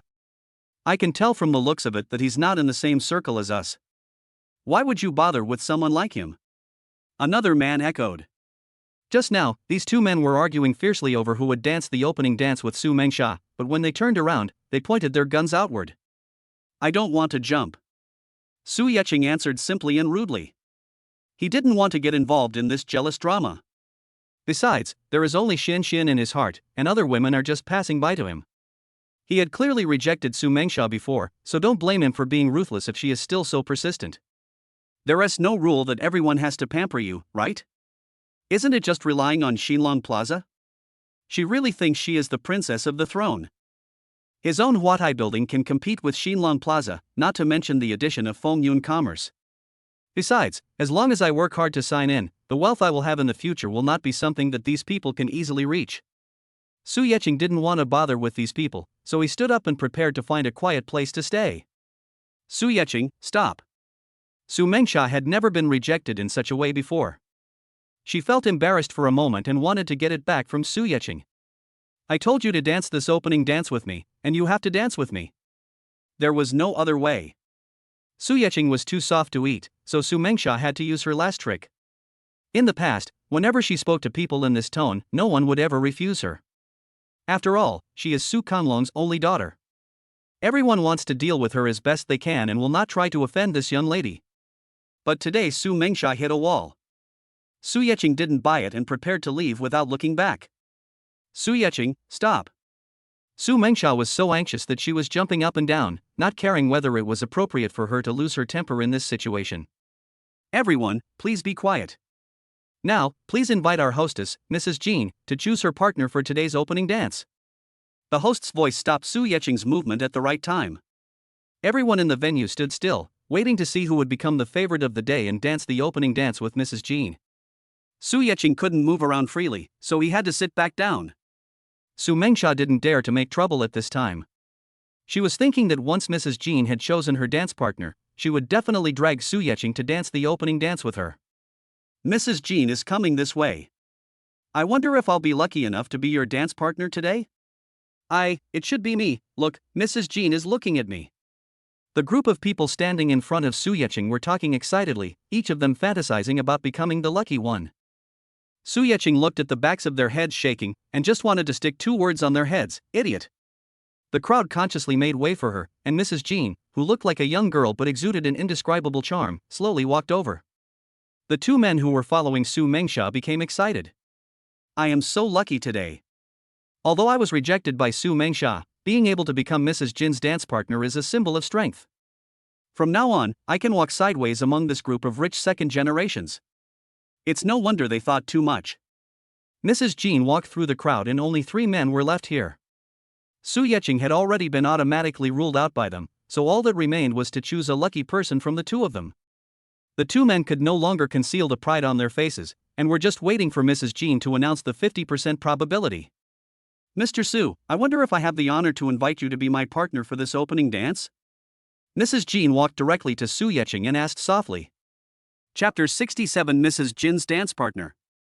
Petrified. Everyone in the hall was petrified by Mrs. Jin's words. Even though people thought of all the possibilities, they never thought that this unfamiliar man would become the lucky one today. Although the man Mrs. Jean called Mr. Su was indeed very handsome. But who is Mrs. Kim? That's the woman of the most mysterious man in Huajiang City. Would she look at someone differently just because of his appearance? Countless thoughts flashed through everyone's mind at once. Who is this man? Who is he? To be favored by Mrs. Jean, how terrifying must his background be? Su Yeching was also stunned by Mrs. Jean. He was just there to watch the fun, and he didn't expect that he would suddenly become the protagonist. I calmed myself down and suppressed the doubts in my heart. Su Yeching stood up and smiled politely at Mrs. Jean. It's an honor to receive Mrs. Jin's invitation, but I'm afraid my dancing skills will spoil Mrs. Jin's fun. Politely declined. Su Yeching really doesn't want to be what people call a lucky person. For him, no matter how powerful the power behind Mrs. Jean is, it doesn't matter. Mrs. Jin's perfect smile froze for a moment. This is the first time someone has rejected me. Everyone who comes to this dance party considers it a supreme honor to be their dance partner. I never thought that one day someone would reject me. Now, there really is such a person who rejected me without any hesitation. Mrs. Jean was a little annoyed. She had always been the center of attention, and this was the first time such an embarrassing thing had happened to her. But Mrs. Jean had seen a lot of big scenes after all, so she suppressed her dissatisfaction and put a perfect smile on her face again. Mr. Su, you're joking. Dancing is just for fun. There's no need to be so serious. Could it be that Mr. Su dislikes me because I'm a woman and only wants to dance with a young girl? Mrs. Jean half-jokingly eased the awkwardness. If Mrs. Jean doesn't mind, it would be my honor. Now that things have come to this, Su Yeching would be at a loss if he delays any further. There was no choice but to extend her hand and make a gesture of invitation, and Mrs. Jean placed her hand on Su Yeching's palm. The two walked slowly towards the center of the hall. If you ignore their identities, they look like a pair of golden boy and jade girl, very pleasing to the eye. Su Mengsha glared at the two men's backs from behind the crowd. At this moment, she no longer worshipped Mrs. Jean, but was filled with hatred. It feels like something that belongs to me has been taken away. The music started. It was a tango. With the dancing skills that Su Yeching had acquired, she and Mrs. Jean cooperated perfectly. As the dance ended, there was endless applause. This time people really meant it. Because everyone can see that Su Yeching's dancing skills are extraordinary, and can be said to be god level. Of course, we have to exclude two people. One was Su Mengsha, whose eyes were red with anger. The other was Chen Yiming, whose face was ashen, his hands were clenched, and veins bulged on his fists. Chen Yiming also conducted an in-depth investigation into Su Yeching. Although no one knows how Su Yeching became rich overnight, his previous life could definitely be described as poor. So when Mrs. Jean invited Su Yeching to dance, Chen Yiming didn't think Su Yeching would be the lucky one. Chen Yiming knew that dancing could not be learned overnight. Under Su Yeching's previous conditions, practicing dancing was absolutely a luxury and impossible. So when Su Yeching refused, he became even more convinced that Su Yeching could not dance. Seeing Su Yeching being forced to go on stage, Chen Yiming felt proud in his heart. He was just waiting to see Su Yeching make a fool of himself. But Su Yeching shattered Chen Yiming's fantasy with a perfect tango. He bowed to everyone around him as a token of thanks. Su Yeching took Mrs. Jin's hand and walked off the stage, politely taking her leave. Mr. Su, please stay. Mrs. Jean was not prepared to let Su Yeching go just like that. What advice does Mrs. Jean have? Su Yeching frowned slightly. This Mrs. Jean seems to be very obsessed with herself. Of course, Su Yeching knew that this had nothing to do with love between men and women. But Su Yeching couldn't figure out how he had attracted Mrs. Jin's attention. Mr. Su, do you mind speaking with me for a moment? Su Yeching made a gesture of invitation and followed Mrs. Jean into the small living room next door. I wonder what Mrs. King wants to talk to me about.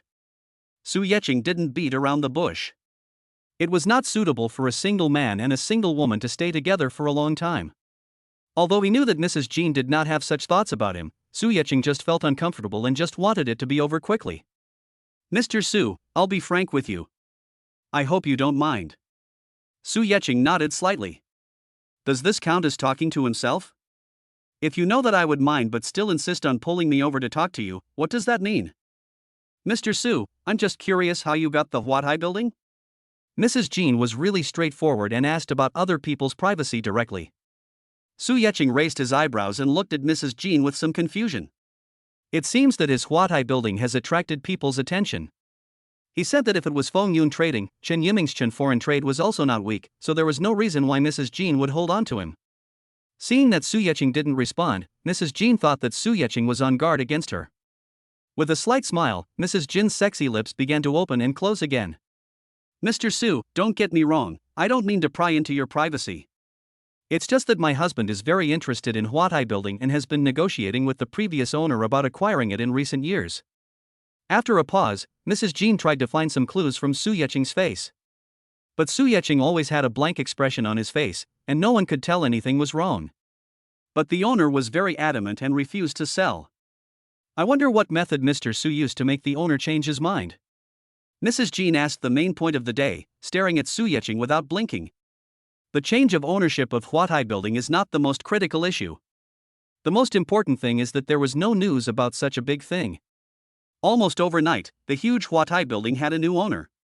After such a big operation, her husband didn't even notice anything, even when he was staring at Huatai building from home. It's scary to think about it this way. How terrifying are the forces that exist in Huazhang City?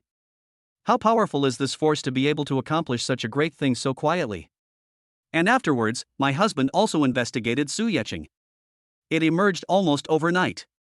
From acquiring Feng Yun Commerce to changing the ownership to Huatai building, this young man seemed to have done everything effortlessly. Mrs. Jean specially chose Su Yecheng as her dance partner today. She wanted to find out Su Yecheng's background. Chapter 68 Happy Valley Amusement Park. Mrs. Jean is overthinking it. Su is just lucky. It just so happened that Huatai building was for sale, so I bought it. Su Yecheng smiled and didn't explain much. Mrs. Jin's intention of asking was very obvious, and she would not be so foolish as to tell him everything. Really? Then Mr. Su is really lucky. Mrs. Jean saw that she couldn't get anything out of him, so she just gave a fake smile. Then I wonder where Mr. Su's ancestors are from. Who is your father? Why have I never heard of Mr. Su's name in Huazhang City before? Su Yecheng didn't like the feeling of being interrogated. He felt like a prisoner. Not wanting to bother dealing with Mrs. Jean anymore, Su Yecheng simply pushed back at the aggressive woman in front of him with just one sentence. Mrs. Jean, just think of me as someone who landed in Huazhang City. I'm here to attend the charity ball, not to report my life story. Mrs. Jean also noticed Su Yecheng's impatience, and was unsure of Su Yecheng's true identity and background, so she didn't dare to force it. Smiled awkwardly. Mr. Su is such a joker. I'm just a little curious and asked too many questions. Women are just curious, Mr. Su, please don't take it to heart. Su Yecheng nodded, looking as if he was keeping people at a distance. If Mrs. Jean has nothing else to do, I'll leave first. There are a lot of people outside waiting for Mrs. Jean to greet them.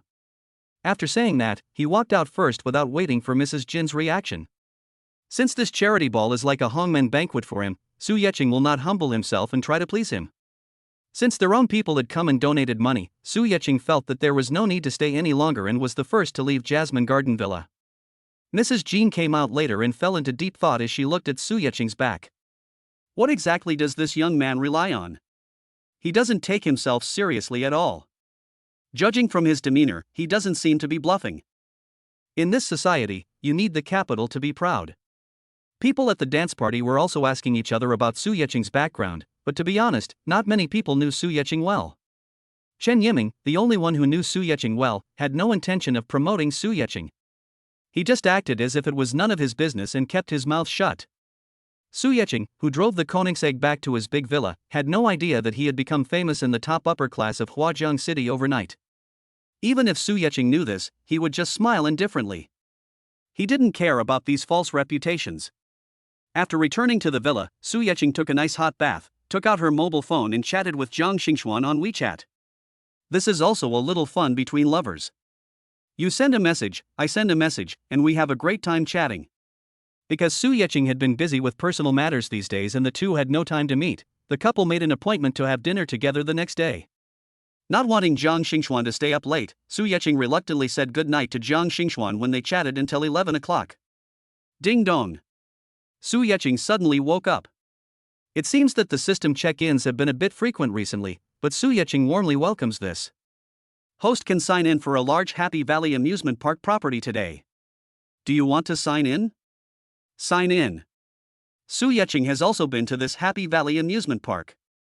It is currently the super amusement park in China with the most advanced equipment, the highest technological content, and the largest number of amusement equipment. It can be said to be a place where you make a fortune every day. Ding. Sign in successful. A property certificate of Happy Valley Amusement Park appeared in Su Yecheng's hand. Su Yecheng really loves this system more and more. Just yesterday I was thinking about how to expand my business, and today the system gave me such a big gift. The sound of the spring gurgling, the spring gurgling, the spring gurgling, the sound jumped down the hill. Su Yecheng picked up the phone. It was another unfamiliar number. Who? Hello, are you Mr. Su Yecheng Su? The voice on the other end of the phone was that of a respectful woman, who must be quite old and very calm. I'm Su Yecheng. Su Yecheng probably guessed who was on the other end of the phone. As expected. Hello, Mr. Su. I am Dong Yongqin, the project manager of Happy Valley Amusement Park. I just received a notice that Happy Valley Amusement Park has changed hands. Mr. Su, you are the new owner. I wonder when you will be free to come and handle the paperwork. Su Yecheng already knows the process very well. The so-called procedure is to sign a document yourself, and all future income from Happy Valley Amusement Park will be directly deposited into your account. Anyway, the property ownership certificates are already in his hands, so Su Yecheng is not in a hurry about the money. I'll be there in a while. Su Yecheng thought about taking Jiang Xingxuan there for a date in a few days and completing the formalities at the same time. Okay, Mr. Su, then I'll wait for you to come over when you have time. Good. Su Yecheng hung up the phone very simply. After washing up, I went straight to Fengyun Trading. Walking into the chairman's exclusive elevator, the female employees in the lobby stared at Su Yecheng with fangirl eyes. Although I know that my chairman already has a girlfriend. But being able to see such a handsome boss every day is also a strong motivation for these girls. Dong dong. Enter. Secretary Wu walked in holding a brocade box. Su Yecheng even suspected that Secretary Wu was monitoring him every day. As soon as he stepped into the chairman's office, he would always knock on the door in time. Secretary Wu was unaware of Su Yecheng's messy thoughts and handed over the brocade box. Mr. Su, this was sent over by Mrs. Jean early this morning. You said you took this photo yesterday, but you left in such a hurry that you forgot to take it. Su Yecheng also remembered that he had indeed spent 5 million to shoot the film. Yesterday, because I was dissatisfied with Mrs. Jin's attitude, I just left and forgot about this matter. What else did you say? Su Yecheng didn't believe that Mrs. Jean would be so kind as to come over so early in the morning to send this thing. The man said Mrs. Jean asked him to pass on a message. Mrs. Jean was too reckless yesterday. Mr. Su, please don't take it to heart. Secretary Wu told Su Yecheng exactly what he had said. I don't quite understand what happened yesterday that made the mysterious Mrs. Jean say such a thing. Could it be that his chairman has some unknown strength? It's no wonder Secretary Wu thinks so. When Su Yecheng first revealed that he was the owner of Huatai Building, Secretary Wu was frightened. Okay, I understand. Su Yecheng did not intend to satisfy Secretary Wu's curiosity and signaled him to leave. When I opened the brocade box, there was a red hairpin with a phoenix spreading its wings inside, which had a retro feel. Originally, Su Yecheng took the photo and planned to give it to Jiang Xingxuan. But now looking at it carefully, I feel that it is a bit too gorgeous and does not suit the fresh temperament of his son Xianxian. Chapter 69, The Gigolo. Su Yecheng thought that he and Xianxian had been dating for a while, but he had never given her any gifts. I must buy a nice gift for my girlfriend when we go on a date tonight. After locking the brocade box in the safe, Su Yecheng began his day as a boss. 5 p.m. Koenigsegg stopped at the entrance of Huatai Building on time. Su Yecheng just got off the car and was about to take out her cell phone to tell Jiang Xingxuan that she had arrived. A beautiful figure trotted over. Su Yecheng hurried over and said, "Slow down, why are you running so fast in high heels?" Su Yecheng supported Jiang Xingxuan, who was a little out of breath, and glared at her with a hint of blame. What if I twist my ankle and fall? Jiang Xingxuan smiled, his face slightly flushed from running, and said nonchalantly, "Don't worry, I have good balance." Su Yecheng touched Zhang Xingxuan's head helplessly and pulled her into the car. Where do you want to eat? My friend told me there's a new seafood restaurant that opened in Xinlong Plaza. The food is very authentic. Let's go try it. Su Yecheng paused as he was about to start the car. Xinlong Plaza? I was just harassed by the crown princess of Xinlong Plaza yesterday, and my girlfriend mentioned it today. Isn't it too coincidental? What's wrong? Can't you eat seafood? Zhang Xingxuan thought Su Yecheng was allergic to seafood and secretly blamed himself for being too careless. Without even asking Su Yecheng if he could eat it, he took the initiative to eat the seafood. Looking at Zhang Xingxuan's worried expression, Su Yecheng felt warm in her heart. Su Yecheng shook his head, thinking that he was overthinking it. No, I don't have any dietary restrictions. This is just a small request from my girlfriend, so of course I have to satisfy her. So what if I really need Su Mengsha? If I can reject her once, I can reject her a second time. It's no wonder that Su Yecheng's idea is indeed the right way to approach it. No matter who you are, I will reject anything I don't like. Koenigsegg drove into the underground parking lot of Xinlong Plaza without any obstruction. The two took the elevator all the way to the food court on the 8th floor. Yi Qing, this is the store my friend was talking about. Zhang Xingxuan, like a little girl, excitedly pulled Su Yecheng into a restaurant called Tianqian Seafood Restaurant. Su Yecheng looked at Zhang Xingxuan lovingly. It was really hard to imagine what kind of expression this little woman would have when talking about business. Su Yecheng had heard from Zhang Tianfei that Zhang Xingxuan had inherited some of Zhang Shumao's true qualities and was a strong woman in the company. However, Su Yecheng prefers Zhang Xingxuan, who is carefree like this. His woman doesn't need to go into battle, she just needs to be pampered by him. Come in quickly. Zhang Xingxuan saw Su Yecheng standing in a daze at the door of the store, so he reached out and pulled him in. The dinner ended with the two of them enjoying each other's company. Let's go shopping later. Su Yecheng picked up the bag for Zhang Xingxuan and walked to the cashier to pay. Isn't this Zhang Xingxuan? When did you find a gigolo? No wonder you refused Senior Chen's love for you in college. So you like this type? Su Yecheng's face fell instantly.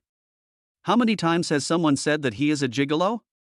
Looking at the woman who spoke in a sarcastic tone, she looked decent, but her heart was too vicious.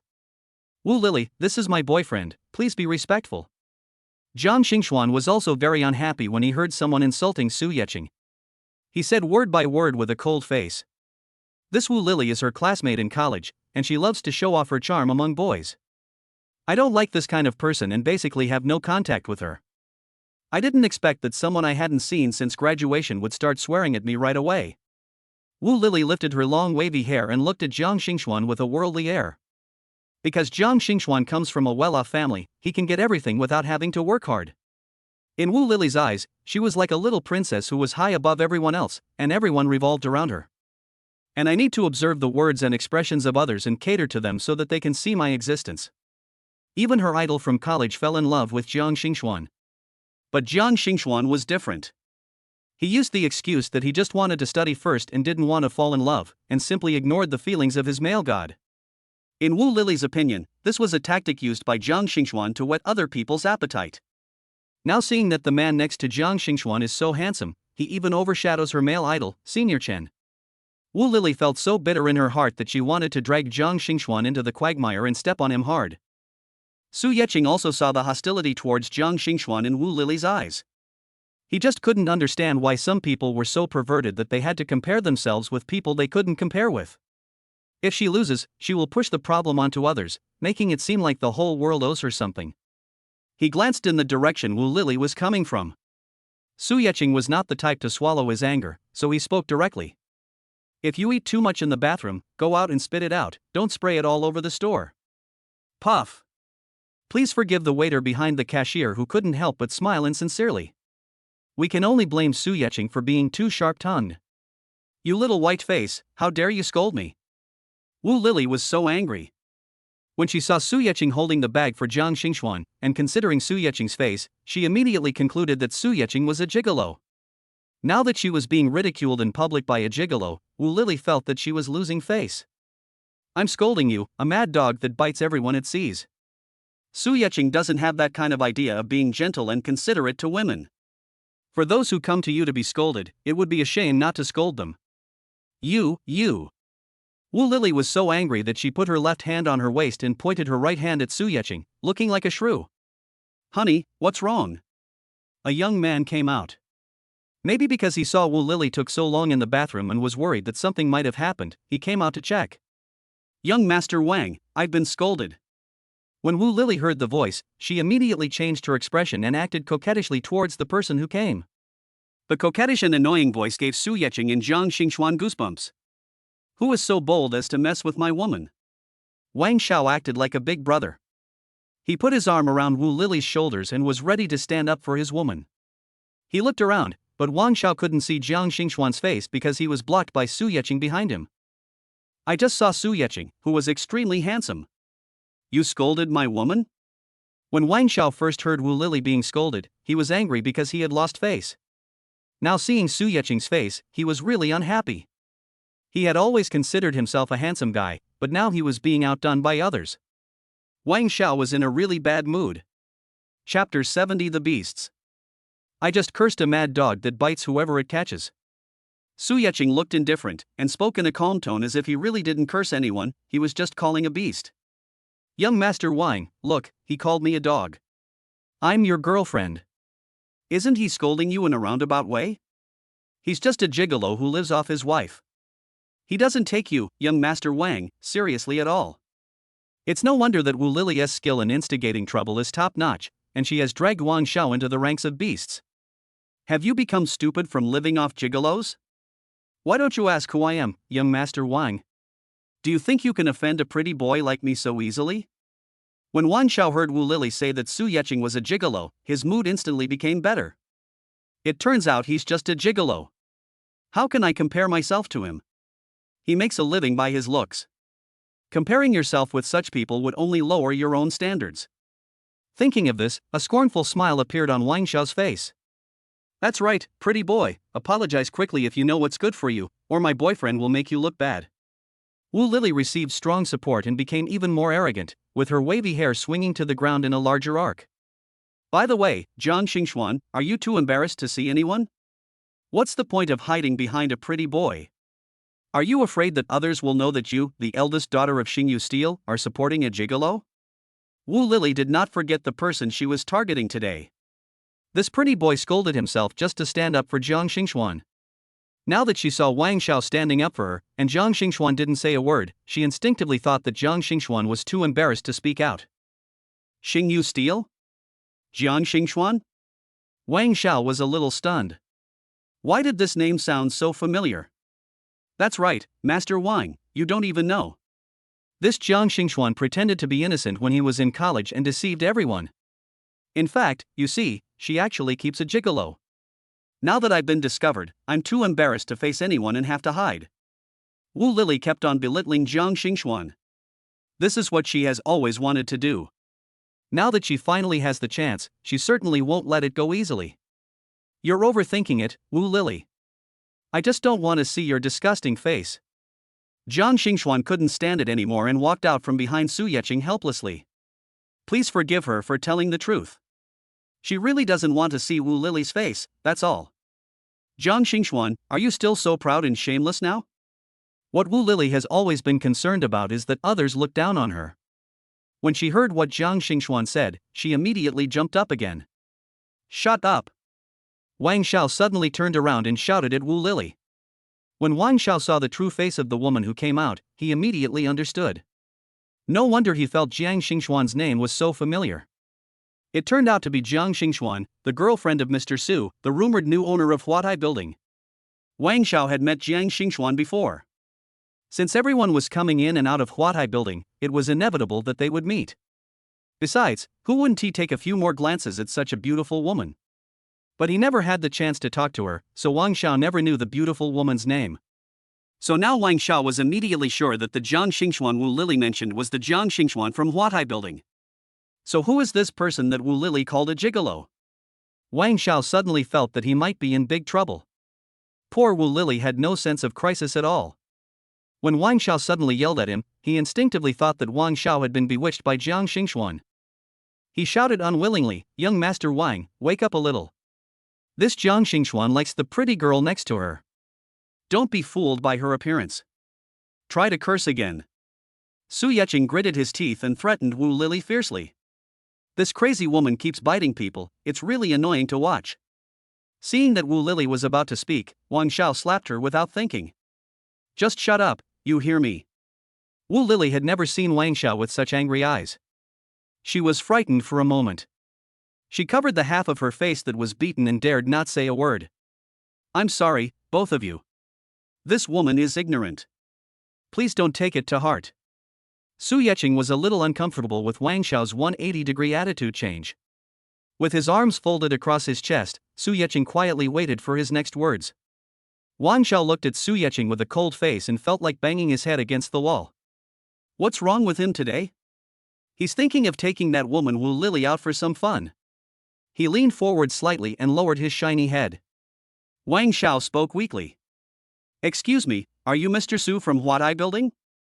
Although it was a question, Wang Xiao was basically certain about it in his heart.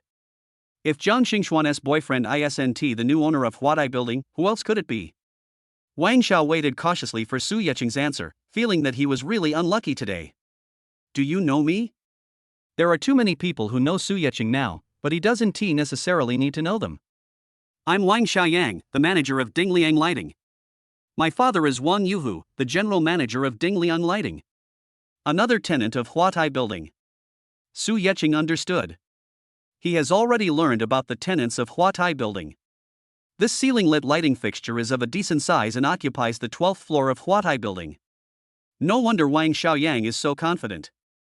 It's a pity that the person he met today was Su Yecheng.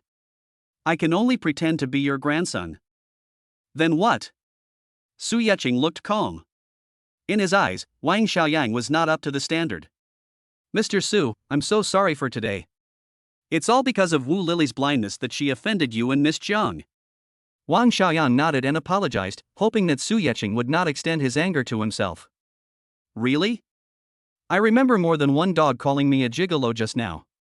Su Yecheng looked like he was going to settle a score. That's right, there are really not many people who can escape safely after scolding Su Yecheng. I was also confused and was deceived by that bitch Wu Lili. Wang Xiaoyan was so anxious that sweat was pouring down his face. Mr. Su, I really didn't mean it. Please be magnanimous and don't bother with a small person like me. You mean I'm too stingy? Su Yecheng deliberately misinterpreted what Wang Xiaoyang meant. No. Wang Xiaoyang was so anxious that he almost bit his tongue. What I mean is that small people like us are not worthy of making Mr. Su angry. It's not worth it, not worth it. Wang Xiaoyan waved his hands repeatedly to accompany his explanation. Looking at the humble Wang Xiaoyang, the cold Su Yecheng, and the unsurprised Zhang Xingxuan, Wu Lili was completely confused. What was going on? Chapter 71, Sending a Token of Love. I remember that your company's contract with Huatai Building is about to expire, right? Su Yecheng is a top student after all. He only looked at the information of so many tenants in Huatai Building once and remembered all the key points. Su Yecheng's calm words frightened Wang Xiaoyang greatly. He still remembered the recent rumor in Huatai Building that Wen Yiting, the eldest daughter of Antai Life Insurance, had offended Mr. Su's girlfriend, causing the rent to increase by 30%. At that time, he thought that Wen Yiting was a fool who offended people without even having eyes to see clearly. I didn't expect that it would be my turn so soon. If my dad knew about this, he would definitely break my legs. Thinking of this, Wang Xiaoyan glared hatefully at Wu Lili, who was already frightened silly. This woman is such a jinx. Am I crazy to have found such a woman? Su, Mr. Su, I really did something wrong this time. I apologize to you. While apologizing, Wang Xiaoyang did not forget to bow deeply. We have always renewed the Huatai Building contract directly. Can you please not change it? Su Yecheng found it very funny to see Wang Xiaoyan looking like he was about to cut off some flesh. Does it seem like they think you're going to raise the rent? But this time I had no such plan at all. It's too troublesome to change the contract. Don't worry, I have no plans to do so. Su Yecheng wanted to laugh when she saw Wang Xiaoyan looking relaxed. When a cat catches a mouse, it won't bite the mouse to death immediately. It's more interesting to play with it slowly. Thank you, Mr. Su. Thank you, Mr. Su. Wang Xiaoyan was happy that he finally didn't have to be beaten by his father. When the lease on your overhead lighting fixtures expires, just move out. I'll let Zhang Tianfei know. A bolt from the blue. Su Yeching's light words made Wang Xiaoyang so crispy on the outside and tender on the inside that he was completely confused. This is not a question of whether the rent will increase or not. They were directly kicked out by Huatai Building, so where is the symbol of Dingliang Lighting as the leader in the lighting industry? Wang Xiaoyang's father's dark face appeared directly in front of him, and it seemed that he was holding a stick in his hand and waiting for him. His body shook a little, and if Wang Xiaoyang hadn't held onto the cash register in time, he might have collapsed to the ground. Mr. Su, you can't do this. I beg you, please forgive me this time. I was wrong, I was really wrong. Wang Xiaoyang burst into tears and snot. It is really hard to imagine that Wang Xiao, who is usually full of vigor and vitality, would have such a day. It might be Wang Xiaoyang's actions that brought the frightened Wu Lily back to her senses. She was a little confused about the situation. He grabbed Wang Xiaoyang, who was completely different from his usual self. Master Wang, what's wrong with you? You're the young master of Dingliang Lighting. Is it necessary for you to be so afraid of this person? Su Yeching was surprised when she saw Wu Lily with an ignorant look on her face. What's wrong with Wang Xiaoyang's eyes that he would fall for this woman? Get lost. It's all your fault. Bitch. Wang Xiaoyang looked at Wu Lily, who dared to come closer to him, and pushed her to the ground with his eyes red. Xian, let's go. Su Yeching was not interested in watching this kind of drama. After swiping the card to pay the bill, he took Zhang Xingxuan's hand and walked out of the restaurant. Mr. Su, please wait. Wang Xiaoyang wanted to catch up anxiously, but he couldn't take a step. Looking down, he saw Wu Lily hugging his right leg. Wang Xiaoyang became even more angry. This woman was more likely to cause trouble than to help. He raised his left foot and kicked Wu Lily hard. Someone got beaten up. Someone got beaten up. Call the police now. There was a noisy sound coming from the seafood restaurant, and Zhang Xingxuan looked back with some reluctance. Su Yeching gently turned Zhang Xingxuan's head back and spoke softly. Xian, not everyone deserves sympathy. Everything that happened today is her own fault. If we didn't have the status we have today, we would be the ones being humiliated. Zhang Xingxuan looked at Su Yeching's serious expression and nodded. Put on a bright smile. I know. I'm not a pushover. I just think it's a bit indecent for a grown man to hit a woman. Someone will take care of it. Let's go shopping. Good. The little episode did not affect the mood of the two people. Holding hands, they enjoyed their own happiness. Fucking jewelry. Su Yeching stopped at the door of this high-end jewelry store. What's wrong? Zhang Xingxuan looked at the store and saw that it was a jewelry store. You don't plan to buy jewelry? Xian, I want to give you a token of love. I don't need those things. But I want to settle you down so that I can feel at ease. Without saying anything, Su Yeching pulled Zhang Xingxuan and walked in. Welcome, sir, may I ask what style you would like to buy? When the clerk saw two customers dressed very elegantly, he immediately came over to greet them. Isn't this Su Yeching? I heard that kid Zhang Jin say that you become rich, but I didn't believe it. Now it seems to be true. A man dressed like a young man came over with a woman who was also a beauty. Wang Meng. This man and Su Yeching were roommates in the same dormitory at the university. Although they seldom interacted with each other, they lived in the same dormitory every day, so Su Yeching recognized him at once. It's me. It seems that even though you've become rich, you haven't forgotten your old classmates. Su Yeching shrugged. When Wang Meng was in college, he basically treated her like air whenever he saw her and never took the initiative to say hello. Did you change your gender today? After Wang Meng laughed heartily, he stared at Zhang Xingxuan for a while. If the woman next to him hadn't pulled him back and retracted his lustful gaze, Su Yeching would have wanted to dig out his eyes. So disgusting. Meng, who is this? The woman took Wang Meng's arm, as if she was declaring her sovereignty. His eyes quickly glanced at Su Yeching's face. Although this man named Su Yeching is indeed handsome. But she had finally captured Wang Meng's heart and was about to climb to the throne of Mrs. Wang. She would not let herself make mistakes. Oh, I forgot. This is my fiancée, Yulin. Nana, this is my college roommate Su Yeching. Wang Meng smiled at Su Yeching with ill intent. Don't be fooled by his present appearance. He was a poor guy in college. Su Yeqing, I heard from Haozi and the others that you found a rich woman? Wang Mang looked at Zhang Xingxuan again with great pride. At first I thought it was just nonsense from Haozi and the others, but now it seems to be true. It's just that Haozi and the others are wrong about one thing. You, Su Yeqing, are not being kept by an old woman. Instead, you found a white, rich, and beautiful woman to live with you. As Wang Mang spoke, he couldn't help but laugh triumphantly. Yulin, who was holding his arm, also covered her mouth and laughed. She said, "What's the use of being handsome? He turns out to be a gigolo." Chapter 72 The Destined One. Su Yeqing was speechless. What kind of day is today? I am repeatedly called a gigolo. Is it my fault that I'm too handsome? Having been spoiled by Wang Xiaoyang before, Su Yeqing didn't plan to pay any more attention to Wang Mang. Just think of it as a barking mad dog. After passing Wang Mang, Su Yeqing took Zhang Xingxuan's hand and walked towards the counter. Wang Mang felt a little embarrassed when he saw that Su Yeqing ignored him and treated him like air. He and Yulin had already chosen the engagement ring and were ready to leave. Now he wanted to see how Su Yeqing worked as a gigolo. If he could see with his own eyes how Su Yeqing lowered his head and coaxed a woman, he could also go with Haozi and the others to publicize it. With this idea in mind, Wang Mang pulled Yulin aside and pretended to pick out a necklace. Su Yeqing didn't care about Wang Mang's little tricks at all. Zhang Xingxuan and I were carefully choosing jewelry. "Sir, miss, which one do you like? I can take it out for you to try." For the store clerks, it doesn't matter whether you are a pretty boy or a pretty girl, as long as they can make money with their hands and improve their performance, it's fine. So the saleslady was still very enthusiastic. "Is there anything special?" Su Yeqing looked through all the jewelry on the counter, but didn't see anything she liked. His Xianxian deserves something unique. "Yes, sir, please wait a moment." The clerk saw that Su Yeqing and Zhang Xingxuan were dressed very elegantly and did not dare to offend them easily. "Sir, this is our store's most valuable treasure, called the Tears of Dreams."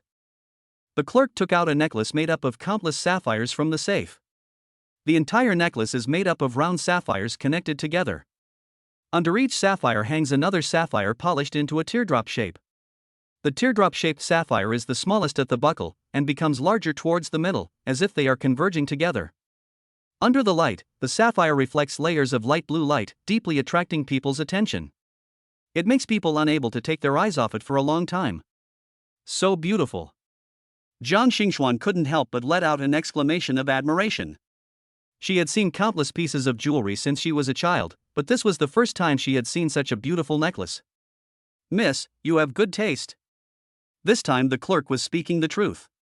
"This dream tier was designed by our fucking jewelry's chief designer. The sapphires used are all top grade, symbolizing happiness and joy between lovers." Su Yeqing liked this meaning very much, and he hoped that he would not let Xianxian shed a tear.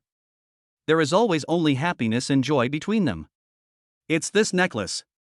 If Su Yeqing likes it, he will buy it." "Sir, the price tag on this necklace is 12 million. I don't know why, but the clerk's attitude was a bit strange. He was hesitant and didn't seem to want to sell anything. "Yi Qing, this is too expensive. I can't wear it normally, and I have to worry about losing it. I'd better not buy it." When Zhang Xingxuan heard the price, he pulled Su Yeqing and wanted to leave. Although she knew that with Su Yeqing's ability, buying this necklace was not a problem at all. But she really didn't want Su Yeqing to spend so much money just to buy such a luxury product. "It's okay, as long as you like it." Su Yeqing doesn't care about the price. As long as Zhang Xingxuan likes it, he will buy it even if he adds another zero. "I'm sorry, sir, this is not for sale. Our boss said he would only sell it to the right person." Seeing that Su Yeqing really wanted to buy it, the clerk said a little embarrassedly. The reason she took out the necklace was just to show off the strength of her company. There were also a few customers in front who were picky and dissatisfied with other accessories. "I also took out this necklace for them to admire. It seems that I like them all, but after hearing the price, I immediately chose other styles." The clerk saw that his trick worked every time, but he didn't expect that anyone would actually buy it. "Su Yeqing, I can see now that this is not the rich woman you're hanging out with. Why, how does it feel to support a beautiful woman with the money given by the old woman? But I advise you to stop pretending. If you can't afford it, just say so. You know it's not for sale, so why are you trying to act like a rich guy and buy it?" Wang Mang thought he knew the truth of the matter and sneered. I don't know how Wang Mang got into university. It was clearly after Su Yecheng wanted to buy it that the clerk told him that the item was not for sale. Wang Mang, on the other hand, labeled Su Yecheng as someone who couldn't afford it and was pretending to be rich. The shop assistants were a little disgusted with Wang Mang's intelligence. He secretly rolled his eyes at Wang Mang and slandered him in his heart. What a jerk this guy is. He doesn't understand what people are saying, but he's still trying to get involved. He doesn't even know how to end this. Su Yecheng didn't want to pay attention to Wang Mang, the lunatic. Some people are just jealous and can't stand others being better than themselves. Why are you taking out something that's not for sale? Are you kidding me? Su Yecheng was a little angry. Xian had finally found the item he liked, but was this clerk trying to make fun of them? I'm sorry, sir, I didn't mean to do that. I just wanted to show you our designer's work. The clerk had no choice but to keep explaining. Yi Qing, forget it, let's just treat it as admiring a piece of art. Let's go. Zhang Xingxuan pulled Su Yecheng, she really thought it was too expensive. That's right, Su Yecheng, you'd better take advantage of this opportunity to get out of this situation. What if the clerk comes to his senses and is willing to sell it to you, and you can't afford it? Wang Mang was unwilling to be ignored and continued to make sarcastic remarks. Yulin beside him also giggled at the right time to join in the fun. Su Yecheng didn't even look at them, but squeezed Zhang Xingxuan's hand to signal her not to worry. You said your boss said this was sold to someone with a predestined relationship? Su Yecheng asked the clerk in a very cold tone. There was nothing he could do. He just felt a little fooled by the clerk, so his attitude naturally couldn't be good. Yes. The salesgirl is now very honest, answering every question and telling the truth. Is your boss one fucking? Sir, do you know our boss? The clerk asked cautiously, thinking to himself, please don't offend someone you shouldn't offend. I've met him once, but I don't have the business card he gave me with me. Do you have your boss's phone number? Su Yecheng was telling the truth. He didn't think that one fucking would be found for any reason. So the business card that one fucking gave me was thrown into the office, and the phone number was not saved. I'm sorry, sir, I don't know the boss's phone number. The clerk didn't know whether what Su Yecheng said was true or false, but he definitely didn't know the boss's phone number. Ha, Su Yecheng, you're making me laugh to death. You know one fucking? Why don't you say you know the queen? Wang Mang felt that what Su Yecheng said was becoming more and more outrageous, and he became more certain that Su Yecheng was pretending. Chapter 73 Buying the Dream Tears. Idiot. No matter how good-tempered Su Yecheng was, he couldn't stand Wang Mang's instigation and cursed him directly. Ignoring Wang Mang's angry look, Su Yecheng took out his cell phone. Manager Zhang, do you know one fucking's phone number? Okay, send it to my phone. Just keep pretending. I want to see if you can keep pretending until the end. Wang Mang was determined not to leave. He had to see Su Yecheng unable to pretend anymore and slap himself in the face. Su Yecheng's cell phone lit up and the sound of a text message rang out. Dial the number. Hello, who is this? Su Yecheng turned on the hands-free mode, and everyone in the store could hear the deep male voice clearly. I'm Su Yecheng from Huatai Building. Mr. Su, what do you want to talk to me about? One fucking on the other end of the phone was very excited, and you could tell from his voice. Ever since meeting Mr. Su at Huatai Building that day, one fucking has been looking for an opportunity to establish some relationship with Mr. Su. But I have been in and out of Huatai Building so many times, but I have never encountered it again. Just when I was wondering how I could meet him by chance again, Mr. Su took the initiative to call me. How could one fucking not be excited? My girlfriend saw a necklace called Dream Tears in your store in Xinlong Plaza. But your clerk said the boss stipulates that it can only be sold to those who are destined to meet you. I wonder if I can be that destined person? Su Yecheng asked politely, but he was sure that one fucking would definitely be willing to let him be the destined one. Of course, it's my honor to be Mr. Su's destined partner. Well, Mr. Su, I'll have dinner at Xinlong Plaza. Please wait for me for a few minutes and I'll be down soon. Good. Su Yecheng hung up the phone. Humph, just try your best to act. I don't know where you found these extras from. Do you think you can scare me away just by making a phone call? I really don't know whether to say that Wang Mang is stubborn or a fool. Anyway, he had made up his mind that Su Yecheng was a liar, and he had to wait here and watch the show. Did Su Yecheng think he didn't know one fucking? After all, his family also runs a company, although it is a small company, but following his father, Wang Meng has seen Wan fucking from afar several times. But it's not something that Su Yeching can just find anyone to pretend to be. Mr. Su, I'm so sorry to have kept you waiting. A familiar man's voice on the phone. A man then walked quickly into fucking jewelry. Only a few minutes passed, and Su Yeching didn't have to wait any longer. Mr. Wan, you're too polite. I'm sorry for interrupting your meal. Su Yeching greeted politely. Meng, is this the real Wan fucking? Yulin had never met Wan fucking in person, and like Wang Meng, she believed that Su Yeching was a liar. What? Am I, Wan fucking, a liar? Before Wang Meng could shut Yulina's mouth, Wan fucking became unhappy. He was the chairman of fucking jewelry, but his identity was being questioned in public in his own store and in front of the people he wanted to make friends with. This is really too much of a loss of face. No, Mr. Wan, it's my girlfriend who was blind and didn't recognize you. I'm sorry. Wang Meng recognized him. This was the real Wan fucking. He was just a little punk in front of him. Wang Meng stayed aside obediently and had no intention of leaving. So sometimes people can be invincible when they are mean. It's already like this, why don't you just leave? Do you have to stand aside and wait for people to come and settle the score with you? Ignoring Wang Meng, Wan fucking turned to Su Yeching and asked politely. Mr. Su just said that he has a crush on the dream tears in our store, right? Yes, I hope I can be that lucky person.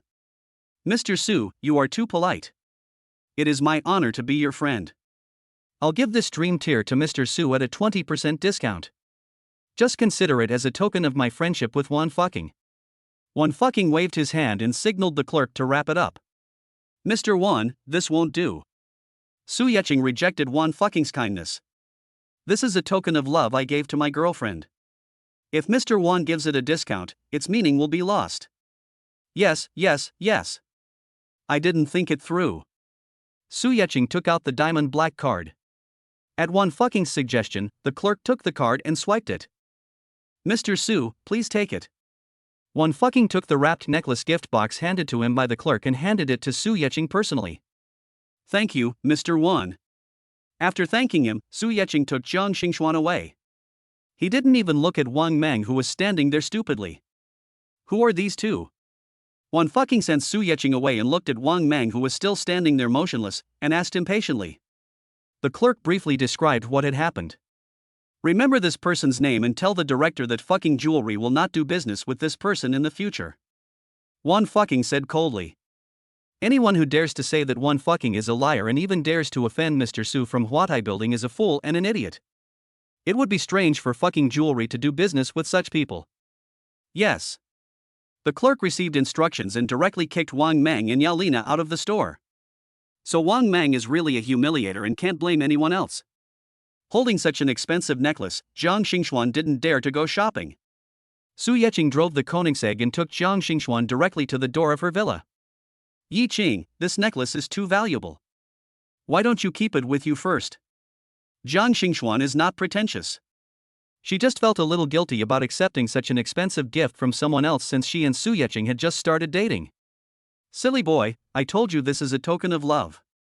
I've already decided on you, is this necklace still expensive? Xian, you are a priceless treasure in my heart. The last line of love words coupled with Su Yeching's sincere expression captivated Zhang Xingxuan's heart. How come you're so good at making girls happy? Zhang Xingxuan lowered her head shyly. Su Yeching gently lifted Zhang Xingxuan's chin and spoke every word seriously. Xian, I'm telling the truth. You are the woman I've chosen for my life. Zhang Xingxuan looked at Su Yeching's black eyes, as if he was deeply attracted to them. Me too. After Zhang Xingxuan shyly confessed his love, he mustered up the courage to kiss Su Yeching on the face. Xian. Without waiting for Su Yeching to finish speaking, Zhang Xingxuan opened the car door in panic and ran into the villa as if escaping.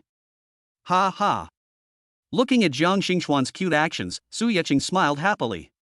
Touching the left cheek that had been kissed by Zhang Xingxuan, Su Yeching felt it was burning hot. I stayed at the door of the villa for a long time and could no longer feel the heat on my face. Su Yeching reluctantly drove the Koenigsegg back to his high-tech villa. After taking a hot bath, Su Yeching threw herself on the big bed. My mind is full of Zhang Xingxuan's shy expression today. Chapter 74, I don't want to have any connection. The sweet dream was disturbed again, but this time it was not the sign and sound that Su Yeqing loved so much. The sound of the spring gurgling, the spring gurgling, the spring gurgling, the sound jumped down the hill. Su Yeqing covered his head with the quilt. He didn't want to get up or answer the phone. The sound of the spring gurgling, the spring gurgling, the spring gurgling, the sound jumped down the hill. The cell phone rang non-stop, as if it was connected to Su Yeqing's pole. Who is it? Su Yeqing picked up the phone helplessly, without even glancing at the screen, and asked angrily. Mr. Su, did I disturb you? Sorry, I thought you were up. It was Zhang Tianfei's voice. Su Yeqing took the phone from his ear and checked the time. It was 10:28. It's almost noon, no wonder Zhang Tianfei's tone is a little strange. Normal people would be at work at this time, but I am still sleeping soundly, which is really a bit unreasonable. Well, I slept a little late last night. Although there was no need to explain to Zhang Tianfei, Su Yeqing still felt a little embarrassed. We are all young people, and others have been working diligently for a long time, but I seem a little decadent. I was reckless. I didn't consider that Mr. Su needed to socialize, unlike us who work and go to get off work on time. Zhang Tianfei was very good at talking and immediately paved the way for Su Yeqing to go down the slope. Mr. Su, Wang Yuhu, the general manager of Dingliang Lighting, came to me this morning and said you don't want to renew your contract with them?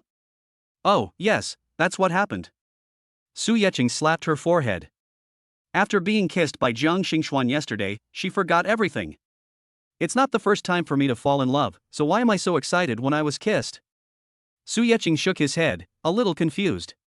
It was too late yesterday, so I didn't inform you. I wanted to tell you today, but he took the initiative to find you. It seems that Wang Yuhu is very anxious. I just wonder if Wang Xiaoyang was beaten by his father when he returned home? After all, this son gave him a big surprise. Yes.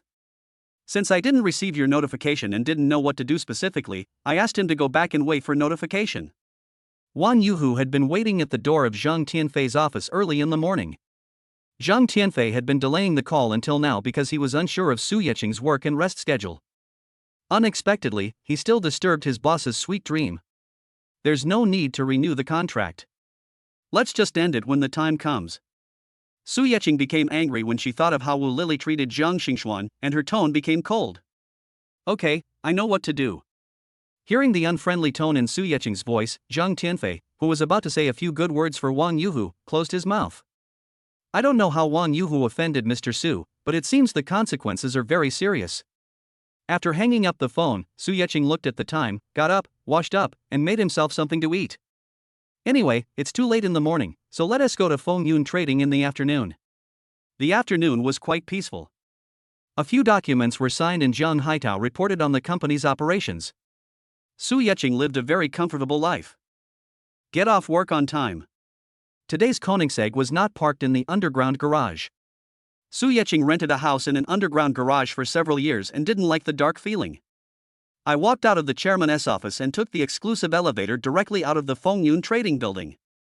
The shiny Koenigsegg was parked conspicuously at the entrance of the building. It's just that the woman standing next to him looks out of place. Yulin? Su Yeqing frowned slightly. What was she doing here? Ever since she was kicked out of Fengyun Trading, Su Yeqing had never seen this woman again, and he had almost forgotten about her. Why is she appearing in Fengyun business again now? And it was obvious that Yulin knew that the Koenigsegg was Su Yeqing's car, and he was waiting there specifically. Su Yeqing sneered in his heart, wondering what tricks this woman was going to play next. Pressing the car key, Su Yeqing didn't intend to pay any attention to the woman and was ready to open the car door and leave. Yi Cheng. I didn't expect Yulin to be so shameless. Seeing that Su Yeqing was about to leave without even looking at him, he immediately stepped forward and grabbed Su Yeqing's hand as he was about to open the car door. Open. Su Yeqing's face looked very ugly. Ever since he saw this woman with Lin Shi, Su Yeqing felt that she was dirty. Yiqing, I have no other choice but to come to you. Yulin saw that Su Yeqing disliked him, and awkwardly let go of Su Yeqing's hand. Looking up at Su Yeqing's increasingly handsome face, Yulin cursed himself for being an idiot. What was wrong with me in the first place, to abandon such a boyfriend who was so obedient to me and more handsome than a celebrity? The key is that this boyfriend is a hidden rich man. And chose Lin Shi, who was at best just a high-level worker. I have nothing to do with you now, and you shouldn't come to me if you have any problems. Su Yeqing replied coldly. He already has a girlfriend now, but he doesn't want Xian to misunderstand that he is still in contact with his ex-girlfriend. And even if Su Yeqing is still single now, he would never care about Yulin, a fickle and money-hungry woman. Do you really think he is stupid? If Su Yeqing wasn't rich now, Yulin would have thrown him into some remote place long ago. Yiqing, I beg you, just for the sake of our relationship over the years, please give me a chance. I was just blinded by Lin Shi for a moment, so I did something that hurt you. I was wrong. I was really wrong. That Lin Shi is a beast. He found an old woman and dumped me. Yiqing, can you please forgive me? I will be devoted to you from now on. I know you still have me in your heart. Su Yeqing looked at Yulin, who was crying bitterly, with a face full of disgust.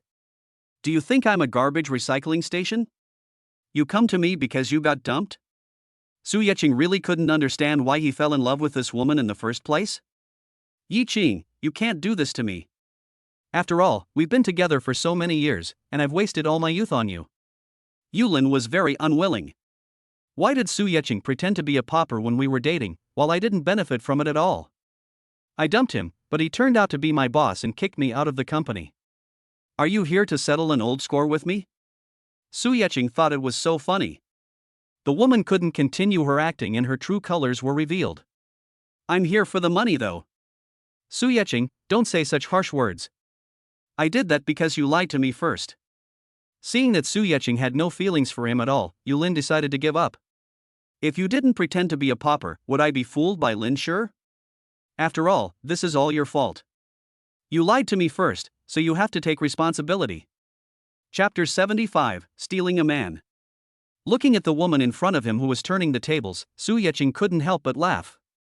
Yulin is so shameless, why didn't I notice it before? You, what are you laughing at? Yulin made countless assumptions. She thought Su Yeqing would scold her and get angry with her, but she never thought Su Yeqing would laugh. She had already made up her mind that if she couldn't get Su Yeqing's forgiveness, she would force Su Yeqing to get angry with her. That way I can take the opportunity to make a scene and attract everyone's attention. At that time, Su Yeqing will definitely give himself some benefits for the sake of face. He laughed at you and called you a bitch. The sudden interruption of a female voice made Su Yeqing and Yulin stunned. A fashionable woman walked out of the red Ferrari that had been parked quietly next to the Koenigsegg. Su Mengsha? Su Yeqing was slightly surprised. As soon as he walked out of the building, he noticed the red Ferrari. There was nothing he could do about it, it was too bright and it was hard not to pay attention to it. But because Yulin and I had been here for a while, the Ferrari didn't move at all. Su Yeqing thought someone had just parked the car, but she didn't expect there was someone else in the car. Who are you? What are you doing here? Yulin saw that the person coming out of the car was a young and beautiful woman, and she made sarcastic remarks to herself. The thorns on his body immediately stood up. Her intuition told her that this woman must be related to Su Yeqing. You don't deserve to know who I am. You just need to know that this man is mine and not someone you can covet. Su Mengsha listened to every word of the conversation between Su Yeqing and Yulin. Knowing that it was this woman who had done something wrong to Su Yeqing, he looked down on her even more. Thinking about the man she couldn't even get, she was so short-sighted that she didn't even cherish him after getting him. Seeing Yulin dressed in ordinary clothes, Su Mengsha felt even more proud. She is just a blind woman, no wonder she looks so shabby. You, Su Yeqing, have you been in love with this girl for a long time? You said I cheated on you, but you are the one who really cheated on me. Yulin seemed to have really found some evidence that Su Yeqing had wronged him. In contrast to his previous humble appearance, he questioned Su Yeqing aggressively. It feels like I have really suffered a great injustice. Enough, Yulin, you have to take responsibility for what you have done. If you say you have wasted your youth, I have also wasted my youth by being truly good to you for so many years. Besides, I've done my best to compensate you financially. But don't think that just because I'm kind to you, I'm easy to bully. Don't put the blame on me. Next time you show up at Fengyun Commerce, I'll have the security guards kick you out. Su Yeqing was too lazy to say a word to Yulin. He opened the car door, started the car and left. Su Yeqing. Yulin, who wanted to catch up, was pulled back by Su Mengsha. Remember, Su Yeqing is my man, you'd better stay away from him. If you dare to bother him again, I won't be so easy to talk to. Yulin was completely frightened by Su Mengsha's aura. He took a few steps back and asked weakly, "Who are you?" Su Mengsha took off the sunglasses that were pushed up to her forehead and put them on. She walked to the red Ferrari in her sky-high stilettos and opened the door. Just when Yulin thought that this woman would ignore him, Su Mengsha turned around gracefully with a victorious smile on her face. "Since you want to know my identity so much, it's okay to tell you. I am Su Mengsha, the only daughter of Su Konglong from Xinlong Plaza. Remember, Su Yecheng is my man, not someone you can covet." Seeing Yulin's shocked expression, Su Mengsha felt very proud. She got into the car, started the Ferrari, and drove away. Yulin, who was left there, watched the two luxury cars disappear from his sight one after another, and was unable to recover for a long time. She hadn't come here today expecting Su Yecheng to forgive her. But now he has been abandoned by Lin Shi and can't find a good job. I went to Fengyun Trading to find Su Yecheng today just to make some money from him. After all, when Su Yecheng fired him, he gave him an extra 3 months' salary. Yulin felt that Su Yecheng still had feelings for her, but she just couldn't lose face as a man. "I didn't expect that it was all due to my own self-righteousness. Su Yecheng looked down on me and treated me like trash." After realizing everything, Yulin felt that he had lost all his face and left Fengyun Trading helplessly. Su Yecheng of Koenigsegg didn't care what would happen to Yulin and Su Mengsha. To him, these two women were insignificant. "Yesterday we bought a necklace so we couldn't continue our private time together." Su Yecheng booked the movie tickets at noon, thinking of giving Zhang Xingxuan a surprise, and having dinner and watching a movie together in the evening. The car stopped at the entrance of Huatai Building. Su Yecheng has a principle that if he can keep driving out of the garage, he will never continue driving. Since it was a surprise, Su Yecheng planned to go directly to Xingyu Steel to find Zhang Xingxuan. Bite. The elevator stopped at the 10th floor. It was Su Yecheng's first time to visit Zhang Xingxuan's company, and she slowly walked over. There are 3 companies on this floor, and none of them seem to be too big. However, those who can work in Huatai Building still have certain strength. There are quite a few people coming in and out. This might be the first time I met Su Yecheng. Those young female employees looked at Su Yecheng like crazy fans, which made Su Yecheng wonder whether she should wear a mask next time. Ignore the flirtatious glances from some bold girls. Su Yecheng went straight to the office with the sign Xingyu Steel Company, Limited, and stopped. "Sir, who are you looking for?" The receptionist politely stopped Su Yecheng, who was about to go in directly. "I'm looking for Zhang Xingxuan, Miss Jang." Su Yecheng was also very polite. "As Xuanxuan's boyfriend, I must leave a good impression on him. Do you have an appointment?" "No, I'm Miss Zhang's boyfriend, and I wanted to give her a surprise," Su Yecheng said a little embarrassedly. He was afraid that the receptionist would not let him in and his plan would be ruined. Boyfriend? The receptionist had never heard that Zhang Xingxuan had a boyfriend. "But when I think about it, how could I tell you, an employee, about my boss's affairs? Besides, would such a handsome guy lie to others about such things?" The receptionist believed him just by looking at Su Yecheng's face. "Manager Jang is in the manager's office. Just go in and turn right." "Thanks." Su Yecheng didn't expect to pass the test so easily. He thought he would have to spend a lot of time talking. Of course, Su Yecheng didn't know that the reason she was able to pass the front desk so easily was entirely because of his face. Chapter 76 Apology. "Ms. Zhang, please help me and talk to Mr. Su.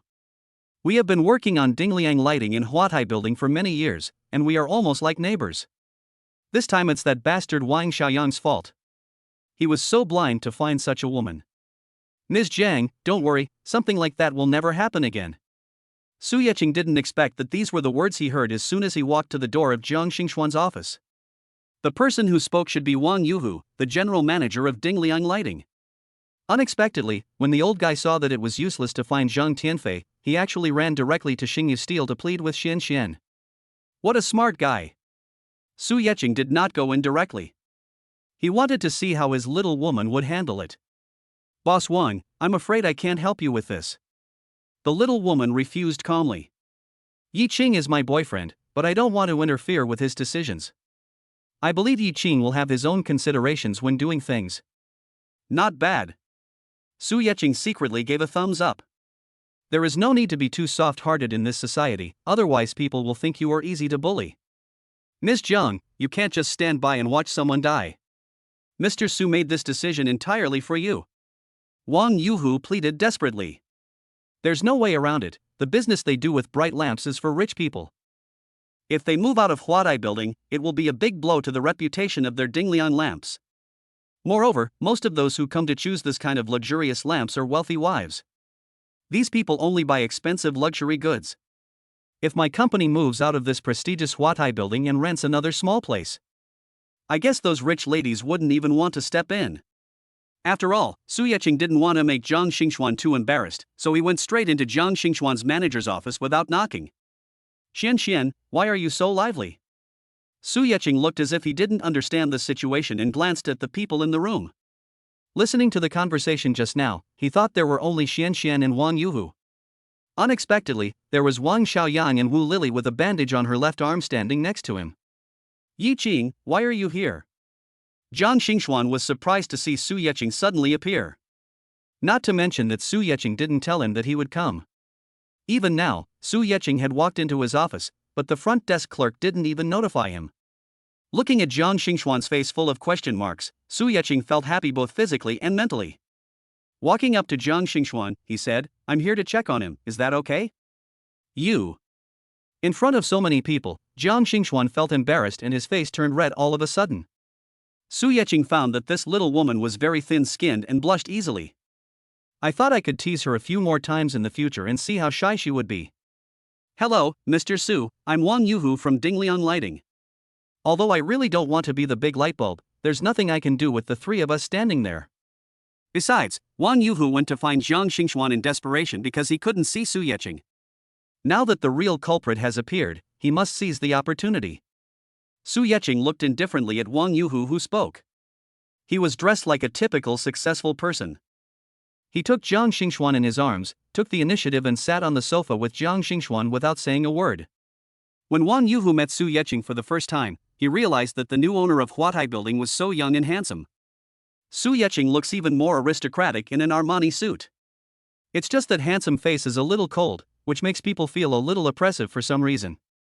Mr. Su, it was all that bastard Wang Xiaoyang's fault yesterday.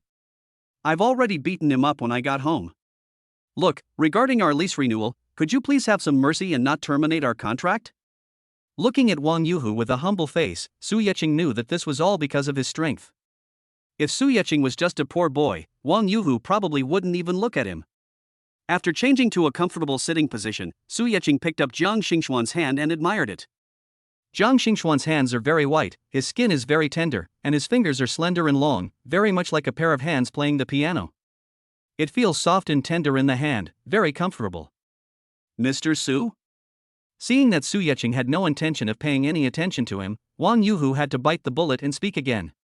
Su Yeqing looked up a little impatiently, as if his interest in appreciating a work of art was disturbed. Boss Wang is a man who has seen the world. Doesn't he make a difference between the seriousness and the minorness of this matter? Yes, I'm sorry. Wang Yuhu apologized repeatedly, and at this time Su Yeqing seemed like a bully. Zhang Xingxuan pulled his hand back embarrassedly and gently pushed Su Yeqing.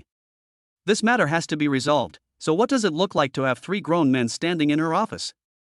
Su Yeqing's tone was a little cold, as if she was a little dissatisfied that she could not continue to admire Zhang Xingxuan's little hands. Don't you know why I want to break up with Mr. Wang? What do you mean by coming to my girlfriend now and bothering her? Mr. Su, you misunderstood. I didn't mean to disturb Miss Zhang. I just couldn't find you, so I had to ask Miss Zhang for help. Wang Yuhu wiped the cold sweat from his forehead. If he wasn't afraid that the distinguished guests with the bright lights would run away, he wouldn't be willing to pretend to be a grandson here. Ask Xian for help? Are you sure you're not here to cause trouble by bringing this woman with you? Su Yeqing pointed rudely at Wu Lily who had been standing there motionless. He targeted the ceiling lights because of this ignorant woman. Now this Wang Yuhu still has the courage to bring her in front of Xian, which makes Su Yeqing angry. Mr. Su has misunderstood. This Wu Lily has nothing to do with my family. I brought her here today to ask her to apologize to Miss Zhang. Wang Yuhu is telling the truth. Yesterday, Wang Xiaoyang beat up Wu Lily so badly that the police were alerted. Later, it was because Wu Lily was greedy for money. Knowing that Wang Xiaoyang would never want her again, she extorted 2 million yuan from him before settling the matter privately. Today, Wang Yuhu also promised to give Wu Lili an extra 1 million, so she was willing to come here to apologize to Jiang Xingxuan. Apologize? Su Yeqing raised his eyebrows. From the moment he entered the room until now, Wu Lili had always acted like an outsider. But he didn't seem to want to apologize at all. When Wang Xiaoyang heard Su Yeqing's words, he immediately pushed Wu Lili from behind. Wu Lili was not prepared and stumbled and almost fell. He glared at Wang Xiaoyang with dissatisfaction. Since they had already fallen out, there was no need to please him. Hurry up, you promised me to apologize to Miss Jang. Seeing that Wu Lili was slow to speak, Wang Yuhu urged her in dissatisfaction. When Wu Lili heard Wang Yuhu's voice and thought of the 1 million he promised her, she put away her dissatisfaction. Jiang Xingxuan, I'm sorry, it was all my fault before. Just think of it as acting, you still get paid. Wu Lili comforted herself in her heart. Chapter 77 Good News. It seems that Mr. Wang's promised reward is not high. Look at how reluctant he is. He said he came to apologize, do you believe it? Su Yeqing was very dissatisfied when she saw that Wu Lili was just speaking perfunctorily. He also realized that Wang Yuhu must have promised Wu Lili some benefits, which is why Wu Lili was willing to come here and say these words. But although the apology was made, there was no sincerity at all. It just feels hypocritical and is even harder to accept. Wu Lili, what did you promise me? Apologize. Wang Yuhu saw that Su Yeqing was even more unhappy, and he frowned and glared at Wu Lili. This money-hungry woman wants to make money from me, but she doesn't even try to speak with some emotion. It's so hard, no one would be happy. No need. Su Yeqing raised her hand to interrupt Wu Lili, who was about to speak. No matter what conditions Mr. Wang agreed to with this woman, we will not accept her apology. As long as there's even a slight connection with this woman, Mr. Wang won't have to say anything. Su Yeqing leaned on the sofa and looked at Wu Lili coldly. He wouldn't let that woman have that luck.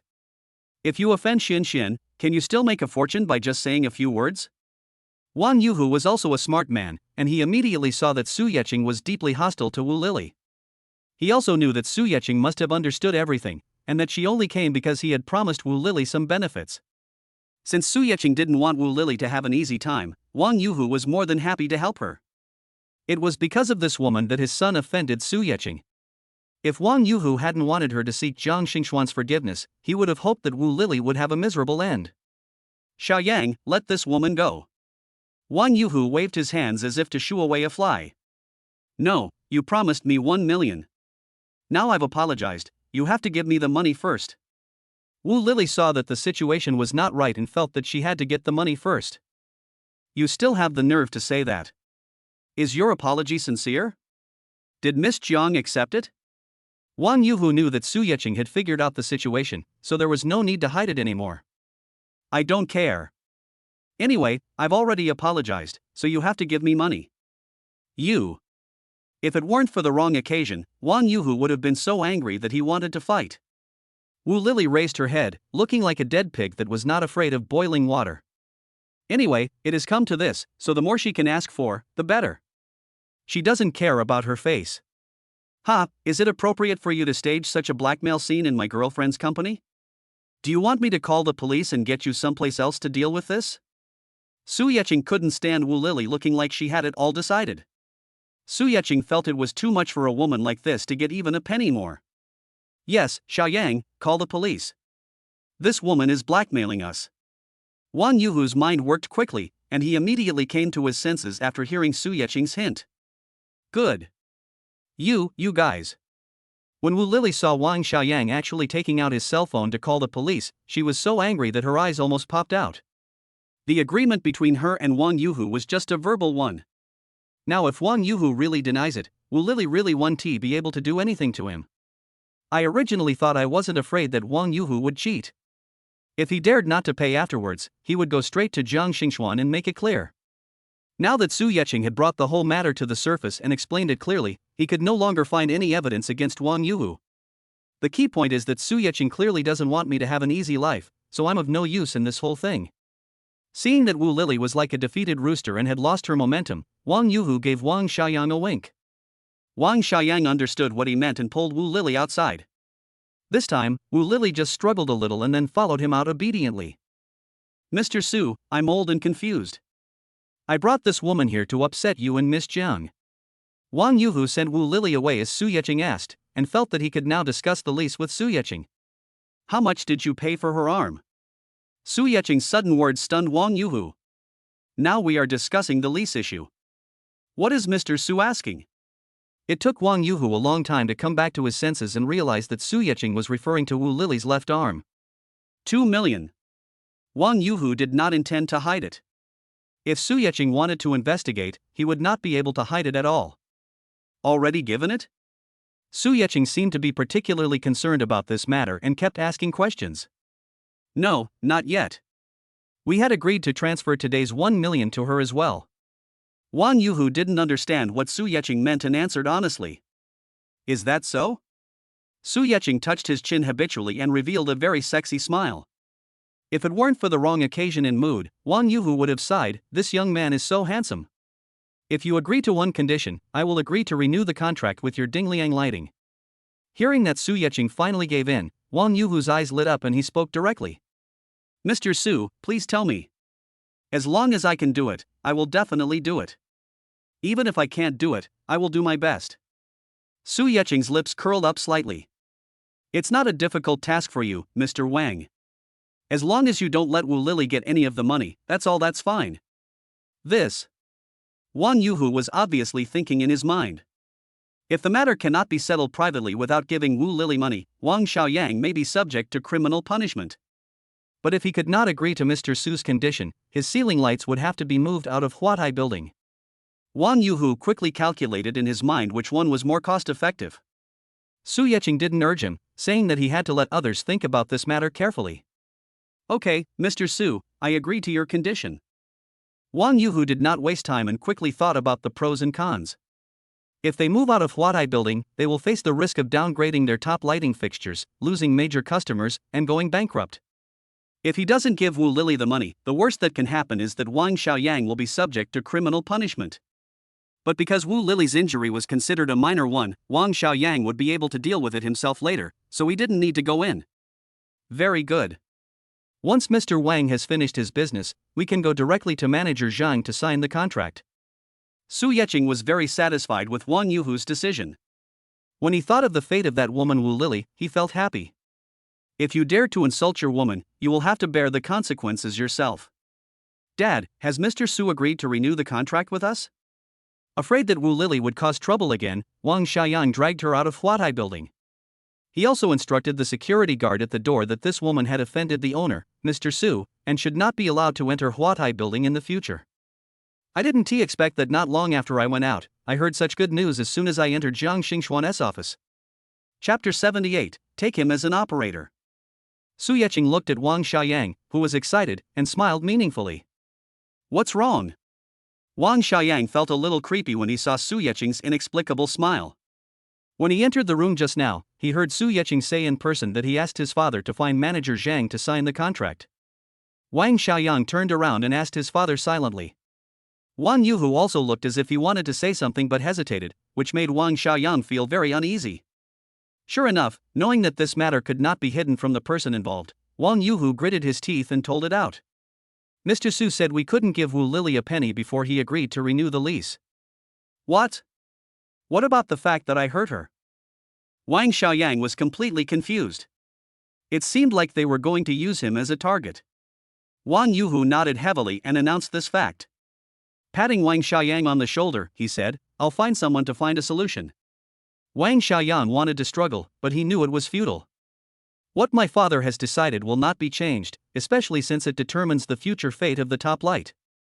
The matter had been settled, and Wang Yuhu didn't dare to disturb Su Yeqing any further. He took the dejected Wang Xiaoyang and left immediately. He still had time to deal with things. Su Yeqing held Jiang Xingxuan's little hand again, feeling the soft touch. Xian, do you think I've gone too far? Su Yeqing found that she had been playing the bad guy in front of Jiang Xingxuan recently. I wonder what this little woman thinks of me. Looking at Su Yeqing's solemn face, Jiang Xingxuan felt distressed. This man who was so arrogant in front of outsiders was actually so cautious with her, fearing that she would feel disgusted. If you think about it carefully, Su Yeqing did so many things, most of them were for himself. Jiang Xingxuan was touched and didn't think there was anything wrong with Su Yeqing. Following Su Yeching's example, Jiang Xingxuan pinched his handsome face that could easily attract many women. There's no such thing as excessive or not, it all comes down to strength. Besides, you did all this for me, I'm very touched. Su Yeching breathed a sigh of relief after hearing what Jiang Xingxuan said. Long live understanding. Fortunately, my Shen Xian is not the kind of person who shows sympathy at every turn. After all, he is a person who works in the business world, and he has a hard side to his heart. He pulled down Jiang Xingxuan's little hand that was misbehaving on his face. Shen Xian, let's go to the movies. We all went home straight after yesterday and didn't. When the word go home was mentioned, both of them were stunned. They all recalled the scene where Jiang Xingxuan kissed Su Yeching last night. Jiang Xingxuan just felt very ashamed. She never thought that she was such a slut. Su Yeching still wanted to savor that feeling, so she leaned towards Jiang Xingxuan. The atmosphere is becoming more and more ambiguous. Jiang Xingxuan was so embarrassed that he pushed Su Yeching away. This is my office. Okay, let's go to the movies. The theater is dark. Su Yeching said this unkindly in Jiang Xingxuan's ear, and successfully saw Jiang Xingxuan's face flushed with shyness. Ha ha ha. Su Yeching was in a good mood and walked out of the office holding Jiang Xingxuan's hand. He didn't care that the little woman was still struggling with her hand in his hand. Manager Jang, are you leaving? The receptionist looked at Su Yeching and Jiang Xingxuan coming out hand in hand and felt that she had really good taste.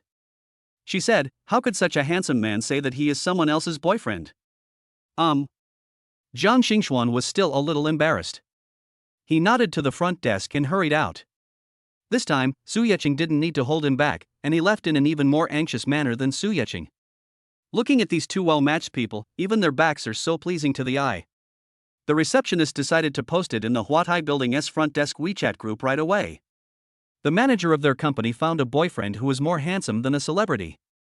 Let others envy you so that you can have many opportunities to see handsome men in the future. Of course, if the receptionist knew that her boss's handsome boyfriend was the big boss of Huatai Building, she would probably be even more excited. He is rich and handsome, and it's never too much to have a bunch of men like him. Su Yeching, who was about to get into the car after leaving Huatai Building, frowned as he looked at the red Ferrari parked next to the Koenigsegg. Why is this woman so persistent that she even followed me here? The one in the red Ferrari was Su Mengsha, who had just blocked Su Yeching at Fengyun Trading. At the last charity ball, Su Mengsha was bewitched by Su Yeching. Later, after noticing Mrs. Jin's unusual attitude towards Su Yeching, Su Mengsha felt that Su Yeching's identity was not simple. After returning, Su Mengsha asked a private detective to investigate Su Yeching. Although I still don't understand why Su Yeching was so poor before, and then he rose to the upper class of society almost overnight. But Su Mengsha discussed with her father that no matter whether Su Yeching had been pretending to be poor or had some difficulties, he could only reveal his identity now. But if they could marry Su Yeching, it would definitely be a powerful alliance for their Xinlong Plaza. So Su Mengsha, who had the support of her father, felt more confident and went straight to the door to block the man.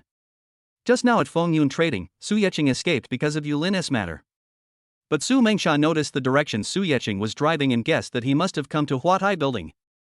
Sure enough, after dealing with Yulin, Su Mengsha rushed over and saw Su Yeching's Koenigsegg from a distance. The old method is to guard Su Yeching's car so that he won't run away.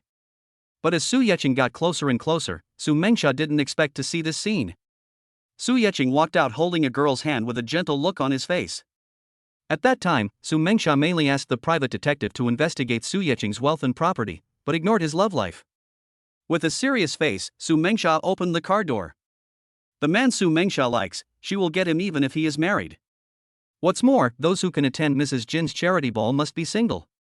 Su Mengsha is very sure about this. Jiang Xingxuan also saw Su Mengsha glaring at him. It is certain that he does not know this woman, so it must be Su Yeching's peach blossom again. Look at this woman, she is wearing all branded clothes and driving a limited edition Ferrari. She must be very wealthy. Su Yeching noticed that the little woman he was holding had stopped and was a little puzzled. Shen Xian, what's wrong? Jiang Xingxuan signaled with his eyes to the woman in front of him who was glaring at him fiercely. Su Yeching understood. Could it be that this little woman was jealous? Do you know about Mrs. King's charity ball? Jiang Xingxuan nodded. She had heard of it, but because her family was not strong enough, she had never received an invitation. Of course, Jiang Xingxuan didn't like this social dance either. It would be more peaceful without an invitation. This woman also attended Mrs. King's ball. I've only met her twice. I'm not familiar with her. Su Yeqing explained that he really didn't have a good impression of Su Mengsha. Chapter 79, Row to the Pacific. Especially since Su Mengsha had blocked him for the second time today. It makes me feel like a cheating husband being caught by his wife, which makes people feel uncomfortable no matter how they look at it. Holding Jiang Xingxuan's hand, Su Yeqing didn't intend to pay any attention to Su Mengsha, the boring woman. After pressing the car key, Su Yeqing was about to open the car door to let Jiang Xingxuan in. Su Yeqing, won't you explain who this person is? Su Mengsha was very confident because the man she liked had the support of her father. So he asked in a matter-of-fact tone. It was as if Su Yeqing was already hers. Explain? Are you qualified? Su Yeqing was really amused by this self-righteous woman. A naughty smile hung on Su Yeqing's handsome face, which made Su Mengsha fall even more deeply in love with him. Not wanting to look at the crazy girl's expression, Su Yeqing opened the car door. Etc. Su Mengsha realized what was happening when she saw that Su Yeqing was really about to leave. He stepped forward and stopped Su Yeqing from opening the car door. Turning around, he asked Jiang Xingxuan arrogantly, "Who are you? What is your relationship with Su Yeqing?" Since Su Yeqing refused to answer, Su Mengsha naturally took advantage of the situation. Looking at Jiang Xingxuan's weak appearance, I thought he wouldn't be that powerful. Jiang Xingxuan smiled softly. It seemed that this woman was extremely shameless. This was the first time Jiang Xingxuan had encountered someone who was so blatant in poaching someone else's girlfriend. Of course, this is Jiang Xingxuan's first time in love, and he has never had the opportunity to encounter such a situation before. You don't need to know who I am. Raising the hand he was still holding with Su Yeqing, Jiang Xingxuan's smile remained non-aggressive. The relationship between Yi Qing and I is something you can clearly see if you have eyes. Su Yeqing looked at Jiang Xingxuan with admiration. Yes, this little woman also has the potential to be sharp-tongued.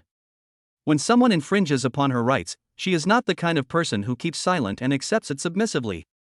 Su Yeqing smiled dotingly at Jiang Xingxuan and was very satisfied with the little woman's performance. Do you know who I am? Su Yeqing is the man I'm interested in. Are you worthy enough to compete with me for a man? Su Mengsha was embarrassed after being rejected by Jiang Xingxuan. I don't need to know who you are. It's none of my business who you are. But there is one thing, Su Yeqing is my boyfriend. Also, my Yi Qing is so outstanding that women always come to him. If everyone was like you, and everything they liked was theirs, then it probably wouldn't be your turn. Even if you were to queue, your line would stretch all the way to the Pacific Ocean. Jiang Xingxuan only looks weak on the outside. But after all, she is someone who follows her father in the business world. How could she be a little girl who was frightened by a few words? Looking at the arrogant Su Mengsha, Jiang Xingxuan felt angry. Does she think that all the good things in the world belong to her just because her family is rich? Xian, don't worry. No matter how many wild women are out there trying to get close to me, I won't be tempted. You are the only one in my heart. Su Yeqing expressed his position at the right time. Although Su Yeqing felt very happy when he saw the little woman defending their feelings fiercely. But he also didn't want Xian to deal with an unreasonable woman like Su Mengsha alone. Su Yeqing, do you dare to call me a wild woman? Before Su Mengsha could fight back against Jiang Xingxuan's sarcasm, Su Yeqing added another layer of humiliation to her. If not a wild woman, what is it? Do we know each other well? Did I ever say I like you? You're still throwing yourself at me when you already know I have a girlfriend. With your behavior, what are you if not a wild woman? Su Yeqing has no patience for other women. Especially women who have ulterior motives towards him, he would stay away from them. Su Yeqing, I've already told you that I'm the only daughter of Su Conglong from Xinlong Plaza. Besides, my dad has already agreed to our relationship. Stop. Su Yeqing helplessly interrupted Su Mengsha's monologue. I already know who you are, but I'm not interested. I've told you that. As for what you said, your father agreed to our relationship? This is even more nonsense. Are you and your daughter so self-righteous? Do others have to cooperate with you as long as it's your decision? Su Yeqing looked at Su Mengsha as if she were an idiot. I think Su Mengsha's family are all crazy, and they are really good at talking to themselves. You, Su Yeqing, do you know what kind of power you are rejecting by rejecting me? After all, Su Mengsha's confidence is only based on Xinlong Plaza. In her eyes, as long as she is carried out of Shinlong Plaza, all men will bow down to her. That's why Su Mengsha repeatedly emphasized that she is the heir of Shinlong Plaza. But unexpectedly, Su Yeqing was not interested in this at all, which made Su Mengsha very annoyed. She is not very familiar with Su Yeqing now, let alone winning Su Yeqing's heart. Now even her only sure chip is useless, Su Mengsha doesn't know what to use to get Su Yeqing. Looking at Su Mengsha's self-righteous look, Su Yeqing thought she was an idiot. Nowadays, many men are willing to find a woman like Su Mengsha in order to save themselves 30 years of hard work. But Su Yeqing is a man of integrity. Even when he was penniless in the past, he never thought of taking the shortcut of getting rich quickly by relying on women. Not to mention that I am now wealthy, it is impossible for me to have such shameless thoughts. Su Mengsha's behavior will only make Su Yeqing feel that she disrespects him, or even despises him. Su Mengsha, let me tell you one last time, your Shinlong Plaza is worthless in my eyes, Su Yeqing. If we compare our net worth, I, Su Yeqing, may not be inferior to you. I'm not a man who likes to live off women, so your pitiful sense of superiority is worthless in my eyes. I already have a girlfriend. If you keep pestering me like this, I'll sue you for harassment. Ignoring the crazy woman whose face had turned pale with anger, Su Yeqing let Jiang Xingxuan get in the car and then got into the Koenigsegg himself. Boom! Koenigsegg roared and left quickly and arrogantly. Only the always arrogant Su Mengsha was left disheveled in the wind. Su Mengsha couldn't understand why the capital that she had always been proud of was of no use to Su Yeqing. Did I use the wrong approach towards Su Yeqing? Su Mengsha could see that Su Yeqing's attitude towards her was very bad, and if she continued to get close to him, she would only bring shame upon herself. But she couldn't let herself give up Su Yeqing. At Mrs. Jin's charity ball, Su Mengsha had already fallen in love with Su Yeqing. Seeing Su Yeqing's gentle side today made Su Mengsha even more reluctant to let go easily. Chapter 80 Romance. Su Yeqing chose a romance movie this time. He felt that watching movies of this type would help to enhance the relationship between him and Xian. Because of Su Mengsha, Su Yeqing deliberately avoided Shinlong Plaza and chose Daga Shopping Center instead. Of course, this Daga Shopping Center is actually larger and more upscale than Shinlong Plaza. After watching the movie, I found that the cinema was really dark, just as Su Yeqing said. Su Yeqing took advantage of him several times, so when the movie ended, Jiang Xingxuan came out with a blushing face and lowered head. If Su Yeqing hadn't been holding his hand, Jiang Xingxuan's little head would probably have hit the wall of the cinema. On the other hand, Su Yeqing had a very satisfied expression. Like a cat that has tasted something fishy, his smile is so big that the corners of his mouth are almost reaching his ears. Jiang Xingxuan was feeling annoyed, wondering if he was shooting himself in the foot. Why do you have to say those things in the office? As a result, Su Yeqing kissed him several times openly in the cinema. Especially that wet kiss, Jiang Xingxuan's cheeks get hot when he thinks about it now. Bang! Jiang Xingxuan, who was being led away, didn't notice Su Yeqing suddenly stopped and bumped into him. Pain! Jiang Xingxuan covered his nose, which was hit, and couldn't help but let out a low cry. Xian, where does it hurt? Let me take a look. Su Yeqing asked nervously. He just wanted to ask Xian what he wanted to eat in the evening. But the little woman's mind was so wandering that she didn't even notice that she had stopped. Fine. Jiang Xingxuan shook his head, rubbed his nose, and still lowered his head, not daring to look at Su Yeqing. Su Yeqing had long known that this little woman was shy, but he didn't expect her to be so shy. This is the most normal intimate contact between lovers. This little woman still hasn't digested it after watching a movie for such a long time. Looking at Jiang Xingxuan's still red face, Su Yeqing smiled mischievously. He lowered his head and whispered in Jiang Xingxuan's ear. Xian, are you still thinking about what happened just now and not in the mood to walk? Boom! Jiang Xingxuan was completely frightened. Not only did Su Yeqing do it, but he could also tell it? Jiang Xingxuan really wanted to find a crack in the ground to crawl into. Ha ha ha! Jiang Xingxuan's shy look completely delighted Su Yeqing. He pulled Jiang Xingxuan into his arms, not caring about the looks of passers-by or the shy woman struggling in his arms.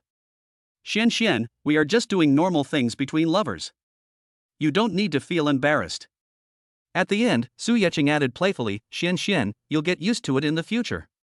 Su Yeqing said this proudly, and without waiting for the little woman's reaction, he signed her hand again and prepared to fill his stomach. Su Yeqing now knows Jiang Xingxuan very well. Given how shy this woman is, it's unlikely that you'll get an answer from her on the spot. Jiang Xingxuan, who was being led, didn't dare to look at Su Yeqing, let alone refute Su Yeqing. I was afraid that Su Yeqing would say something even more embarrassing. He had no choice but to keep his head down and let Su Yeqing lead the way. Hey, isn't this my cousin? Why are you here? The familiar voice made Jiang Xingxuan raise his head. Ae. Su Yeqing looked at the girl called Jiang Xingxuan's cousin. She was not very old, but she was dressed very maturely. She is tall and half a head taller than her sister Jiang Xingxuan. A tight bodysuit that outlines the S-shaped curve. Judging from her face, she is a beauty. But Su Yeqing felt that the look in Jiang Xingxuan's eyes when his cousin Jiang Xingxuan looked at him was not particularly friendly. Cousin, I heard from my aunt that you found a boyfriend who's a big boss? Why are you still shopping with such a handsome guy? Your big-time boyfriend will be furious if he finds out. Yi looked at Jiang Xingxuan provocatively, her tone full of sarcasm. Since childhood, this cousin has always been superior to me because she is obedient and well-behaved. All the elders in the family like Jiang Xingxuan more. As the youngest child in the family, he should have been the most favored, but everything was snatched away by Jiang Xingxuan. Yi has hated Jiang Xingxuan since she was old enough to understand, and she can't stand seeing Jiang Xingxuan do well. Some time ago, I heard that my uncle's family was about to go bankrupt, and Yi was secretly happy for a long time. Although my uncle and aunt have been very good to me since I was a child, it is definitely not as good as they are to their daughter. So Yi has always hoped that her uncle's company would go bankrupt sooner so that she could see Jiang Xingxuan living a miserable life sooner. However, today she overheard her aunt chatting with her mother. It is said that my cousin found a boyfriend who was very rich and capable, and he solved all the problems of my uncle's company. Yi was unhappy after hearing these things, so she asked her boyfriend to go shopping and relax. Now seeing Jiang Xingxuan with a young handsome guy, Yi instinctively thinks that Jiang Xingxuan is too timing. In Yi's opinion, anyone who can be called extremely rich and capable by her aunt must be at least over 40 years old. Rather than the height that this young handsome guy in front of you can reach. Especially when she saw the man with Jiang Xingxuan, he was so handsome that Yi felt unbalanced again. Why does Jiang Xingxuan get all the good things? Is there a rich and powerful old man who helps her sort out the company's problems? Can you even go shopping with a handsome guy who is so handsome that it makes people jealous and show off your love? Cousin, I used to think you were pure, but now it seems you're quite the expert. Yi laughed at Jiang Xingxuan sarcastically. Yi, what do you mean? Jiang Xingxuan knew that Yi had been targeting him since childhood and liked to do small things behind his back. I don't like to pay attention to her, so the relationship between cousins has not been close since childhood. Today, Yi blamed herself for no reason. Especially in front of Su Yeqing, the man he liked, Jiang Xingxuan felt there was no need to be tolerant. What do you mean? Do you really have to make it that clear? Yi rolled her eyes at Jiang Xingxuan, as if to say, you asked for it. You just found an old man to help you clean up the mess in your company. After finishing the company's business, I found another handsome guy to date. Cousin, don't you think you are too realistic? Yi dragged out the word cousin for a particularly long time, and it seemed that she particularly looked down on Jiang Xingxuan's behavior. In fact, she was mad with jealousy. The more I look at Su Yeqing, the more handsome he seems to me. When he stands next to my boyfriend, he will be instantly crushed into ashes. You say, this make Yi mentally distorted? Cousin, are you dating a handsome guy without telling your rich and powerful older boyfriend? Or do you just kick them out after taking advantage of them? No matter what, I think women like you are so scary and scheming. As she spoke, Yi glanced at Su Yeqing. Obviously, the last sentence was specifically said to Su Yeqing. Chapter 81 Naked Provocation. Xian, is this really your cousin? Why do I feel like a nosy woman? Su Yeqing finally understood. Yi's words and actions were all about Xian being fickle. Hooking up with a rich old man and coveting his money. She is looking for a young and handsome guy like me to pursue her beauty. Su Yeqing knew from the look in Yi's eyes that the woman was nakedly jealous. Since she can't get it herself, she is here to stir up trouble. She can't stand to see Jiang Xingxuan get any better. How can you talk like that? How am I nosy? Yi originally wanted to indirectly remind Su Yeqing that she, Jiang Xingxuan, was not a good woman. I hope Su Yeqing will listen to me and dump Jiang Xingxuan. Unexpectedly, Su Yeqing not only didn't mind at all, but also encouraged himself. She immediately became unhappy, and her pretty face suddenly became full of meanness, not at all like what a vibrant girl should look like. Xian, let's go. Seeing that Zhang Xingxuan was not very willing to pay attention to this cousin, Su Yeqing took the little woman's hand and prepared to leave. There is no need to pay attention to some mad dogs. You already knew that Zhang Xingxuan was hooking up with a rich and powerful old man, didn't you? Are you two trying to covet the old man's money together? Yi felt humiliated when she saw that Su Yeqing and the others ignored her. He stepped forward and blocked the way of Su Yeqing and the others. Yi felt that even after she said this, the handsome guy still didn't react at all, so she took it for granted that he and Zhang Xingxuan were in cahoots. Yi, stop calling me an old man. My boyfriend is rich and powerful, but if you're not blind you can see he's young and handsome. Seeing that this person was still clinging to him, Zhang Xingxuan had already attracted the pointing and talking of people around him. Zhang Xingxuan didn't want Su Yeqing to be insulted like this, so he shouted at Yi. Her cousin has been reckless since she was a child in order to suppress her. Handsome and young? Yi couldn't help but burst out laughing as if she heard a joke. She was so charming. Zhang Xingxuan, don't tell me that the rich man who helped you solve the company's problems that my aunt mentioned is this handsome guy? I know all the rich second generations in Huazhang City, but I've never seen this one. Yi crossed her arms over her chest, her nostrils almost pointing to the sky. She was also born into a prominent family and had attended countless banquets since she was a child, but she had never seen this Su Yeqing. In fact, this only means that Yi is too self-righteous. She thought she was a lady from the upper class, but in fact she couldn't even make it into the top class of Huazhang City. Otherwise, she would have been invited to meet Su Yeqing at Mrs. Jin's charity ball. There are so many people you haven't met. Why should I prove anything to a nobody like you? Su Yeqing's biggest experience during this period is that some people are simply suffering from conjunctivitis. Having seen so much and gotten used to it, Su Yeqing now feels that explaining to these people is actually flattering them. What Su Yeqing likes most now is to slap people in the face directly, and avoid wasting words if possible. Seeing Su Yeqing preparing to leave, Yi became a little anxious. I sang here for a long time, but failed to destroy the relationship between the two people. Now she is told that this handsome guy is Zhang Xingxuan's real boyfriend. Yi didn't want to believe it at all. She felt that Zhang Xingxuan was just talking nonsense on purpose to save his own face. Wait a minute, since you are the wealthy man who knows everything that my aunt said, then let me open my eyes. Shaking the Chanel bag in her hand, Yi looked very proud. This is a Chanel bag my boyfriend bought me. It's worth over 70,000 yuan. You're so rich, why don't you buy one for my cousin too? After saying that, he glanced at Su Yeqing sideways. She just couldn't believe that this handsome guy could spend so much money on such an expensive bag. You have to know that although I said it easily, I had to beg my boyfriend for a long time to buy this bag. Think about it, in order to get this bag so that I can show off to my friends, I have to serve the man around me for a whole month. Here, that's the store. Why don't we go together? Having said that, without waiting for Su Yeqing's answer, he directly pulled Zhang Xingxuan away. She just wanted to see Zhang Xingxuan make a fool of himself in public. Zhang Xingxuan originally wanted to struggle, but gave up after receiving the look from Su Yeqing. Yi pulled me into the Chanel store. Welcome to Chanel. The salesperson in the store saw that the lady who had just made a purchase in the store had returned again, and instinctively thought that there would be business again, so he smiled brightly. Take out another bag I just bought. My cousin also likes this one and wants to buy one. Yi took the initiative and did not give Zhang Xingxuan any chance to refute. Her purpose was to embarrass Zhang Xingxuan, so she instinctively picked something that she thought was expensive to embarrass Zhang Xingxuan. Although she knew that given Zhang Xingxuan's family conditions, 70,000 was nothing to her. But spending 70,000 to buy a bag is considered a luxury. After all, women buy bags just like they buy clothes, and they have to match them. What's more, she just said that she asked that handsome young man to buy it.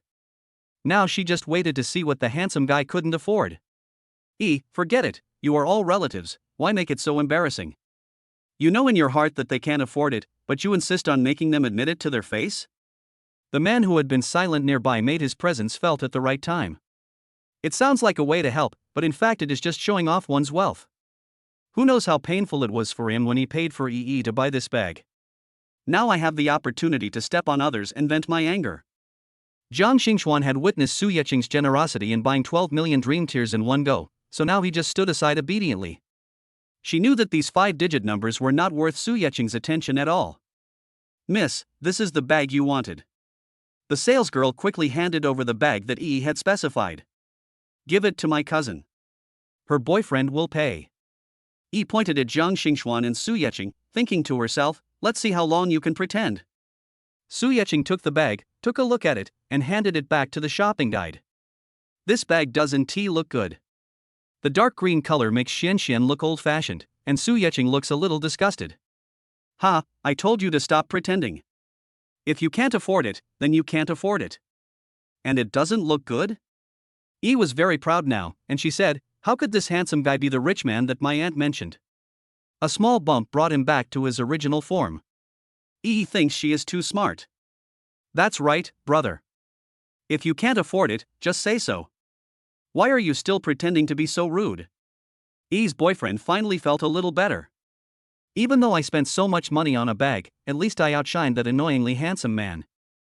Chapter 82 Matchmaking. Su Yecheng looked at Yi, who was dancing beside her, and her boyfriend, who was so proud that he was about to get cocky, with an idiotic look on his face. This bag is not worthy of my girlfriend. Bring out the most expensive one in your store. Su Yecheng gave the order lightly. Did he say he didn't want to buy it? Why are you so proud? Ha, it's the most expensive one, go ahead and pretend, we'll just wait here to open our eyes. Yi's boyfriend was already feeling a little inferior because of Su Yecheng's appearance. Now seeing Su Yecheng devaluing the bag that he felt so painful about, he felt very unhappy. He stopped making sarcastic remarks and just spoke out directly to intimidate people. Yes, sir. Please wait a moment.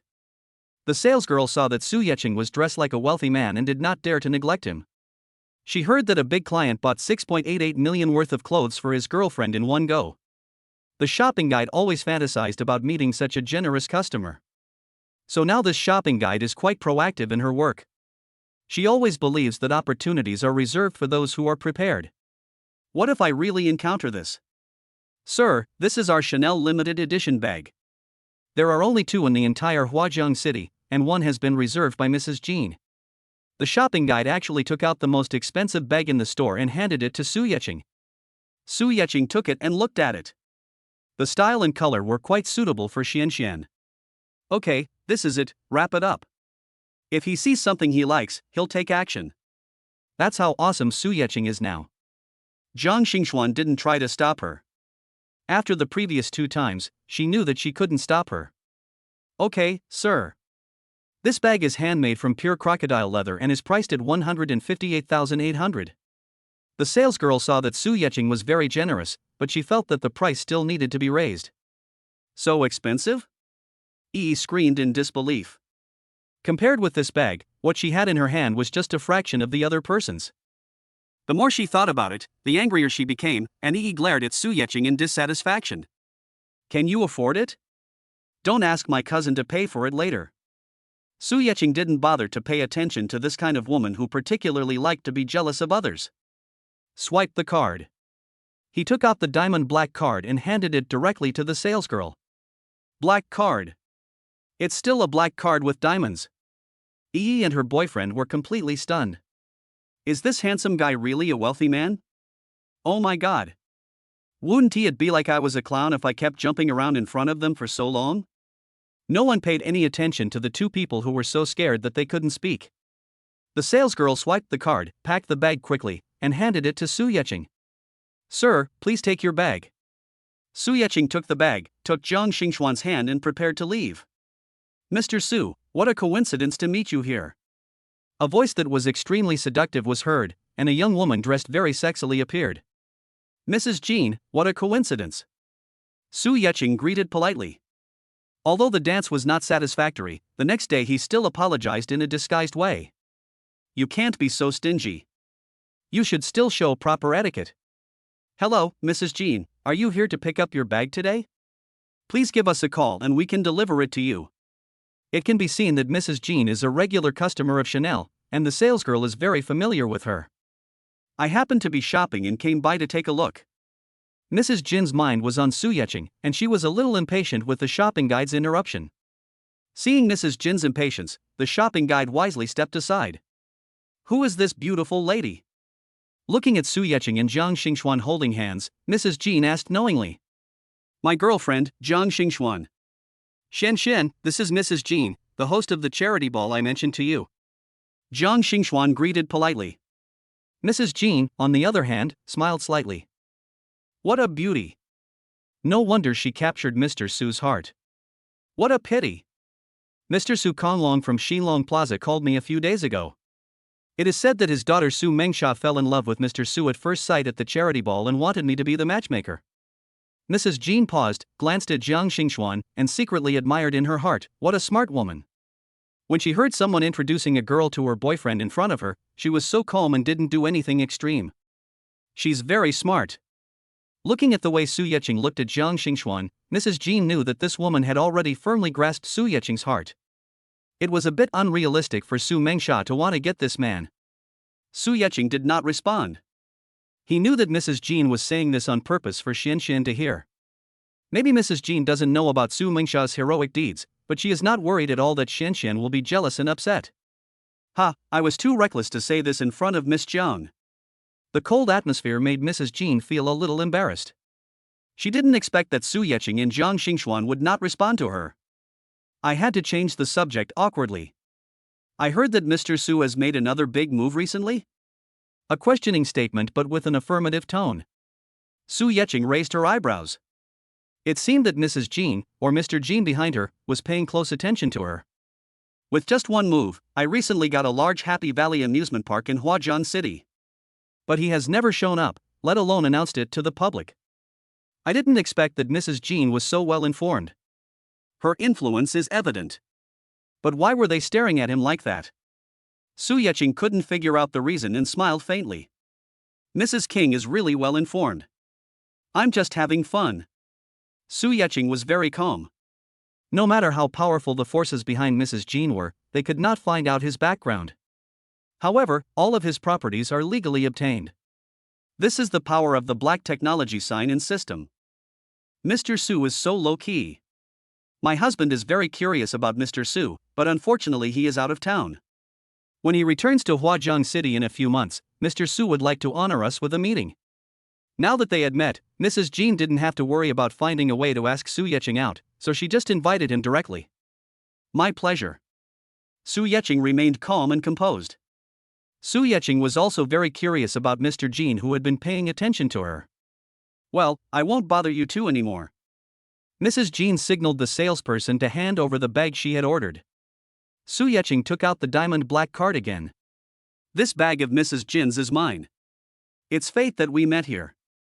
Mrs. Jean wanted to refuse, but when she saw Su Yeqing took out the bank card, she smiled slightly, said thank you, and did not delay.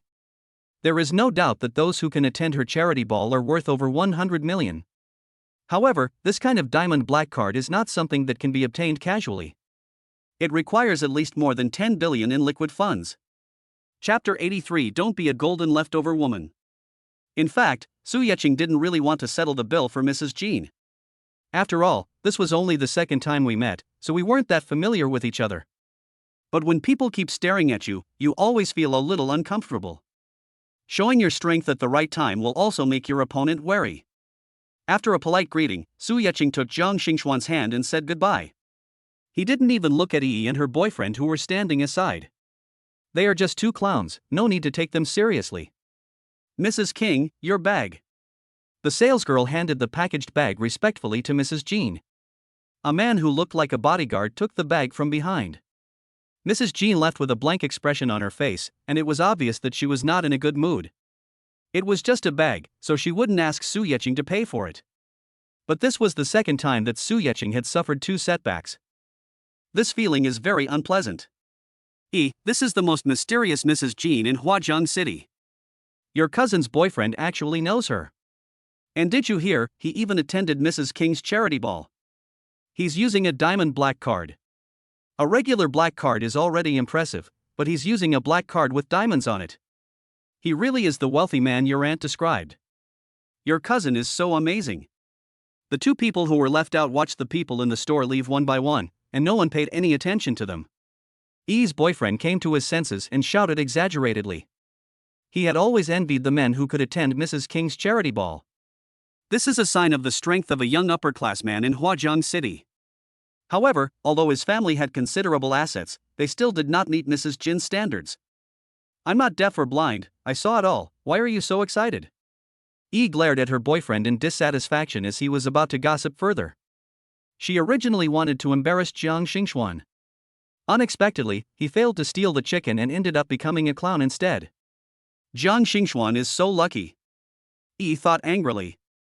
If Jiang Xingxuan can meet such a rich and handsome man, then he will be outdone again. She glanced angrily at her boyfriend.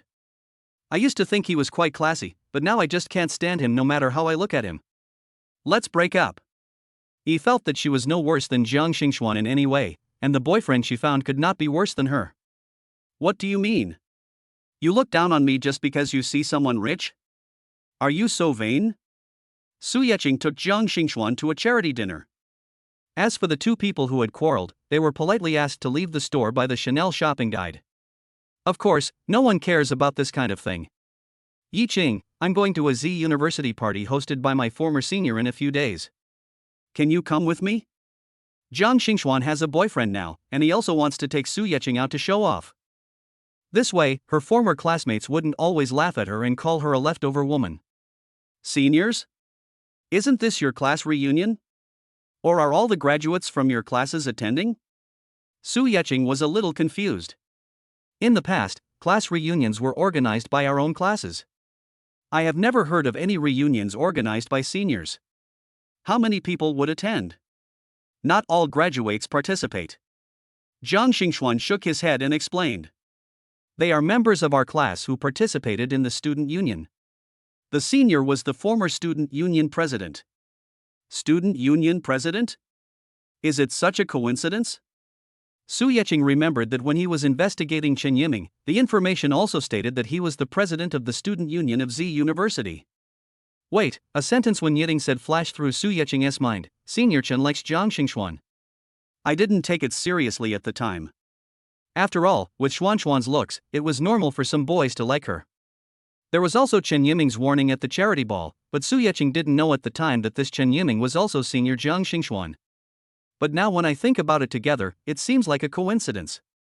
Su Yeqing gave an ambiguous smile and stared at Jiang Xingxuan. Jiang Xingxuan felt creepy when he was looked at.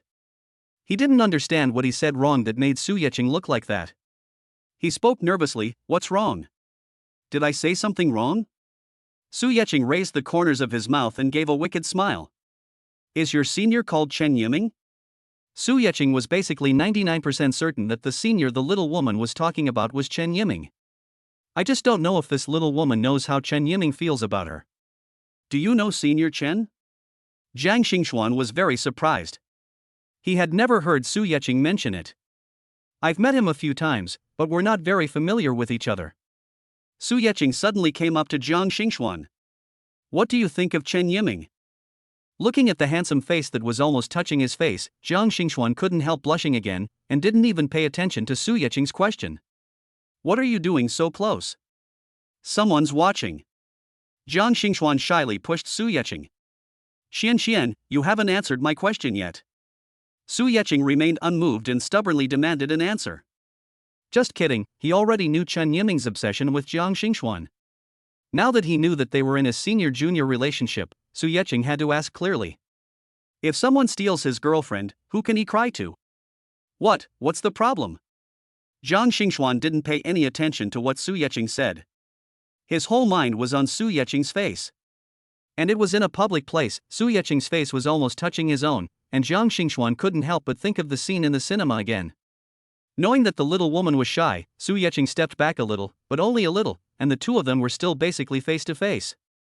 This scene broke the hearts of countless women in the restaurant. I mean, what do you think of your senior, Chen Yiming? Jiang Xingxuan heard Su Yeqing's words clearly this time. Seeing Su Yeqing's expression as if to say, if you dare to say other men are good, let me try, Jiang Xingxuan couldn't help but laugh. He's just my senior, and he's very caring towards us juniors. That's all? It seems that the little woman doesn't know Chen Yiming's feelings for her. Su Yeqing was a little confused. Given Chen Yiming's personality, why would he hold back from telling Jiang Xingxuan the truth? That's it, what else do you want? Jiang Xingxuan asked Su Yeqing in a somewhat strange way. Could it be that he still wants to have a campus romance with Senior Chen? Although someone had said before that Senior Chen liked me. But Jiang Xingxuan didn't take it seriously. For one thing, she didn't want a relationship when she was in college. On the other hand, she felt that Senior Chen treated every member of their student union equally. It's not like what when Yiting said that she received any special care for herself. Chapter 84 Jealousy. Su Yeqing was very satisfied with Jiang Xingxuan's slowness in expressing feelings at this moment. At the same time, Su Yeqing was also very grateful for his strong move at the Fengyun business cocktail party. Otherwise, given the little woman's slowness in feelings, it would be hard to say how long it would take for me to get the beauty back. Unable to help but give herself a thumbs up in her heart, Su Yeqing smiled even more coquettishly. The women around him almost stared at it with their eyes wide open. Jiang Xingxuan didn't like others staring at Su Yeqing so blatantly. It felt like something he loved was about to be taken away. He reached out and pinched Su Yeqing's cheek. "Don't laugh like that." Su Yeqing actually noticed the gazes of the people around him, but he was too happy and couldn't help himself for a moment. Pulling down the mischievous hand on his face, he asked, "Are you jealous?" Satisfied with seeing the little woman blushing again, Su Yeqing pulled Jiang Xingxuan to pay the bill and left the restaurant. "Since I will be attending the Z-level party hosted by Qin Yiming in a few days." Su Yeqing appeared as Jiang Xingxuan's boyfriend, so of course he couldn't be too casual. He took Jiang Xingxuan to pick out some exquisite clothes, and the two of them didn't finish shopping until after 10 o'clock. After sending Jiang Xingxuan off, Su Yeqing returned to her luxurious villa carrying a lot of bags. You know what, shopping is such a tiring job. Su Yeqing took a hot bath and collapsed on the bed, not wanting to move at all. Thinking about the party that Jiang Xingxuan mentioned, I wonder what kind of behavior Qin Yiming would experience if I appeared there. Should I continue to protect Jiang Xingxuan as a secret admirer? Or will it motivate him to speak his mind? Su Yeqing thought about various possibilities. Ding dong. Su Yeqing hadn't heard this wonderful sound for a long time, and he sat up suddenly. Host can sign in for a benefit today. Do you want to sign in? Sign in. These are things that don't need to be considered. Ever since he learned about the monthly and annual signing regulations, Su Yeqing decided that he would never miss any sign in. Ding. Sign in successful. The host has obtained a perfect man pill.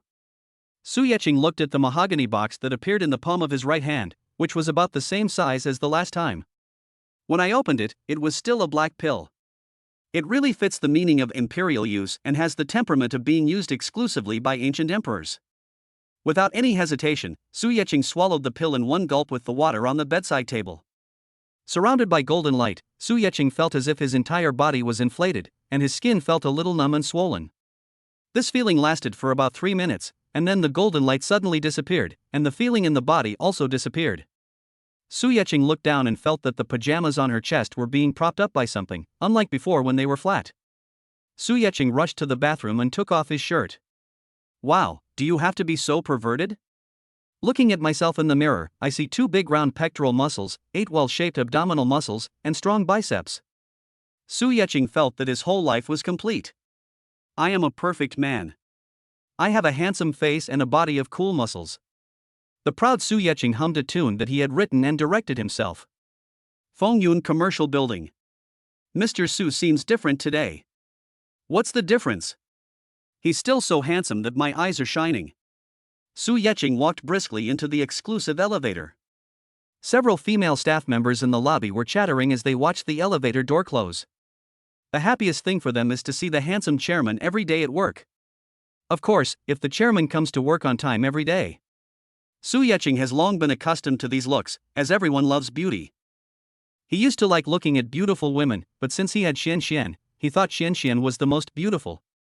So as long as those female employees don't affect work, Su Yeqing won't care about their gossip.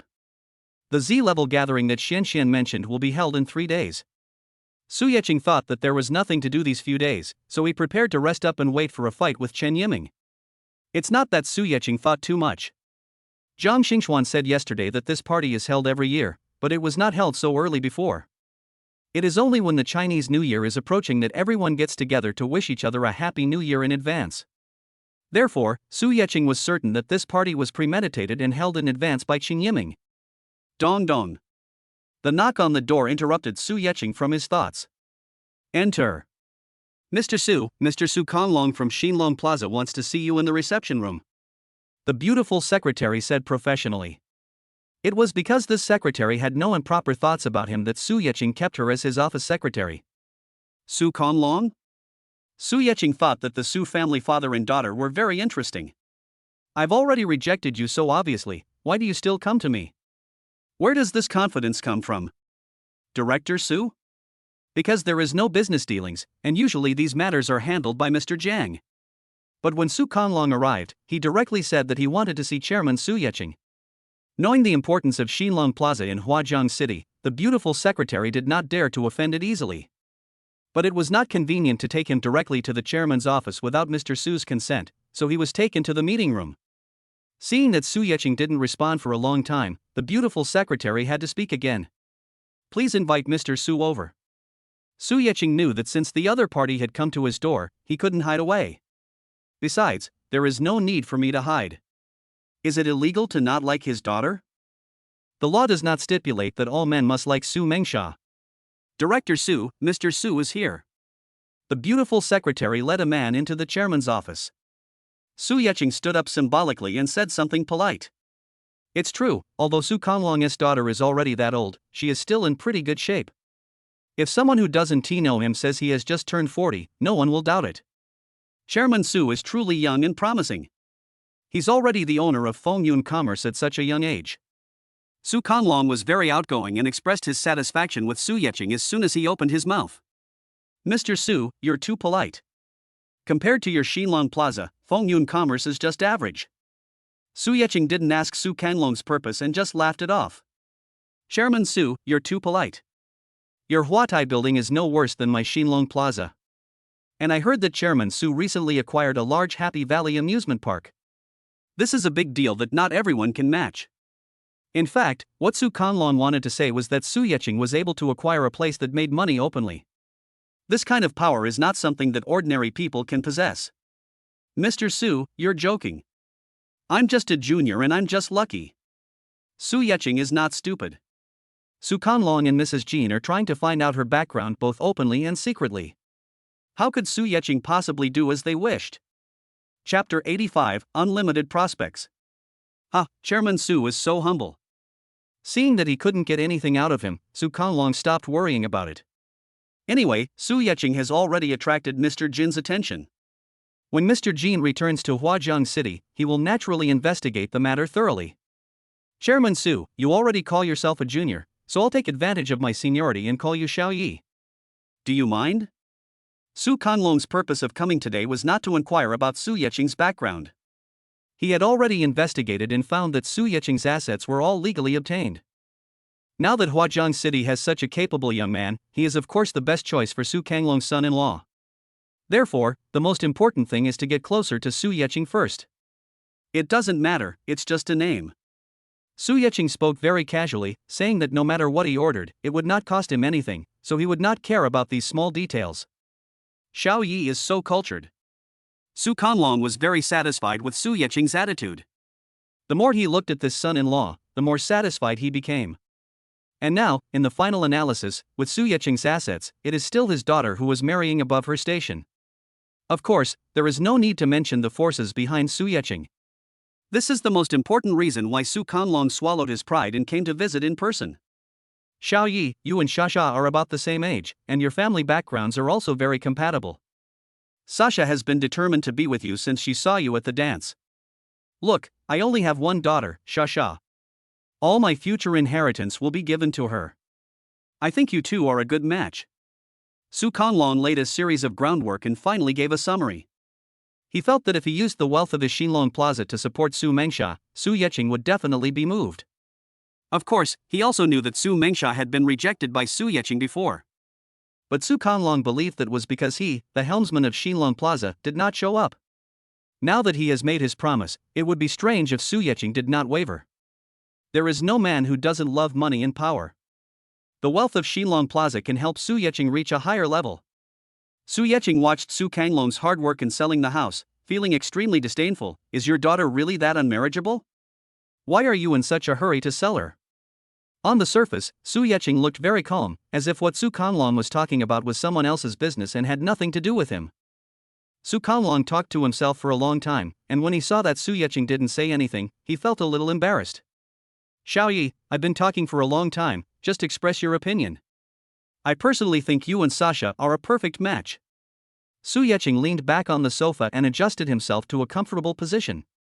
Mr. Su, I already have a girlfriend. Besides, your daughter and I have already made it very clear, don't you know? This. Su Kanlong didn't expect Su Yecheng to be so direct. He thought that Su Yecheng would be more tactful and not push him back so abruptly. If Mr. Su wants to talk about this specifically, I'm sorry. I can reiterate that I have no feelings for your daughter.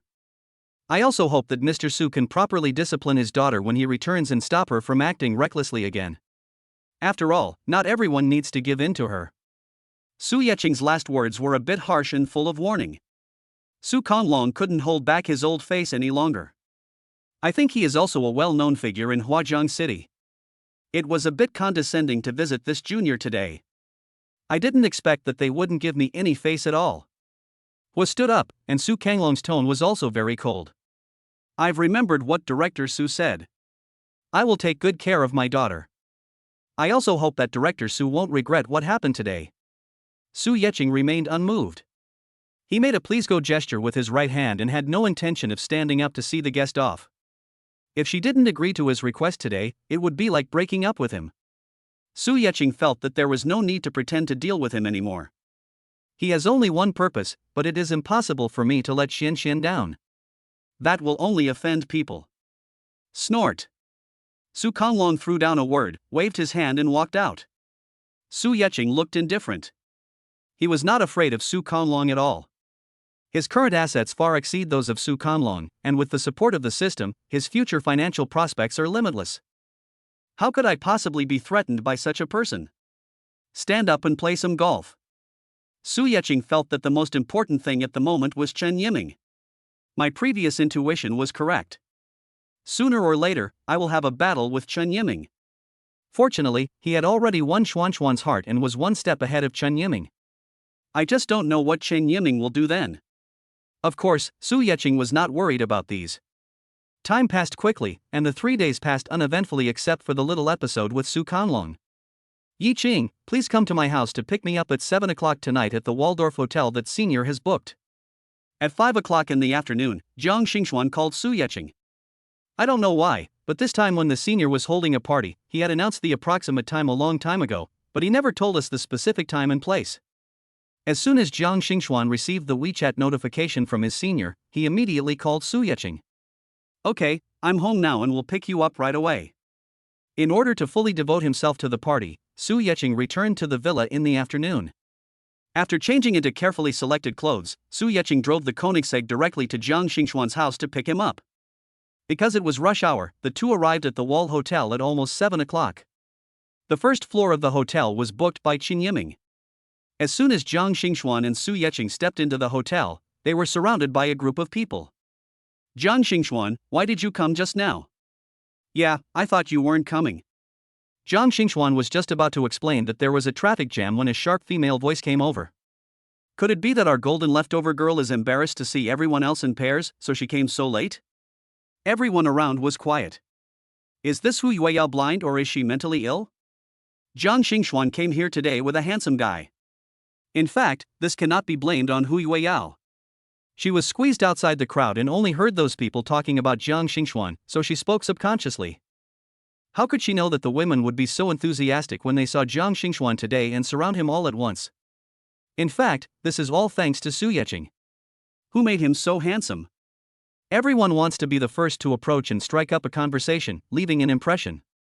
Seeing that the crowd suddenly quieted down, everyone looked at him as if he were an idiot. Hu Yueyao just felt confused. As Jiang Xingxuan and Su Yecheng walked in, the crowd made way for them. Only then did Hu Yueyao see the problem clearly. Hey, Jiang Xingxuan, who is this? Everyone rolled their eyes at Hu Yueyao again. They came in hand. Do you still need to ask such a stupid question? Chapter 86. A group of shrimp soldiers and crab generals. This is my boyfriend, Su Yecheng. Jiang Xingxuan raised the hand they were holding and waved it in front of Hu Yueyao, his face full of pride. I hate Hu Yueyao the most. She was the one who gave me the nickname Golden Leftover Woman. Relying on her excellent record of changing boyfriends every month, Hu Yueyao feels that she is very feminine. She gave Jiang Xingxuan that nickname because she looked down on the kind of good girl who was a top student. Hu Yueyao was so shocked that her mouth opened so wide that an egg could almost fit in it. It took her a long time to come back to her senses, and she screamed, "Jiang Xingxuan, when did you have a boyfriend? How can you find such a handsome guy as a boyfriend? You didn't hire him, did you?" Without waiting for Jiang Xingxuan to say anything, Hu Yueyao ran inside in a hurry as if she had thought of something. "Don't bother with her. She's always been like this," Jiang Xingxuan explained to Su Yeqing. Holding hands, they prepared to walk inside. "Here, right here, look and see if the sun rises from the west today." Hu Yueyao, who had just run away in a hurry, came running over again, pulling a woman with her. "Wen Yiting?" Jiang Xingxuan and Su Yeqing looked at each other. They hadn't seen this woman since the last rent increase incident. "I didn't expect to meet you here again." Come to think of it, Wen Yiting used to always join Hu Yueyao in mocking Jiang Xingxuan. Now that such a big thing has happened, Hu Yueyao must of course pull Wen Yiting over. "Wen Yiting, look, our golden leftover girl actually has a boyfriend. And he's a super handsome guy.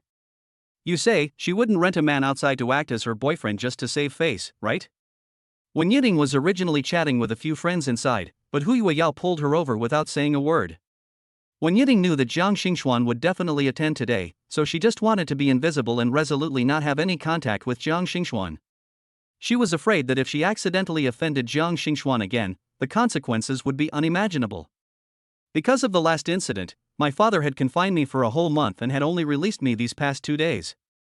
He stood in front of Jiang Xingxuan in a daze, especially when he saw Su Yeqing coming with him. Wen Yiting cursed Hu Yueyao 800 times in her heart. "Whatever you fear will come true. This time, I will be badly hurt by Hu Yueyao." Su Yeqing held Jiang Xingxuan's hand with his right hand and put his left hand in his trouser pocket. He glanced at Wen Yiting, wondering if this young lady had learned her lesson after what happened last time. If it is still so brainless, he really doesn't mind kicking anti-life insurance out of Huatai building. Hu Yueyao didn't notice the undercurrents among the few people. "I just felt that Wen Yiting was a little strange today." She didn't say a word for such a long time. If it were in the past, Wen Yiting would have started to make sarcastic remarks long ago. After pushing tea on Yiting, Hu Yueyao was a little dissatisfied. "Wen Yiting, are you mute today?" The reason why Hu Yueyao was eager to pull Wen Yiting over was because they had a common enemy, Jiang Xingxuan. Hu Yueyao couldn't stand Jiang Xingxuan's academic arrogance and always felt that she was superior. Wen Yiting also targeted Jiang Xingxuan in every way when she was in college. Especially after she knew that Senior Chen liked Jiang Xingxuan, she wanted to step on Jiang Xingxuan under her feet. The two of them agreed immediately on the matter of targeting Jiang Xingxuan. Wen Yiting's heart was full of anger. If it weren't for the need to maintain her image in front of Senior Chen, she would have cursed at Hu Yueyao long ago. "Mr. Su, Jiang Xingxuan, you are here." Wen Yiting greeted the two of them politely and forced a stiff smile on her face. Seeing that Wen Yiting was quite sensible, Su Yeqing didn't make things difficult for her and went in with Jiang Xingxuan. "Wen Yiting, is your brain burned out?" Hu Yueyao had never seen Wen Yiting being polite to Jiang Xingxuan before, so she started yelling. "No, do you know that guy?" Wen Yiting ignored the idiot Hu Yueyao, glared at her, and left. "I will never play with such a pig-like teammate again. Jiang Xingxuan is not someone you can afford to provoke now, so just stay away if you can't afford to provoke him." Hu Yueyao was left standing there in a daze, looking completely confused. She just didn't understand why everyone was acting so abnormally today. Jiang Xingxuan and Su Yeqing entered the hall and did not see the host of today's party, Chen Yiming. Jiang Xingxuan glanced around and saw that most of the women's eyes were fixed on Su Yeqing, as if they were glued together. Feeling a little unhappy, he pulled Su Yeqing and prepared to find a quiet place to hide to block those infatuated gazes. Su Yeqing looked at the little woman's actions with some amusement. This little woman was only concerned with being jealous of those boring women. How come she didn't notice that many flies were also staring at her? Those lustful looks also made Su Yeqing very unhappy. Xian is beautiful. But it belongs to him, Su Yeqing, and it is wrong for others to have such covetous thoughts. Two people who had the same idea of hiding the good in each other found a sofa in the corner and prepared to sit down. "Hey, isn't this the beautiful lady from the New World Bar?" "I didn't expect to meet him here." "She's also from Z University? Why haven't I met her before?" "It would be great if young Master Chen was here, but unfortunately he was sent abroad by his father." Su Yeqing looked closely and saw that they were the remaining 4 people who had harassed Jiang Xingxuan at the New World Bar along with Chen Zhishan. It seems that Chen Zhishan did not tell the truth to his so-called brothers. He just thought he was going abroad, and others thought he was just having fun. Is he also from your student union? Su Yecheng turned around and asked Zhang Xingxuan. It shouldn't be like that. If they were all members of the Z University Student Union, Zhang Xingxuan should know them, and the scene at the New Century Bar would not have happened. No, I haven't seen them. Zhang Xingxuan shook his head affirmatively. These people included Chen Zhishan, whom she had never seen before. There are so many students at Z University, and Zhang Xingxuan is a student who studies hard. He basically doesn't know anyone who is not in his study circle. But one thing is certain, they are not from the student union. Zhang Xingxuan participates in every student union activity, so it is impossible that he doesn't know him. Su Yecheng smiled slightly. This is interesting. He is not a member of the student union but comes to participate in the student union activities, and he is someone who has some grudge against me. It just so happened that the organizer of this event was Chen Yiming. This made it difficult for Su Yecheng not to think too much. But they are just small troublemakers. Su Yecheng doesn't take them seriously. If Chen Yiming wanted to use these small fry to embarrass Su Yecheng, that would be too unrealistic. Chapter 87 Farming in Africa. Ignore them. Su Yecheng whispered to Zhang Xingxuan, holding his hand and sitting down on the sofa. What, are you still arrogant? You're just lucky, kid. Later, I went to the New World to block you several times but couldn't catch you. Don't you have money to spend? The four young masters felt a little embarrassed to see that Su Yecheng ignored them and the people around them were staring at what was happening here.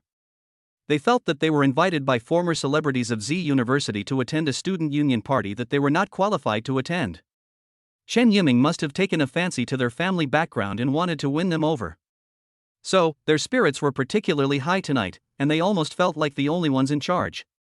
Now the fact that this handsome man attracted the attention of the girls present already made them very unhappy. Not to mention the attitude of ignoring the four of them. It's simply a blatant contempt for them. What do you want? Su Yecheng asked with a cold face, hating the feeling of having a group of mad dogs barking next to him. How's it going? Boy, are you scared now? Now you know how powerful I am, right? Let me tell you, we were personally invited here by the former student union president of Z University. If you know what's best for you, just kneel down and apologize to us, and we'll let you go. The four young men looked like magnanimous adults. In fact, they knew that if they fought with Su Yecheng, they would not gain any advantage. After all, they had witnessed Su Yecheng's skills with their own eyes. But now it's different. This is a party organized by Chen Yiming. If things really get out of hand, Chen Yiming will definitely have to come out and clean it up. I am a distinguished guest invited by Chen Yiming, so it is obvious who will have the upper hand. Chen Zhishan is your boss? Su Yecheng was not someone who could be frightened. These people were just relying on Chen Yiming's support to bully others. But Su Yecheng still didn't take Chen Yiming seriously. So what? Boy, now you know our background, apologize quickly. The four men were so arrogant that they instinctively thought that Su Yecheng was afraid of them and was asking about their backgrounds. Then do you know where Chen Zhishan is now? What is he doing? Su Yecheng couldn't help but doubt the IQ of these people. Why is it that no matter what others say, these people always feel good about themselves and think that others are afraid of them? Our young master Chen is having a great time abroad. One of them pulled at the man who was talking smugly. Now that Su Yecheng mentioned it, he also felt a little strange. According to Chen Zhishan's personality, he likes to show off everything he does. But this time he was going abroad for such a long time, and he only informed them via WeChat. Where exactly were they going? What were they going to do? They didn't say. Even when the four of them offered to hold a farewell party for him, he refused to accept. It seemed that he hurriedly left the country the next day after receiving the WeChat notification. Moreover, after Chen Zhishan left, his WeChat moments, QQ status, etc. were not updated. Now that I think about it, things seem very strange. You know? The man asked Su Yecheng. His tone was not polite, but it was not as aggressive as before. Su Yecheng glanced at the man who was speaking. He seemed to have some intelligence. Without saying much, Su Yecheng took out his cell phone, tapped a few times, and spread it out in front of him. A photo suddenly appeared in front of the four people. It's Chen Zhishan. The four people were completely stunned. In the photo, Chen Zhishan is wearing a straw hat and weeding in the field. His skin was tanned and his face was full of bitterness, And he didn't look like the playboy he used to be. The key point is that Chen Jishan is surrounded by a group of fat women with shiny dark skin.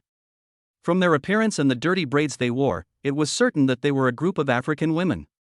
This was sent by Chen Weiman to Su Yecheng specifically to prove that he had really sent Chen Jishan to Africa to learn a lesson. Because he thought it was fun, Su Yecheng didn't delete it. Unexpectedly, he would use it today. Mr. Chen went to Africa? What's going on? The four young men had a lot of question marks in their minds. Chen Jishan went to Africa? Well, they reluctantly accepted it. After all, at that time, Chen Xiao only said that he was going abroad, but did not specify where he was going. Africa can be considered as going abroad, or going abroad from Asia. But what's the matter with Chen Jishan doing farm work in Africa? Also, how did this photo end up in this man's hands? Could it be that Chen Jishan's going abroad is related to this man? With all kinds of questions, it was the man who asked the question just now who spoke, and his tone was much more polite. How did you get this photo? His father, Chen Weiming, sent it to me. Su Yecheng was very patient. He knew that it was Chen Yiming who arranged it on purpose, so he would not be fooled. Things that can be resolved verbally will never be resolved with fists. Chen Yiming's original intention was probably to let these four young masters irritate him. If he couldn't hold back or couldn't get rid of them, he could just come out and show his abilities in front of Jiang Xingxuan. You know Uncle Chen. The man who spoke swallowed several times before asking. It seems like they offended someone they shouldn't have offended. Even Chen Weiming was brought up. This man must be from a very important background. He is a minor director of my company. Su Yecheng would not deliberately show off his identity, but he would not deliberately hide it either. You are. Chen Weiman is a director of his company. Still just a small director? What Chen Jishan is most proud of is that his father Chen Weiman is the director of Fengyun Trading. Then this man. The man who spoke was trembling a little. You are the chairman of Fengyun Trading? The clenched fist showed the nervousness of the man who was speaking at the moment. Nodding, Su Yecheng gave them a positive answer. Complete silence. The four young masters were unable to react. The crowd watching the excitement were also shocked. Isn't Jiang Xingxuan too awesome? The boyfriend I found is not only very handsome, but also a wealthy bachelor. He is so young and has become the chairman of Fengyun Trading. What will happen in the future? If I had known earlier that I would be a golden leftover woman, why would I have dated in college? Many girls present regretted it. Hu Yueyao, who had been watching the fun from the side because of the humiliation she suffered earlier, moved closer to Wen Yiting, who was obviously unwilling to pay attention to her.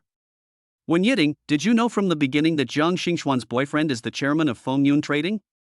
That's what she said, otherwise why would Wen Yiting's attitude be so strange today? Wen Yiting rolled her eyes at Hu Yueyao. Can't this woman see that I just want to stay away from her now? Fearing that Hu Yueyao would do something excessive again and implicate herself, Wen Yiting dropped another thunderbolt. I didn't know he was the chairman of Fengyun Trading. After a pause, he continued speaking in the face of Hu Yueyao's disbelieving eyes. I know he is the owner of Huatai Building. Chapter 88. He is the man I choose. Petrified. Hu Yueyao and a few people who were close to her were completely petrified by Wen Yiting's words.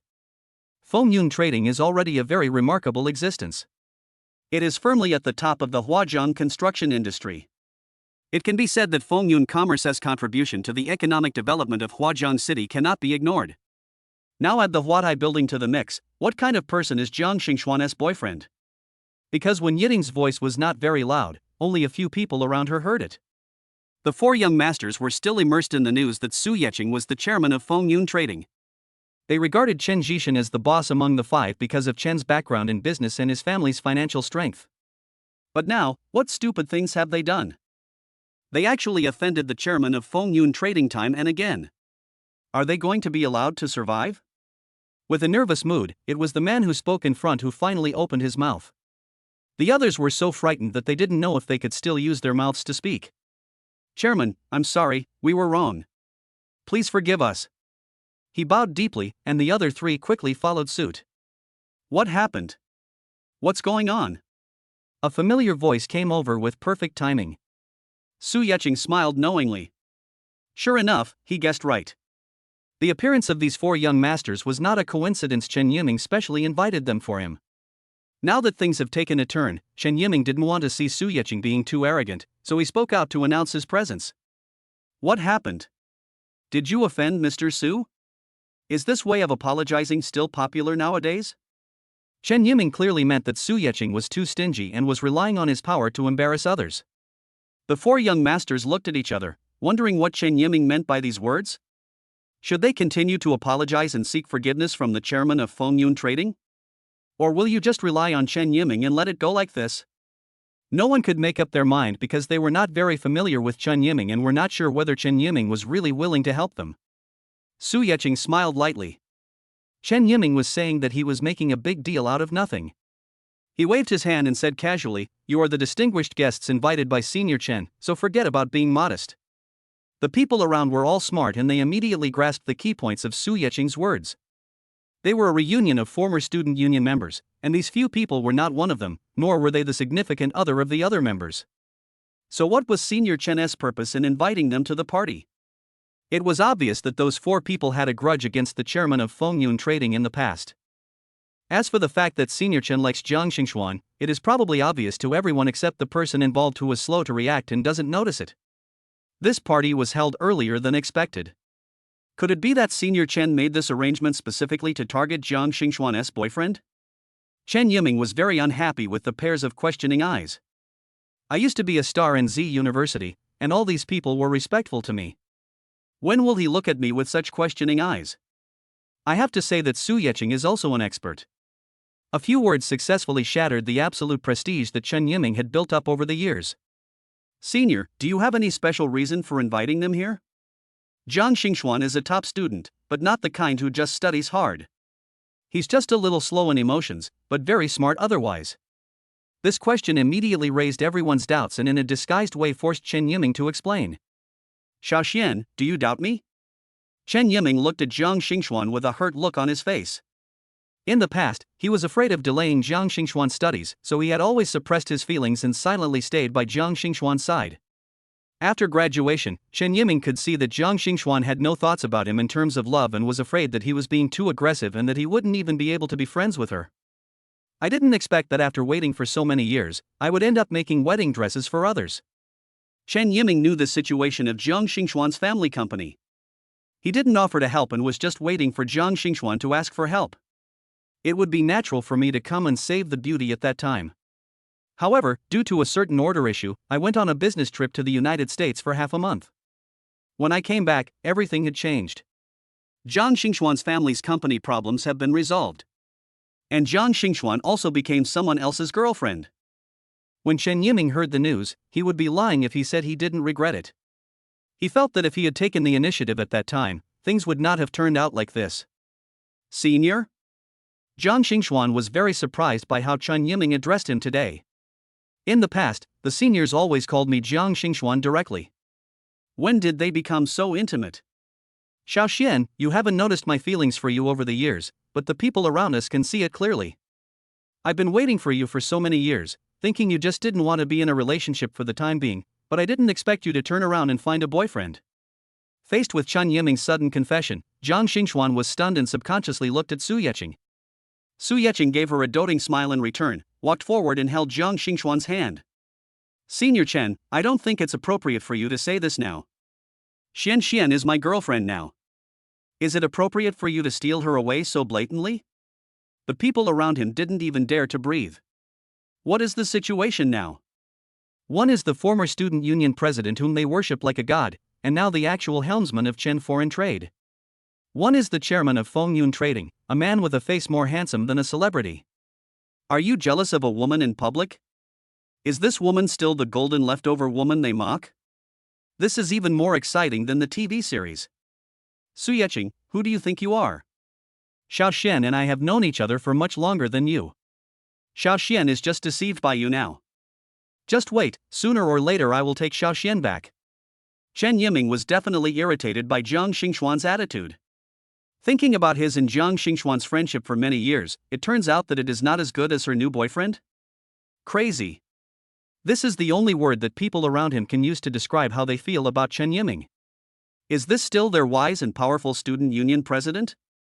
How could he say such a ridiculous line? Senior, I really don't know what kind of feelings you had towards me before. But now that I know, I want to be clear with you. Su Yeching is my boyfriend and the man I've chosen.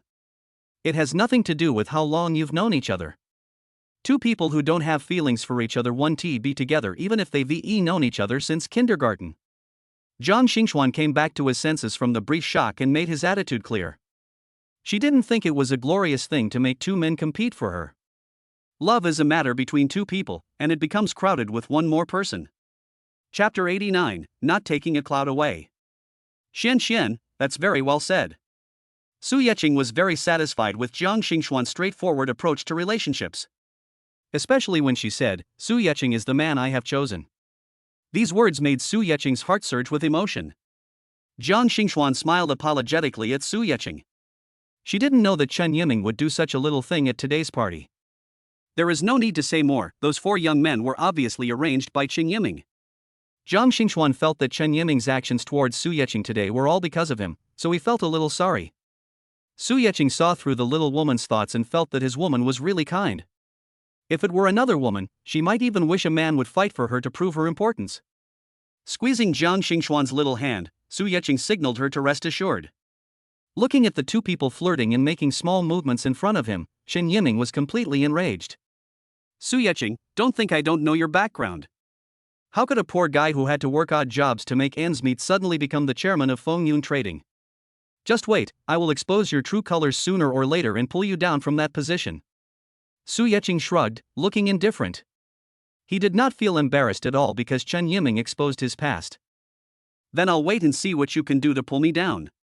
Oh, I forgot to tell you that you may need to make more preparations. Huadai Building and the large Happy Valley amusement park in Huajian City are both mine. I'm afraid you'll have to put in a lot more effort. Dead silence. Everyone around was frightened. Who is this man? Fengyun Business, Huadai Building, large Happy Valley amusement park? How do we calculate the total worth? Is it time to change the top leadership in Huajian City? Chen Yiming's face also turned pale. When he investigated Su Yeching, he was only the chairman of Fengyun Trading. Chen Yiming originally didn't take this pauper who became rich overnight seriously. He felt that even if Su Yeching was lucky enough to get Fengyun Trading, he might not be able to run it well. After all, Su Yeching has no experience in business. This point is analyzed in detail in the investigation report. Originally, Chen Yiming had been waiting to see Su Yeching's good show. I feel that within a month, Su Yeching will mess up the management of Fengyun Commerce. Unexpectedly, Su Yeching really has no experience in business, but he is very good at employing people. As soon as he took over Fengyun Trading, he fired the former general manager Lin Shi. Of course, there were personal emotional factors here. However, Su Yeching was very good at combining kindness and authority. He promoted Deputy General Manager Jiang Haitao to General Manager and used rewards to stabilize the hearts of the company's employees. So Chen Yiming did not see the chaotic scene of Fengyun Trading that he had expected. On the contrary, Fengyun Trading continued to consolidate its position as the leader in the construction industry in Huajian City. Even so, Chen Yiming felt that as long as he managed Chen's foreign trade well, he would soon be able to surpass Su Yeching. However, now Su Yeching suddenly told himself that he also owned Huadai Building and the large Happy Valley amusement park. How can I fight him like this? I want to talk about the fixed assets in these two places because they are difficult to measure. The annual income from these two assets alone is more than what Chen's foreign trade business has earned over the past 10 years. Chen Yiming felt very depressed. Zhang Xingxuan is the woman engraved in his heart. He fell deeply in love with her from the first moment he saw her. For various reasons, I have not confessed my feelings over the years. But Chen Yiming was very confident that Zhang Xingxuan would be his woman sooner or later. Now, Su Yeching who suddenly appeared not only won Zhang Xingxuan's heart in an instant. Chen Yiming felt like he was going crazy as he was always ahead of him in wealth. Wen Yiting, why do you only speak halfway? Not only are they the owners of Huadai Building, they're also the owners of the large Happy Valley amusement park, okay? Hu Yueyao sat close to Wen Yiting and spoke in a low voice. Now she has no opinion about Zhang Xingxuan at all. I don't dare to have any opinions. Compared with other people's boyfriends, although I have dated countless boyfriends, their abilities are all very weak. Wen Yiting moved to the side without any concealment, and it was very obvious that she wanted to keep a distance from Hu Yueyao. What an idiot! He and Su Yeching are not familiar with each other, So how could he know so much about her? Cut. Hu Yueyao watched Wen Yiting's actions and took a few steps in the opposite direction. The two women who were once on the same front completely broke off their friendship. Let's go. Su Yeqing looked at Jiang Xingxuan gently. Things had become like this, and he didn't think there was any need to stay any longer. Good. Jiang Xingxuan also had no regrets at all. I never had that kind of romantic feelings towards my senior before. I just respected this senior because Chen Yiming was a leader in Z University at that time. But today, seeing that he actually had such bad intentions in order to embarrass Su Yeqing, Jiang Xingxuan looked down on Chen Yiming a little. Holding Jiang Xingxuan's little hand, the two prepared to leave. The crowd also consciously made way. Xiao Xian. Jiang Xingxuan's steps to leave were stopped abruptly when his left arm was grabbed. She frowned slightly and looked at the owner who was holding her hand. Senior, is there anything else? She felt that she had made herself clear and Chen Yiming should not bother her anymore. Xiao Xian, I won't give up. No matter what you think now, everything I do is for you. Chen Yiming stared at Jiang Xingxuan intently, and the strength in his hands grew stronger and stronger. Jiang Xingxuan frowned slightly. Su Yeqing noticed Jiang Xingxuan's discomfort and reached out to push away Chen Yiming's hand that was holding Jiang Xingxuan. You hurt my girlfriend. Looking at the red marks on Jiang Xingxuan's arm, Su Yeqing felt a little distressed. You say you love her, but if you love her, will you be rough with her? Jiang Xingxuan smiled at Su Yeqing, then turned and spoke seriously to Chen Yiming. Senior, I have made it very clear. I only have one boyfriend, and that's Su Yeqing. I never had any other thoughts about you. I simply regarded you as my senior. Please stop wasting your time on me. After saying that, Jiang Xingxuan took Su Yeqing's hand and strode away. Wave your sleeves and not a cloud will be taken away. Since this is no longer just a student union gathering, there is no reason for me to stay. Jiang Xingxuan is not a weak woman. Even if someone uses her name to hurt the people she cares about, she will not be soft-hearted towards him. Chen Yiming, who stayed where he was, watched Jiang Xingxuan leave without looking back, his hands clenched tightly. His nails dug into his flesh and blood oozed out without him noticing. He only knew that he must get Jiang Xingxuan. No matter what the cost. Chapter 90, Kiss If You Want. Everyone who attended the party saw that this was not just a simple party. It was purely organized by Chen Yiming to achieve his own goals. With a hint of contempt, everyone dispersed. Someone in the crowd sighed. Is this still our wise and powerful student union president? His behavior today was a bit mean. Will you still need to attend such gatherings in the future? Everyone was shaking their heads in their hearts. It seemed that there was really no need to participate. I can never go back to the simple days of college. The four young men invited by Chen Yiming also suddenly realized. It seems that Chen Yiming invited them here not because of their family background, but to use them as pawns. Fortunately, Mr. Su was magnanimous and did not bother with them. Otherwise, the result would not be as simple as being sent to Africa like Chen Zhishan. The four of them now hated Chen Yiming to death. What a hypocrite! He pretends to be serious, but his mind is so evil. That's right, I don't know how you managed to become the student union president. The four men walked out of the hotel cursing.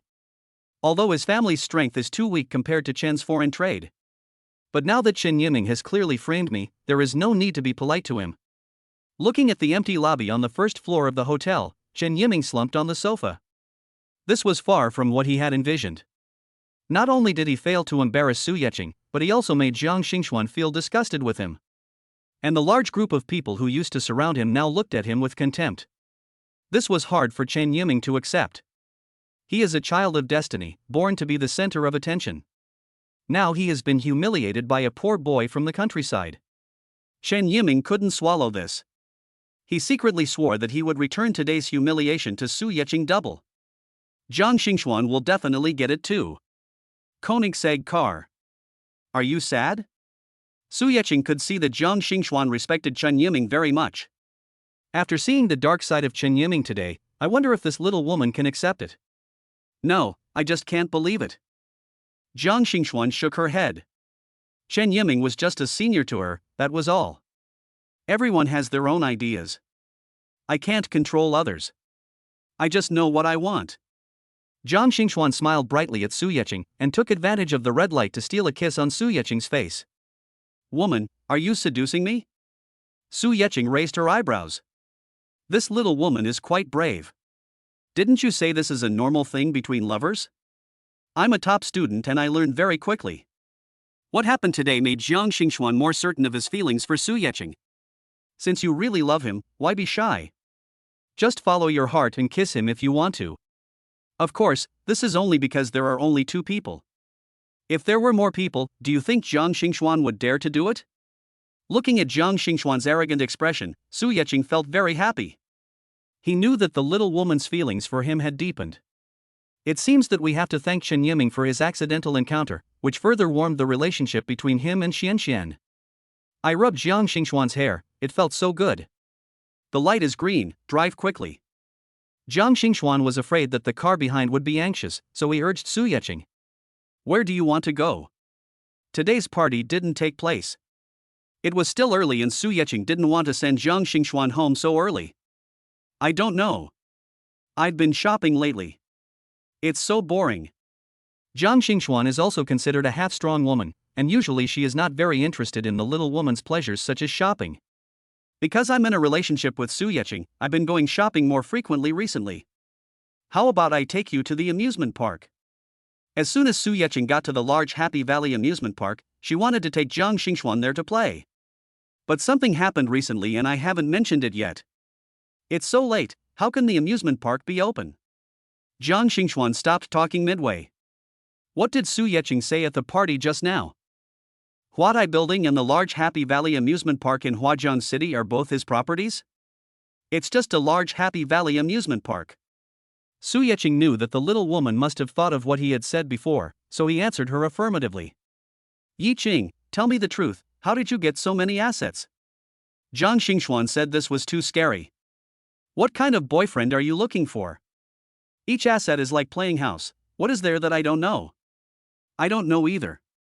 My family used to be very poor, but I was only recently told that my ancestors left me a large inheritance. But the will stipulates that I can't inherit it all at once, I have to inherit it piece by piece. Su Yeqing briefly explained the fact that Chen Yiming said he was a poor boy. It also provided me with a reasonably plausible excuse for receiving the system sign in rewards in the future. Is that so? Then you must have had a very hard time in the past. Jiang Xingxuan didn't care about the inheritance Su Yeqing mentioned. After all, she only cared about Su Yeqing as a person. But knowing that Su Yeqing had a hard life in the past, Jiang Xingxuan still felt a little distressed. Silly boy, it's all over. A warm atmosphere inside the car. Entrance to the large Happy Valley amusement park. Koenigsegg parked in front of the entrance of the amusement park in a swaggering manner. The amusement park was closed at night, so Su Yeqing did not park his car in the parking lot. The main reason is that I don't want the little woman to walk too far. It's so big. The amusement park, which is closed at night, looks very spectacular because there are no crowds. Yi Qing, how big is this amusement park? Jiang Xingxuan had been here before, but the place was always crowded with people. It was full of heads and it was impossible to tell how big the amusement park was. About 200,000 square meters. Su Yeqing remembered taking a look at the property ownership certificate of the amusement park. Jiang Xingxuan stood there in a daze. Such a big amusement park belongs to her boyfriend? So can I come and play whenever I want in the future? Jiang Xingxuan was so happy that he couldn't express it in words. This was much more interesting than shopping for her. And it was at night, just her and Yi Qing, how romantic. Yes, you can come and play whenever you want in the future. Su Yeqing's favor for Jiang Xingxuan is not just lip service.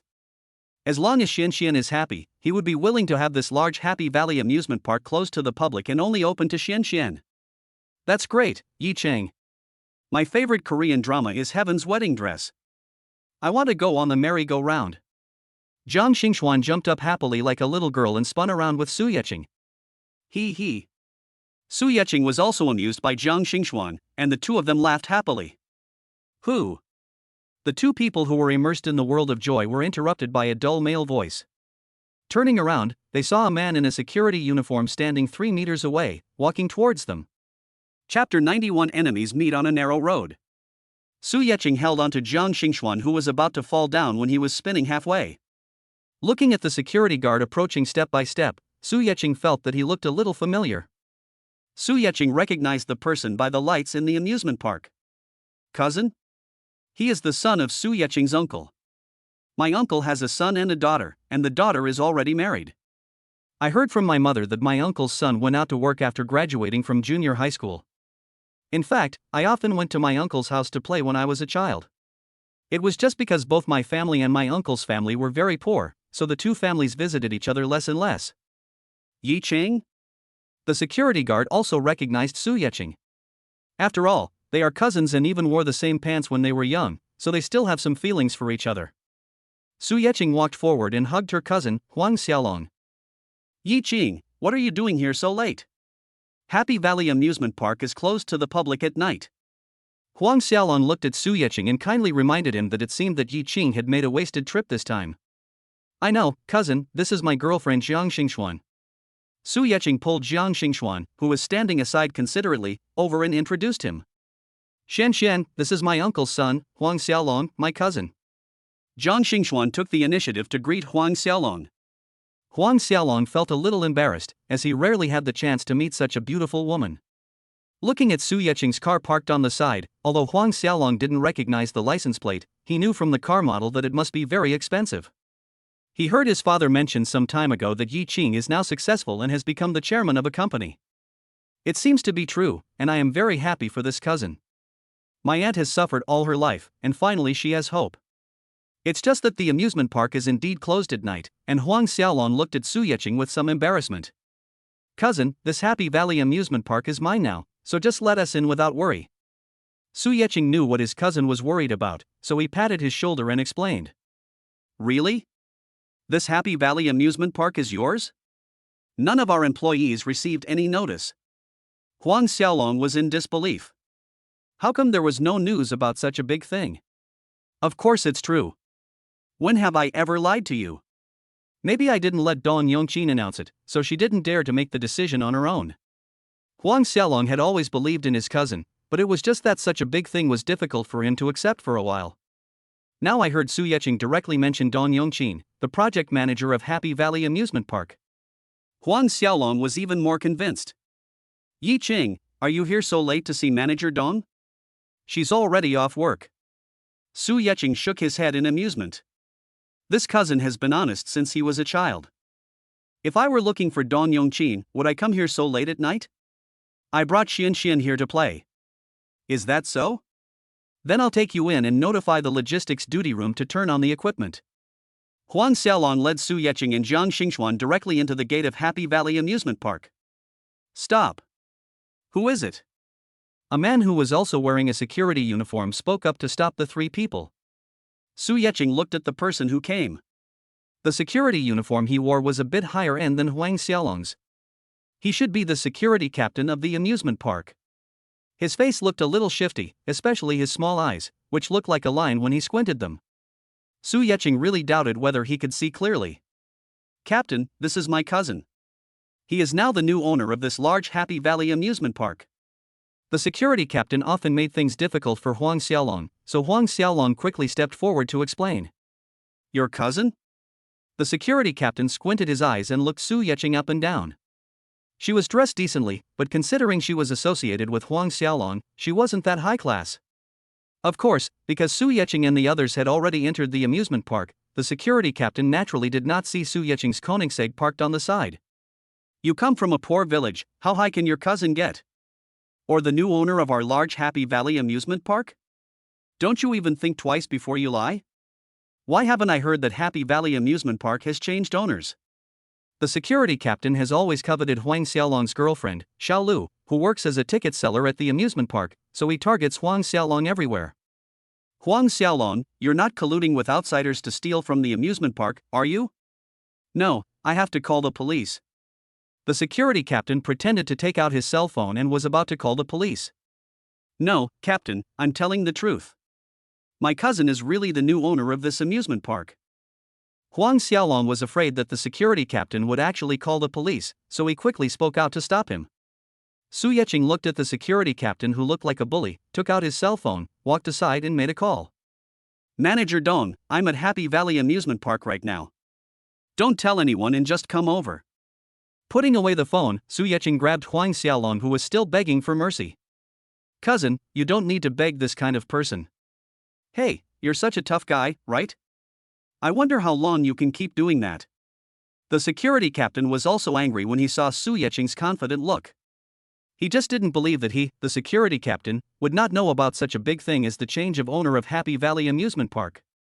It must be this kid yelling at me. Rolling up his sleeves, the security captain prepared to step forward. Squeak! The sound of sudden brakes, accompanied by two dazzling car headlights, stopped the people in the amusement park. So soon? Su Yeching was a little surprised. He had only been on the phone for a few minutes, but how could Dong Yongqin arrive so quickly? It's so late, why is there still someone here? A familiar female voice came from the car. Next came a familiar figure.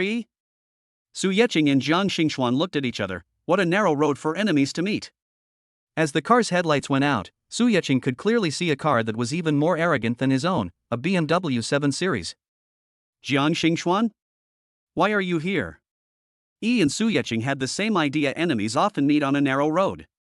Yi, do you know each other? The BMW owner followed Yi into the Happy Valley Amusement Park. Not very familiar. Yi was very unhappy to see Jiang Xingxuan. Last time, it was because of Jiang Xingxuan that she dumped her ex-boyfriend. Because she felt that her boyfriend couldn't be any worse than the one Jiang Xingxuan found. But after going around in circles, I realized that my current boyfriend is not as good as the previous one. Although she felt a little regretful, she blamed all the mistakes on Jiang Xingxuan. Today is Yi's birthday, and her new boyfriend wants to cheer her up, so he says he'll take her to this large Happy Valley amusement park. Hold a birthday party for her at the amusement park that belongs only to her. Yi didn't believe it at first. She didn't think her boyfriend had that ability. But he guaranteed that the Happy Valley amusement park belonged to his uncle. With just one word from him, the amusement park can be opened at night. Chapter 92, Licking the Dog. Now seeing Su Yeching and Jiang Xingxuan here, Yi wanted to regain the face she had lost before. Just when she was about to signal her new boyfriend to show off his abilities, the security captain came running up to her happily. Mr. Liu, why are you here so late? The man called Mr. Liu looked very happy. He had come here once before with his cousin, the former owner of the large Happy Valley amusement park. Later, I brought several girlfriends here to play a few times. The security captain knew him because he always boasted to everyone that he was the nephew of the owner of the Happy Valley amusement park. He raised his head proudly and said, "Today is my girlfriend's birthday, I brought her here to have fun." He glanced at Su Yeching and Jiang Xingxuan. Since he said she was not familiar with them, Lu Xiao felt that there was no need for him to pay attention to them. It's so late, and there are still a lot of random people entering the amusement park. How do you manage to be the security captain? Young Master Lu lectured in a high-handed manner, looking like a real young master. Su Yeching pursed her lips with a bit of disdain. Why are there such guys who take advantage of others' power everywhere? He didn't even know about such a big thing as the change of ownership of Happy Valley Amusement Park, so it seems that he didn't have a very close relationship with the previous owner. Where does the confidence come from to show off like this? Yes, young Master Lu is right. I was just about to call the police to arrest them. I wonder what he's thinking by sneaking into the amusement park so late at night. The security captain acted like a civil servant, nodding and bowing in agreement. Yi Qing, what should we do? Seeing that Su Yeching was not moved at all, Huang Xiaolong became a little anxious. I have a low level of education and I finally found a stable job in Huazhang City. I don't want to give it up easily.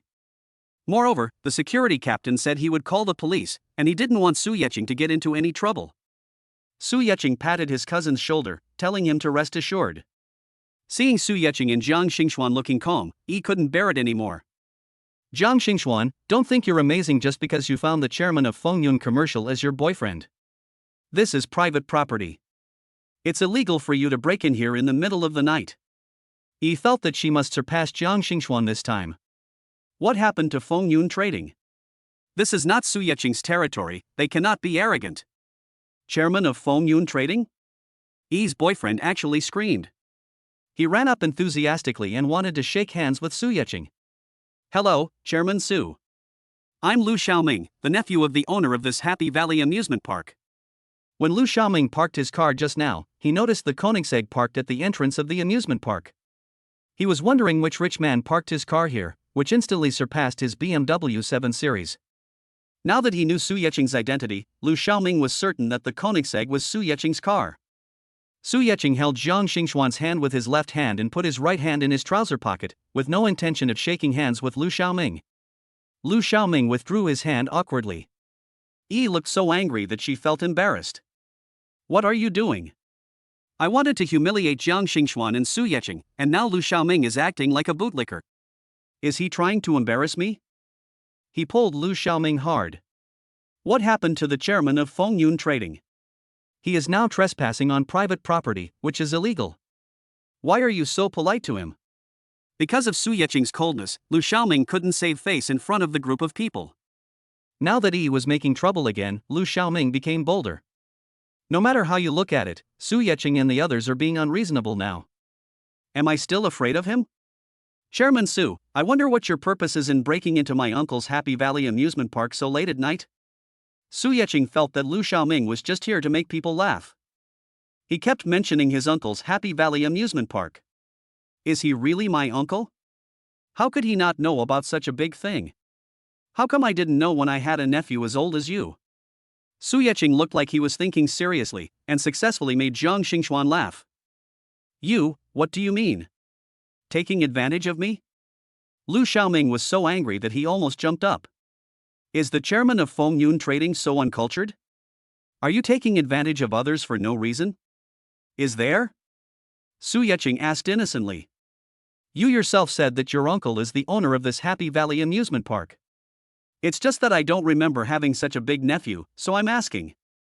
Did I say something wrong? Su Yeching's words completely confused Lu Xiaoming. What did he mean? Unfortunately, there was no way to communicate normally with Su Yeching. Lu Xiaoming turned around and asked the security captain, who suddenly fell silent. After hearing about Su Yeching's identity, the security captain originally wanted to quietly be an invisible person, but when faced with Lu Xiaoming's question, he had to speak up. This Mr. Su said he is the new owner of this large Happy Valley amusement park. The security captain weighed the pros and cons in his mind. Although Su Yeching has a noble status, this is Happy Valley amusement park after all. He works for Happy Valley amusement park, so he cannot offend Lu Xiaoming more than Su Yeching. The new owner of Happy Valley amusement park? Ha ha ha. Lu Xiaoming couldn't help laughing. It's so funny. If I didn't know that my uncle was the owner of this amusement park, I would have been cheated. The chairman of Fengyun Trading is too pretentious. After glancing at Su Yeching, who was holding Jiang Xingxuan's hand, Lu Xiaoming had the answer in his mind. He arrogantly thought that Chairman Su was the same as himself. He must have bribed a security guard to sneak in at night in order to appear more powerful than his girlfriend. Su Yeching, why don't you say that the entire Huajiang city belongs to you? You're not afraid of blowing your own trumpet. Yi seized the opportunity and immediately spoke sarcastically. If Su Yeching was the owner of this large Happy Valley amusement park, he would be stopped by the security captain. It's funny just to think about it. I don't know what is going on in Jiang Xingxuan's brain. How could he believe such a low-level lie? Yi looked at Jiang Xingxuan with even more contempt, as she felt he was pretending to be calm. Let's see how long you can keep pretending. Yi thought hatefully in her heart. Have you been notified that the amusement park has changed hands? Lu Xiaoming looked at Su Yeching, who was still calm even after being exposed, and suddenly he felt a little uneasy. Although Lu Xiaoming has always claimed to be the nephew of the owner of this amusement park. In fact, he is just a cousin, and the relationship between the two families is not very close. It was purely a coincidence that he followed his uncle to the amusement park that time. So Lu Xiaoming thought it would be safer to confirm it. No. The security captain was very sure of this. If the large Happy Valley amusement park changes ownership, it will cause a huge stir. Not to mention him as the security captain, even the cleaning lady in the playground would know about it. Chairman Su, you see, you can't keep up this lie. I won't make things difficult for you today, so you should just leave. Lu Xiaoming was not confident enough and did not dare to confront Su Yeching head-on because of the power of Fengyun Trading. Chapter 93, Talking Business. What if I don't leave? Su Yeching's attitude was extremely irritating. Lu Xiaoming felt that he was easy to talk to, but Su Yeching still refused to give in. What's the point of talking? Is everything you told me a lie? Since your uncle is the owner of this large Happy Valley amusement park, and they're refusing to leave, just call the police. He felt that Lu Xiaoming was too indecisive. I finally caught Jiang Xingxuan's weakness, I can't let her go so easily. Seeing that no one else moved, Yi took out her cell phone. Hello, is this 110? This is the large Happy Valley amusement park, and someone has broken in late at night. It was too late for Lu Xiaoming to stop it. He was secretly thinking about the consequences of offending the chairman of Fengyun Trading. Jiang Xingxuan, just wait for the police to arrest you all. Yi waved her cell phone in front of Jiang Xingxuan, feeling very proud. Jiang Xingxuan stayed quietly aside the whole time. If Yi wanted to make trouble, she had no obligation to remind her.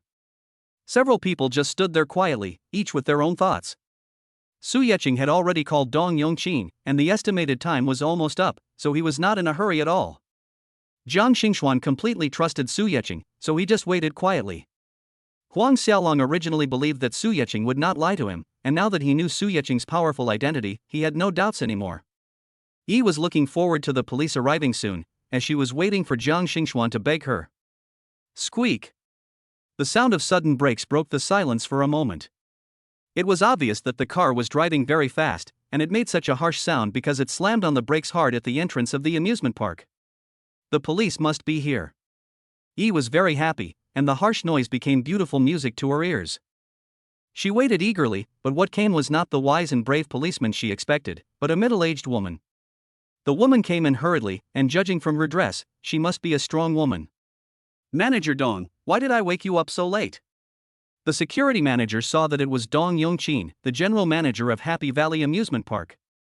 I immediately ran to meet him. The owner of this Happy Valley amusement park is usually a hands-off boss who basically doesn't care about anything. Dong Yongqin is in charge of all matters big and small in the amusement park. So the security captain was very servile in trying to please Dong Yongqin. Manager Dong, 2 people teamed up with our security guard Huang Xiaolong to break in. Mr. Lu's girlfriend has already called the police. There's no need for you to come here so late at night for such a small matter. We'll have the police take them back soon and that'll be it. Compared with Su Yeqing's identity as the chairman of Fengyun Trading, his own job is more important. No matter how powerful Su Yeqing is, he can't control the amusement park. The security manager deliberately did not mention Su Yeqing's identity. They just wanted to cover up the matter. After all, it was the security guard's responsibility to patrol the amusement park. Dong Yongqin ignored the security manager who was talking non-stop and scanned the crowd with her sharp eyes. Su Yeqing is a very conspicuous presence in the crowd. Because of his face, because of his height, and because of his temperament. Dong Yongqin recognized Su Yeqing at once. Dong Yongqin was deeply impressed by Su Yeqing's photo and the relevant documents regarding the change of ownership of the large Happy Valley amusement park. She didn't expect that the new owner of the large Happy Valley amusement park would be such a handsome young man. Just as he was about to walk towards Su Yeqing, an ignorant person rushed out again. Hello, Manager Dong. Dong Yongqin frowned. The owner of this large Happy Valley amusement park has changed, so why is this Lu Xiaoming, who is taking advantage of the power of others, still here? What's up? Asked in a very unfamiliar tone. The new boss is right in front of us, but these irrelevant people keep coming out to interrupt us. The new boss's tone on the phone just now was not very good, and Dong Yongqin was a little anxious. Manager Dong, today is my girlfriend's birthday. I want Happy Valley amusement park to be open just for her tonight. Lu Xiaoming looked very proud when he said this. He always seems to be ignoring me. Today, when he heard that I was the nephew of the owner of Happy Valley amusement park, he gave me a better look. Now that the opportunity to show off is right in front of me, I have to show off in front of my girlfriend no matter what. After saying that, Lu Xiaoming did not forget to give Su Yeqing a provocative look. How about it? No matter how powerful you are, chairman of Fengyun Trading, it is still Lu Xiaoming who has the final say in this amusement park. Dong Yongqin also glanced at Su Yeqing. It seemed that these people didn't know Su Yeqing's true identity yet. Su Yeqing nodded, took a step back, and signaled Dong Yongqin to handle it herself. Dong Yongqin understood. No wonder the new boss called and only asked her to come over without notifying anyone else. This is just monkey business.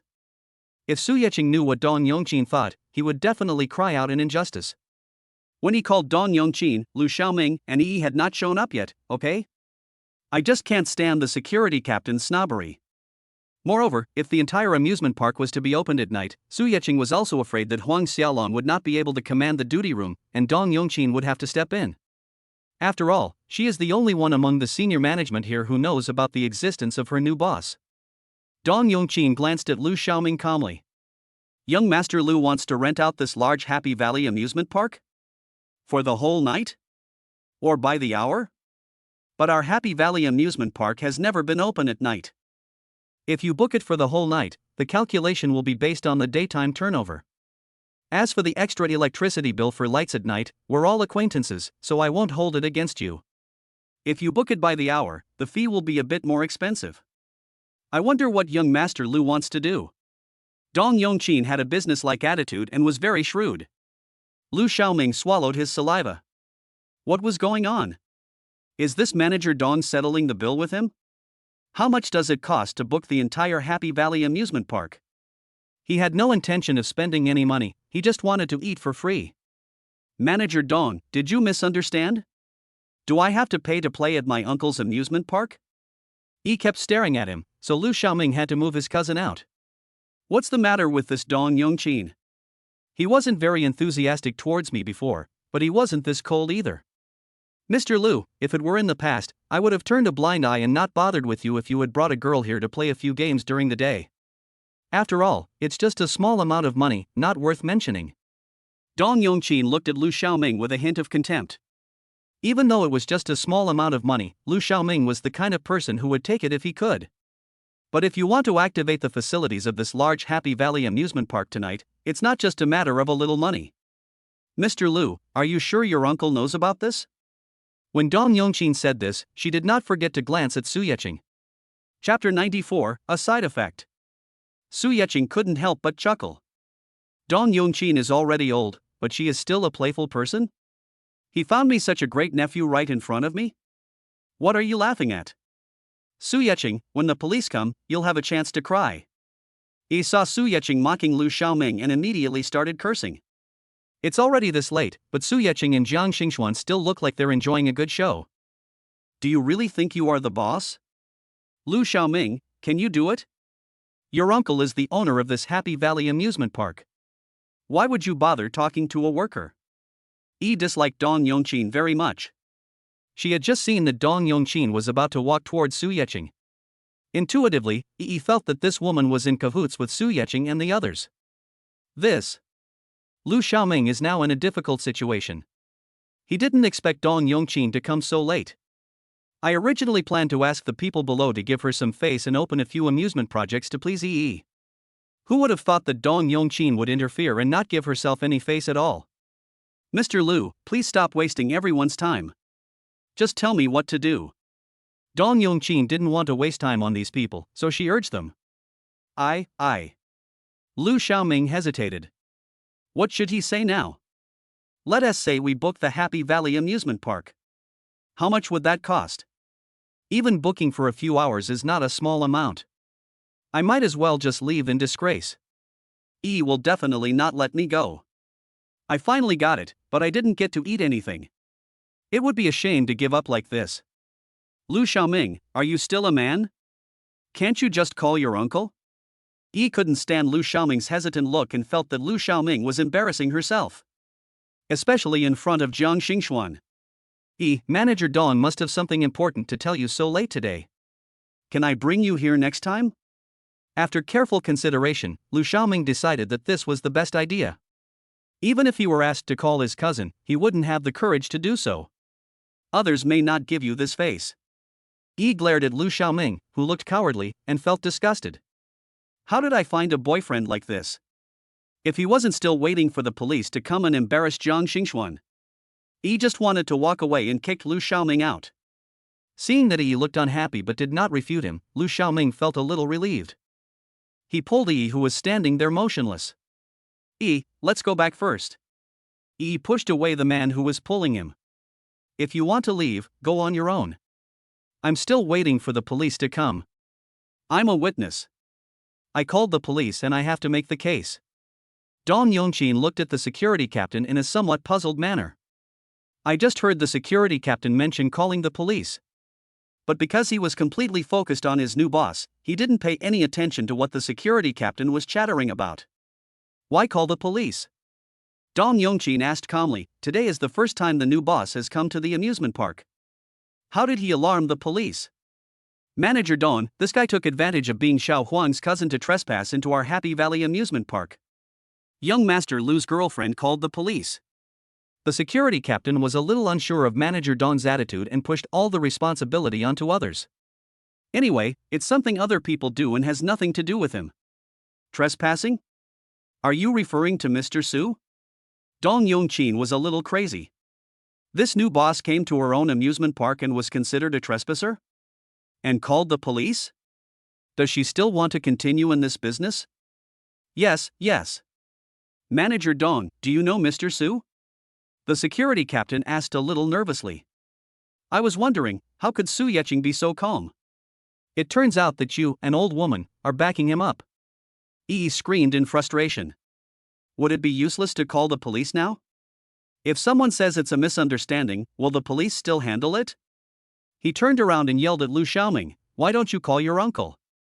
His playground is almost becoming someone else's exclusive playground.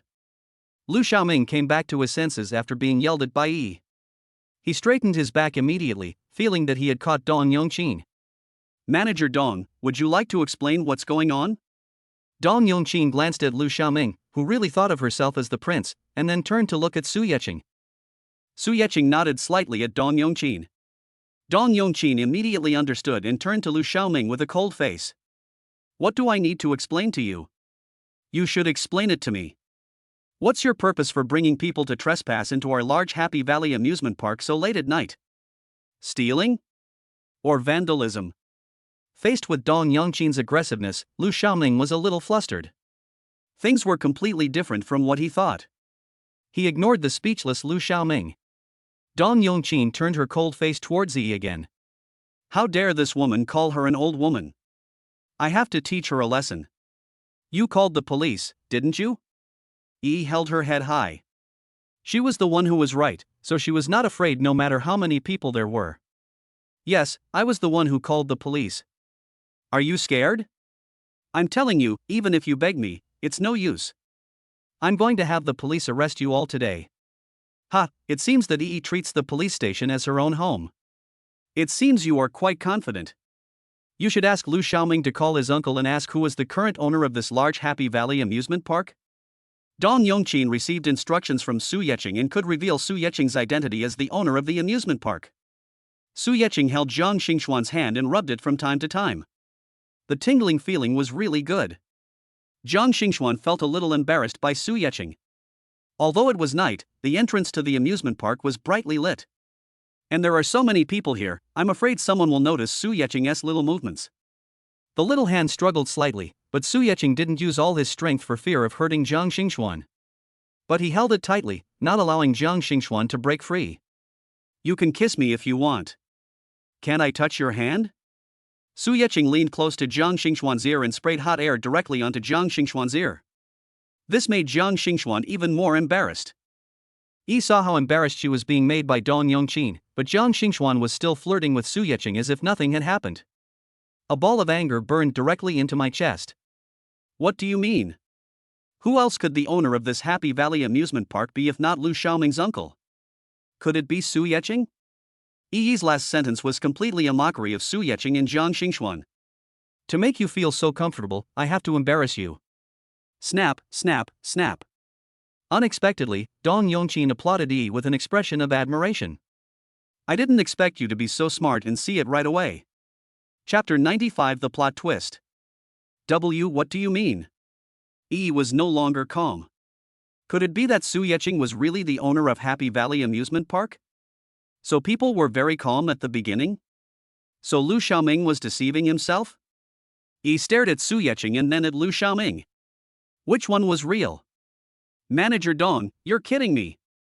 How come I didn't know that Happy Valley amusement park had a new owner? Lu Xiaoming's voice became smaller and smaller.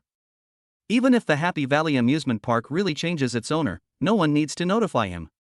Lu Xiaoming, you have to go back and ask your uncle. No, it should be your cousin, right? Dong Yongqin has always looked down on Lu Xiaoming, who likes to take advantage of others. Today she finally got the chance to vent her anger. Seeing Dong Yongqin's attitude, Lu Xiaoming knew that the Happy Valley amusement park had really changed its owner. I wanted to leave by pulling E. Wait, aren't you going to leave until the police arrive? Su Yeqing would not let the two of them leave so easily. He signaled Huang Xiaolong to close the electric gate of the amusement park. Yi could see that Su Yeqing was serious this time. But in the beginning, it was I who called the police. It was me who wanted to send Jiang Xingxuan to the police station. Now, is it considered as shooting myself in the foot? Yi was a little anxious, but she was unwilling to bow her head and beg Jiang Xingxuan. After calming down, Yi thought that even if Su Yeqing was ruthless, Jiang Xingxuan would not let the police take him away. Lu Xiaoming was a little anxious. Now that this large Happy Valley amusement park no longer belongs to my cousin, why did I break in the middle of the night? He wanted to leave, but seeing the closed door, he had no choice. After glaring at Yi, who was calm at the moment, I felt so angry that my teeth were itching. It's this woman, a real troublemaker. He didn't even consider his own weight before calling the police. Now it's coming back to bite you, right? Lu Xiaoming decided that even if this woman was right in front of him, he would not want to eat her. Afraid of being contaminated by bad luck. While waiting for the police, Dong Yongqin walked over to Su Yeqing. Mr. Su, what brings you here so late? Dong Yongqin remembered that the last time she called, Su Yeqing said that she would come to Happy Valley amusement park in a few days. But I didn't expect the new boss to come over so late at night. Su Yeqing glanced at Jiang Xingxuan, who was still a little shy, and smiled gently. That smile was so refreshing that it made Jiang Xingxuan blush even more. I came here to organize a special fun party for my girlfriend. I wonder if Manager Dong will settle the bill with me. Su Yeqing joked that Dong Yongqin's style of doing things was very much to his liking. Dong Yongqin was slightly stunned and also smiled. I didn't expect the new boss to be so humorous. Mr. Su, let me instruct the duty office to open the amusement facilities first. Dong Yongqin turned around and prepared to ask the security captain to notify the duty room. Wait a minute, this person can't leave. He spoke out to stop the security manager who was eager to leave and pointed at Huang Xiaolong. Let my cousin go. Huang Xiaolong received the order and ran out immediately. Boss, I didn't know your identity just now. I was confused. The security captain knew that the new boss would not let him off easily, so he quickly admitted his mistake. Manager Dong, he teamed up with outsiders to trespass into our large Happy Valley amusement park. It's best to hand him over to the police. Also, these people who betray their own people will be fired immediately after the police have dealt with them. We at Happy Valley amusement park don't need this kind of bully. Su Yeqing did not forget the security captain's behavior at the beginning, that he was a villain. Okay, Mr. Su. Dong Yongqin was not vague at all and just did what the boss told her to do. The security captain opened his mouth several times, but didn't know how to beg for mercy. I feel so regretful. I worked hard to climb to the position of security captain. Just because he was greedy for women and coveted Huang Xiaolong's girlfriend, he targeted Huang Xiaolong everywhere. I didn't expect that the country bumpkin Huang Xiaolong had such a relative with such a background. I've gotten into big trouble today. I don't know how to explain this to the tigress at home when I get back. Who had been standing aside and comforting herself, saw that Su Yeqing insisted on waiting for the police, but Jiang Xingxuan did not show any expression. I lost my composure in an instant. What do you mean? Su Yeqing, do you really want the police to take me away? Su Yeqing was too lazy to pay attention to this crazy woman. Didn't she call the police herself? Why doesn't T at work when it's my turn? Jiang Xingxuan, are you still going to care? Are you really going to let me go to the police station? Seeing that Su Yeqing ignored her, turned around and roared at Jiang Xingxuan. Are you kidding me? How can I get into the police station? Even if everything is made clear at that time, no records will be left. But if my friends knew that I was in the police station, they would laugh to death. How can I survive in high society in the future? Maybe it will even affect your chances of marrying into a wealthy family in the future. Really has a lot of things in her mind, and she considers such long-term things in just a short period of time. Why should I care? Jiang Xingxuan looked at with a matter-of-fact look on her face and felt that her cousin was too selfish. Wasn't her purpose in calling the police just to get herself incarcerated? Why can't there be a plot twist now? I'm your cousin. How can you be worthy of my parents by doing this? He couldn't believe that even after she moved her parents out, Zhang Xingxuan still didn't show any reaction. You still know that you are my cousin? Did you ever think about my parents when you called the police? Zhang Xingxuan was also angry. He still acted like he should give in to her. I really don't know where her confidence comes from. I didn't argue with her before because they were all trivial matters and there was no need to take them to heart. But today he clearly wanted to accuse her and Su Yeqing of trespassing into Happy Valley Amusement Park. If you want the police to take them away, at least they should go to the police station to record their statements. This is a great humiliation for people with such status and background. Especially Su Yeqing, if he, the chairman of Fengyun Trading, was taken away by the police for trespassing into someone else's place at night. Not only himself, but also Fengyun Trading will be implicated. Zhang Xingxuan didn't believe that he hadn't thought of these things at the time. I guess she's hoping things get as big as possible. You. He saw that Zhang Xingxuan didn't speak for her at all, but instead kept blaming herself. She was so angry that she couldn't say a word. She would never ask Zhang Xingxuan for help even if she was beaten to death, so she took out her cell phone. Dad, When Zhang Xingxuan saw Yi calling home, he immediately took out his cell phone from his bag and pressed the power button. Su Yeqing looked at the little woman's actions, and the corners of his mouth curled up even more. After rubbing Zhang Xingxuan's hair, Su Yeqing hugged Zhang Xingxuan in his arms. Chapter 96, Don't Be a Virgin. Woo woo. A police car with red and blue headlights flashing appeared in the midst of everyone's thoughts. Yi couldn't believe it and she had already called home. Why hasn't Zhang Xingxuan's phone rang yet? I didn't want to ask Zhang Xingxuan for help, so I called my father and asked him to tell Zhang Xingxuan not to let the police take me away. But it has been so long, what is my father hesitating about? Yi has been keeping an eye on what's happening over there with Zhang Xingxuan. From beginning to end, Zhang Xingxuan's phone did not ring. The matter is already very clear. As the project manager of the large Happy Valley amusement park, Dong Yongqin came forward to confirm Su Yeqing's identity. Then Yi's call to the police was a false one, and she and Lu Xiaoming had to prove the purpose of their visit to the amusement park. Of course, the former security captain was also suspected of communicating with outsiders. The police asked the three people to go to the police station to take a statement and explain what happened. Yi refused to get into the police car and yelled at Zhang Xingxuan. Zhang Xingxuan, tell them clearly that I am your cousin and I am not trespassing. He spoke in a commanding tone, not feeling at all that he was asking anything of anyone. Miss? The police consulted Zhang Xingxuan. If they were all family members, there would be no need to go to the police station. She's my cousin. Zhang Xingxuan nodded, but did not give Yi any hope. But we didn't come here together, and this isn't my family's business. I was just invited by a friend. I don't know how they got in. I'll have to trouble you police officers to investigate thoroughly. Besides, she was the one who called the police. The police nodded. It was Yi who called the police. She probably wanted to embarrass her cousin and her cousin's boyfriend. That means they are not really together. Take it away. The police waved his hand and asked someone to help Yibin, who had been struggling, into the police car. Lu Xiaoming and the former security captain were also taken into the police car, looking dusty and dirty. Woo woo. With the same majestic voice, the police car drove away with its headlights flashing just like when it came. The playground suddenly became quiet. So beautiful. The lights in the amusement park suddenly became bright, and various amusement facilities made the sound of starting up. Yi Qing, Manager Dong, the duty room has already activated all the projects in the amusement park. Huang Xiaolong must have been running all the way here, and he was a little breathless even when he spoke. Mr. Su, Ms. Jang, please come in. Dong Yongqin already knew the relationship between Huang Xiaolong and Su Yeqing. It is not surprising that Huang Xiaolong calls the new boss that way. Good. Su Yeqing took Zhang Xingxuan's hand and walked towards the carousel.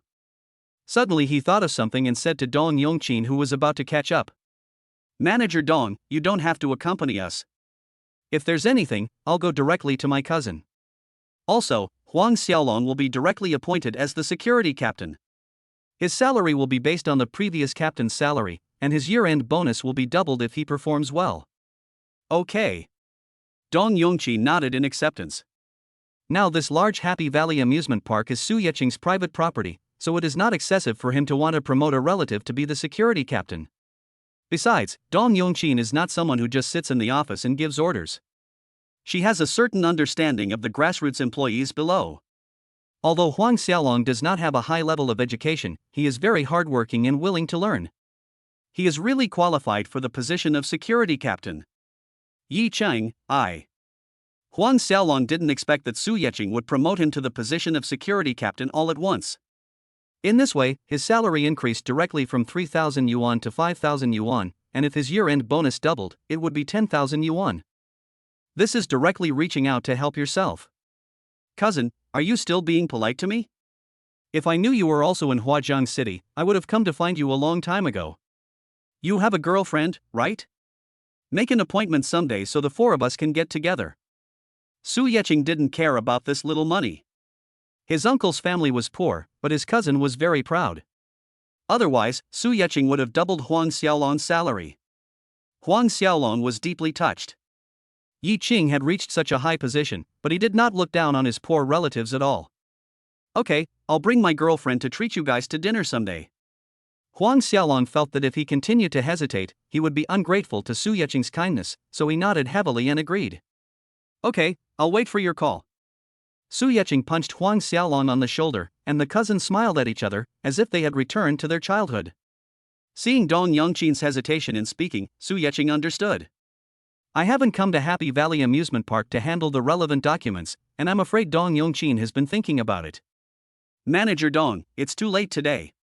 You'll have to take the trouble to deliver the documents to Feng Yun Trading tomorrow. Dong Yongqin was stunned. Feng Yun Trading? After she arrived, no one mentioned Su Yeqing's identity as the chairman of Feng Yun Trading, so she didn't react to Su Yeqing's sudden mention. Manager Dong, Yi Qing is the chairman of Feng Yun Trading. Looking at the dazed Dong Yongqin, Huang Xiaolong kindly reminded her. Oh, okay. Dong Yongqin nodded repeatedly. The new boss's identity was not simple. I know that Su Yeqing doesn't want anyone to disturb his happy time with his girlfriend. After getting the answer she wanted, Dong Yongqin wisely took her leave. It was only after she walked out of the gate of Happy Valley Amusement Park that Dong Yongqin noticed the Koenigsegg parked at the door. Looking back at Su Yeqing, who was already riding the carousel with his girlfriend, Dong Yongqin sighed inwardly that this new boss was too rich. If Su Yeqing didn't have a girlfriend, Dong Yongqin really wanted to introduce her daughter to him. Of course, it's just a thought. Jiang Xingxuan had never been so crazy before. He pulled Su Yeqing to play on the carousel over and over again. It can be seen that Jiang Xingxuan really has a special liking for carousels. After getting tired of playing on the carousel, the two held hands and played many other games. Until I can't play anymore. Yi Qing, we are too tired. Let's go back. Su Yeqing looked at the time on his watch. It was almost 12 o'clock, and it was indeed very late. Okay, we'll come back whenever you want to play. Holding Jiang Xingxuan's hand and saying goodbye to Huang Xiaolong, Su Yeqing drove the Koenigsegg away from the Happy Valley Amusement Park. It's so late, uncle and aunt should be resting, right? Su Yeqing was having so much fun playing with Jiang Xingxuan just now that he forgot to remind the little woman to tell her family. But he remembered that Xian turned off his phone. Huh? Oh no, I forgot to tell my family. Jiang Xingxuan looked annoyed and quickly took out his cell phone from his bag and pressed the power button. A dozen missed calls. There are dad, mom, aunt, and uncle. Do you want to go back? No, I have to go back anyway, so just pretend my phone is out of battery. With so many calls, Jiang Xingxuan knew that besides his parents being worried about him, the others were definitely about Yi. I am not a saint, and Yi tried to harm me and ended up in the police station. Do I have to repay evil with kindness? I don't want to be a saint. Chapter 97 Mother-in-law prepares to summon. Su Yeqing did not try to persuade him either. He felt the same way. Some people did not deserve sympathy. Su Yeqing quite likes Xuanxuan's personality. Koenigsegg drove directly to the gate of the community where Jiang Xingxuan's villa was located. Because Su Yeqing had been here several times, and also because Koenigsegg was too conspicuous. The security guard at the gate of the community recognized Su Yeqing immediately, and without asking any questions, he opened the electric gate and let him pass. Su Yeqing parked the car in front of the Jang family's villa with familiarity. We're here. I'm going home now. Please drive carefully on the road. When Jiang Xingxuan saw the door of his house, he wanted to push open the car door and get out. Xian. Su Yeqing reached out and grabbed Jiang Xingxuan. What's wrong? Jiang Xingxuan looked confused. Is there anything else? Xian, are you leaving like this? I'll lose sleep. Su Yeqing looked pitiful. Jiang Xingxuan was confused. What was going on? Yi Qing, are you feeling unwell? Su Yeqing nodded, which made Jiang Xingxuan nervous. It's uncomfortable here. Looking at the place Su Yeqing pointed, Jiang Xingxuan wanted to swear. Su Yeqing was referring to her lips. I decided to ignore this man. It was the middle of the night, and he was at my doorstep. If my parents saw him, I would be so embarrassed. Jiang Xingxuan continued what he was doing and opened the door. Someone pulled my body hard, and a big hand supported the back of my head. Before Jiang Xingxuan could react, his head turned to Su Yeqing and his lips were sealed tightly. Time stands still. Su Yeqing didn't end the passionate kiss until Jiang Xingxuan's face turned red and he was almost out of breath. Xian, good night. Su Yeqing's smile was so cunning. Jiang Xingxuan glared at Su Yeqing, not knowing what to say. He opened the car door and ran into the villa as if escaping. Su Yeqing looked at Jiang Xingxuan's running figure and laughed. It seems that I have to work harder in the future. The little woman is not used to it yet.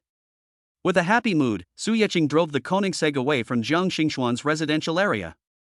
Jiang Xingxuan thought that it was so late and his parents must be asleep. I opened the door of the villa quietly and saw a dim light on in the living room. No wonder I didn't notice any lights outside the villa. As soon as the curtains were drawn, the weak light was blocked out. I wonder if Mom and Dad saw what happened in the car. Jiang Xingxuan glanced at his parents guiltily. There didn't seem to be any unusual expression. Xiaoxian, you're back? Why didn't you tell your family first so late? Jiang Xingxuan's mother, Bai Jiamin, is already over 40 years old. She is well maintained and has a plump figure but not fat. Her skin is white and smooth, and her good upbringing can be seen in her every move. Mom, my phone is out of battery. Jiang Xingxuan felt a little guilty because he rarely lied to his family. But today she just didn't want to do as he wished. Be careful next time. What if there's an emergency and we can't contact you? Mother Jiang didn't look angry, she just gave instructions. Because I knew Xiaoxian was going out with her boyfriend today. Moreover, Xiaoxuan's aunt called to talk about Yi and confirmed that Xiaoxian was with her boyfriend. Xiaoxian, what happened to Yi? Zhang Mashu was called by his sister and brother-in-law all night long. However, I couldn't contact Xiaoxian, so I had no way to resolve the issue they were talking about. In the end, there was no other choice but Xiaoxuan's aunt and uncle went to the police station themselves to bail out Yi. I heard that Yi was not behaving well in the police station, crying and making a fuss, causing quite a bit of noise. Zhang Mashu knew that his daughter was very sensible in everything she did. If he hadn't done anything out of line, Xiaoxian wouldn't have handled it this way. Therefore, Zhang Mashu did not use a blaming tone, he just wanted to understand what happened. Jiang Xingxuan recounted what happened at the large Happy Valley amusement park tonight. Finally, Jiang Xingxuan spoke sincerely to his parents. Dad, Mom, I don't think I did anything wrong today. If this Happy Valley amusement park doesn't belong to Yi Qing, then you guys should go to the police station to protect me tonight. Jiang Mashu and Bai Jiamin looked at each other inside. Xiaoxian, Mom and Dad didn't say you did anything wrong. This child really needs to learn a lesson. I'll talk to your aunt and uncle, so don't take it to heart. Bai Jiamin still felt sorry for her daughter. Xiaoxian, it's so late and you must be tired. Go to bed early. Don't worry about Yi's affairs. Mom supports you. I thought I had always been nice to my niece, but I never thought she had the intention to harm Xiaoxian. He is such an ungrateful person that can never be tamed. After saying good night to his parents, Jiang Xingxuan went back to his room to rest. Jiang's parents in the living room looked worried, but it wasn't because of Yi. Husband, you said Xiaoxuan's boyfriend has such a deep background and his net worth is immeasurable. Can Xiaoxian hold on to a man like that? Jiang Mashu also frowned and thought for a long time before answering. The young man is a good person and is very kind to our Xiaoxian. As someone who has been through this, I can still see this. But his worth is too high. I'm afraid our family can't afford him. After a pause, Jiang Mashu spoke again in embarrassment. But you can see that Xiaoxian is really moved. If we interfere too much, will it be a blow to her? Bai Jiamin nodded. She knew that this was her daughter's first love, pure and beautiful. Parents really shouldn't interfere. How about this, in a few days, you ask Xiaoxian to arrange a time to bring Xiaoye to your house, and I'll check it out. Okay, let's go rest too. Zhang Maoshu took his wife back to the room. Su Yeqing returned to the high-tech villa and had no idea that her future mother-in-law was going to summon her. I took a very comfortable hot bath and then jumped into the soft big bed. A good night's sleep. It was almost 11 o'clock in the morning when Su Yeqing woke up. It's better to be your own boss. He made a very emotional sigh. Su Yeqing recalled the time when he had to get up at 5 o'clock every day and squeeze into the bus to go to work, and felt like he was dreaming now. Being a boss means you can be so willful. It was already past 1 in the afternoon when Su Yeqing arrived at Fengyun Trading. Director Su, Director Ho, and his daughter have been waiting for you in the reception room for quite some time. As soon as Su Yeqing stepped into the chairman's office, the beautiful secretary came in to report. The beautiful secretary was not exaggerating. Ho Yong really came to Fengyun Trading at around 9 o'clock in the morning. Because I wasn't sure when Su Yeqing would come, I didn't leave. We ordered takeout for lunch and ate it in the reception room. So I really waited for Su Yeqing for a long time. Chapter 98, Training in the Company. The beautiful secretary was also very curious. What on earth did the Ho family father and daughter want that made them look for the chairman so urgently? If I didn't know that the chairman has a girlfriend. Moreover, the chairman has always acted in a very steady manner, and there has been no rumors of any ambiguous relationships between men and women. The beautiful secretary really suspected that Ho Yong had brought his daughter to find the unfaithful man. Wait for me? Su Yeqing felt a little strange because he and Ho Yong had no personal relationship. If it's business, they should greet me in advance. You said he came with his daughter? Su Yeqing was not sure what Ho Yong was up to. Wasn't it obvious enough what I showed at the dance? Yes, Director Ho came with his daughter Ho Manya. The beautiful secretary repeated it diligently. Let them in. If some people are too shameless and insist on coming close to me, I don't mind educating them a little more. Ho Yong in the reception room heard the secretary say that the chairman had arrived and was waiting for them in the chairman's office. He excitedly pulled Ho Manya up. Originally, after Ho Yong returned home from the cocktail party, he asked about the relationship between Ho Manya and Su Yeqing. Knowing that his daughter had offended Su Yeqing, he had given up the idea of letting Ho Manya cling to Su Yeqing's big tree. After all, he had already directly refused, and Su Yeqing was not the only young talent in Huazhang City. But recently, Ho Yong heard some news about Su Yeqing one after another. I found out that Su Yeqing is the owner of Huatai Building. I also learned that Su Yeqing became the owner of the large Happy Valley amusement park in Huazhang City. Ho Yong couldn't sit still anymore. Looking at the entire Huazhang City, how many young people can achieve Su Yeqing's position? Can your net worth compare to Su Yeqing? After some measurements, Ho Yong brought Ho Manya to the door. Dong dong. Enter. Director Su, Chairman Ho, and Miss Ho are here. The beautiful secretary led the Ho family father and daughter into the chairman's office. Mr. Su, I'm so sorry to bother you. Ho Yong entered the office and immediately greeted Su Yeqing politely. Now Su Yeqing is more than just the chairman of Fengyun Trading. If you want to achieve your goal today, you must have the right attitude. Su Yeqing only raised her head from the pile of documents when she heard Ho Yong's voice. She seemed really busy. Director Ho? What's going on? My secretary said you came to Fengyun Commerce early this morning to block me? Are you here to collect a debt?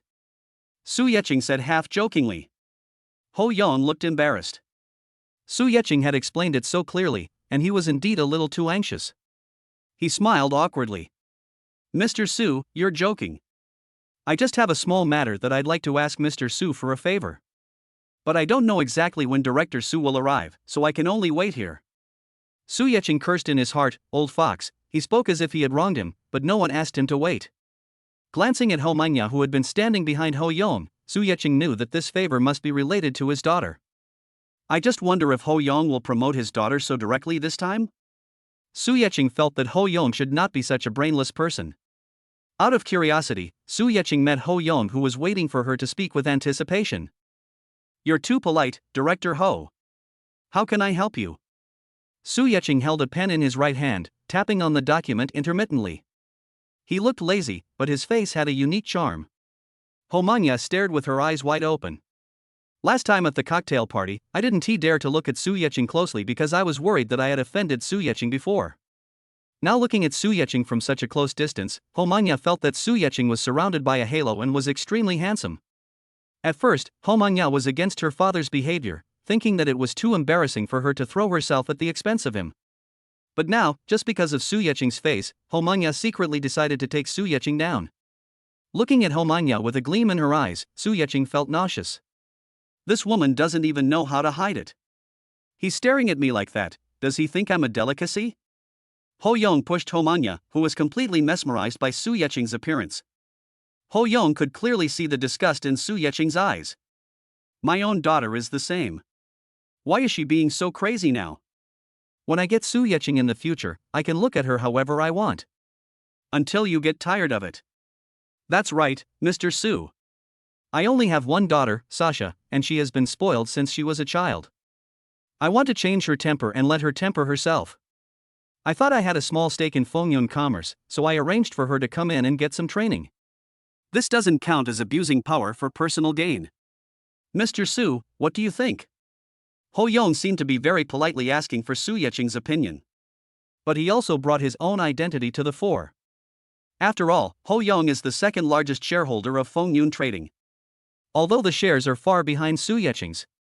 But now that I have said this, I just want to arrange for my daughter to work in the company for some training. It would be unsatisfactory if Su Yecheng refused directly.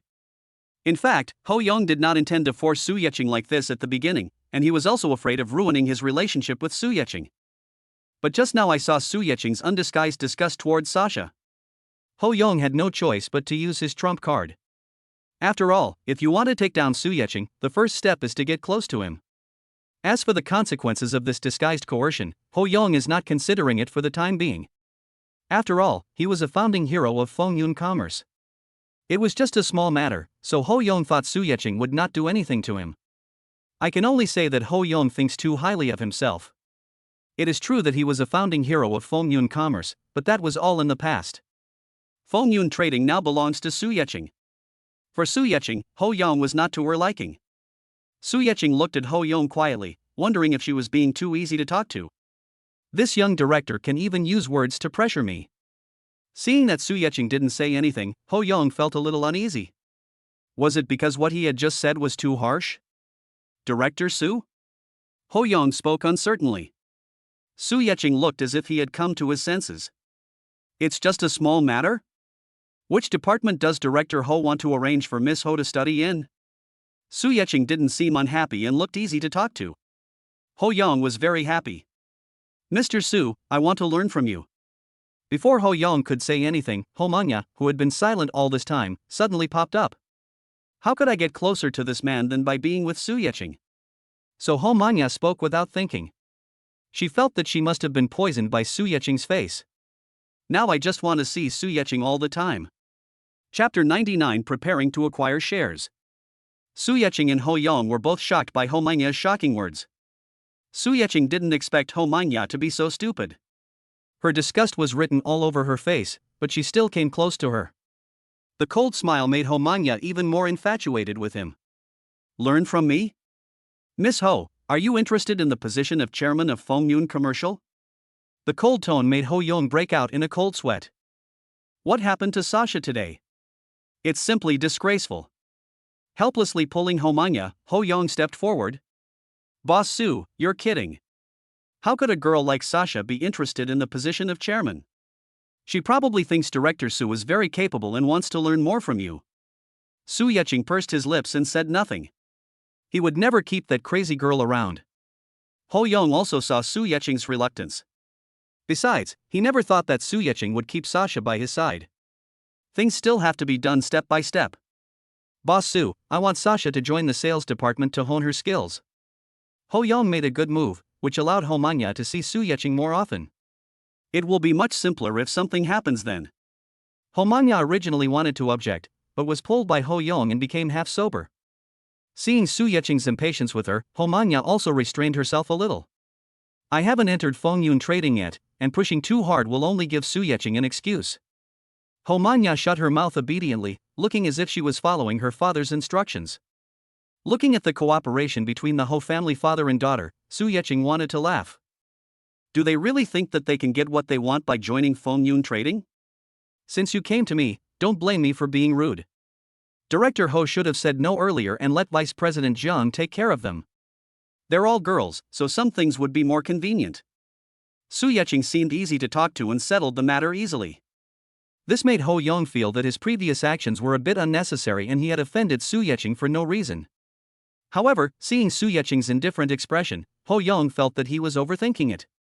Seeing that they had achieved their goal, the Ho father and daughter happily said goodbye. It was agreed that Su Mengsha would officially start working at Fengyun Trading the next day. Su Yeching looked at the two people who left triumphantly and fell into deep thought. He owns 70% of Fengyun Commerce's shares, so he has the final say in the daily operations of Fengyun Commerce. But Ho Yong's performance today made him very unhappy. If the other directors follow suit and stuff a few women in, hasn't Fengyun business become a battlefield for women? Just thinking about Su Yeching gives me a headache. He pressed the hands-free button on the phone on the desk, asked Mr. Jiang to come over. Dong dong. Enter. Mr. Su, are you looking for me? When Zhang Haitao heard that the chairman had summoned him, he ran over immediately. Chairman Su is his mentor, and Zhang Haitao is extremely loyal to Su Yeching. Haitao, I want to buy Ho Yong's shares in Fengyun Commerce. Do you think it's feasible? Su Yeching knew that the shares of Fengyun Trading were a sure win. Therefore, those shareholders held on to their shares tightly and were unwilling to sell. Mr. Su, it would be a good thing if we could acquire Ho Yong's shares. After all, he owns 10% of Fengyun Commerce's shares. It would be best if you could control them all in your own hands. Zhang Haitao was a little embarrassed. He glanced at Su Yeching and continued. But it shouldn't be easy. This is a business that makes money without doing anything. Ho Yong probably won't sell it easily. Su Yeching was also in a dilemma. He didn't treat Zhang Haitao as an outsider, so he asked him directly what he thought. But it seems very tricky at the moment. By the way, Mr. Su, you can call Secretary Wu to ask him. He's your personal secretary, and he should also know something about the other shareholders of Fengyun Trading. Zhang Haitao is in charge of the company's business and is not very familiar with the situation of several senior executives within the company. But Secretary Wu is specifically responsible for internal affairs, so he will have a better understanding of the situation. Clever. Su Yeching was awakened and immediately asked her beautiful secretary to notify Secretary Wu to come to the chairman's office. Dong dong. Enter. Mr. Su. General Jiang.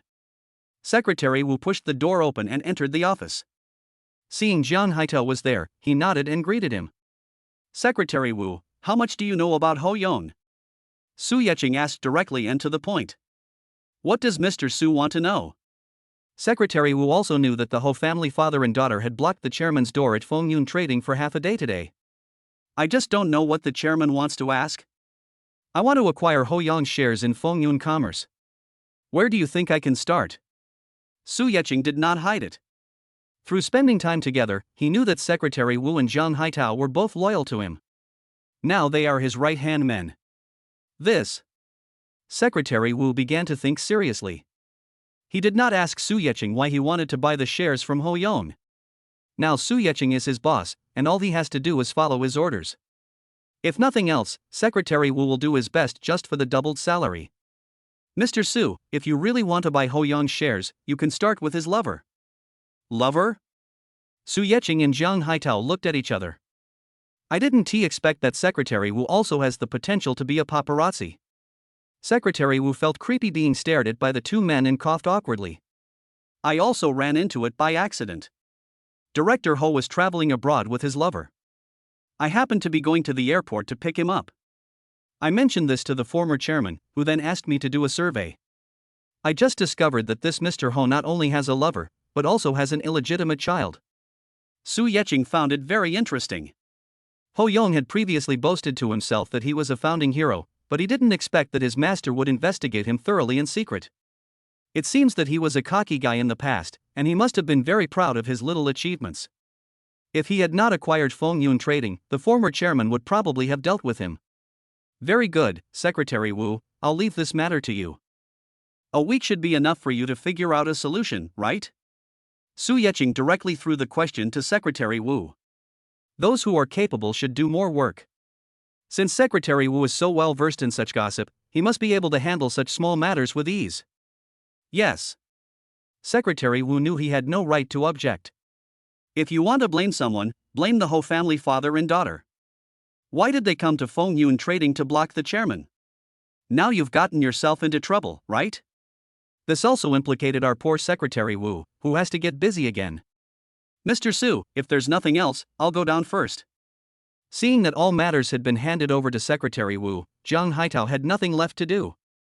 Su Yeqing looked at Zhang Haitao as if he was about to leave, as if he was afraid that she would give him more problems. Chapter 100 Prank. Su Yeqing wanted to play a prank on Zhang Haitao, who was usually serious. Haitao, there's one more thing you need to do. Su Yeqing looked at Zhang Haitao, whose face fell, and held back her smile. Director Su, I'm really not good at this. How about I call Secretary Wu for you? Secretary Wu, who had just walked into his office, sneezed for no reason. I was thinking, who is talking about me behind my back again? Overseas shopping, this is something you really need to do. God knows how painful it was for Su Yeqing to hold back her laughter. Okay, Mr. Su, just give me your orders. I'll do my best. Zhang Haitao had a look of fearlessness. If the king wants his subject to die, the subject must die. Okay, then please inform Vice President Jiang that Ho Manya will report to her tomorrow. Tell Vice President Jiang to teach Ho Manya well and attentively. Boss Ho said he wanted Ho Manya to come here to practice and improve her temper. So you asked Vice President Jiang to help Director Ho achieve his goal in the shortest possible time. Su Yeqing finished speaking in one breath. Because he was afraid that looking at Zhang Haitao's fearless face, he would not be able to hold back his laughter. That's all? Zhang Haitao was a little dazed. The thing that Mr. Su said I need to do is just to pass on a message? Seeing Su Yeqing's smile gradually growing, Zhang Haitao knew he had been fooled. I'll go tell Vice President Jiang right away. Zhang Haitao fled from the chairman's office. A burst of laughter came from the office. Zhang Haitao walked even faster. The beautiful secretary stared blankly at the usually steady Mr. Jang. What could have caused Mr. Jiang to run away as if his butt was on fire? Well, it was indeed an escape. Come in for a moment. Before the beautiful secretary could come to her senses, the phone on the desk rang. Dong dong. Enter. Mr. Su, what do you want? The beautiful secretary thought that Director Su usually wouldn't call her unless there was something important. The frequency is a bit high today. Please inform everyone to bring a coat to work tomorrow. The beautiful secretary looked confused. The weather is already very hot now, so you don't need to wear a coat when you go out. There is no need for it in the company, as the central air conditioning maintains a constant temperature all day long. The air conditioner needs to be tuned tomorrow. Su Yeqing saw the beautiful secretary's confusion and explained. Finally, don't forget to add one more sentence. Tell everyone, this is a company secret, no one is allowed to leak it. Okay, Mr. Su. The beautiful secretary got the order and went out. Sitting in her secretary's office, the beautiful secretary sent a group notification in the company as instructed. The last sentence about company secrets really sparked discussion among everyone. Is debugging the air conditioner also considered a company secret? Can't leak it means no one can tell it? What does it mean? That's all I have to say. Just do what you say. Looking at the lively discussion in the group, the beautiful secretary smiled knowingly. She was originally wondering why such a small matter as air conditioning debugging needed to be handled personally by the chairman. They were so caring that they asked everyone to bring a coat, as if the adjustment would only make things colder. However, Mr. Su's last words dispelled the beautiful secretary's doubts. It seems that the Ho family father and daughter have made Director Su unhappy today. The beautiful secretary knew that Miss Ho would come to work at Feng Yun Trading tomorrow. But judging from Mr. Su's performance, he doesn't seem to be very welcome. And what Miss Ho was wearing today was indeed a bit inappropriately cool. It would be more accurate to say that she came here to seduce men rather than to say that she came here to work. Of course, this man is definitely not an ordinary man, his target is Mr. Su. The beautiful secretary curled her lips and said that she had already passed the message on. As for Ho Manya, who will come to work at Feng Yun Trading tomorrow, she is not an employee of Feng Yun Trading yet. Naturally, it was not within her scope of notification. And Mr. Su said it must not be leaked. Because Su Yeqing had already thought of a way to deal with the Ho family father and daughter. The unpleasantness brought by the father and daughter mentioned above was relieved. In the afternoon, Dong Yongqin came to Fengyun Trading as promised, bringing the documents that needed Su Yeching's signature. With the experience of Huatai building, Su Yeching was quite familiar with the place. He read the document carefully and signed his name quickly. Mr. Su, starting next month, the revenue from the large-scale Happy Valley amusement park will be directly deposited into your card. Dong Yongqin always behaves impartially at work. Being a strong woman is not something that can be achieved easily. Okay, the amusement park will still be managed by Manager Dong, and all personnel matters will remain the same. Huan Xiaolong is my cousin. I would like to ask Manager Dong to take care of him within his ability. Su Yeching was very polite, and he could also see that Dong Yongqin was serious about her work. Since he wanted to be a hands-off boss, he should let Dong Yongqin do the rest. Dong Yongqin was a little flattered. The new boss was too polite. Not only did he not give me a direct order, but he also sounded like he was asking for help. Mr. Su is in a serious condition. I know what to do. After chatting for a few minutes, Dong Yongqin took her leave. Half a day passed like this. Su Yeching had no date today, so he returned to his high-tech villa early. The next day, Fengyun business. Today, the employees of Fengyun Trading were very obedient, and everyone brought a coat into the company. But because the air conditioning debugging was not done early in the morning, everyone casually put their coats on the office chairs. 9:48. Homanya walked slowly into the deputy general manager's office of Fengyun building, wearing high heels and twisting her slender waist. Vice President Jang, I'm Homanya. She looks like a young lady. Homanya thought she was the daughter of the director of Fengyun Trading and said she was there to work. In fact, it was just an excuse to get close to Su Yeching, so there was no need to go to and from get off work on time. Besides, even if I was late, this mere vice president wouldn't dare to do anything to me. Zhang Rushue raised her head from a pile of documents. Can't you knock? Go out and do it again. Zhang Rushue is very strict with herself and her subordinates.